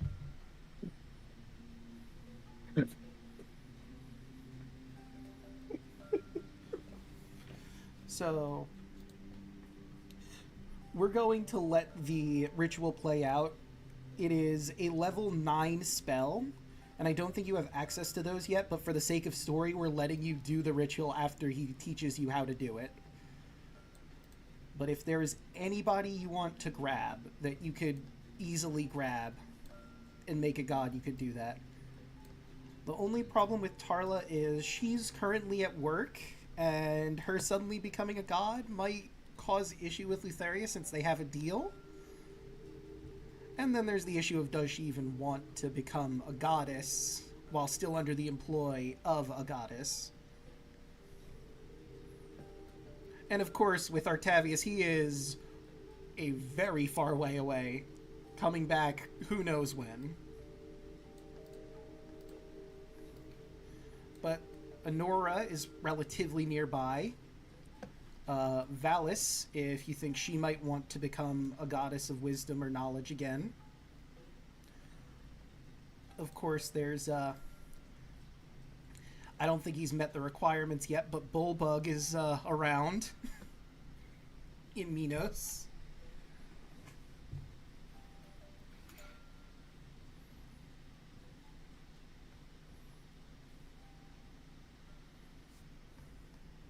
think me personally, I want to grab a Nora just to try to see if she gets the spark, and later on, Yeah, you, later on, far down the line, do the requirements for her because she's lower level. But yeah. other than them, maybe asking any of the five if they want to ascend again, or We could. True.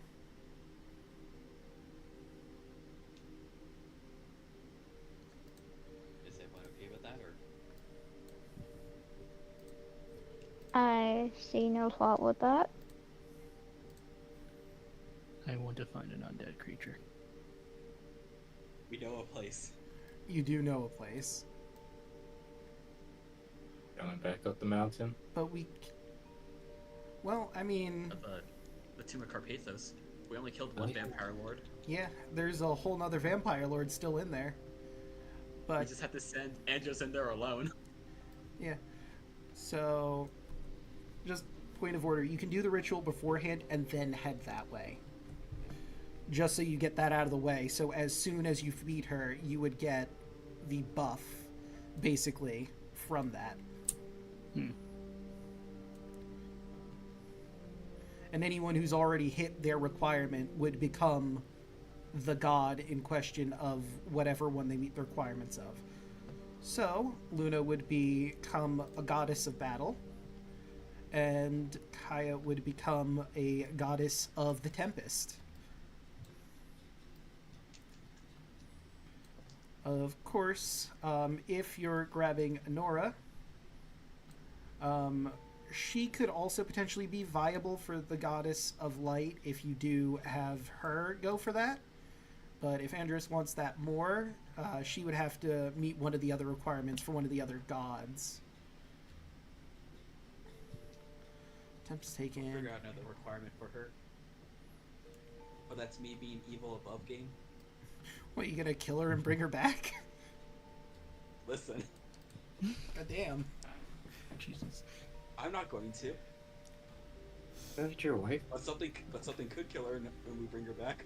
Oh, don't worry. I'm not going to do it. That's why it's me being evil above game. Listen, we'll just have her go up against some really powerful thing, and then I'll bring her back. Easy. I don't know if she's gonna be 100% down for that. Listen, Draco. All in game, we're just trying our best. True. I mean, we're gonna be trying for anything else in it. And as messed up as it sounds, if she happens to die, I'm more than willing just to bring her back. But I'm gonna try for anything else. I don't want to kill her, but that is a very easy requirement to meet. Yeah. But again, that could be taken care of like post game or off. True. And I will say, just cause, like, the domain of life is a very loose one, I feel. Like, realistically, it could also be, like, god of life, living. There's a lot of things that fall under life, but there's a nature god. So I'm also making that the god of, like, concepts, like redemption, possibly, or could be just the determined spirit of the living creatures, that sort of thing. So if you don't want to try and get Honora killed to make her goddess of life, or see if she funnels into one of the other ones potentially, it's a possibility. Like I said, we can figure that out post game. Yeah. That's probably mine and her final epilogue. Yeah. Fair enough. So, again, just this will take maybe like a couple days, give or take, to gather the people together, the three former gods. Vulcan is okay either way. He's pretty nonplussed about it. He's basically in retirement at this point. If you really can't find another crafting god, he'd be down for the position. Well, if it's gonna take a couple days. But no.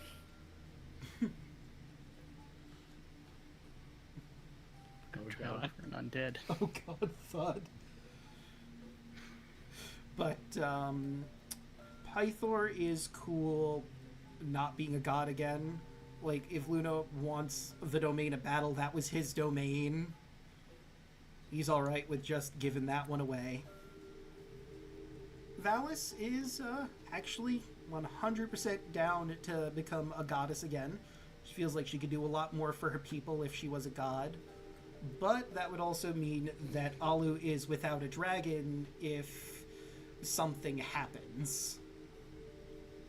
So she will ultimately leave it up to Alu whether or not he would rather have a dragon in the event of calamity, or if you would prefer her to be a goddess and retake her position as the goddess of wisdom / knowledge. You can worship my mother again.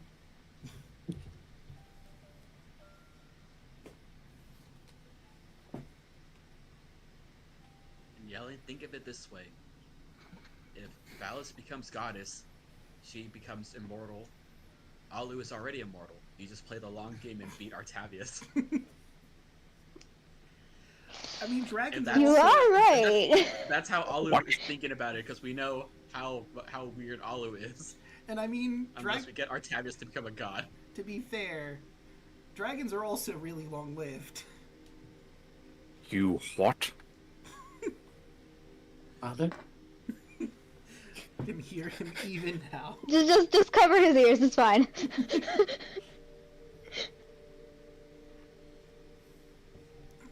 I guess goddess it is.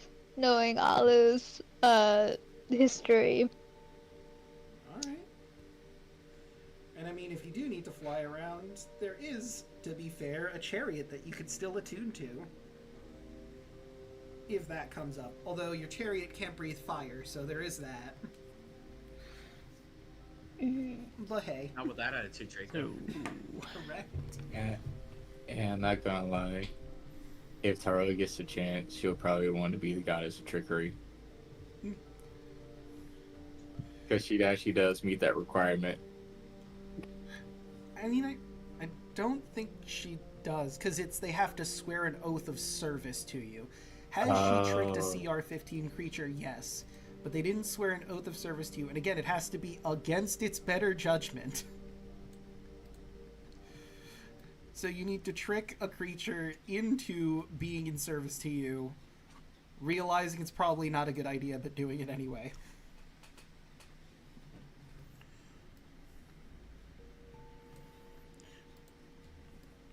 But with all of the proper people gathered, the ritual begins. Normally... Oh, sorry. Go ahead. Oh, no, sorry. I'm talking to myself. Oh.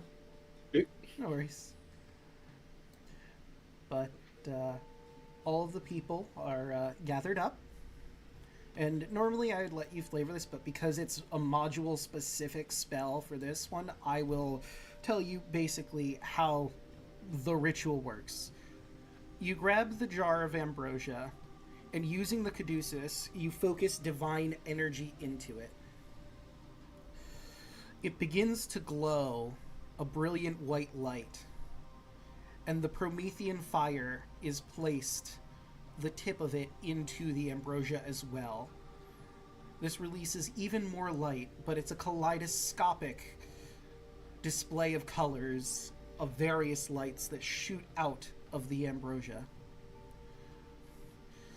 After a few seconds, the Promethean fire is taken out, and anyone who wishes to partake drinks the ambrosia and gets their divine spark, or the potential for a divine spark.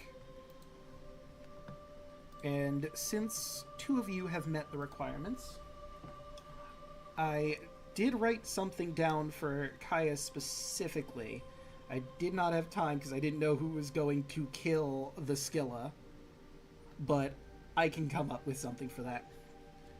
Kaya, reality fades around you, and you find yourself at a nice, calm beach. The waves wash gently against the shore. You feel at peace as this serene scene plays out before you. But reality shifts from the tranquil scene to the depths of the ocean. All manner of life surrounds you, from the smallest fish to the powerful sea serpents of the depths. You realize these are your subjects, some of many. Another shift. You find yourself standing in the middle of the ocean. A powerful storm rages above you, but you feel no fear. In fact, you feel something deep within you swell. Excitement, power. The only thing you ever got from Sidon. The divine spark, waiting for something to unleash it. But it is not his power. It is yours.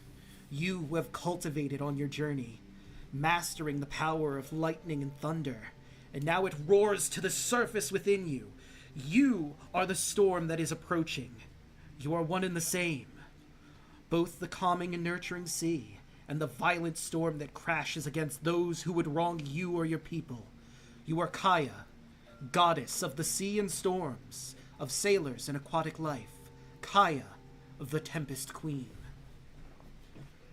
And additionally, from getting that, Kaya, I'd like you to pick your favorite ability score for me. You know, let's go with wisdom. Cool, it's 30 now. Okay. Also, if you die, you return to life at a Templar shrine that is dedicated to you of your choice. After you meet the other requirements listed, the level 20 and being Fame level 20, at any time you can choose to ascend to the heavens, becoming a god, a lesser god. And also, you want to write this down, you know how high CR creatures have legendary resistances? So do you. Yeah. You have 3 legendary resistances. Jesus Christ. Welcome to being a demigod. Welcome to godhood. Luna. Reality fades around you, and you find yourself in the heat of battle. Swaths and swaths of soldiers around you, and just fighters, unranked, unarmed, some armed, in a clash of combat. But you don't feel panic. You don't feel fear. You are home on the battlefield. You manage to take down people left and right, those with no honor who are fighting dirty, playing rough, with honor and grace. Soldiers who do the same fall, but they are not sad, for you are the rage in combat. You are Luna, the goddess of honorable combat, of just war and battle. I'm pretty sure I know what it is, but Luna, pick your favorite stat. Your strength. Your strength is now 30. You are immortal. And you have 3 legendary resistances.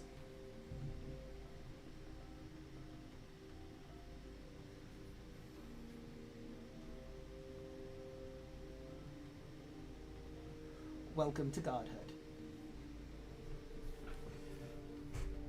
The rest of you that drank, Andros, you do feel a warm feeling in the pit of your stomach. You feel like if you want, you could accept one path. The path of life. The path of redemption. Or you could save that light and pursue the other domain of your choice. The domain of light. But of course, that is entirely your decision. Yeah, Andros wants to earn it.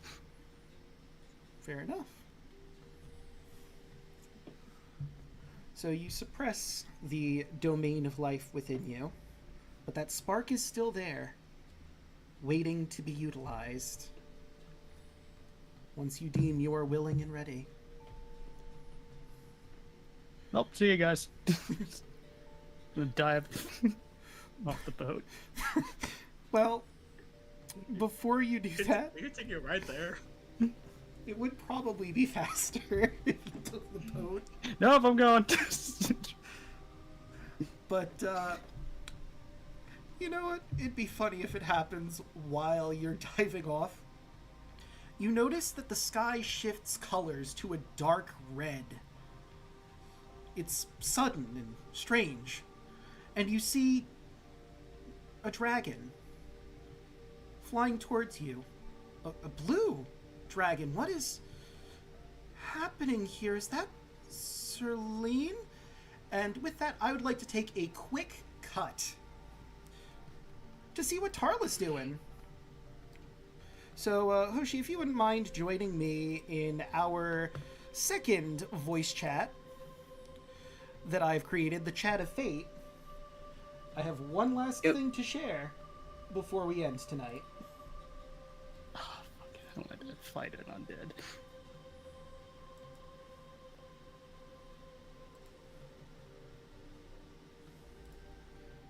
Alright. Let us move back to the prison cube. Let me open her. Oh, and I need to share your vision with chat. Oh, I did give them. Oh, wait, but it's dark for you because you don't have dark vision. Let me put a light source in here, because I imagine you would put a light source in here. Don't we? Like, this room is dark because the last guy in here could not, or could see in the dark. So let's just say there's a lantern. Oh, she does that. So, chat, for all intents and purposes, the following takes place while Immortal Simachia is at the bottom of the ocean in the sunken city.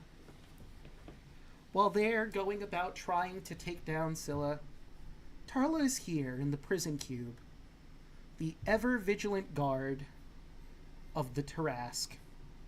It's been 5 years. You've been dutiful in your job. Serlene comes to visit every so often, as well as Kaya and Sunny. Although you still feel lonely. Of course, you get a visit from the twins, and Versailles every so often. She's still a bit upset that you took this job, but she understands that it was necessary. Important. Oh, Boba said that it's taking up most a little things could cover on the screen. What is? Oh, so it is. Right, because it's just you and me in here right now, so that makes sense. Let me shrink you down. There we go. Alright. Of course, Letheria comes from time to time to check in, see how the prisoner's doing. Right now, Serlene is visiting. You, don't expect Letheria to be coming, but, sure enough, you hear a knock at the door.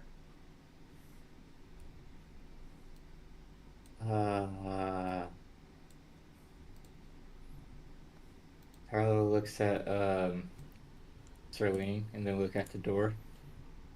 Who is it? Oh, hello, Tarla. I hope I'm not interrupting anything. Just a quick little check-in with my favorite warden. Yeah. What you doing here? Oh, well, like I said, check in with you. Come to see how the Tarask is doing. Any trouble recently? No. Still the same as always. Oh, that is wonderful to hear. Would you mind coming with me? For just a moment. Okay. Now, I believe you have the Talisman of Sphere for the Sphere of Annihilation. I would like that back for a moment. I have wonderful news for you. Aura squints her eyes. And what would that be? Well, today's your last day as warden. You're free to go off. You see, I've had the Tarask in here for quite some time. And I think it's time to let him out on good behavior. He hasn't caused any trouble in these past Centuries? And I hear that mortals tend to do this too. They'll let out prisoners when they've done good behavior on occasion. And I think the Tarask has had his time. It's time to let him go about his business. He's been such a model prisoner. It's only fair. That's a good joke. Yeah, let it out right. That would be funny if it was a joke, wouldn't it? And she smiles at you. That Aura has like a deadpan look on her face and blinks. You're serious, aren't you? serious as a heart attack.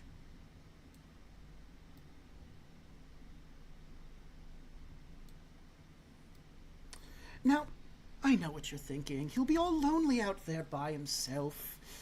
Nothing to do, but that's why I freed all the other prisoners already from all the other prison cubes. This is my last stop. You free the...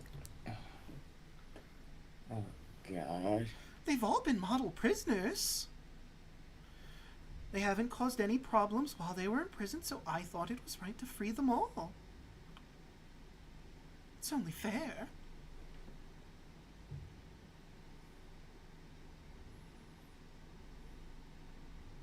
Well, towards our agreement that you set up, it's me to watch the terrace and make sure it doesn't get out. Which is correct. Correct. Which is why I'm freeing you from your duties.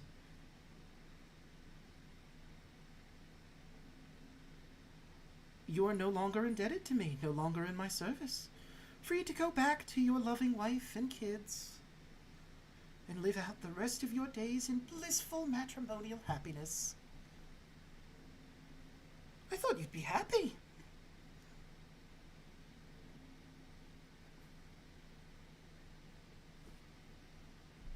Granted, yes, I am happy. But I can't let that thing get out, can I? Now, what would that do to the land of Thalia altogether? Well, it's not our business anymore. The prisoner's out to live his life as he sees fit. Our hands are completely washed of it. And what would happen if I disagree with this accusation? Well, I was hoping to free all the prisoners. I would have to simply do the job of freeing him myself. Or you could try to oppose me by yourself.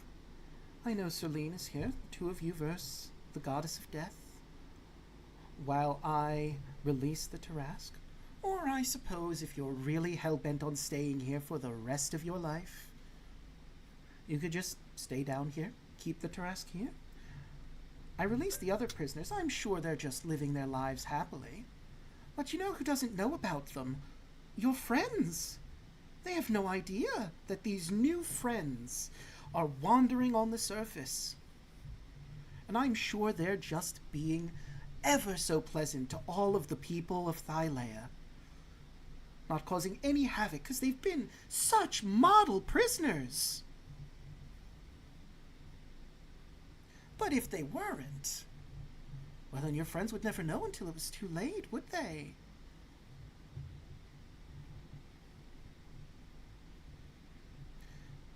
Arlo will grit her teeth as she stares at her. She's kept that smile the whole time.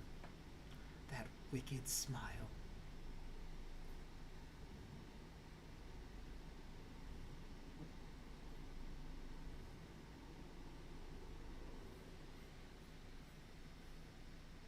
What's your angle? Why are you doing this? Really doing this? Because it'd be funny.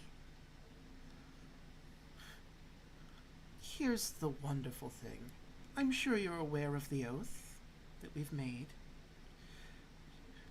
you might think to yourself, well, that's against the oath. Couldn't possibly be allowed. I'm not telling these creatures what to do with their lives I've just given them back. They're just doing whatever they do, without my say-so. I'm perfectly in the rights of the oath. And whatever it is they do on the surface, that's their business.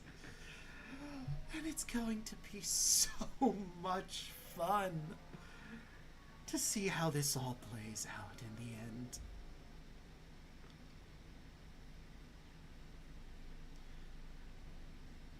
These are just my first stops, of course. I'm a very busy woman.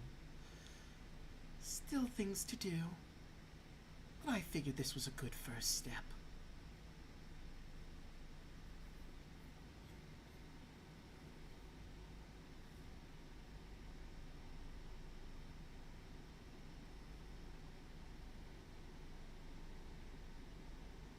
Arla balls her fist. Looks at Serlene. Tells Serlene to wait outside for her. Celine will look at you, a knowing glance, glare at Lutheria as she passes, and move outside. And she gives her one look. If anything goes wrong, I'll send you something. She nods.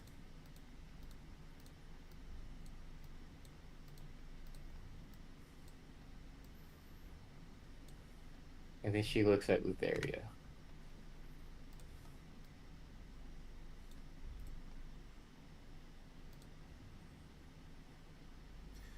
Well, the choice is yours, Tarla, as it's always been. Do you stay here and keep to your duty even though I freed you? Do you go tell your friends about the chaos that's about to unfold? Or do you try to stop Big Bad Lutheria all on your very own? The goddess of death. Verse one lonely mortal. He looks at her. I know I can't stop you. No matter what I do.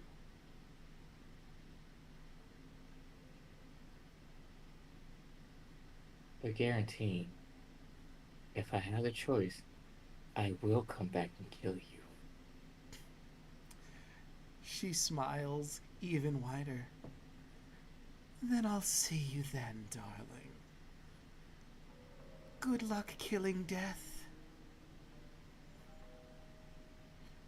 And then Tara just going to run out to Serlene. You hear her chanting in a language you don't quite understand. But you know she is releasing the Tarask as you run. Run. Run. And we find ourselves back with Immortal Samachia. Let's head on back over to the other room.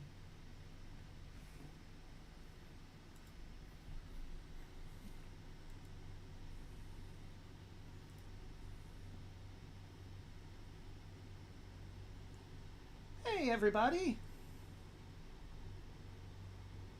Hello. Hello. Oh, Let's play some map board. I see that Alec and Thin are muted. Did they step away? Maybe.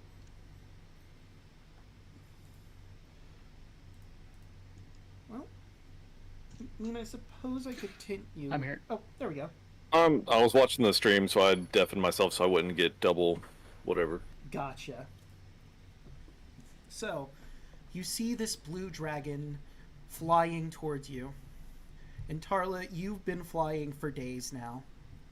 Or what it feels like days. And you see the Ultros in the center of the sea. This is good.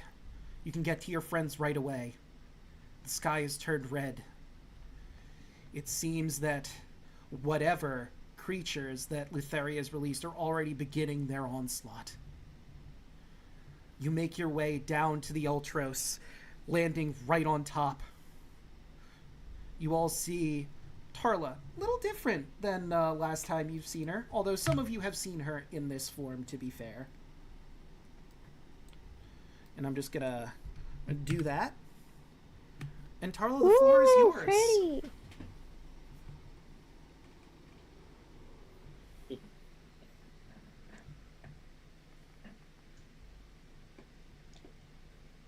Hoshi?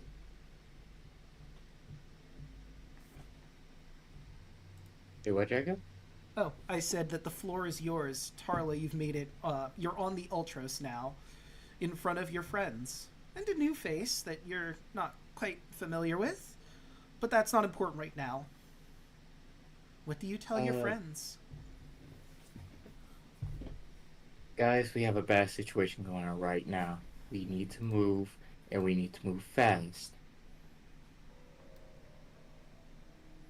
Lutheria has released all the creatures from all the cubes. Even the Tarask. Wait, did you say even the Tarask? Yes. Oh fuck. And guys, gals, and binary pals, I would like to welcome you to the last bit of the epilogue. Apocalypsis. 4 massive beasts stroll throughout Thylea, causing death and destruction in their wake. And it is up to you to deal with them. You will need to do research into what their weaknesses are, into how you can possibly overcome them, and actually do battle with them. But I think we'll save that for next session.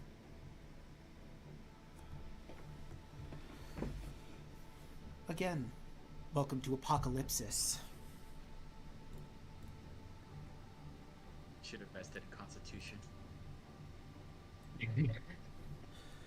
So, Good thing I have a 19. so above game, it's going to take the various creatures some time to move into the various settlements. You can see where they're positioned on the map for the most part. The Behemoth is moving towards Mitros. The Tarask is going straight for Astoria. The Kraken is making its way through rivers and on land towards Minos. And the Nether Dragon is heading towards Aresia. It's going to take them some time to get there. And you as high-level party of adventurers can spend your time trying to learn what their weaknesses are, what their strengths are. Maybe you want to figure out if there's any artifacts that you could invest time in finding and getting. But all the while you do that, they are moving closer and closer to these settlements. And lives are getting put at risk. It'll be up to you to decide how exactly you want to go about this. You could charge head on first, but that puts you at a massive disadvantage of not knowing what you're dealing with. And conveniently enough, the Library of Yonder is right over here. Pretty close by to the Lost City of Sirens. But again, that'll be up to you when we get back to the next session. So we're closest to Aresia at the moment? I think you're equidistant between Aresia and Mitros. Mitros is 26, okay. Aresia is 35. Actually, you're closer to Mitros and the Behemoth. Oh, don't worry, your sail's here. Carla's back. We can go there faster now. True. And like I said, your boat is not even a day's away from Yonder if you wanted to do some time to actually hunker down and do some research into these various beasts there. If the Myrmekis are okay with that. But if you let them know, hey, crazy fucking monsters are walking all over the place, destroying everything, I don't think they're going to keep you from the library. Plus, you did them a solid back in the Tower of Praxis, so... Hey, do you want to help out? Hey, listen, shit's whack. Can we read your books for a little bit? And Okay. if worse comes to worse, I'm pretty sure the entire like civilization of the Myrmekis can kill one of them at least. I don't know about that. These are pretty powerful creatures.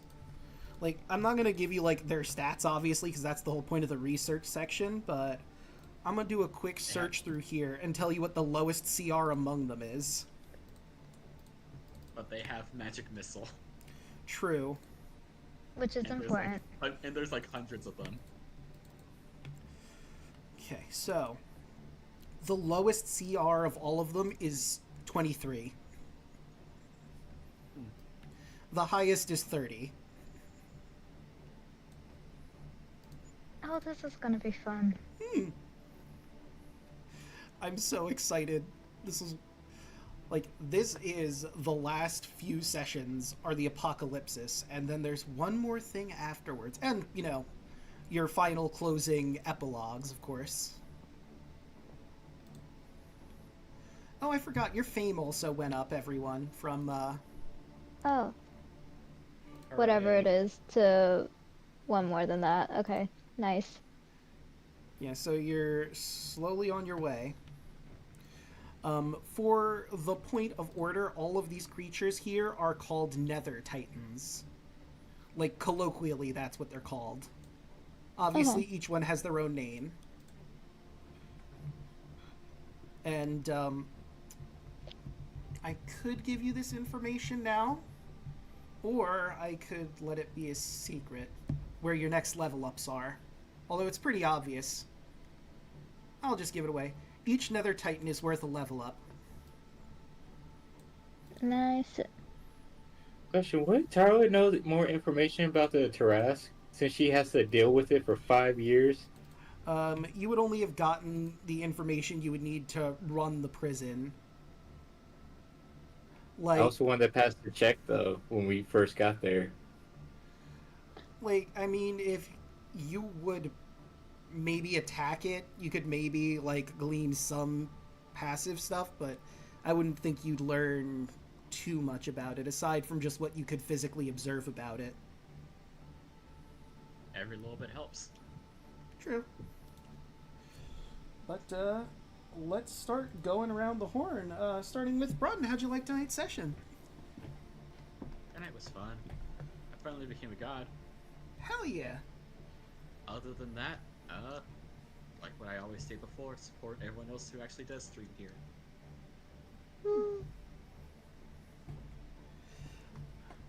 Alright. And, Hoshi, how'd you like tonight's session?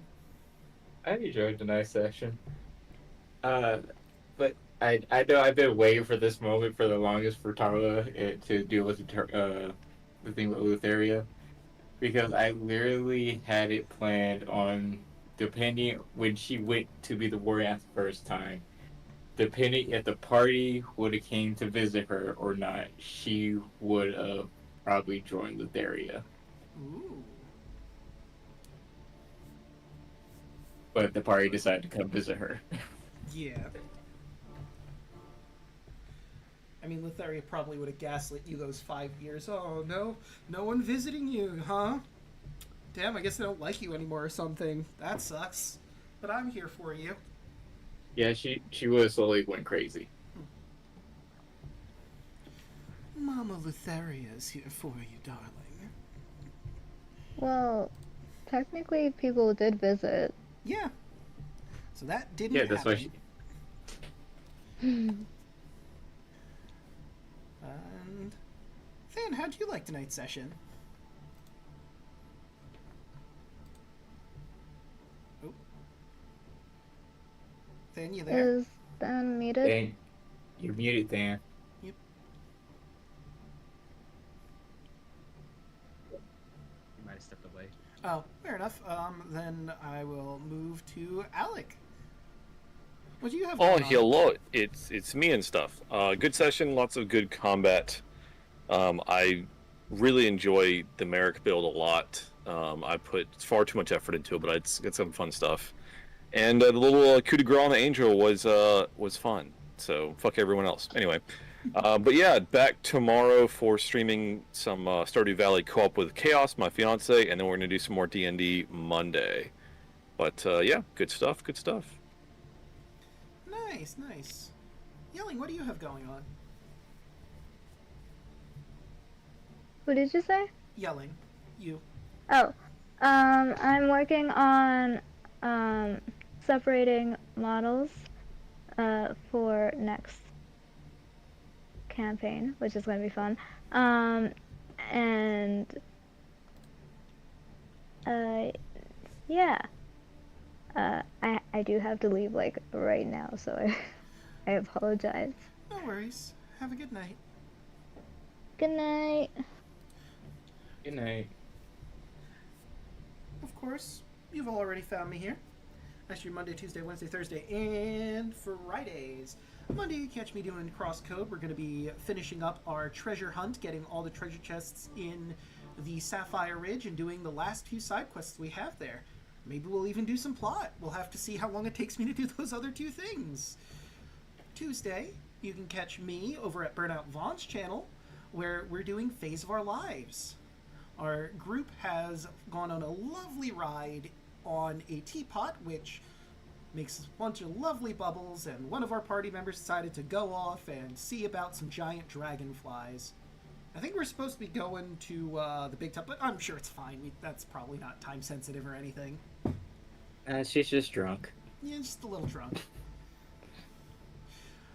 Wednesday, you can catch me here for more Wind Waker. We've just started our adventure as Plyn, and we're about to go through Dragon Roost Island, one of my favorite areas in the game because it has some of the best music in the game. Dragon Roost is best song in Wind Waker. Do not at me. Anyway, Thursday, you can catch me here with Deluna 13 doing more Dream Drop Distance. We're probably going to be ending things off that session. Sora has been ambushed by the Order of Xehanort, which is what I'm calling them.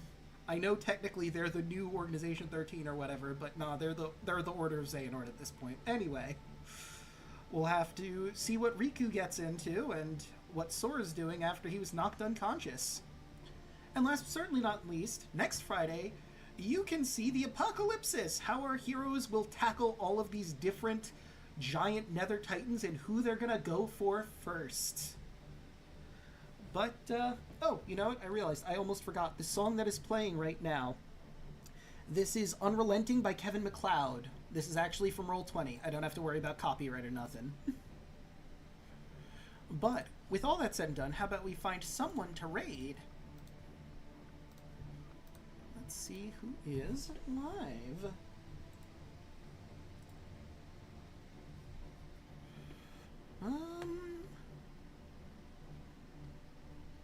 You know what? I think I want to raid into nominate K12, who's playing Final Fantasy Rebirth right now.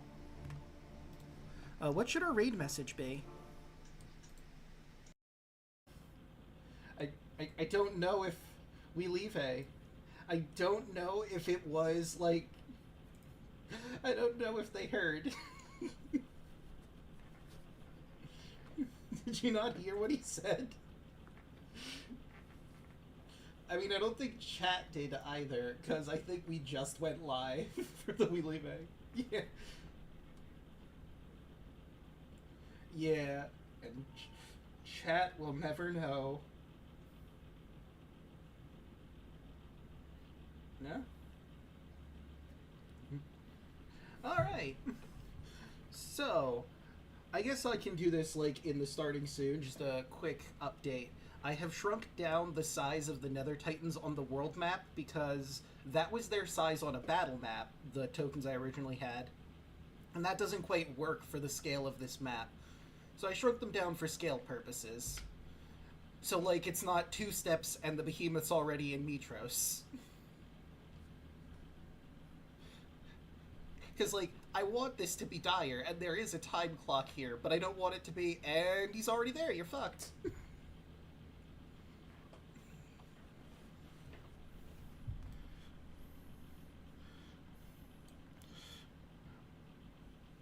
But, let me hit that real quick.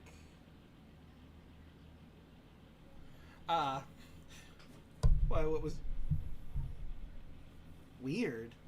Huh. Maybe I have to... Well, I can't... Well, I could maybe boost my mic and,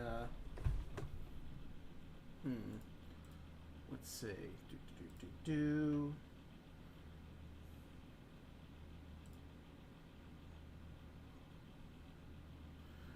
I mean, listen, he's probably not gonna climb on land for you, but like...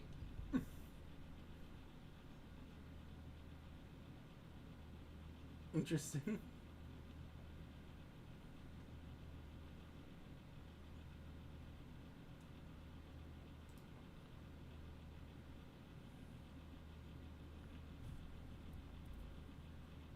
Well, potentially.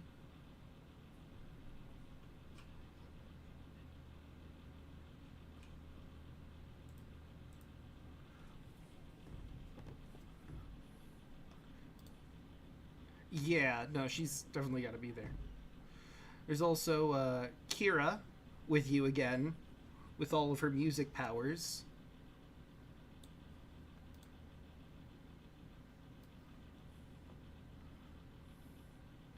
Yeah.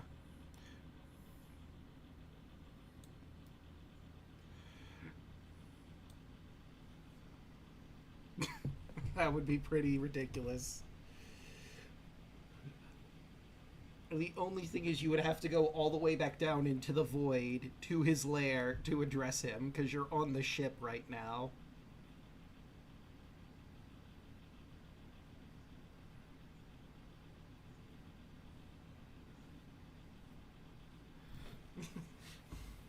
You just shout at the sea, "Hey, you, get up here now!"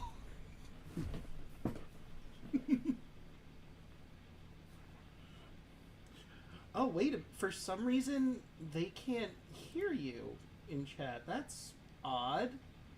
I don't know how that's possible. Let me...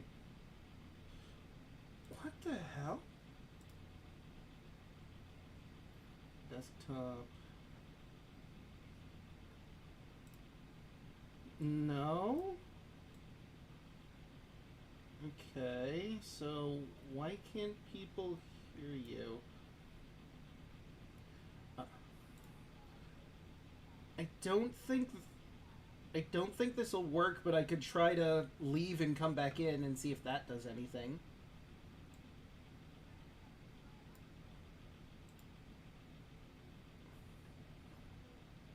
Okay. No, it doesn't look like it's picking you guys up for some reason. And I don't know why that is. Like, I can hear you just fine, but for some reason it's not picking it up.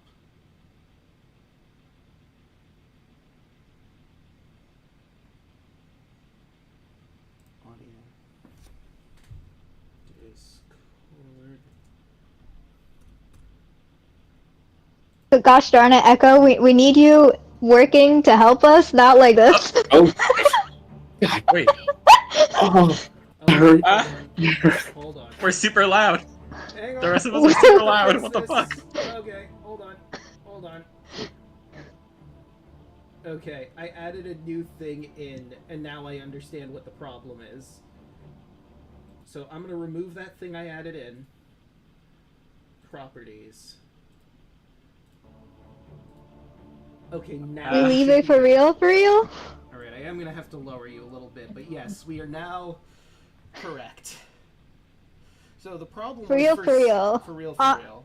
No cap, on God. Well, maybe Chat, a little how's cat. all our audio volumes? Please help. Alright. So let me... So the problem was that OBS for some reason decided to switch the audio that it was recording from my interface for my microphone to the speakers on my laptop, which were not producing anything because I have headphones in. Ah. That'll do it. Chat is saying I'm so loud. Yelling's audio is loud, I'm yeah. gonna lower your volume in Discord because I think I did have you a little boosted. Okay, now in theory you should be good. Testing. I mean, she's Testing. she's Norman Loud. True. Fair. It's kind of on brand.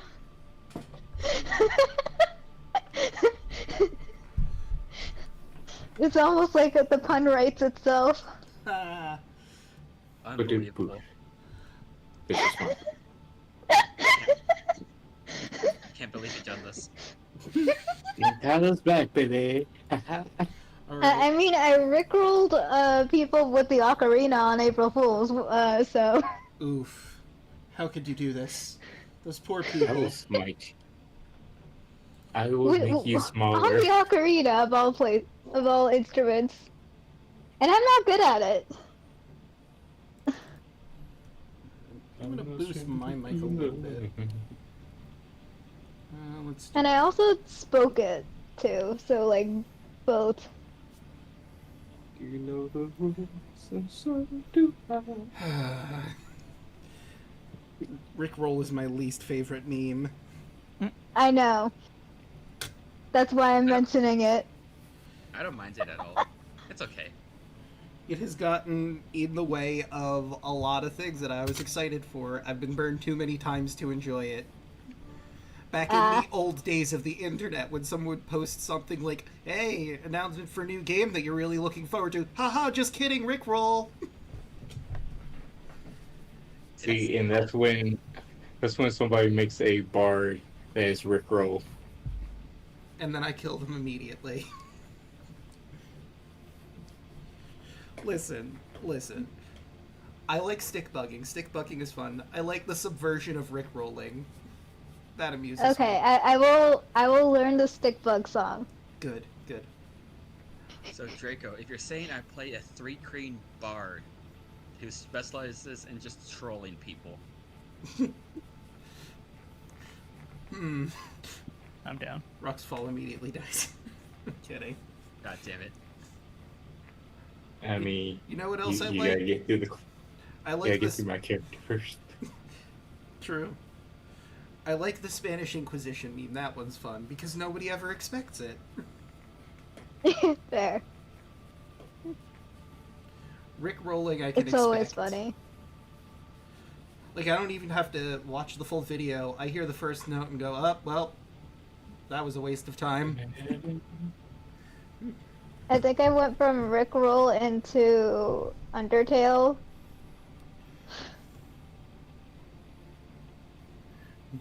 Because why not Megalovania? Why not indeed? Oh, poor Bubba. Sorry, Bubba, but no, I will not allow Rickroll. That is my line in the sand.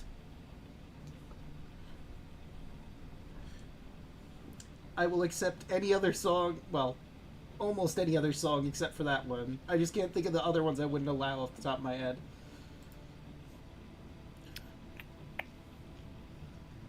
But, How do you feel about Fortnite dances? I'm okay with that, actually. Good, I'm gonna make everyone else suffer. No. No. Dang, why are your tokens so tiny? Let me fix this. Did you make everything else tiny? No, I think it might have been because, like, when there were more people, it changes its size depending on how many people are in a call, so that might be a factor. Was it when me and you went to the separate call? Yeah. It changed? Yes. You were massive, so I had to shrink it down, so that's probably why, because I never brought it back up to its normal size, maybe. Alright. But, almost all the gang's here. We're just waiting for, One Lost Knights to, make sure his dinner's all ready to go. We're gonna probably get started without him, have him hop in once he's ready. So, who would like to do the recap? Who remembers what happened last time? Or more importantly, who wants to re-roll for the fights ahead? I still somehow have inspiration, so I'm good. Not too worried. I pretty much produced my own inspiration. Luna has an inspiration, and Tarwa still has her inspiration. I mean, to be fair, Tarla never had a chance to use it, so after 5 years of Yeah. sitting in a jail cell, basically. True. I mean, I could give the recap again. I feel like I do it a lot, but you know, whatever. It's fine. Oh, hello Oh. there. Hello there. Oh shit! Hold on. Oh, okay. There he goes. He's gone. Oh well. Probably not ready yet. Oh shit, hold on. I was gonna throw it onto him, but oh well. Yeah, you missed your chance, sadly. All right, let's try that again. Hello Oh, no, there. never mind. We're good. Okay, everything's fine. So, Yay! how'd I you joined and like- had the wrong audio device selected, and I was like, "Oh no, my speakers are on. Oh no, oh no, oh no." All right, we're fine. Oh, you did the same thing I did, basically. Cool. Yeah, yeah. I was like, "Oh no, chat coming through the speakers. Nobody wants this." Mm. Right, so... I'm definitely here on time and not late and not about to mute and eat my dinner while we start. So don't worry about it. Yeah, no, of course not. We were just But, talking about you. we were, in fact. But, hey, would you like to do the recap? Me? Yeah. No. Yes. Fair enough. Everyone else has inspiration. I don't, but I'll do it again. I was Oh. gonna make a joke and throw it at you, but you're fine. You don't have to. I could do it. If I wasn't trying to No, Draco. you fork can't. down food, I would be down with it. But I'm sorry. Maybe next time. Yeah, I got you next time for sure. Okay. I'm so glad. No, Jacob. No. Then So- I bet you could hear the sinisterness in my voice there. With my, I could do the recap. I'll get the spray bottle. Yeah, no, but we're good, we're good. Don't worry about it, Draco. I'll get the spray bottle, I swear. No, it's not I'm gonna spray mute myself bottle. real quick. Get Yoli to play Rickroll on her ocarina. That's our spray bottle. Oh, Okay. No. There we go. okay. No, absolutely not. Don't you dare. Okay. I'm gonna mute myself real quick, but I'll be right back. Alright. All right. Both a lot and not a lot happened last session. I have the weird sense of deja vu that I'm repeating myself again, but it did start with us meeting up with the dragon turtle. Mm-hmm. And we met with the dragon turtle. His name is Thalassor, completely unrelated to me. But he's gonna owe us some favors in the future. But we all went down to the Sealess Lair. It was literally just like waiting for us. You know, who would have saw that coming? It was a really tough fight. Gonna be real. But we eventually did kill the Scylla. And out from its stomach came a fucking angel. Again. Because why not? I don't know, the angel was saying something how... I don't even remember what he was saying, to be honest. But he was trying to fly away with the Promethean flame. We were just trying to catch up to him to talk. He proceeded to stab Andros. But we eventually did take the Promethean flame with the help of Alu and their own angel friend. I have a feeling we're glossing over the fact that Alu can call angels now, but you know what? This is what 5 years does to a motherfucker. Anyway, we returned all the as many blessings as we could. Because, you know, we're good on our ends of the deals. Then we participated in the Theogenesis. Both me and Luno, we had our spark of divinity, and we both ascended. We also, before Theogenesis, we did spend some time going back into the mainland to gather some other allies in case they wanted to join in with the ritual. But after we achieved our divinity, Tarla showed up. You know, and then she said that, you know, literally shit's going down. The sky turned all reddish, and I guess we're gonna have to fight the Titans. Well, Again. Also, Merrick, I can actually Merrick fill it was. in. I can actually fill in those missing spots you got right there. Before I Yeah. actually last got to you, I was at the cube and Lutheria came up saying that she has released all the other Titans or Nether Titans, where the crap they are, and she wanted to release the Tarrasque on the world. She gave me an ultimatum that I can go free, but she's going to release the Tarrasque, or I can try to stop her. I know I can't beat her by myself, so I just end up leaving and going to where my friends were. Also, Merrick was super annoying after the angel thing. Merrick I mean- murked the angel. I don't know what you want from me. I mean, we may need to talk about that later, but I have a feeling we have more important shit to worry about. Yeah, just ignore that. It's fine. Yeah. Also, we can't forget you did fuck the Moon Maiden, Damn right. Yes. It's true. That is a thing that happened. and here we are. Yep. Canonically accurate. So, Bubba brought up a very good point while you were doing the recap. Chat doesn't have inspiration. But I do not have inspiration either, so I apologize, chat. Well, then, This inspiration's not for me. It's for Sunny. fair enough. Alright, then with that said and done, how about we head on to the Apocalypsis map? As you all need to make some decisions and movements for Titans moving into various settlements and locations. There's a library nearby that you could possibly go to, maybe get some information. What do you do? Also, you said above game, how many people die if we go to the library per day we stay in the library? Well, keep I don't think he told us anything about that. Yeah, I didn't. He didn't? The Titans are slowly moving towards settlements, and when they get to the settlements, they will kill countless lives in those settlements. So every day that you aren't fighting one of the Titans, they are moving towards a settlement. The Behemoth we do not heading know to... how long it will take for them to get to a settlement. Yeah, because you don't have eyes on them right now. You just know they're around and moving.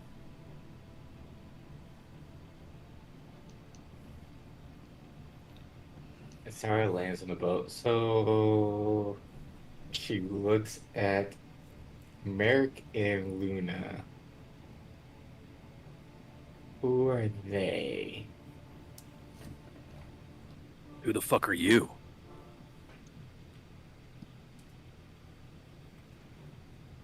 Oh, I guess. The lady Wait, with the ancient I'm dragon. forgetting That's my- who the fuck I am. And? I guess introductions are in order.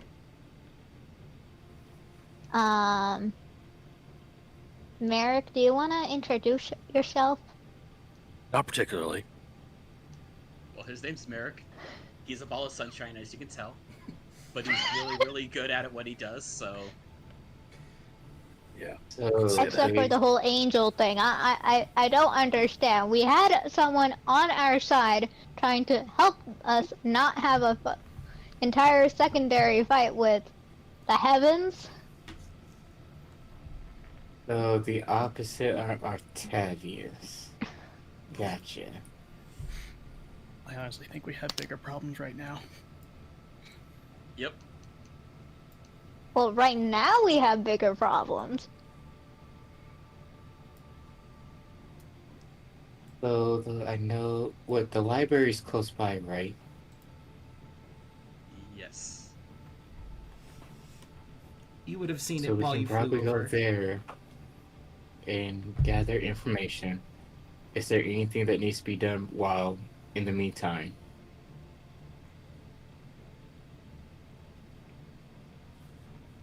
Think, Andros, you think you know what you have to do for basically your trial? Yes. have to have a one-on-one fight with somebody. An undead. And we can get you there really, really fast. Also, looks over to Valis. Sorry, but I guess, Mitros is under attack and you're all the way out here. But we can get you back to Mitros really quick. I We need to would hurry. like that, I need to get yes. to Kai. Okay. Okay. Let me pull up the spell. Also, just So, gonna for try to just run reference, to the edge of the boat and just shout to try to get a shout the last one, get your dragon turtle ass up here. Useless ass bitch. so for reference, for any particular spells, you are 27 miles away from Mitros.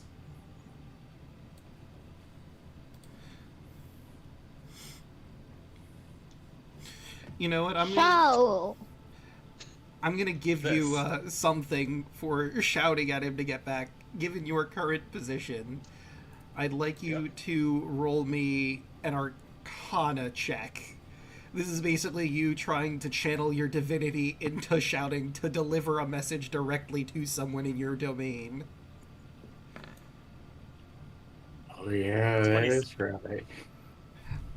I'd say that's enough. It takes him a couple minutes, but eventually your ship starts to shake as this dragon turtle surfaces from the sea. You summoned me? Yes, we're gonna need your help. As you could tell, the sky's kind of fucked up.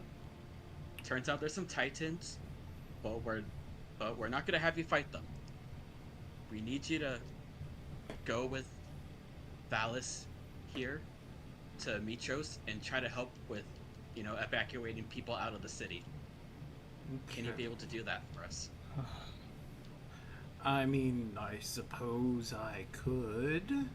How much does the job pay? I gave you the fucking power gauntlet. This is the second favor of that. He thinks for a moment. Fair enough. Cool. Arlo walks up over. Do you know anything about the Nether Titans? I'm gonna have him roll something. Let's see, dragon. Nope, not Dragot. Dragon. Turtle. There you are. Let's see. Would it be Arcana? Let's see, what is the Kraken? It is a monstrosity. I'm just going to look around at all of them to see what they all are. Just for an idea on what he would have to roll for knowledge.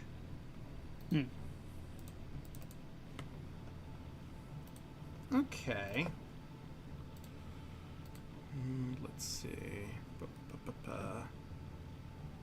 Where is my thing that tells me what I need to know?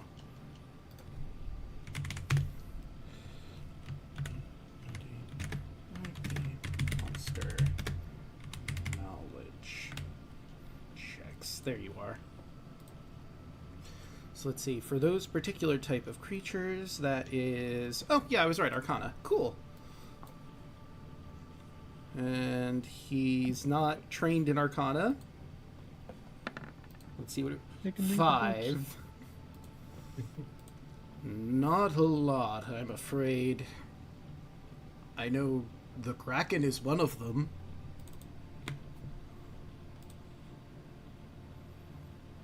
Apart from that, not much. Yeah, he's also going to be near that area, so that's why we're going to need your help to try to get as many people out as possible. Huh. You may need to go up the river from Mitros to the settlements up there, Anoria and maybe Minos, if people can get some people out, out from there. I might need someone to guide me in that direction. I haven't heard of Minos or Honoria. Are those new settlements? I've been under the ocean all this time. Yes. Thankfully, we have Honora here as well. Ah, okay. So I guess I'll be taking the ladies to Mitros, and we'll go from there. Yep. Okay, so with Windwalk, it'll be Dragon Turtle, Valis, Honora, me and Andros to get to the Tuma Carpathos. Do we have any other NPCs that want to head back to Mitros? Also, for point of order, Tuma Carpathos is 38 miles away from your ship's current position. We got time. And let's see. Would actually Narcissus. You turn and see Narcissus has already left. You have no idea where he went or how he went away. Well, Kira will just sigh. Yeah, that's Narcissus for you. Now, if I were to be generous, I'd say he went back to Arisia to watch after his people. But the more realistic side of me says he went back to Arisia so that his people could adore him some more before the end. well, he's gonna have to deal with the problem over there. Yep, that's So- on him. What about Echo?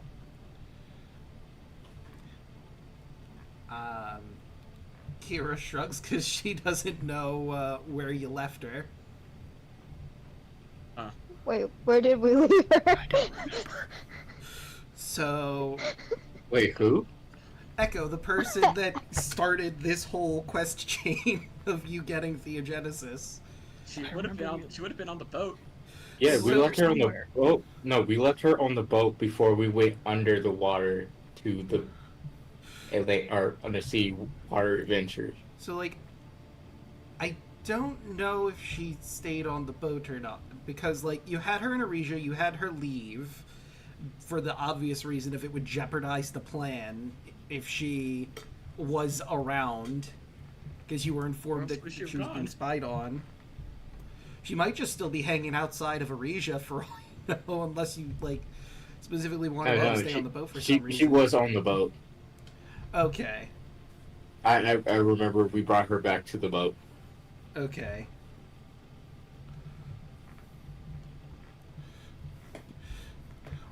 Because So, the thing was, once we got her on the boat, we went to go see the vampires, and before we got off the boat for a vampire, that's where we completely forgot about her.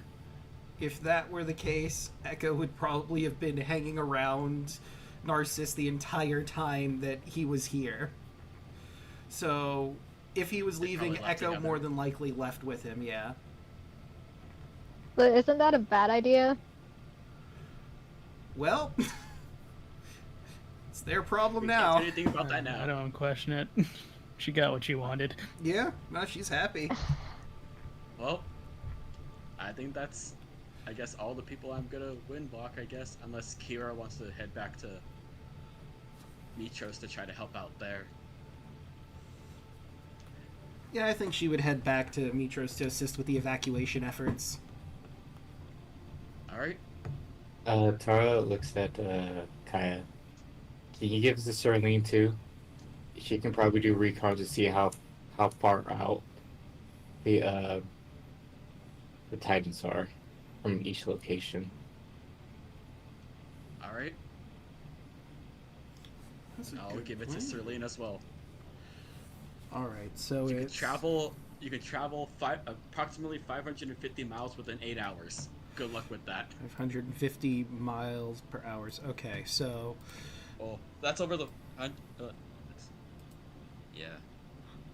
I mean, I I'm could- just seeing if she, like, takes a tour around Thylea, basically, to see their positions. So that would roughly take that'll be 296. 68 miles per hour that she, like, for time. Okay, so that's significantly slower than I thought. So, to do a full round trip from just a tour of Thylea as a whole to your ship, that's 298.4 miles she has to go. So that's approximately half the time. We'll How have to- far is the Tower of Sidon? That is a good question. The Tower of Praxis. Bottom of the map. Oh, where is it? All the way How bottom right. far? How far is it? From your current position? Yes. Approximately 112 miles away. So that's like how many days? That is a good question. Let's see. Given the amount of distance, how fast the Ultros can travel. Let me see if I can find its exact speed for the sake of I mean, 'cause it took us calculation. 5 days to get from Mitros to Aresia. But Shouldn't if have we're Tarla. at the Tower of Sidon, they have the huge map on the top that you can That's just jump into, true. if I understand correctly. You're not wrong. Okay, here we go. I found it. We can The fast Ultros- travel. The Ultros moves 5 miles per hour per 6 seconds. However, the other thing you have to consider is there are people that live in the Tower of Praxis. Also, don't we have to use a spell to make it work? Yeah, you have to have a teleport Yeah, spell somebody and- had to have teleport. Oh, for the map to work? Yeah, it's basically a guided teleport. If you have the spell, like teleport, I think you have a random chance of getting thrown into a different location, but the map works as basically a focus for the teleport spell to guarantee you're going to the spot that you want to go to. I also picked up this as well, so if we need to jump to a specific location, I could plant us there. True. But that's going to be for very specific. Yeah, so long as there is flora for you to travel to. Or, Yeah. well, yeah.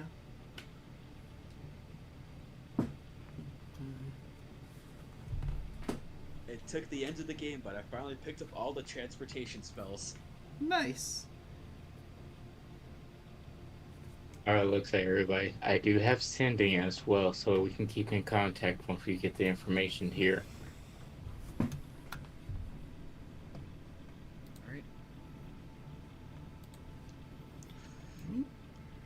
So I think within the duration of the 8 hours of Windwalk, Zerline should be able to do one round and then return to the Isle of Yonder where the boat will be at. Okay. Give her a recon. All right. So you all head to the Isle of Yonder as your first stop to try and get some research. Let me... And I'm just gonna follow Andros to where he needs to go. Gonna summon a little thundercloud for you, buddy. Okay.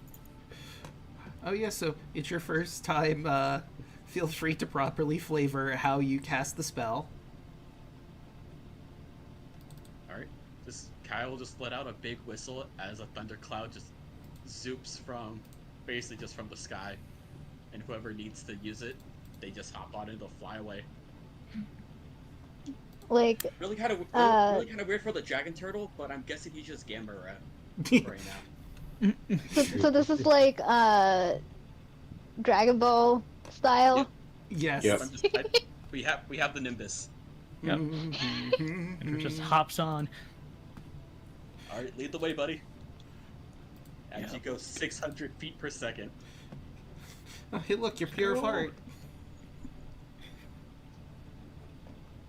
Unless I'm thinking about Boar. Anyway. So, Yeah. let's see. Who will we start with? You know what? We'll have you roll off for it. Who wants to represent? Well, it only makes sense that Andros represents Team Andros. So roll a d20. Okay. Okay, and who would like to represent the research team? I'll do it. Right, roll your d20.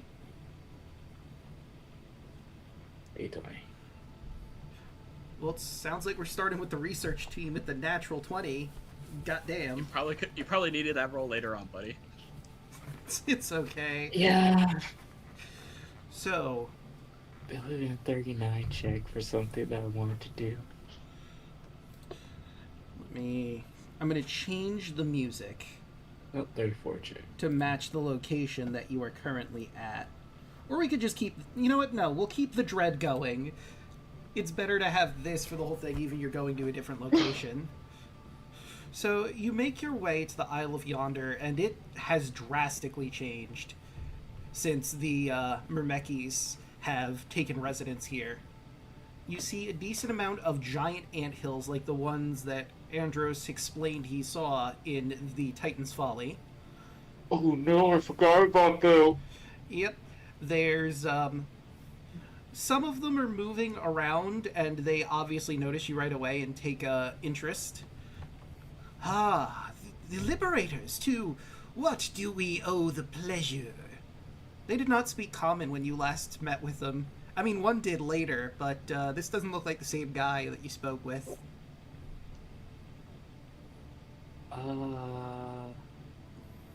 We're trying to find information What of about? the four Nether Titans. This wouldn't happen to have anything to do with, and he points up at the blood red sky. Yes. One moment, please.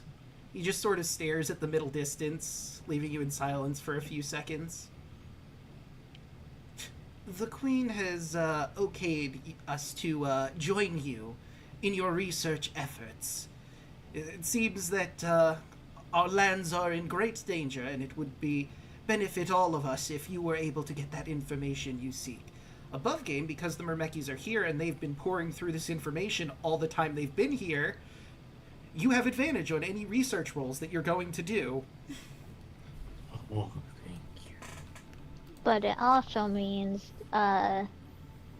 if they're coming with us, they know they'll end up learning more than they should.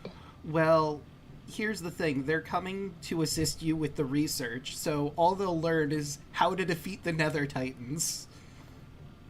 Plus, they live here now, so they will have this information anyway. Yeah, they've already gotten, if not all of it, a majority of the information contained in the library, which is not limited to, the language of giants, the language of common, all of the lore from the world before your time skip and the 500 years before the Oath of Peace. How to make armor, spellcraft, potioncraft, pottery. They've learned a lot. This was the best place for you to send them. For them, whether it's good for everyone else, we'll have to see. I mean, They they seem probably friendly know. enough, honestly. They probably know know who where probably fights the other gift.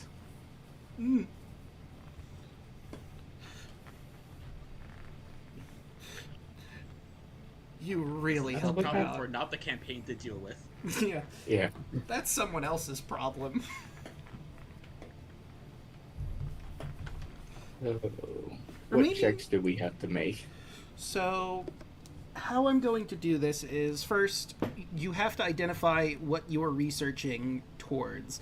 Are you picking a very specific Nether Titan at this point, or are you going for, like, general all of them at once? The benefits of going specified is I could give you lore about that Titan, its potential weaknesses, depending on how well you roll.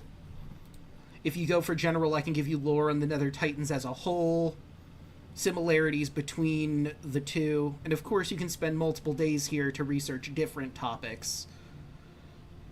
It's really based on what you want to make your focus for this time. For the first day, let's say. I will probably focus on the Kraken first. All right, going for good old Kraken. So I need you to roll me Arcana with advantage. You say what? Roll Arcana. Arcana, and you can either do this as a group, like everyone rolls Arcana, or, well, you already have advantage because of the Myrmekis joining you. So you could either have one dedicated scholar, or you could have multiple people rolling this. Can we have, like, each one of us actually look for a different Titan? Yeah, I would allow that. Have 4 different people going on each Titan. I think I'm going to focus on Tarask. Okay. Carlos already doing Kraken. What's Merrick want to look for? What are other? Sorry, Tarask, Kraken, the Behemoth, and Nether Dragon. Yes. Yeah. Nether Dragon sounds dope. I'll do that. All right. And then Luna will get the last one. All right. So I need everyone who's doing research to roll me their Arcana checks. Not me. Just now opening my character sheet. Oops. Is this amateur hour? Yes. I know, right? I was late. Oh my god, thank God, Luna. Ooh, natural 20. Luna got the natural 20, thank God. Right, and I Merrick, can +4. I roll a 6. Garbage. No, on you the got plus side, you got the because have 23. You Oh, have- advantage. Okay, well that works. Yeah, you have the Myrmekis helping you. Hell yeah. You all rolled really well. All right, so we'll start Nice. with Alu and the Tarask. I'll go in order of who rolled what. So, here's what you learn about the Tarask. The Tarask is definitely one of the more dangerous of the Nether Titans. They're all obviously dangerous, but the Tarask has multiple things that make it very unpleasant to deal with. It is a ravenous eating machine that goes across the lands, devouring everything and anything in its path. It does not matter if that is a living entity, a tree, a building, a mountain, several rivers. It consumes. However, one of its major weaknesses is it is earthbound. It cannot fly, and it does not have ranged capabilities. So you could attack it from a range, and it doesn't have a response to that. The book that you read mentions, comically enough, a siren child with a longbow could defeat the Tarask. However, it would take so long that everything would be destroyed by the time they finally killed it. The other thing you learn from that Net 20 is it cannot be blinded. It has a blind sight, and its carapace can reflect any magical attack back upon the caster itself. Oh. Great. Yeah, that's why Terrastra It's not terrible. It's not a constant thing, but it is a genuine problem. If you're going to cast spells at the Tarask, there is a very real chance you get your spell blown back at you. I mean, is it like automatic, or you have to roll for it? So As far as it deflecting back at you. above games, basically in the stat block it reads, if it is targeted by magic missile spell, a line spell, or a spell that requires a range attack roll, I roll a d6. On a 1 to 5, the Tarask is unaffected. On a 6, the Tarask is not only unaffected, but it gets reflected back at you. Though Okay, it so it's originates immune from and the it can Tarask. reflect it. Yes. Horrendous. It also has, I'll include this for free, because that goes with the carapace thing. It also has magic resistance, meaning that it has advantage on any saving throw against a spell or magical effect. Great. The Tarask is no fucking Anti-merit joke. machine. Yeah, right. Great. That's what I wanted. Since you rolled so well, I'll also give you that it is immune to fear and its mind can't be influenced by magic, as well as fire and poison. However, it is not intelligent. So theoretically, a spell like Maze could trap it for a bit. And because of its nature as the spell Reverse Gravity, since it's an earthbound creature normally, reversing gravity on it could also potentially work to your benefit.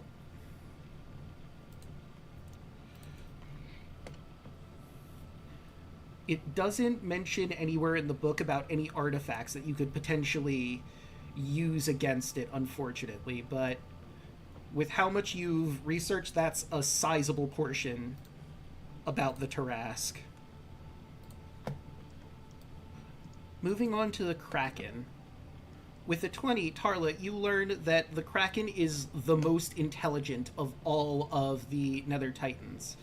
However, it's also susceptible to attacks on its mind. It is not immune to charm magic. It does have the ability to see through illusions, however, and can call lightning storms. I need to look at this one thing. That plan might work then.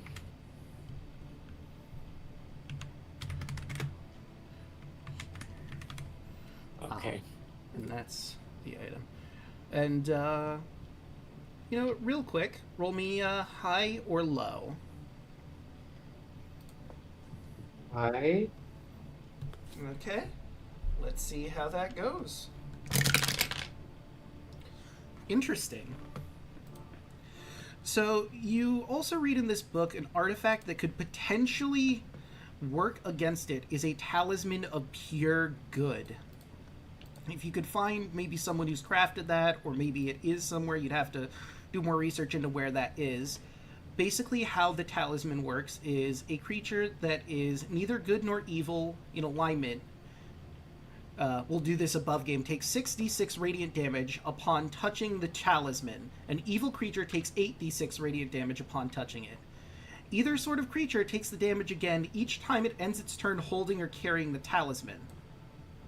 So, like, you could stick it to the Kraken somehow, or get it so it couldn't remove it somehow. It could take a constant stream of damage. Or, if you are a cleric or a paladin, you can use the talisman as a holy symbol. You get a +2 bonus to spell attack rolls while you're holding it. It has 7 charges. If you're wearing or holding it, you can use an action to expend 1 charge from it and choose a creature you can see on the ground within 120 feet of you. If the target is of evil alignment, a flaming fissure opens under it. The target needs to succeed a DC 20 dex save or fall into the fissure and be destroyed, leaving no remains. The fissure then closes, leaving no trace of its existence. When you expend the last charge, the talisman disperses into motes of golden light and is destroyed. So that other effect is really useful against the Kraken. If you could get it to fail that dex save, you could one-shot it, basically, because it is definitely evil. It actually has the intelligence to be evil. Okay. But you would need to, A, figure out if someone has made or if it exists anywhere.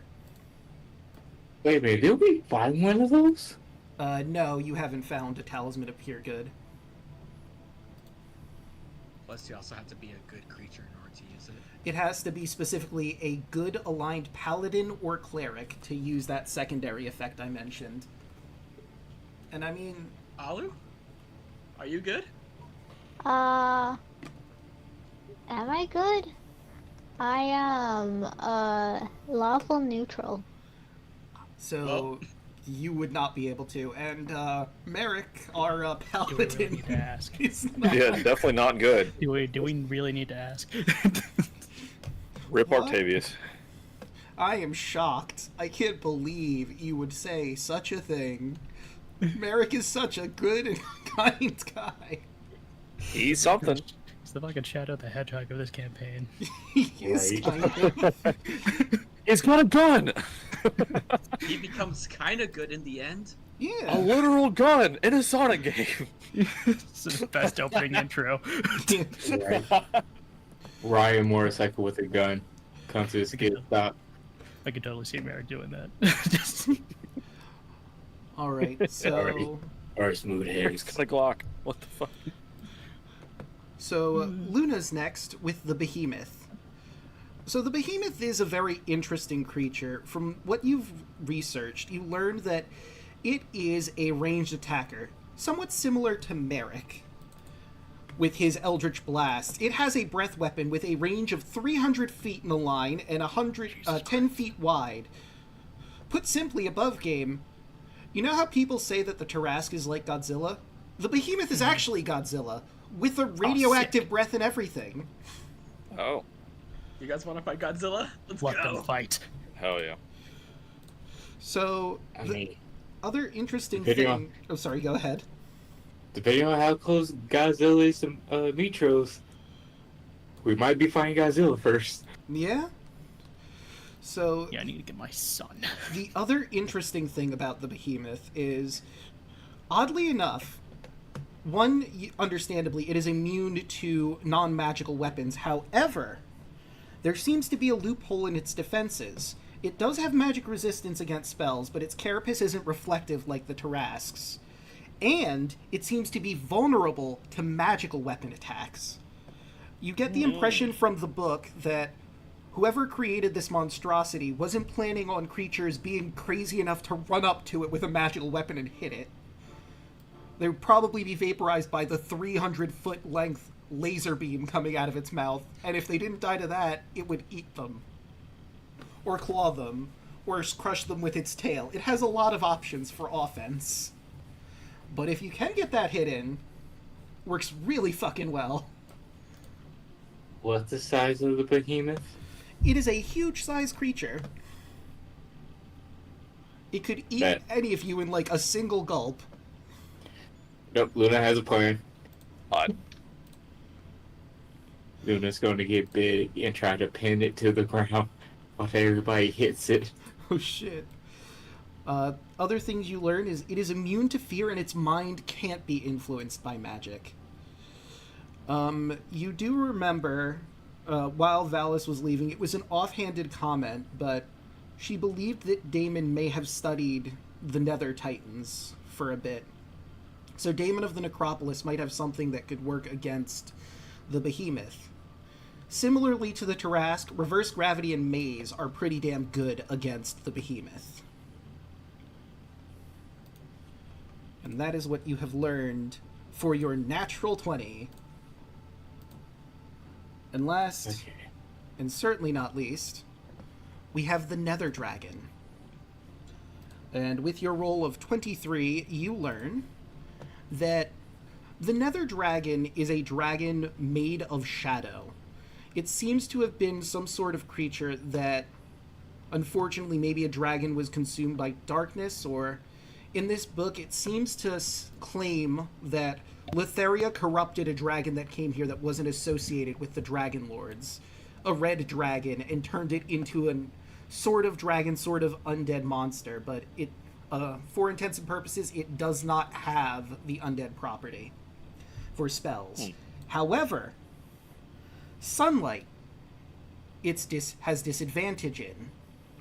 It has a sunlight sensitivity. Therefore, it usually is nocturnal, traveling at night. So you could potentially, if you can find it, ambush it during the day. It is also one of the creatures not immune to charm magic. You also learn that it has... Oh, sorry, go ahead. I do see through part of that explanation. It does have a blind sight, and it is almost impossible to sneak up on an ancient dragon. But if you are attacking it during the day, you do have that sunlight advantage. Another terrifying thought that you learn about from this book is those that get killed by its breath rise up as shadows. So if any of your party die in this fight against it, they will become allies with the Shadow Dragon. That's cool. It is immune to fire and necrotic damage, so any spells using those are worthless against it. Fuck you. And that was deserved. And I have a feeling Merrick said that out loud while he was reading the book. He Like, fuck you in absolutely particular. did. Exactly, dude. He's looking through the book and just suddenly, at the top of his lungs, fuck you! It went from being like, this is a cool fucker to, oh no, not again. Shush! This is a library! And? So I rolled high or low. Low. I did get low. You Hell learn from the book that there is an artifact that has been known as either the Orb of Dragonkind or a Dragon Orb.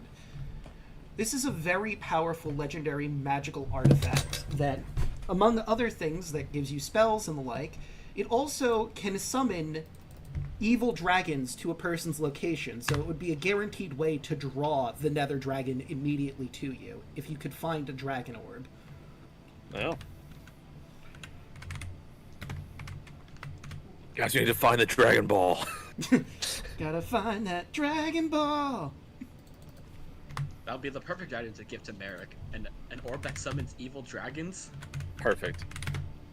That We he totally can't don't. hurt? We totally don't know his backstory and how that may affect it. But you know what? It'd be fun. And I'm just gonna grab the Dragon Orb from Roll20 so I can give you all the stuff it does. Him. So, the problem with the Dragon Orb is, to make it work, it has a soul of an evil dragon inside it. When you attune to the orb, you need to basically assert dominance over this evil dragon, or it could has a chance to possess you or convince you to break it free, which makes the item inert. However, you're a pretty charismatic guy. You have the feeling you could probably make that save. That'd be fine. It also gives you spells. The orb has 7 charges. It regains 1d4 plus 3 expended charges daily at dawn. If you control the orb, you can use an action to expend 1 or more charges to cast one of the following spells. All have a DC of 18. Cure Wounds at 5th level, 3 charges. Daylight with 1 charge. Death Ward for 2 charges, or Scrying for 3 charges. You can also use an action to cast Detect Magic from the orb without using any charges. The other thing that it mentions is it has random properties dependent on the soul of the dragon inside the orb. I'm not going to tell you what possible benefits or detriments those are, because again, there's no way of knowing for sure. It's pure random. But there are 2 minor benefits you would get, 1 minor detrimental property and 1 major detrimental property from attuning to it. And like I said, while you control the orb, you can use an action to cause the artifact to use a telepathic call that extends in all directions for 40 miles. Evil dragons in range feel compelled to come to the orb as soon as possible by the most direct route. Dragon deities such as Tiamat and Bahamut, well, in this case evil, so Tiamat, are unaffected by the call. Dragons drawn to the orb might be hostile towards you for compelling them against their will. Once you've used this property, it can't be used for an hour. So yeah, after the Nether Dragon thing, who you know is going to be hostile to you because you're going to try and kill it, you might not want to try and summon many evil dragons to you. Just a thought. That's fair. That's fair.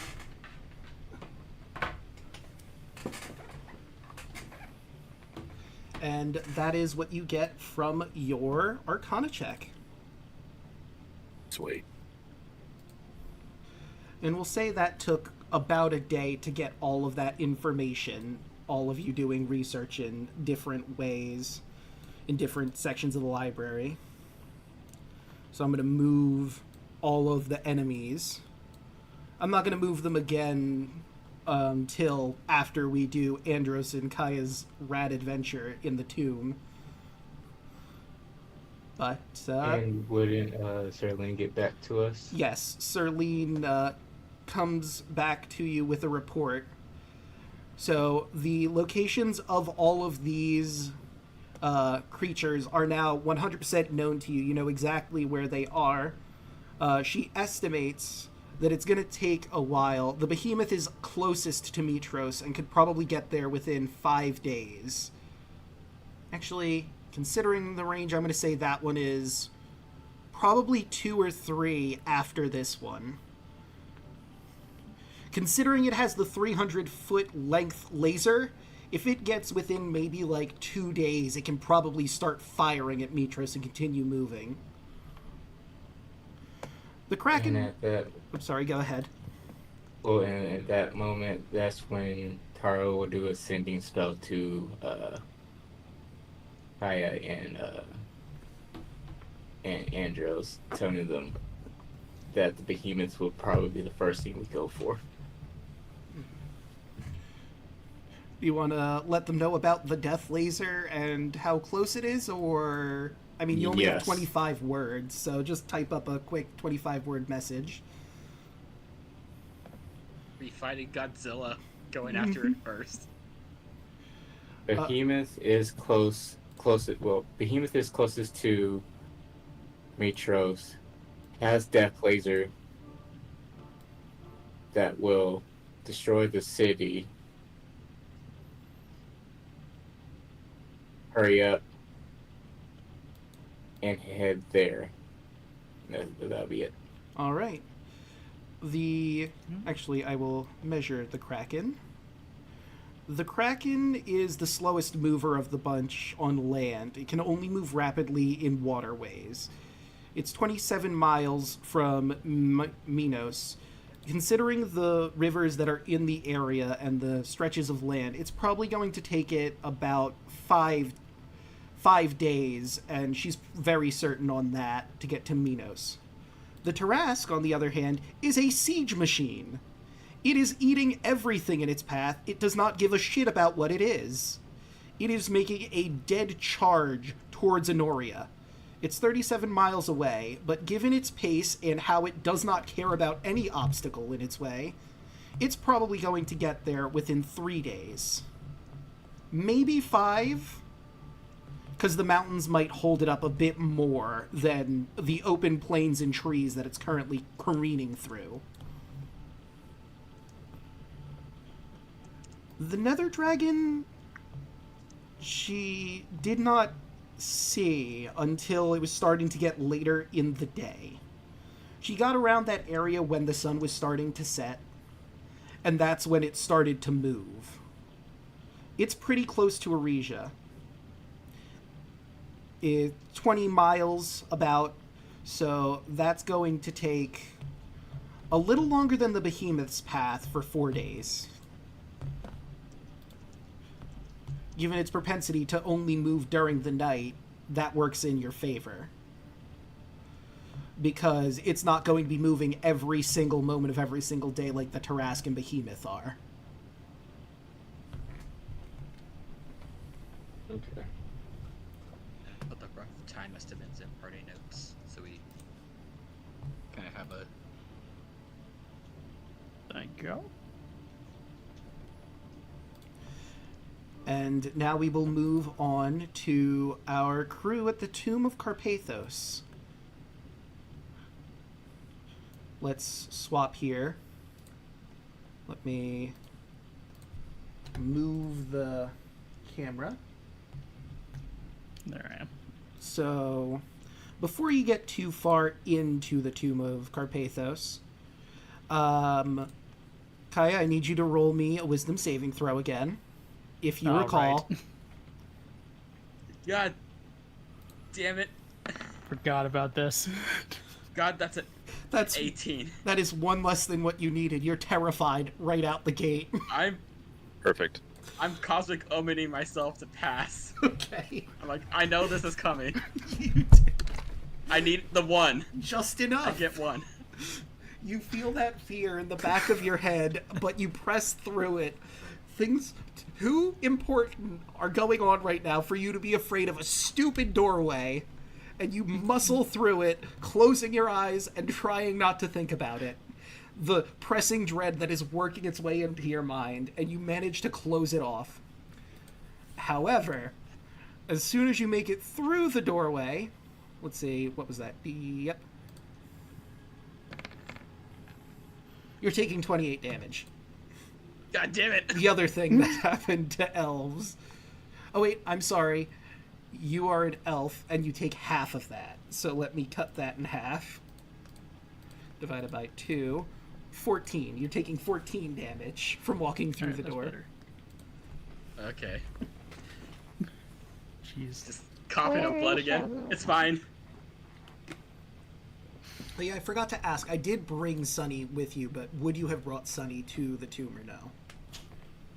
I need my safety animal with me. Fair. So, For the sake of ease, We're doing this again. not yet. I'm going to move you from your current position to the rooms you've already been through up to where stuff is new and you haven't explored. Okay. And then we'll have you roll from there.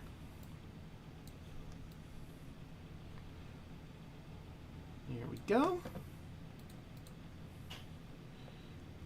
So if you scroll to like the more middle of the map, you should see where you guys are. Yeah, I see it. And now I would like you to roll initiative.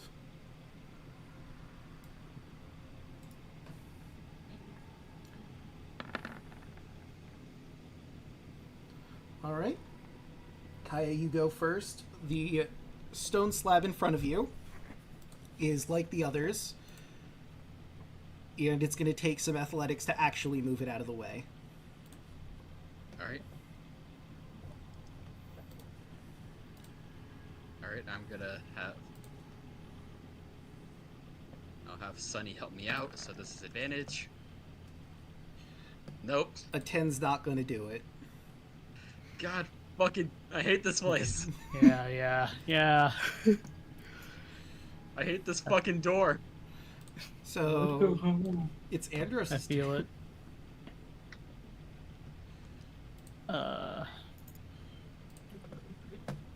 Yeah.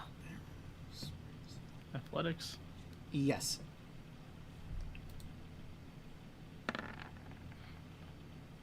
That's also not going to do it. God damn it.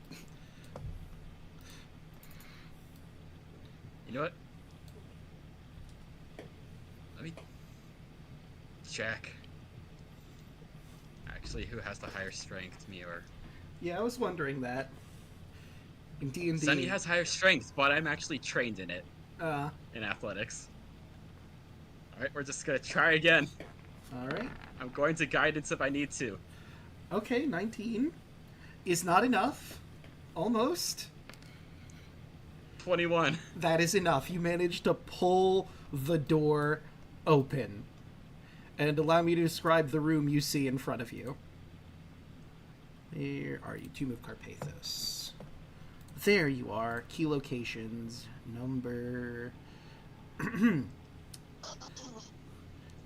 This room is filled with 12 golden statues, almost blindingly bright compared to the rubble and stone around them. Forged from layered plates of metal, each statue is made in the image of a different woman.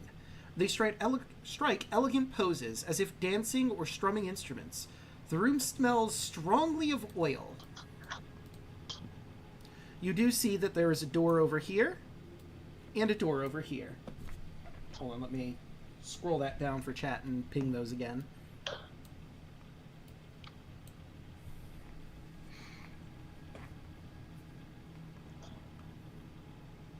Are those shadows still on the wall? Or some of them? You managed to cleanse some shadows. You haven't seen any yet. You don't know if there are any more further in because you didn't explore these rooms. So there might be more shadows on the walls. But you did manage to save some of them. Maybe the rest of them can help us out. At least point you in the right direction. Also, did you daylight or not?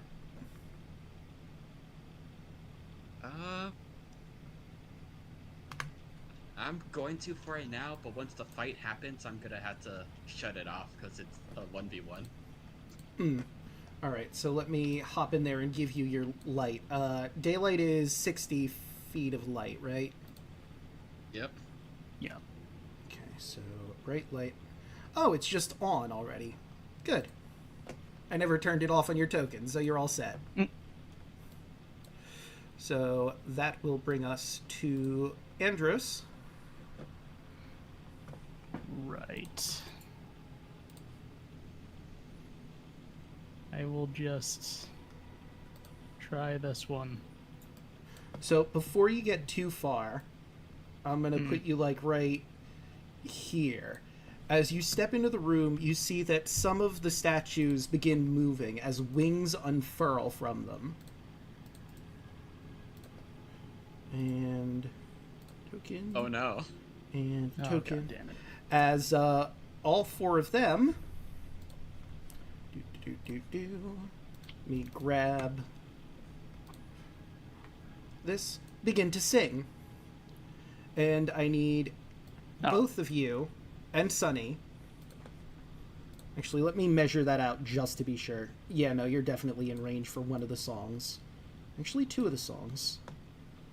And Andros, you're in range for all four of them. I need you to make Wisdom saving throw, or you're taking 8d6 psychic damage, or half as much on a success. Okay, so you managed to save. And that is... And that is 8d6s. Let's get to the advanced room. I'll use my reaction for Antris again. Yeah, I don't want to use my key point yet. So that's a 16 for you, so we all pass. Okay. So you will take half of that 21. So 21 divided by 2. So that would be 11 points of damage. And that was 1. Kellan sings a song of despair, each creature within 20 feet of her that can hear her, that isn't a construct. So I need to do that 3 more times.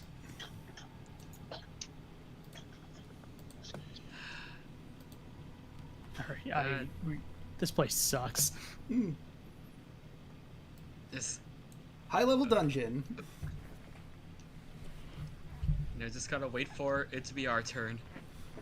Yep. And I will roll them into initiative afterwards, so feel free to roll those wisdom saves one more time.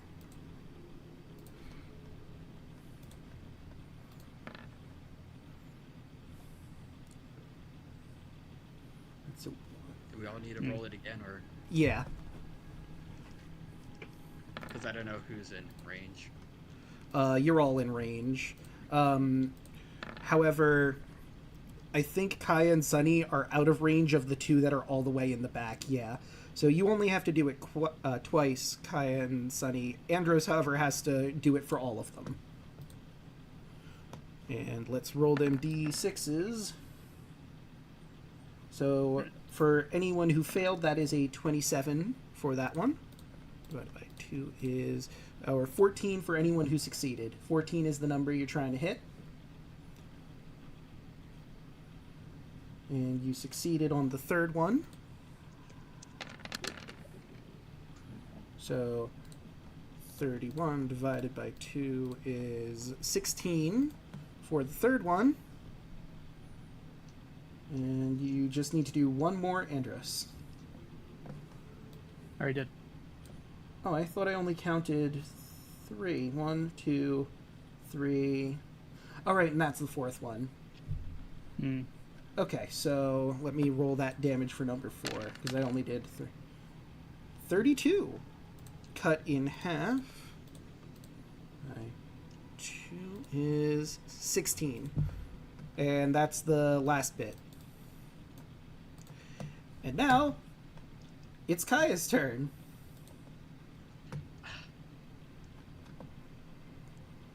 Andros, hold your breath.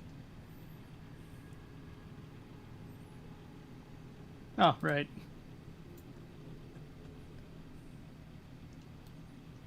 Dropping a freaking fire cloud in here.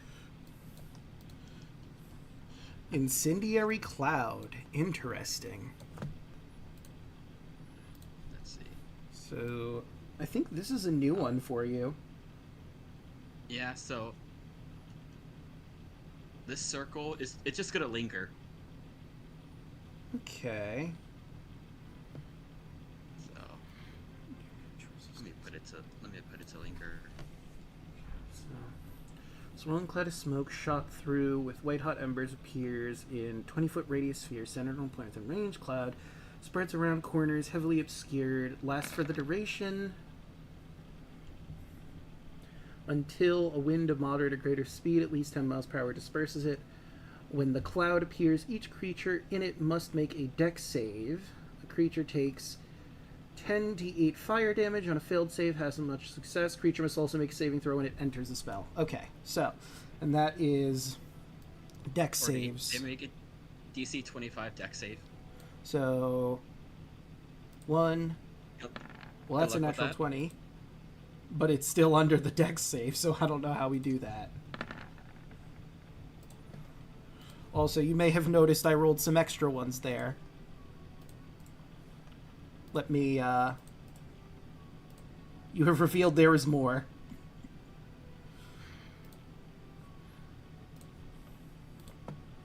And I think I revealed all the ones that are in the range of your yes. So, let's see. Do we make it a success simply because it's a natural 20 in that instance, even though it's under the dex save? I mean, how have you ruled it like that before? Or? I don't think it's ever come up to this point, is the thing.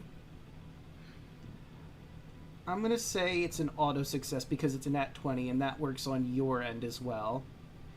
So if you're ever doing a saving throw and you get a natural 20, remind me if I forget that, yes, that counts as an auto success. We'll go with Baldur's Gate rules. So cut that in half is 24. But everything that fails takes 48 fire damage. Okay, so...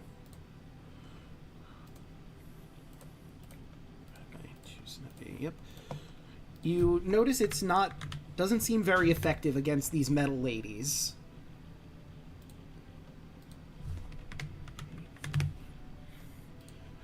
And above game, it seems they are resistant to fire. I mean, that's just gonna stay. True. Alright. Bonus action, I'm just gonna punch the nearest one within range. What's the fucking... That'll be a 33 to hit. Yeah, that's gonna hit. 18 radiant damage. Right, and So that's this one. that one. Okay. You know? Doesn't way. seem like they're resistance to radiant. Gonna be going next because I have higher initiative. You do, yes. Let me just...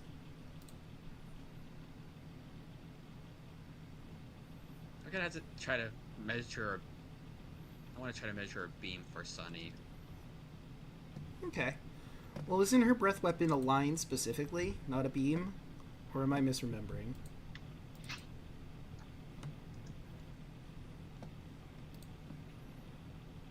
Fire breath. Yeah, hers is a line. Ah. Okay, hold on, let me... Yeah, then actually, no breath weapon for her. She's just gonna take the dodge action. Okay. Let me drop my circle again. I think you had it... Yeah, there it is.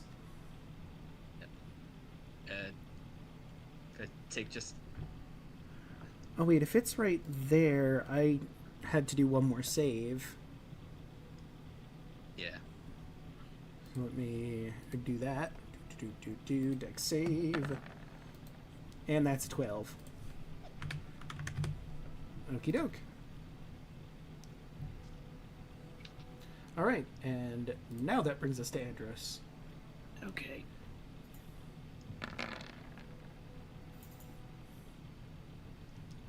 Okay, that's a natural 1, so let's see what you've won. For lucky number 13 on the die, you kicked up some dirt in your eyes. Oh, okay. I'm good. Yeah, your vision and dark vision is halved. You have disadvantage on perception checks, disadvantage on attack rolls and dex saving throws against visible effects. But you also have blind sense thanks to the dagger, so not really an issue. But Yeah, I'm for okay. 24 hours, you'll have to go off your blind sense alone.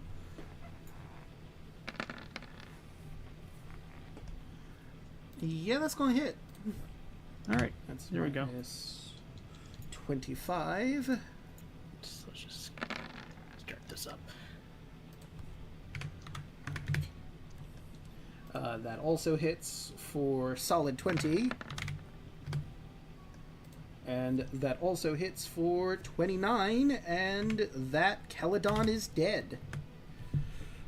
Also realized now in the thick of things, oh yeah, These are kind of like the things that Vulcan sent your guys' way when he was sending you magic items.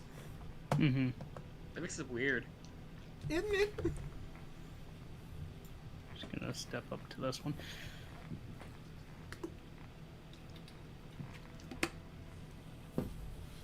Okie doke. And that's it. Right, that brings us to the Keladon. That's 1, 2, 3, 4, 5 that are going to sing yet again the Song of Pain. So you're in range for that one. You're in range for number... Well, hold on, let me go snap to corner, because that would be more accurate. Because they're, like, in the edges, so... You're in range. You're in range. So at least for those two you are. Andros is out of range for this one. And he's out of range for that one. So Kaya and Sunny just have to deal with 2. And, oh well, that's a nice even split. Both of you have to deal with 2. So, Keladon. The wisdom save you're looking for is 14. Even with a nat 1, I... So we're also going to go with the rule that, actually, I think we ruled that? I think we've ruled that it's a failure for a nat 1. So Then I'll use a legendary resistance to pass. Fair enough. Alright, so let's roll. Since my turn passed, not enough to save Sunny. We'll say the first 2 are for you and Sunny. So that's 25 and 27. If you succeed, cut that in half. And cut in half, that would be 13 and 14. 14. And now for Andros's 30 and 25, you succeeded on both, so we cut that to 15 and 13. And that's it for them. Okay, they all need to make dex saves again, because they start their turn in the fire. Mm. Oh yeah, they could have take tried 37. moving. Dex save. Unless they're all nailed to the wall. And that's 1, 2, 3, 4 I have to do. And they all failed. So 37 cut in half because their resistance would be 19.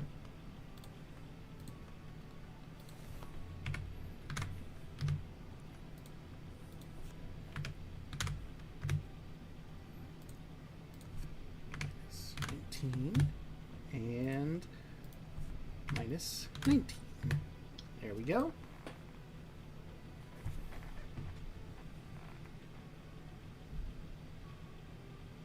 All right, and that's it for the cloud.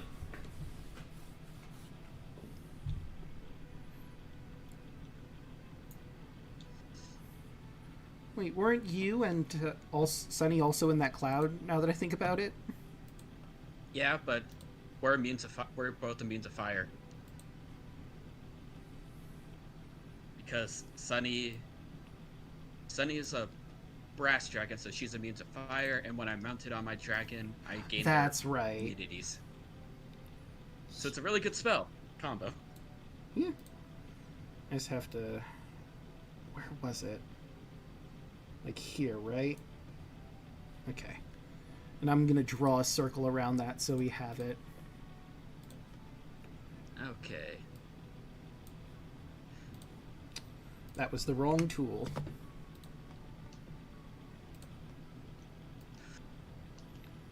Alright. Andros, how Dexy do you feel? Just do it. Do whatever you have to do. Action, lightning bolt, hitting these two. So pass the DC 17, or take 29 lightning damage. Lightning training. Yep, no damage. This is why we did the lightning training. For this exact So purpose. Those two Keladons gotta roll a save again. Alright, I'm just getting the incendiary out. Now I can roll their dexes. 1, 2. So they fail. However, you learn that, like Andros, it does not seem to affect them. He dodged out of the way, but they seem immune to lightning. God fucking damn it, I hate this place. Okay. Bonus action, just gonna do a heal round.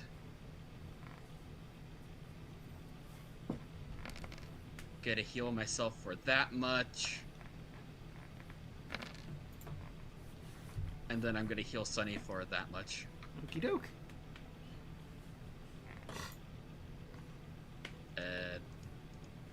Probably gonna have to move out of the way so Sunny don't get hit anymore. Might be a good idea. I'm gonna move this ever so slightly because I remember it just barely clipping the two of you. That seems correct. There we go. Alright. Let's boldly retreat. At least have her retreat. Mm. And I'm just gonna stand at the edge of the cloud. Okay. Now it is like heavily obscured, right? That area? Because it's incendiary? It's it does not say. Oh, well, never mind then. Oh, yeah, it is heavily obscured. But Andros does not need to see. True. You don't need eyes. That was more for you and your lightning bolt, but that's off a save, not off of an attack. Just for further reference. Okay. So unless these things have blind sight, they're technically blinded in this. Okay. Because they cannot see. Well, they do not have blind sight. I can confirm that. Alright, Andros, you have... Yep, you're able to hit them for free. Speaking of, Andros, your move.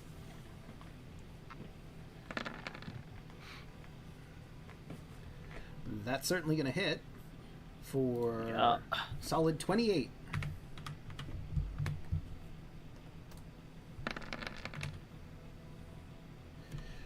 And that be 22.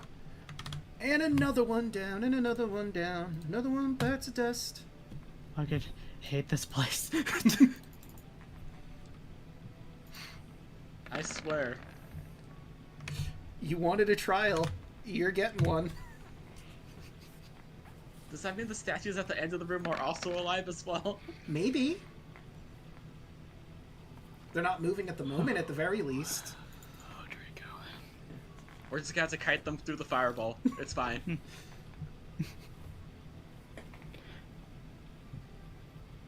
Okay.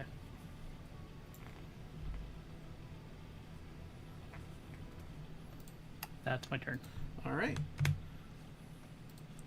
That brings us to the Keladon. Let's see, this one's gonna try and... They have to make the save again. Okay.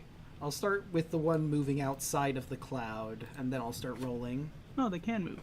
Yep. So that was 25. She can move up to 30 feet with just her walk speed. That is not what I wanted. I wanted the line, thank you. And snap to center now, so not quite in range for her.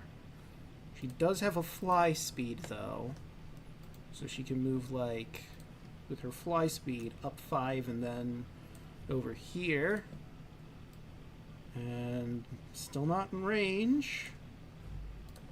Another over. Nah, she's just barely out of range unless she wants to go into the cloud, so she's just going to stay right where she is and hold her action to begin singing when someone enters range. But now, let's run those deck saves. And that'd be for 1, 2, 3. The other one would have had to have made the save, because it's when you start your turn in it. Well, the one that I moved wasn't actually in it. She was just outside of it. Ah. I couldn't see that part of the fire. Yeah, she was the only one that was just barely out of range. She was activated when Andros walked into the room. The other ones were activated because you set them on fire. Fair enough. That's still half of 57. True. And that's nothing to sneeze at. So that would be 29. Minus 29. Minus 29. And this one over here. What do you know? That's exactly her health. Another one down.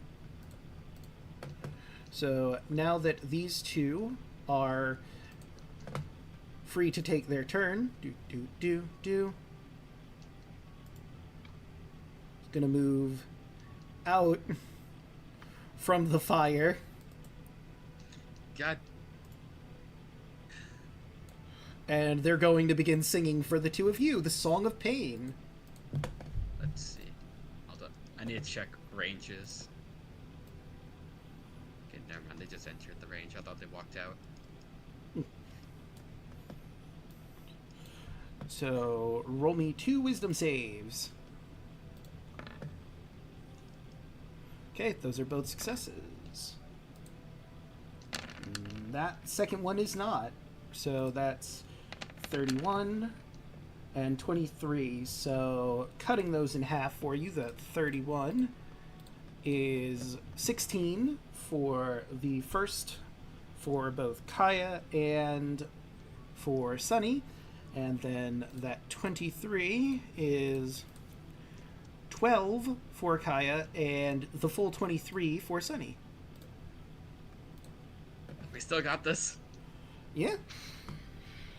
And that is it. No bill. That is it for the Keladones. Bring us back to Alright. Kaya. Alright. Just gotta mount up. And I'm gonna charge and hit them with the stick. Okay. And since I got mounted combatant, this attack is with advantage. Okay. Because they are smaller than my mount. True. So that's a 32. Is gonna hit. That'll be 17 bludgeoning. And yeah, that's it.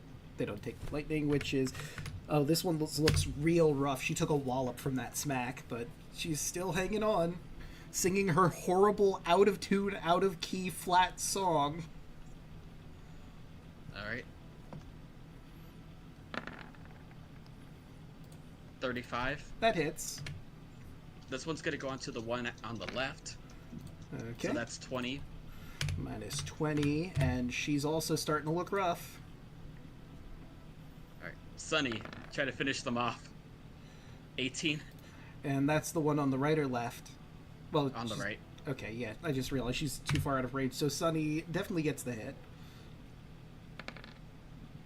15. And hey, look at that. That's enough to rip it asunder. And the claw attacks. 10 is not going to do it. And neither will that 13. Yeah, then that's everything I could do on my turn. Right, it's Andros's turn. So, like, your blind sight is what, 10 feet away from you at a time? No, it's 30. Oh, okay, so then, yeah, you're fine to see what's going on all around you. Yeah. Let's see here. Do I want to move there? Do I want to help Kaya? Kaya, are you good? I think this thing just needs one good hit, but you can finish your thing. We're both hanging around health half. We'll be fine. Okay. I trust you, man. Well, I clearly see that one that's just trying to sing at me. Yeah? So you get into range and her held action activates. So Yeah, I roll know. that wisdom.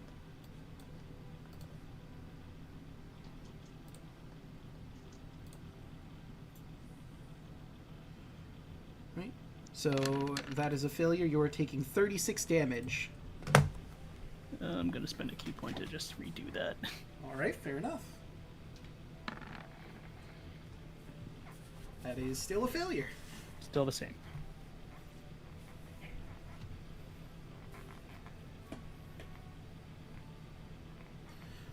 right.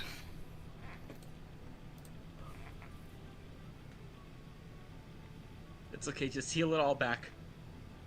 Yeah. Yeah, that's what I'm thinking about doing. It's too bad I was on a nice number too. Dang. Alright. That's weird. It's just complete darkness for me on this side of the room. That's... Yeah, I don't know why the lighting is doing that. Like, it might be because there's no light source on this side of the room. All the light is coming from the room behind you. But she is right here, right? Yeah, she's right here. Your blind sight would show you that, even if you can't actually see her. Well. Right, so that would be 17.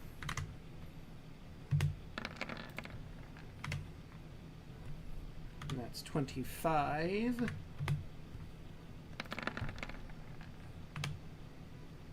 And that is 20.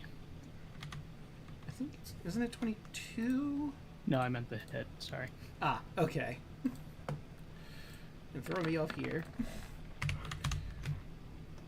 Okay, and that one is 21. She's still barely hanging on. But you've really left some sizable dents. Yeah. I'm gonna heal that 10. Alright. You know, just for my own reference sake, how many rounds has it been at this point? I lost count at a 3. certain point. 3? Okay. Yeah, that's what it says on the counter. No, I think that's how many people are in initiative. Oh, never mind then. I don't know.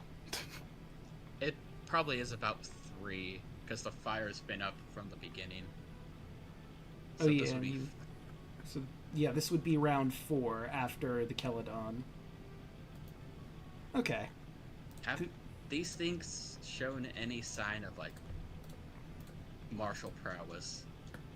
Nah. They've shown they can sing real bad.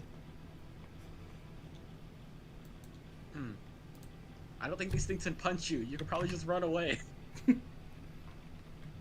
Oh. Could have saved a lot of time. Well. Anyway, here she goes singing again. So just for point of order, because it's funny to me, they do have another song. I just don't know why they would use it in this scenario. I think they'd only go for Song of Pain. There you go. Alright, I'm good. At So that that'll game, be- what is the other song? 11. Ah, Song of Sleep. Could put you to sleep. But this is clearly a defense system to keep people out of here, alive or dead, so they're probably just gonna kill you. Or try to, at the very least. So you take that 11 damage, and it does not seem as though any of the other Keletones, if they exist in this room, have sprouted. Or maybe those are just statues at the bottom. Who could really say at this point? They haven't grown wings, and they haven't started destroying your ears with their horrible singing. And that's a positive. Gonna hit this other one with advantage again. Okey-doke. 36. You know, I think a 36 might hit. 19 bludgeoning. So that would be, yep, 19, and she's down.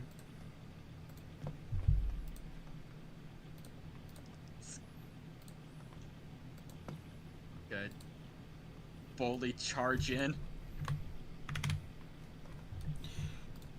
Let me call out to Andros to give him a healing word. Alright. Heal for that much. That'll be Thank you. 17. And then I'll give Sunny that much. Okie doke.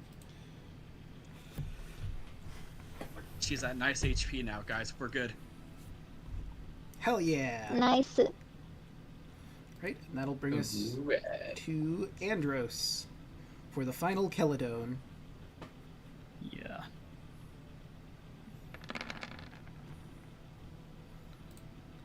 And that is enough to take her down, so how do you want to do this?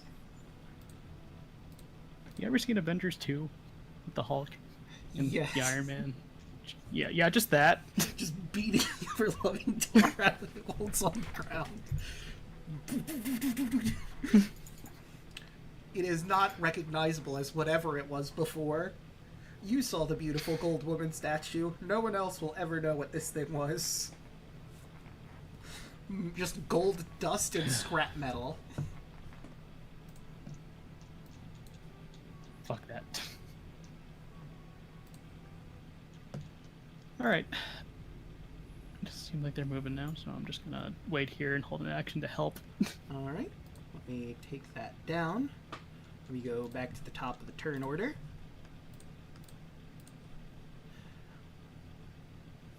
Did you want to take a short rest or just keep moving at this point? Just keep moving. Fair point. I'm not. Who knows? There could be more Knuckles in here. Fair point. There could be. Alright. Alright, we're gonna try to push this door with advantage. You have advantage. 25. 25 is enough to unlock it. Before I open it, I want to mention what I find interesting about this room. It's not technically mentioned in the module as I have it. Like, this room existed, it has the vampire spawns, but the description that I have for this room is actually for the next room over. So, I'm just gonna freestyle this room. Much like with the ones you've seen before in the other rooms, there are 3 vampires that are held down by millstones. Trapped. And because you have daylight active, they are burning alive. And there are 4 shadows on the walls that look very similar to them. Bonus action, just more healing. Andrews heal for 21. Thanks. Gonna need it. Yep.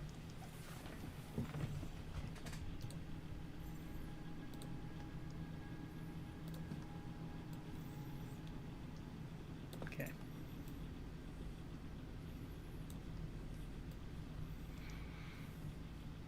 Well, we got it open. Yep. Last bit of blueprint. Walk into the room. Alright. I just thought of something. Mm-hmm. Kai, isn't your wind walk still active?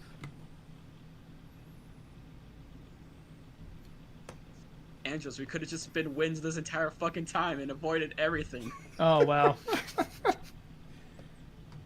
Well, Fuck it. Win time. wait. Hold on. Does it just turn you to wind? I thought that was Gash's form that did that. Let's see. You assume a gaseous form during the duration. You will increase your see with range. Oh yeah, gaseous form. Wow. I thought there was a spell called gaseous form. There is. There it is. That. So then what's the difference between... I guess this gives more people the gaseous form? It's a higher level spell, so... This one basically gives you more the movement speed and also to the ability to fly. That's the only thing that's like different. Can you transform forward and back? Because I don't know how you're opening these Yep. stone doors otherwise. Okay. Are there cracks within the door? Because we could just wind through it. No, they're plugs. They're plugging up the God. whole thing. And I put the vampire Okay. spawn on because they take damage on their turn. They're not able to do Okay. anything at this moment. Okay, so we can't wind our way through this. It couldn't be that easy. Nah. Right in. Sunlight is basically just covering this whole room, right? Yeah. Okay, I don't have to worry about these fuckers. They're also stuck under a big ol' rock. Each and every one of them. So unless you move that rock, you're not going to have to deal with them. Now I'll just hold my action to help. Alright. It is the vampires who are getting roasted alive, screaming in agony.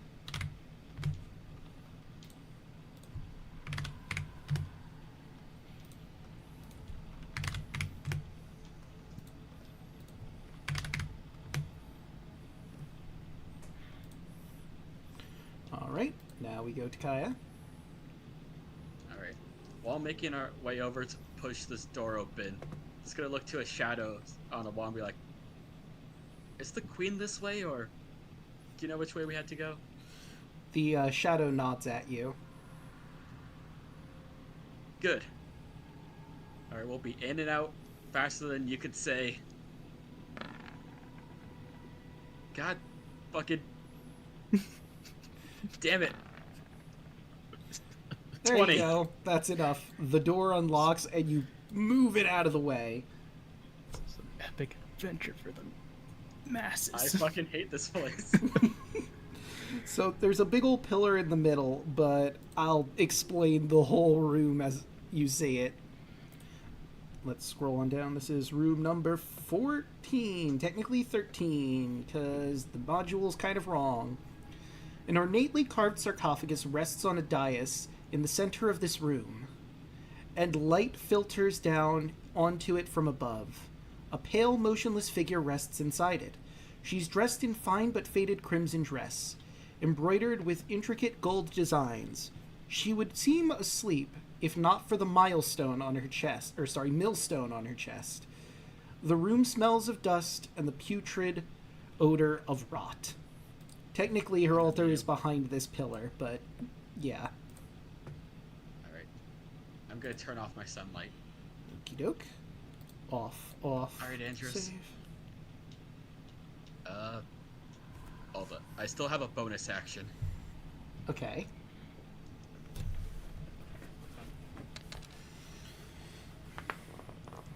Andrews, heal for 24. Thank you. I'll heal myself for 15. Get in there, man. We'll hold the line just in case. I'm also going to activate my ever-smoking bottle. Okay.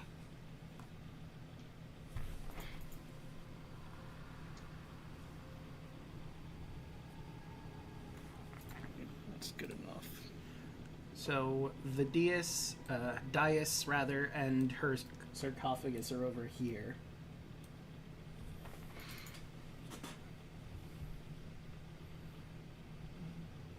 Okay. Thick smoke pours out in a 60-foot radius from the bottle. Cloud's area is heavily scurred. For each minute it remains open, it'll increase by an additional 10. Persists as long as the bottle's open. Okay, so it starts with 60 feet from you. Okay. Mm-hmm. So I will give you an aura of smoking bottle. Yeah. Let's go for a nice light gray. So a nice cinematic feel. And right? Is the tomb closed or anything? We can see her through it, right? Yeah. There's Okay. millstone on the sarcophagus, basically, where her chest is approximately. So if you want her to get out so you can fight her, you're going to have to move that first. Okay. And that'll be an athletics check. God damn it. If it makes you feel better, it is significantly easier than the doors. Okay. Wait, can't you just, punch her while she's down if it's only blocking her chest? Can't you just murk her right here?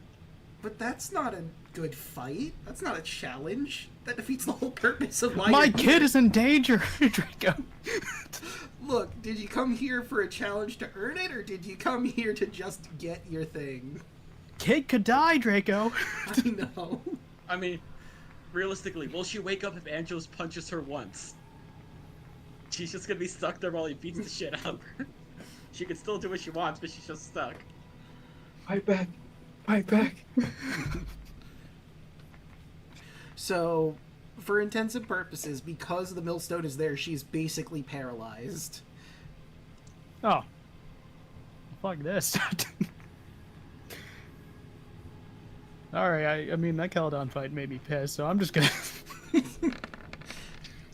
So you just auto crit? if you land. Isn't that how paralyzation works? Let me look at paralyzed just to be sure.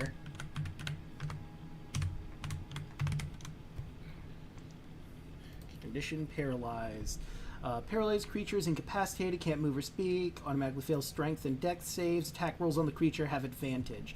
Any attack that hits the creature is a crit if the attacker is within 5 feet of the creature, and boy howdy are ya. Mm-hmm. So yeah, that's an auto crit, so I guess just roll again for the crit. That's minus. Probably should have just rolled the damage. Oh, there we go. There's a crit. Oh. And so we'll count. Yeah, just roll the damage for the other one, and I'll just count this one as a crit for your second attack. Minus 22. And now the... Whoops. Now the 9 and 4. So that's 13 plus 16 for 31. Her eyes have not moved. Shame. Another one. God. All right. Man, there were so many plans that are just completely thrown out the window now. Yeah, I'm With sorry. her. We got it's kind of urgent. If it was any other time, I would just open that, but The Keldon was a true fight. All right, and do I even roll her into combat because she can't react? I mean, At I this still got point. one more. I don't know what you're talking about. Fair enough. And that is minus 9. No, not 29. 19. And she Right, there we go. still seems to be with it. Barely. You didn't roll the crit for that one. Oh yeah, that's a Oh, good yeah, point. right. So roll the damage. Jesus Christ. So that would be 27, which is enough to kill her, and you watch as she crumples into dust before your eyes. And with that, before I read that, I have to agree with Bubba. This is basically the Golden Wind stomping scene. This poor woman. I don't know why the Mamba number 5 is just like playing. Number 4 is just playing in my head Oh my God. as he's punching her. So I guess I'll start with how do you want to do this as you just unleash your flurry of blows. Yeah, just I'm so sorry. I'm sure you would have been a great fight, but I have other things to worry about right now. To just punch her right through the chest. 1, 2, 3, 4, 5. You just Call me Chris Brown because I'm a bad man. Oh my God. So you just unleash punch after punch after punch, and she eventually crumbles into dust underneath your fists. A cape is left behind if you want to grab that. That's probably Yeah, sure, why not? something. And as you're grabbing the cape, your vision begins to fade. You're taken from reality, and you feel warmth in your chest. But you feel no fear, no unease. You find yourself at peace. You understand what the Grand Masters of Aresia tried to preach to you when you were younger. Being a martial artist isn't only about strength. It's about mastering one's body, mind, and soul. Not simply being stronger than everyone else, but finding enlightenment. Conflict is bound to happen. You know this to be true. But the true master can rise to any challenge, confront it, and help those who aren't strong enough yet to overcome. You look back at your younger self and see how much you've grown, how foolish you once were, and that's okay. You become far greater, and with the gift you've been given, you can help so many people, guiding them to whatever they dream of for themselves or for the betterment of themselves and the world. For you have gained the guiding force of light, the power of illumination, revelation, and guidance. Some people fall. They make mistakes, but they can change. You think back to that white boar. Hatred still fills you. But because of that boar, Damon, of the necropolis and the rest of your group. You were able to rise to godhood in this moment. You might not have done it alone, but you put in the work to train yourself up to where you are now. You, a hot-headed orphan, who's challenged all the grandmasters of Arisia before you were ready, who overstepped and got killed by a boar. With effort and a helping hand when needed, you've changed for the better. You've killed gods! Anyone can change, so long as they are willing, and you are a testament to that. Your vision fades out, and you find yourself atop the volcano at Typhon, where you took the dive and saved your ancestry from its curse.